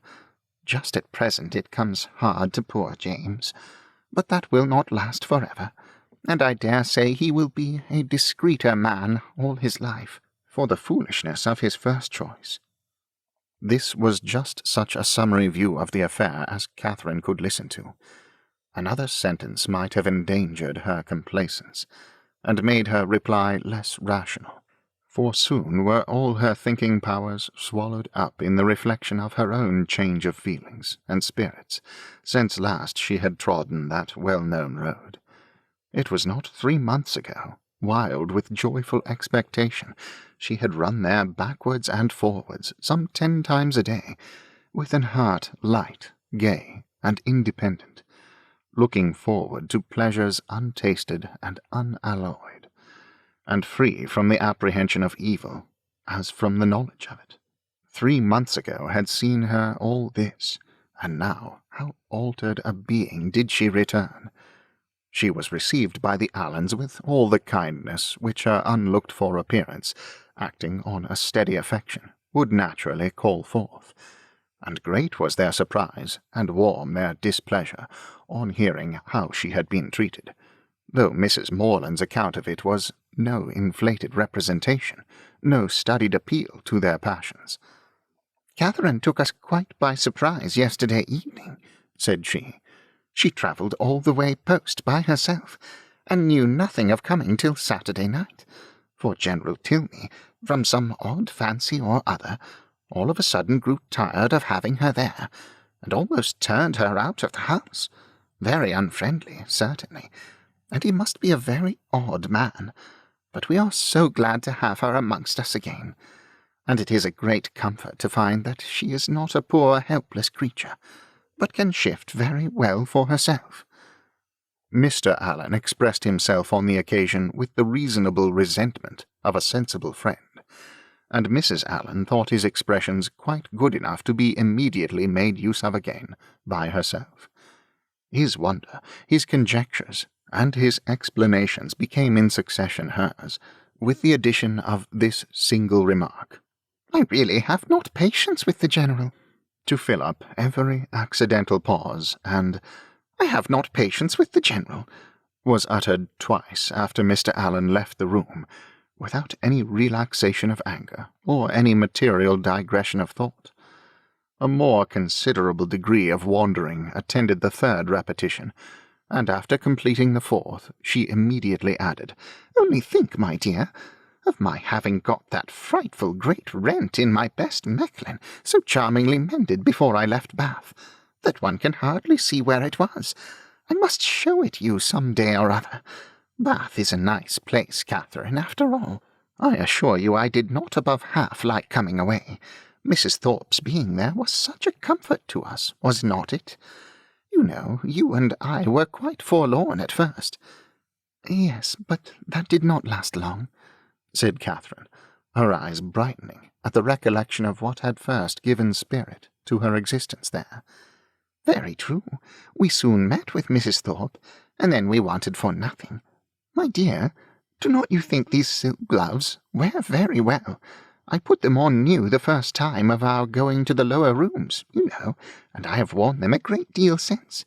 Do you remember that evening?" "Do I? Oh, perfectly." "It was very agreeable, was not it? Mr. Tilney drank tea with us, and I always thought him a great addition. He is so very agreeable. I have a notion you danced with him, but I am not quite so sure. I remember I had my favourite gown on." Catherine could not answer, and after a short trial of other subject, Mrs. Allen again returned to, "I really have not patience with the General. Such an agreeable, worthy man as he seemed to be. I do not suppose, Mrs. Morland, you ever saw a better bred man in your life. His lodgings were taken the very day after he left them, Catherine. But no wonder, Milsom Street, you know."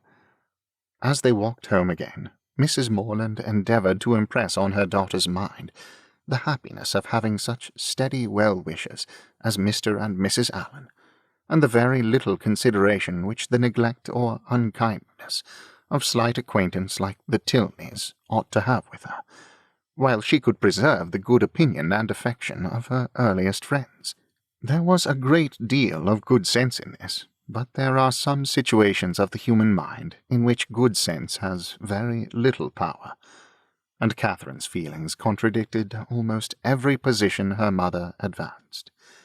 It was upon the behaviour of these very slight acquaintance that all her present happiness depended, and while Mrs. Morland was successfully confirming her own opinions by the justness of her own representations, Catherine was slightly reflecting that now Henry must have married at Northanger, now he must have heard of her departure, and now, perhaps, they were all setting off for Hereford. Chapter 30. Catherine's disposition was not naturally sedentary, nor had her habits been ever very industrious, but whatever might hitherto have been her defects of that sort, her mother could not but perceive them now to be greatly increased. She could neither sit still nor employ herself for 10 minutes together, walking round the garden and orchard again and again, as if nothing but motion was voluntary, and it seemed as if she could even walk about the house rather than remain fixed for any time in the parlour. Her loss of spirits was a yet greater alteration. In her rambling and her idleness, she might only be a caricature of herself, but in her silence and sadness, she was the very reverse of all that she had been before. For 2 days, Mrs. Morland allowed it to pass even without a hint. But when a 3rd night's rest had neither restored her cheerfulness, improved her in useful activity, nor given her a greater inclination for needlework, she could no longer refrain from the gentle reproof of, "My dear Catherine, I am afraid you are growing quite a fine lady. I do not know when poor Richard's cravats would be done, if he had no friend but you. Your head runs too much upon Bath. But there is a time for everything, a time for balls and plays, and a time for work. You must have had a long run of amusement, and now you must try to be useful." Catherine took up her work directly, saying in a dejected voice that her head did not run upon Bath much. "Then you are fretting about General Tilney, and that is very simple of you, for 10 to 1 whether you ever see him again. You should never fret about trifles." After a short silence, "I hope, my Catherine, you are not getting out of humour with home because it is not so grand as Northanger. That would be turning your visit into an evil indeed. Wherever you are, you should always be contented, but especially at home, because there you must spend the most of your time.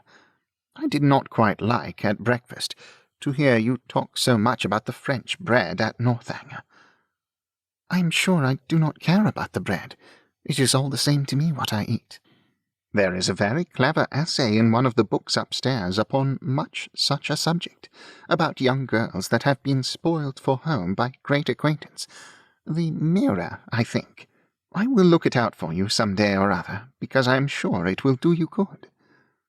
Catherine said no more, and, with an endeavour to do right, applied to her work, but after a few minutes sunk again, without knowing it herself, into languor and listlessness, moving herself in her chair from the irritation of weariness, much oftener than she moved her needle.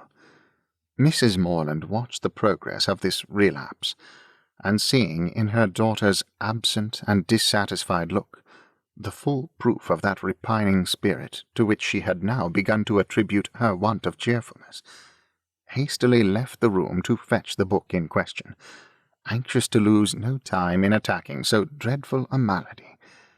It was some time before she could find what she looked for, and other family matters occurring to detain her, 1/4 of an hour had elapsed ere she returned downstairs with the volume from which so much was hoped. Her avocations above having shut out all noise but what she created herself, she knew not that a visitor had arrived within the last few minutes, till, on entering the room, the first object she beheld was a young man whom she had never seen before. With a look of much respect, he immediately rose, and being introduced to her by her conscious daughter as Mr. Henry Tilney, with the embarrassment of real sensibility, began to apologize for his appearance there, acknowledging that after what had passed he had little right to expect a welcome at Fullerton, and stating his impatience to be assured of Miss Morland's having reached her home in safety as the cause of his intrusion. He did not address himself to an uncandid judge or a resentful heart. Far from comprehending him or his sister in their father's misconduct, Mrs. Morland had been always kindly disposed towards each, and instantly, pleased by his appearance, received him with the simple professions of unaffected benevolence, thanking him for such an attention to her daughter, assuring him that the friends of her children were always welcome there, and entreating him to say not another word of the past. He was not ill-inclined to obey this request, for though his heart was greatly relieved by such unlooked-for mildness, it was not just at that moment in his power to say anything to the purpose. Returning in silence to his seat, therefore, he remained for some minutes most civilly answering all Mrs. Morland's common remarks about the weather and roads.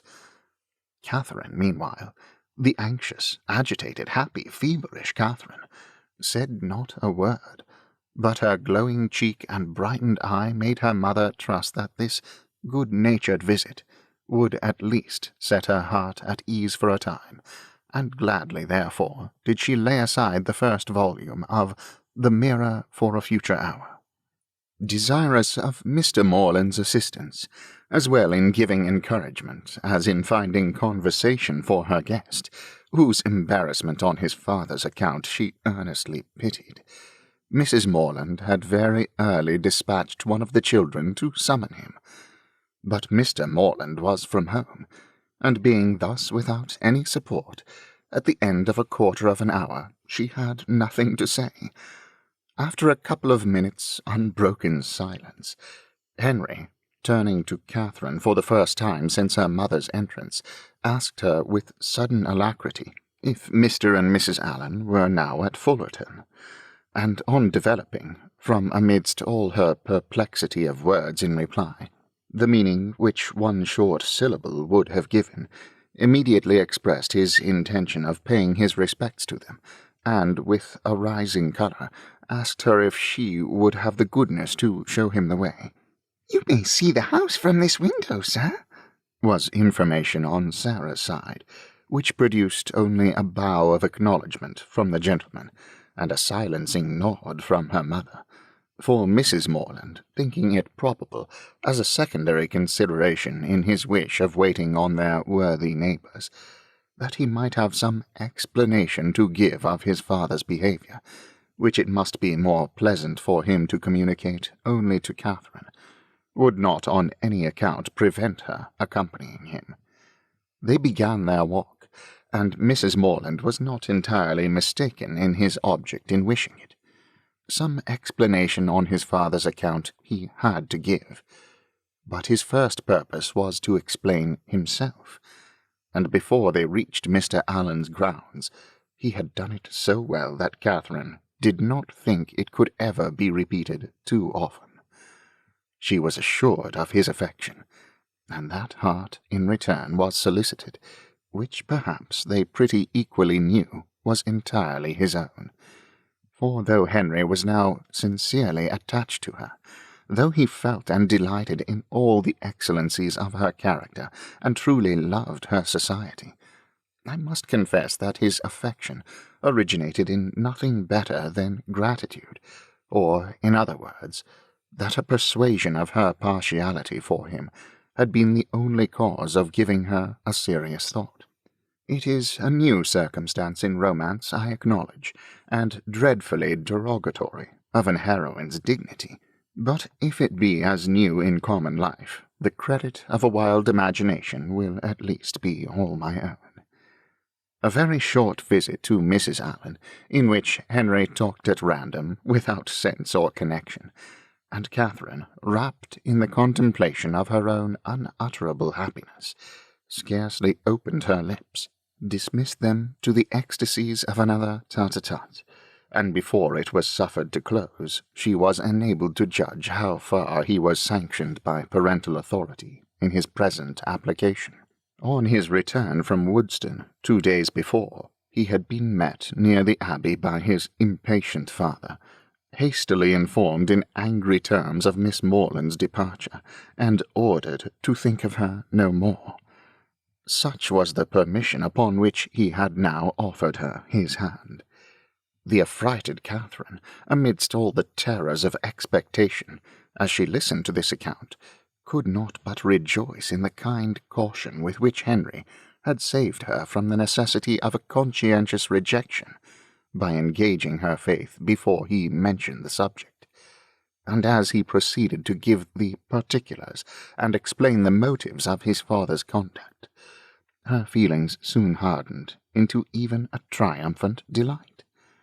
The General had had nothing to accuse her of, nothing to lay her charge, but her being the involuntary, unconscious object of a deception which his pride could not pardon, and which a better pride would have been ashamed to own.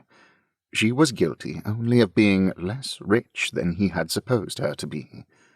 Under a mistaken persuasion of her possessions and claims, he had courted her acquaintance in Bath, solicited her company at Northanger, and designed her for his daughter-in-law. On discovering his error, to turn her from the house seemed the best, though to his feelings an inadequate proof of his resentment towards herself, and his contempt of her family. John Thorpe had first misled him. The General, perceiving his son one night at the theatre to be paying considerable attention to Miss Morland, had accidentally inquired of Thorpe if he knew more than her name.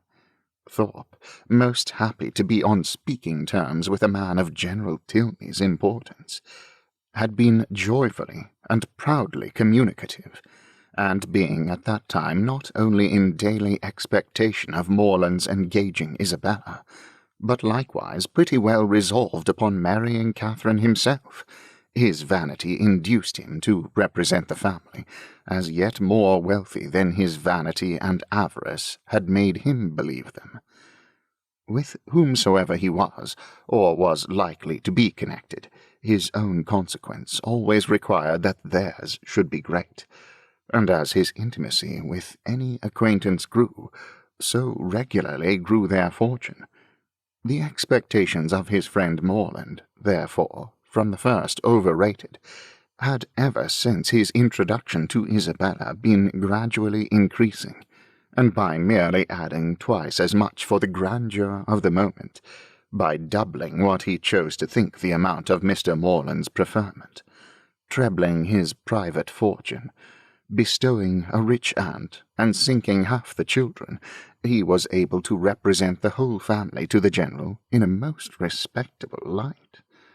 For Catherine, however, the peculiar object of the General's curiosity, and his own speculations, he had yet something more in reserve, and the 10 or 15,000 pounds which her father could give her would be a pretty addition to Mr. Allen's estate. Her intimacy there had made him seriously determine on her being handsomely legacied hereafter, and to speak of her therefore as the almost acknowledged future heiress of Fullerton naturally followed. Upon such intelligence the General had proceeded, for never had it occurred to him to doubt its authority. Thorpe's interest in the family, by his sister's approaching connection with one of its members, and his own views on another, circumstances of which he boasted with almost equal openness, seemed sufficient vouchers for his truth, and to these were added the absolute facts of the Allens being wealthy and childless, of Miss Morland's being under their care, and, as soon as his acquaintance allowed him to judge, of treating her with parental kindness. His resolution was soon formed. Already had he discerned a liking towards Miss Morland in the countenance of his son, and thankful for Mr. Thorpe's communication, he almost instantly determined to spare no pains in weakening his boasted interest and ruining his dearest hopes. Catherine herself could not be more ignorant at the time of all this than his own children. Henry and Eleanor, perceiving nothing in her situation likely to engage their father's particular respect, had seen with astonishment the suddenness, continuance, and extent of his attention, and though latterly, from some hints which had accompanied an almost positive command to his son of doing everything in his power to attach her, Henry was convinced of his father's believing it to be an advantageous connection.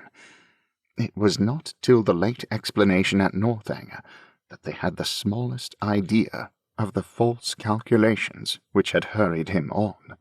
That they were false, the General had learnt from the very person who had suggested them, from Thorpe himself, whom he had chanced to meet again in town, and who, under the influence of exactly opposite feelings, irritated by Catherine's refusal, and yet more by the failure of a very recent endeavour to accomplish a reconciliation between Morland and Isabella, convinced that they were separated forever, and spurning a friendship which could no longer be serviceable, hastened to contradict all that he had said before to the advantage of the Morlands, confessed himself to have been totally mistaken in his opinion of their circumstances and character, misled by the rhodomontade of his friend to believe his father a man of substance and credit, whereas the transactions of the 2 or 3 last weeks proved him to be neither, for after coming eagerly forward on the first overture of a marriage between the families, with the most liberal proposals, he had, on being brought to the point by the shrewdness of the relator, been constrained to acknowledge himself incapable of giving the young people even a decent support. They were, in fact, a necessitous family, numerous too, almost beyond example, by no means respected in their own neighbourhood, as he had lately had particular opportunities of discovering, aiming at a style of life which their fortune could not warrant, seeking to better themselves by wealthy connections, a forward, bragging, scheming race. The terrified General pronounced the name of Allen with an inquiring look, and here, too, Thorpe had learnt his error.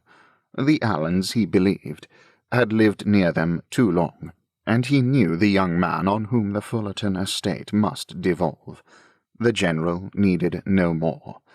Enraged with almost everybody in the world but himself, he set out the next day for the Abbey, where his performances have been seen.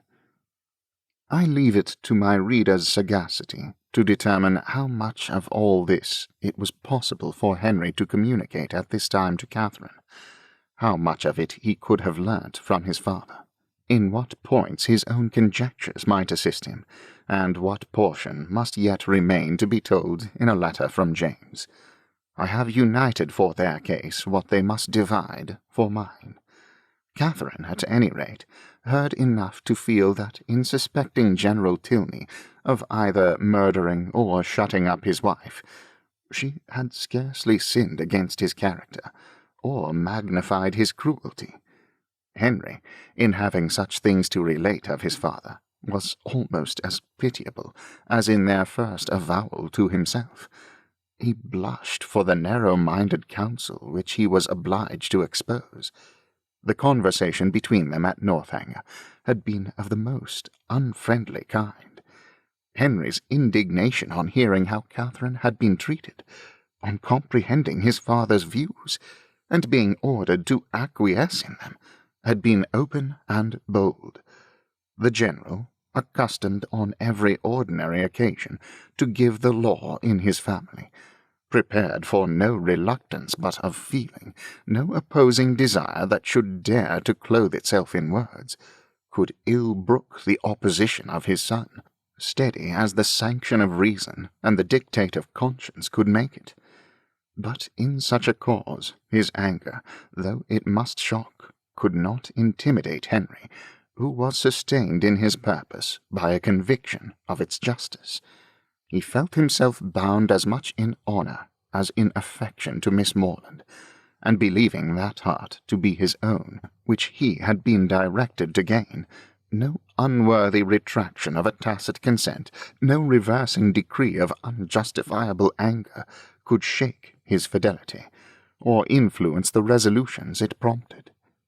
He steadily refused to accompany his father into Hertfordshire, an engagement formed almost at the moment to promote the dismissal of Catherine, and as steadily declared his intention of offering her his hand. The general was furious in his anger, and they parted in dreadful disagreement. Henry, in an agitation of mind which many solitary hours were required to compose, had returned almost instantly to Woodston, and on the afternoon of the following day had begun his journey to Fullerton. Chapter 31. Mr. and Mrs. Morland's surprise on being applied to by Mr. Tilney for their consent to his marrying their daughter was, for a few minutes, considerable, it having never entered their heads to suspect an attachment on either side. But as nothing, after all, could be more natural than Catherine's being beloved, they soon learnt to consider it with only the happy agitation of gratified pride, and, as far as they alone were concerned, had not a single objection to start. His pleasing manners and good sense were self-evident recommendations, and having never heard evil of him, it was not their way to suppose any evil could be told. Goodwill supplying the place of experience, his character needed no attestation. "Catherine would make a sad, heedless young housekeeper, to be sure," was her mother's foreboding remark, but quick was the consolation of there being nothing like practice. There was but one obstacle, in short, to be mentioned, but till that one was removed it must be impossible for them to sanction the engagement.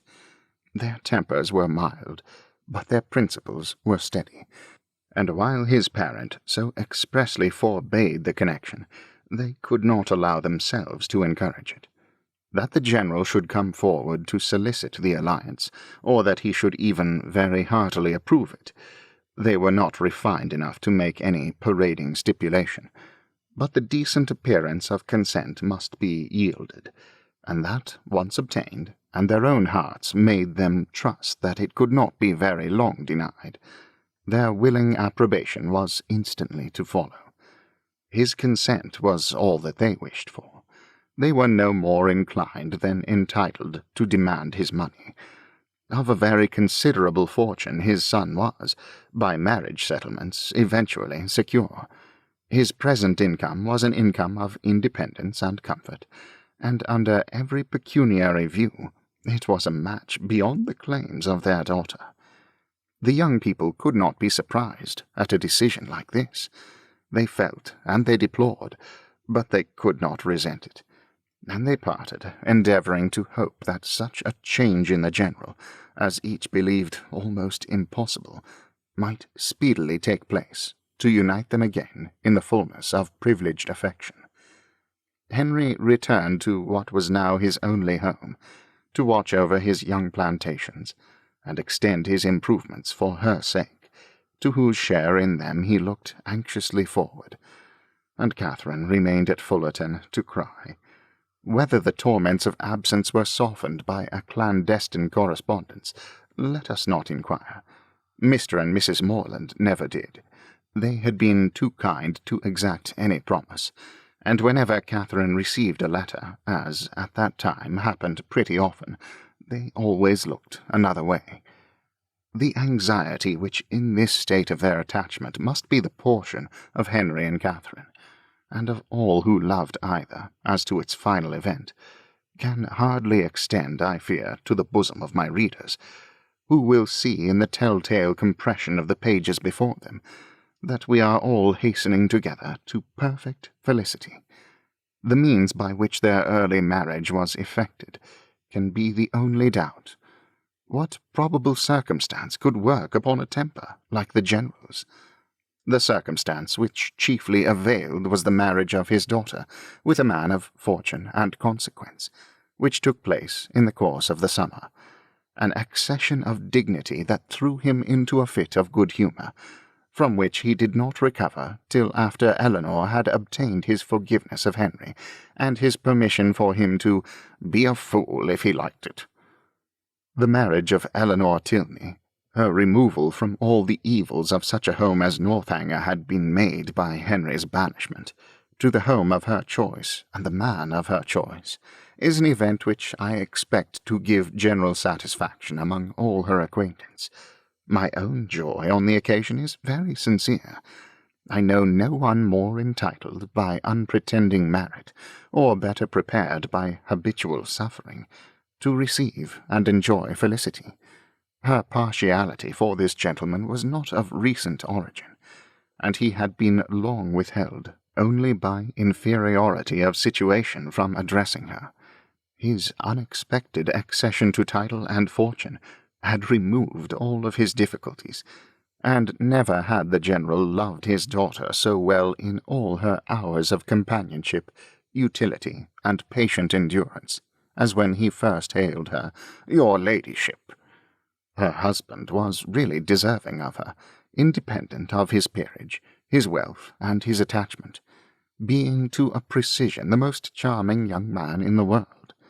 Any further definition of his merits must be unnecessary. The most charming young man in the world is instantly before the imagination of us all.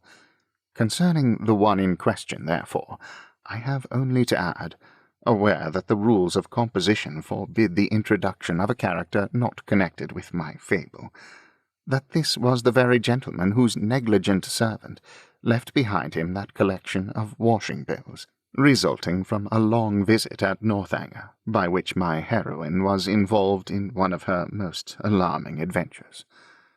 The influence of the Viscount and Viscountess in their brother's behalf was assisted by that right understanding of Mr. Morland's circumstances which, as soon as the General would allow himself to be informed, they were qualified to give. It taught him that he had been scarcely more misled by Thorpe's first boast of the family wealth than by his subsequent malicious overthrow of it, that in no sense of the word were they necessitous or poor, and that Catherine would have £3,000. This was so material an amendment of his late expectations that it greatly contributed to smooth the descent of his pride, and by no means without its effect was the private intelligence, which he was at some pains to procure, that the Fullerton estate, being entirely at the disposal of its present proprietor, was consequently open to every greedy speculation. On the strength of this, the General, soon after Eleanor's marriage, permitted his son to return to Northanger, and thence made him the bearer of his consent, very courteously worded in a page full of empty professions to Mr. Morland. The event which it authorized soon followed. Henry and Catherine were married. The bells rang, and everybody smiled, and as this took place within a 12-month from the first day of their meeting, it will not appear, after all the dreadful delays occasioned by the General's cruelty, that they were essentially hurt by it. To begin perfect happiness at the respective ages of 26 and 18 is to do pretty well, and professing myself moreover convinced that the General's unjust interference, so far from being really injurious to their felicity, was perhaps rather conducive to it, by improving their knowledge of each other, and adding strength to their attachment. I leave it to be settled by whomsoever it may concern, whether the tendency of this work be altogether to recommend parental tyranny, or reward filial disobedience. My Reflections on Northanger Abbey, written by Benjamin Fife. The original publication of Northanger Abbey postdates nearly all of Austen's other works, yet was written before many of them. As a prelude to the initial publication, Austen writes, "Advertisement by the authoress to Northanger Abbey. This little work was finished in the year 1803, and intended for immediate publication. It was disposed of to a bookseller. It was even advertised, and why the business proceeded no farther, the author has never been able to learn. That any bookseller should think it worth while to purchase what he did not think worth while to publish seems extraordinary. But with this, neither the author nor the public have any other concern than as some observation is necessary upon those parts of the work which 13 years have made comparatively obsolete. The public are entreated to bear in mind that 13 years have passed since it was finished, many more since it was begun, and that during that period places, manners, books, and opinions have undergone considerable changes." More than 2 centuries later, 13 years doesn't seem to have rendered much obsolete, comparatively speaking. What intrigues me more is that Northanger is not more loved than it is. It is a truth universally acknowledged that a reader not yet in possession of a knowledge of the works of Jane Austen must be in want of Pride and Prejudice before any other Austen works. Lest I incur the wrath of an enormous fan base, I myself acknowledge Pride and Prejudice as a brilliant work of literature. Jane Austen explored relationships as no one else had before, and in particular the importance of communication, honesty, and earnestly looking at our own prejudices and false pride. There is an entire industry devoted to this fan base, to which I owe a not unconsiderable amount of my own success. There is a lingo that goes with it, JAFF, J-A-F-F, or Jane Austen fan fiction. Whether you love or hate the term fan fiction is another conversation entirely. ODC or Our Dear Couple, variations, vagaries, sequels, prequels, we've got it all. At the time of this writing, I'm looking forward to my first in-person Jane Austen reader-writer get-together. So it need not be said fans adore Pride and Prejudice variations. They outsell variations of Austen's other novels by far. But Northanger Abbey does not feature the dark, brooding, slightly introverted Darcy, nor the witty and indomitable Elizabeth Bennet. Instead, Austen begins with a description of Catherine Morland as being the least likely heroine imaginable. Nor is Henry Tilney remarkable, other than possibly being the most realistically written man of Austen's novels. He's funny, approachable, willing to laugh at others or himself, but also equally capable of taking offense or treading lightly as needed. The villains of the novel, the Thorpes, are also very real in their shallowness, willing to ascribe all manner of good things to themselves while sweeping their abhorrent behavior under the proverbial rug as if it did not exist. Who has not encountered someone like Isabella or John, or even their oblivious mother? The other villain of the novel, General Tilney, is taken in by the Thorpes' assumptions and exaggerations, and setting himself up to be one of the most odious in-laws, he bears zero reflection upon his own responsibility in adding to Miss Morland's expectations. The appeal of Northanger Abbey, Catherine Morland's imagination notwithstanding, is how realistic it is. For me, while I do adore Darcy and Lizzie, I identify with Henry Tilney and Catherine Morland on a level that I could never aspire to with ODC. My own dear couple of Northanger Abbey comes much closer to my own experience. Catherine's obliviousness to James' advances, Henry's literality in picking apart terms such as nice. He's a dad joke cracker in training centuries before the term came into popularity. Henry's lack of effort to intervene with his brother and his dismay, yet forgiveness of Catherine's flights of imagination. Even the lack of drama from Catherine's own parents strikes me as more relatable than Mr. and Mrs. Bennet's antagonism and nerves, respectfully. A note on my audio performance. In Northanger Abbey, Jane Austen makes frequent use of having the narrator paraphrase dialogue spoken by characters, placing what they said in quotations, but the perspective within those bounds is still that of an observer. There are times when I understand why she chose to do so, and others where I honestly wonder if she perchance meant to correct the perspective and have the character actually saying it. Regardless of how you may feel about it, we can't ask Jane Austen today about it. So I used artistic license.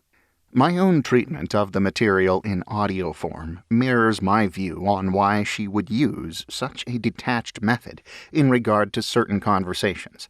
Sometimes I leave it as Austen wrote it, still keeping it in the narrator's voice, but for more meaningful dialogues I would substitute in the implied perspective of the character speaking along with my characterization of said character.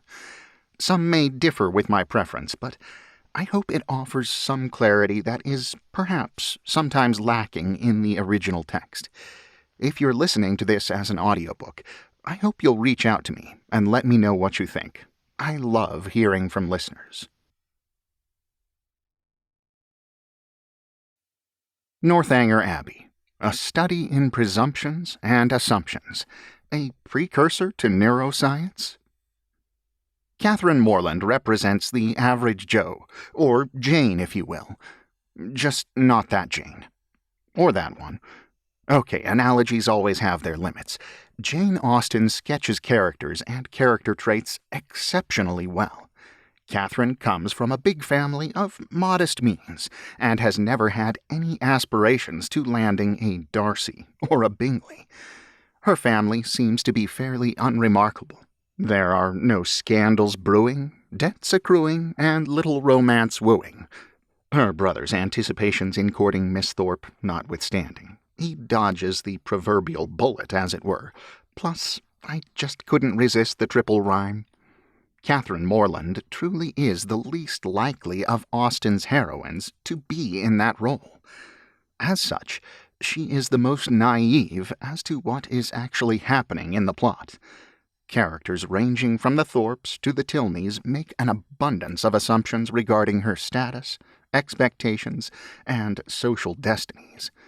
Meanwhile, Catherine just wants a friend and fancies that she might like to have some element of romance come her way. Presumptions and assumptions don't enter her mind. She's the epitome of letting life happen to you. She seems to enjoy her life, but when confronted with conniving up-and-comers or overbearing fathers intent on securing their and their sons' legacies, she's oblivious to the idea that anyone would make assumptions about her. Similarly, she hesitates to make any presumptions based on her own mild-mannered, lower-middle-class background.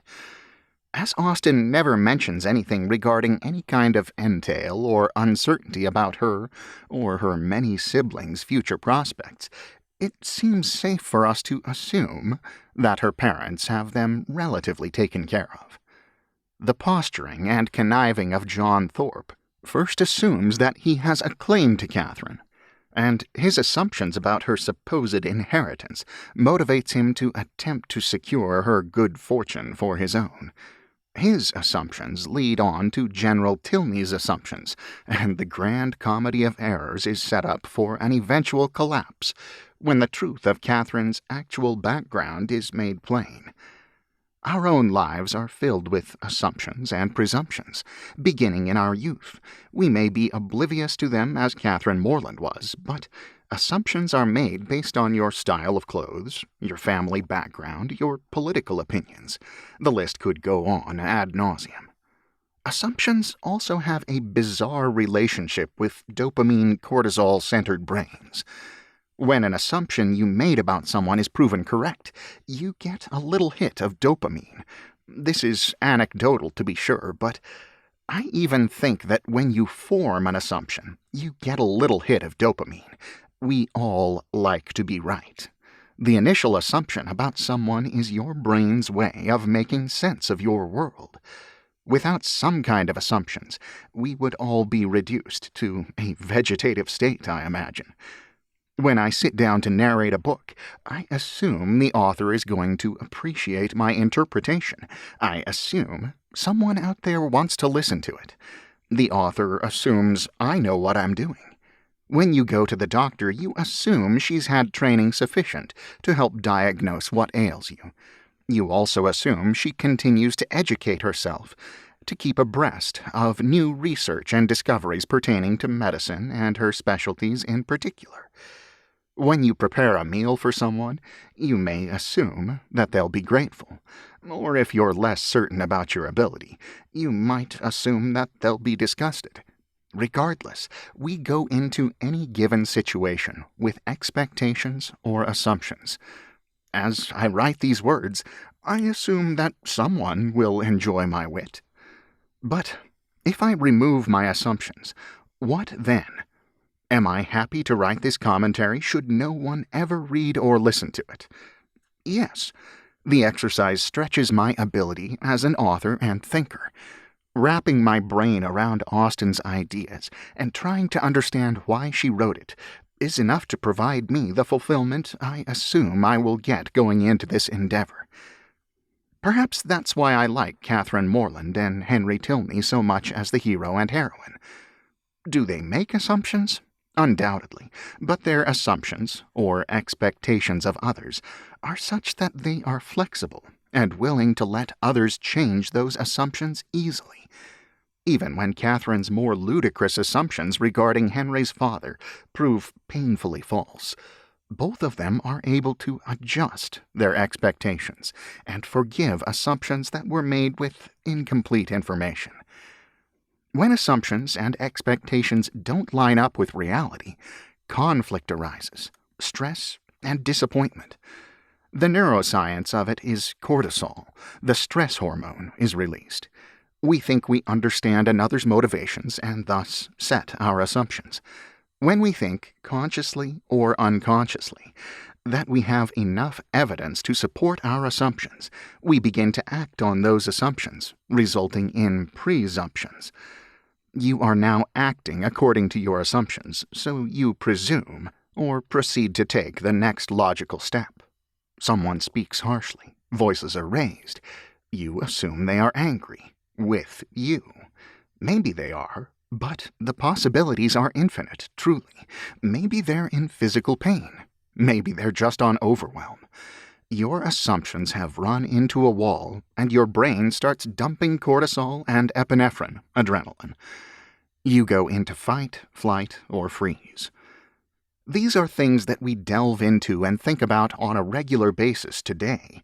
But in Jane Austen's works, observing the behaviors of individuals was through the lens of society. Was someone slighted? Was it intentional? All assumptions and presumptions can be dispelled if you are willing to ask questions. What are you feeling? What is the other person feeling? Is it okay to discuss these feelings? Is it okay to ask further questions about the situation? What assumptions are being made about your role in an encounter? Where were you the night of February 29th, 2004? Memory alone skews our assumptions radically. Neuroscience not being in existence in the early part of the 19th century, Jane Austen could not have been clinically aware of the 21st century discovery that all our memories are imaginary. Every time we call up a memory, our brain essentially makes a copy, a flawed copy, of the last time it was recalled, then overwrites the previous memory with the updated one. What science took 2 centuries to uncover, Austen instills by observation in her characters. Combine the inherent inaccuracy of memory with the neurochemicals such as adrenaline and oxytocin that would have been running rampant in Catherine Morland's mind while residing at Northanger Abbey, and it is little wonder, and superb writing portraying human nature, that her mind jumps to some amazing, even if they are amazingly wrong, conclusions about General Tilney and his relationship with his children and their late mother. Our brains are wired to solve things, often things that don't really need solving. John Thorpe and General Tilney both have problems that their brains are trying to create solutions to, and based on their ill-informed and imagined understanding of Miss Morland's station, she seems the solution they seek.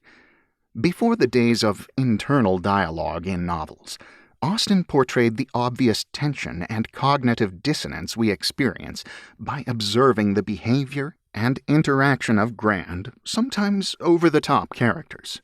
Modern Austen variations I've found sometimes extensively delve into these internal dialogues. Literature since Austen has become sometimes more reflective of actual reality. Who has not had arguments with themselves in their heads, or even aloud? In these self-discussions, we play our assumptions off each other ad nauseum. Often we have a tendency to awfulize a situation or relationship in our mind, or we fantasize to absurdity, contemplating how A will lead to B, which will lead to C, and then you've accomplished your life mission all at once. Through Catherine Morland, Henry Tilney, and many other characters in this novel, we get a peek at psychology and neuroscience decades before Sigmund Freud or Santiago Ramon y Cajal, the respective fathers of psychology and neuroscience, were a glimmer in their mother's eyes. And this is why I love reading classic literature. Yes, we've made some amazing discoveries and advances in the last 200 years, but I find it amazing to look back and see human nature through our modern, scientifically inculcated brains, and realize just how well someone like Austen, or Dickens, or Doyle already understood. Setting aside neuroscience, the big takeaway from Northanger Abbey, in my observation, is this. Nothing ever turns out quite as bad as you might think, and its necessary companion, nothing ever turns out as good as you might hope. We create all these in our minds, and worry or hope depending on our own disposition.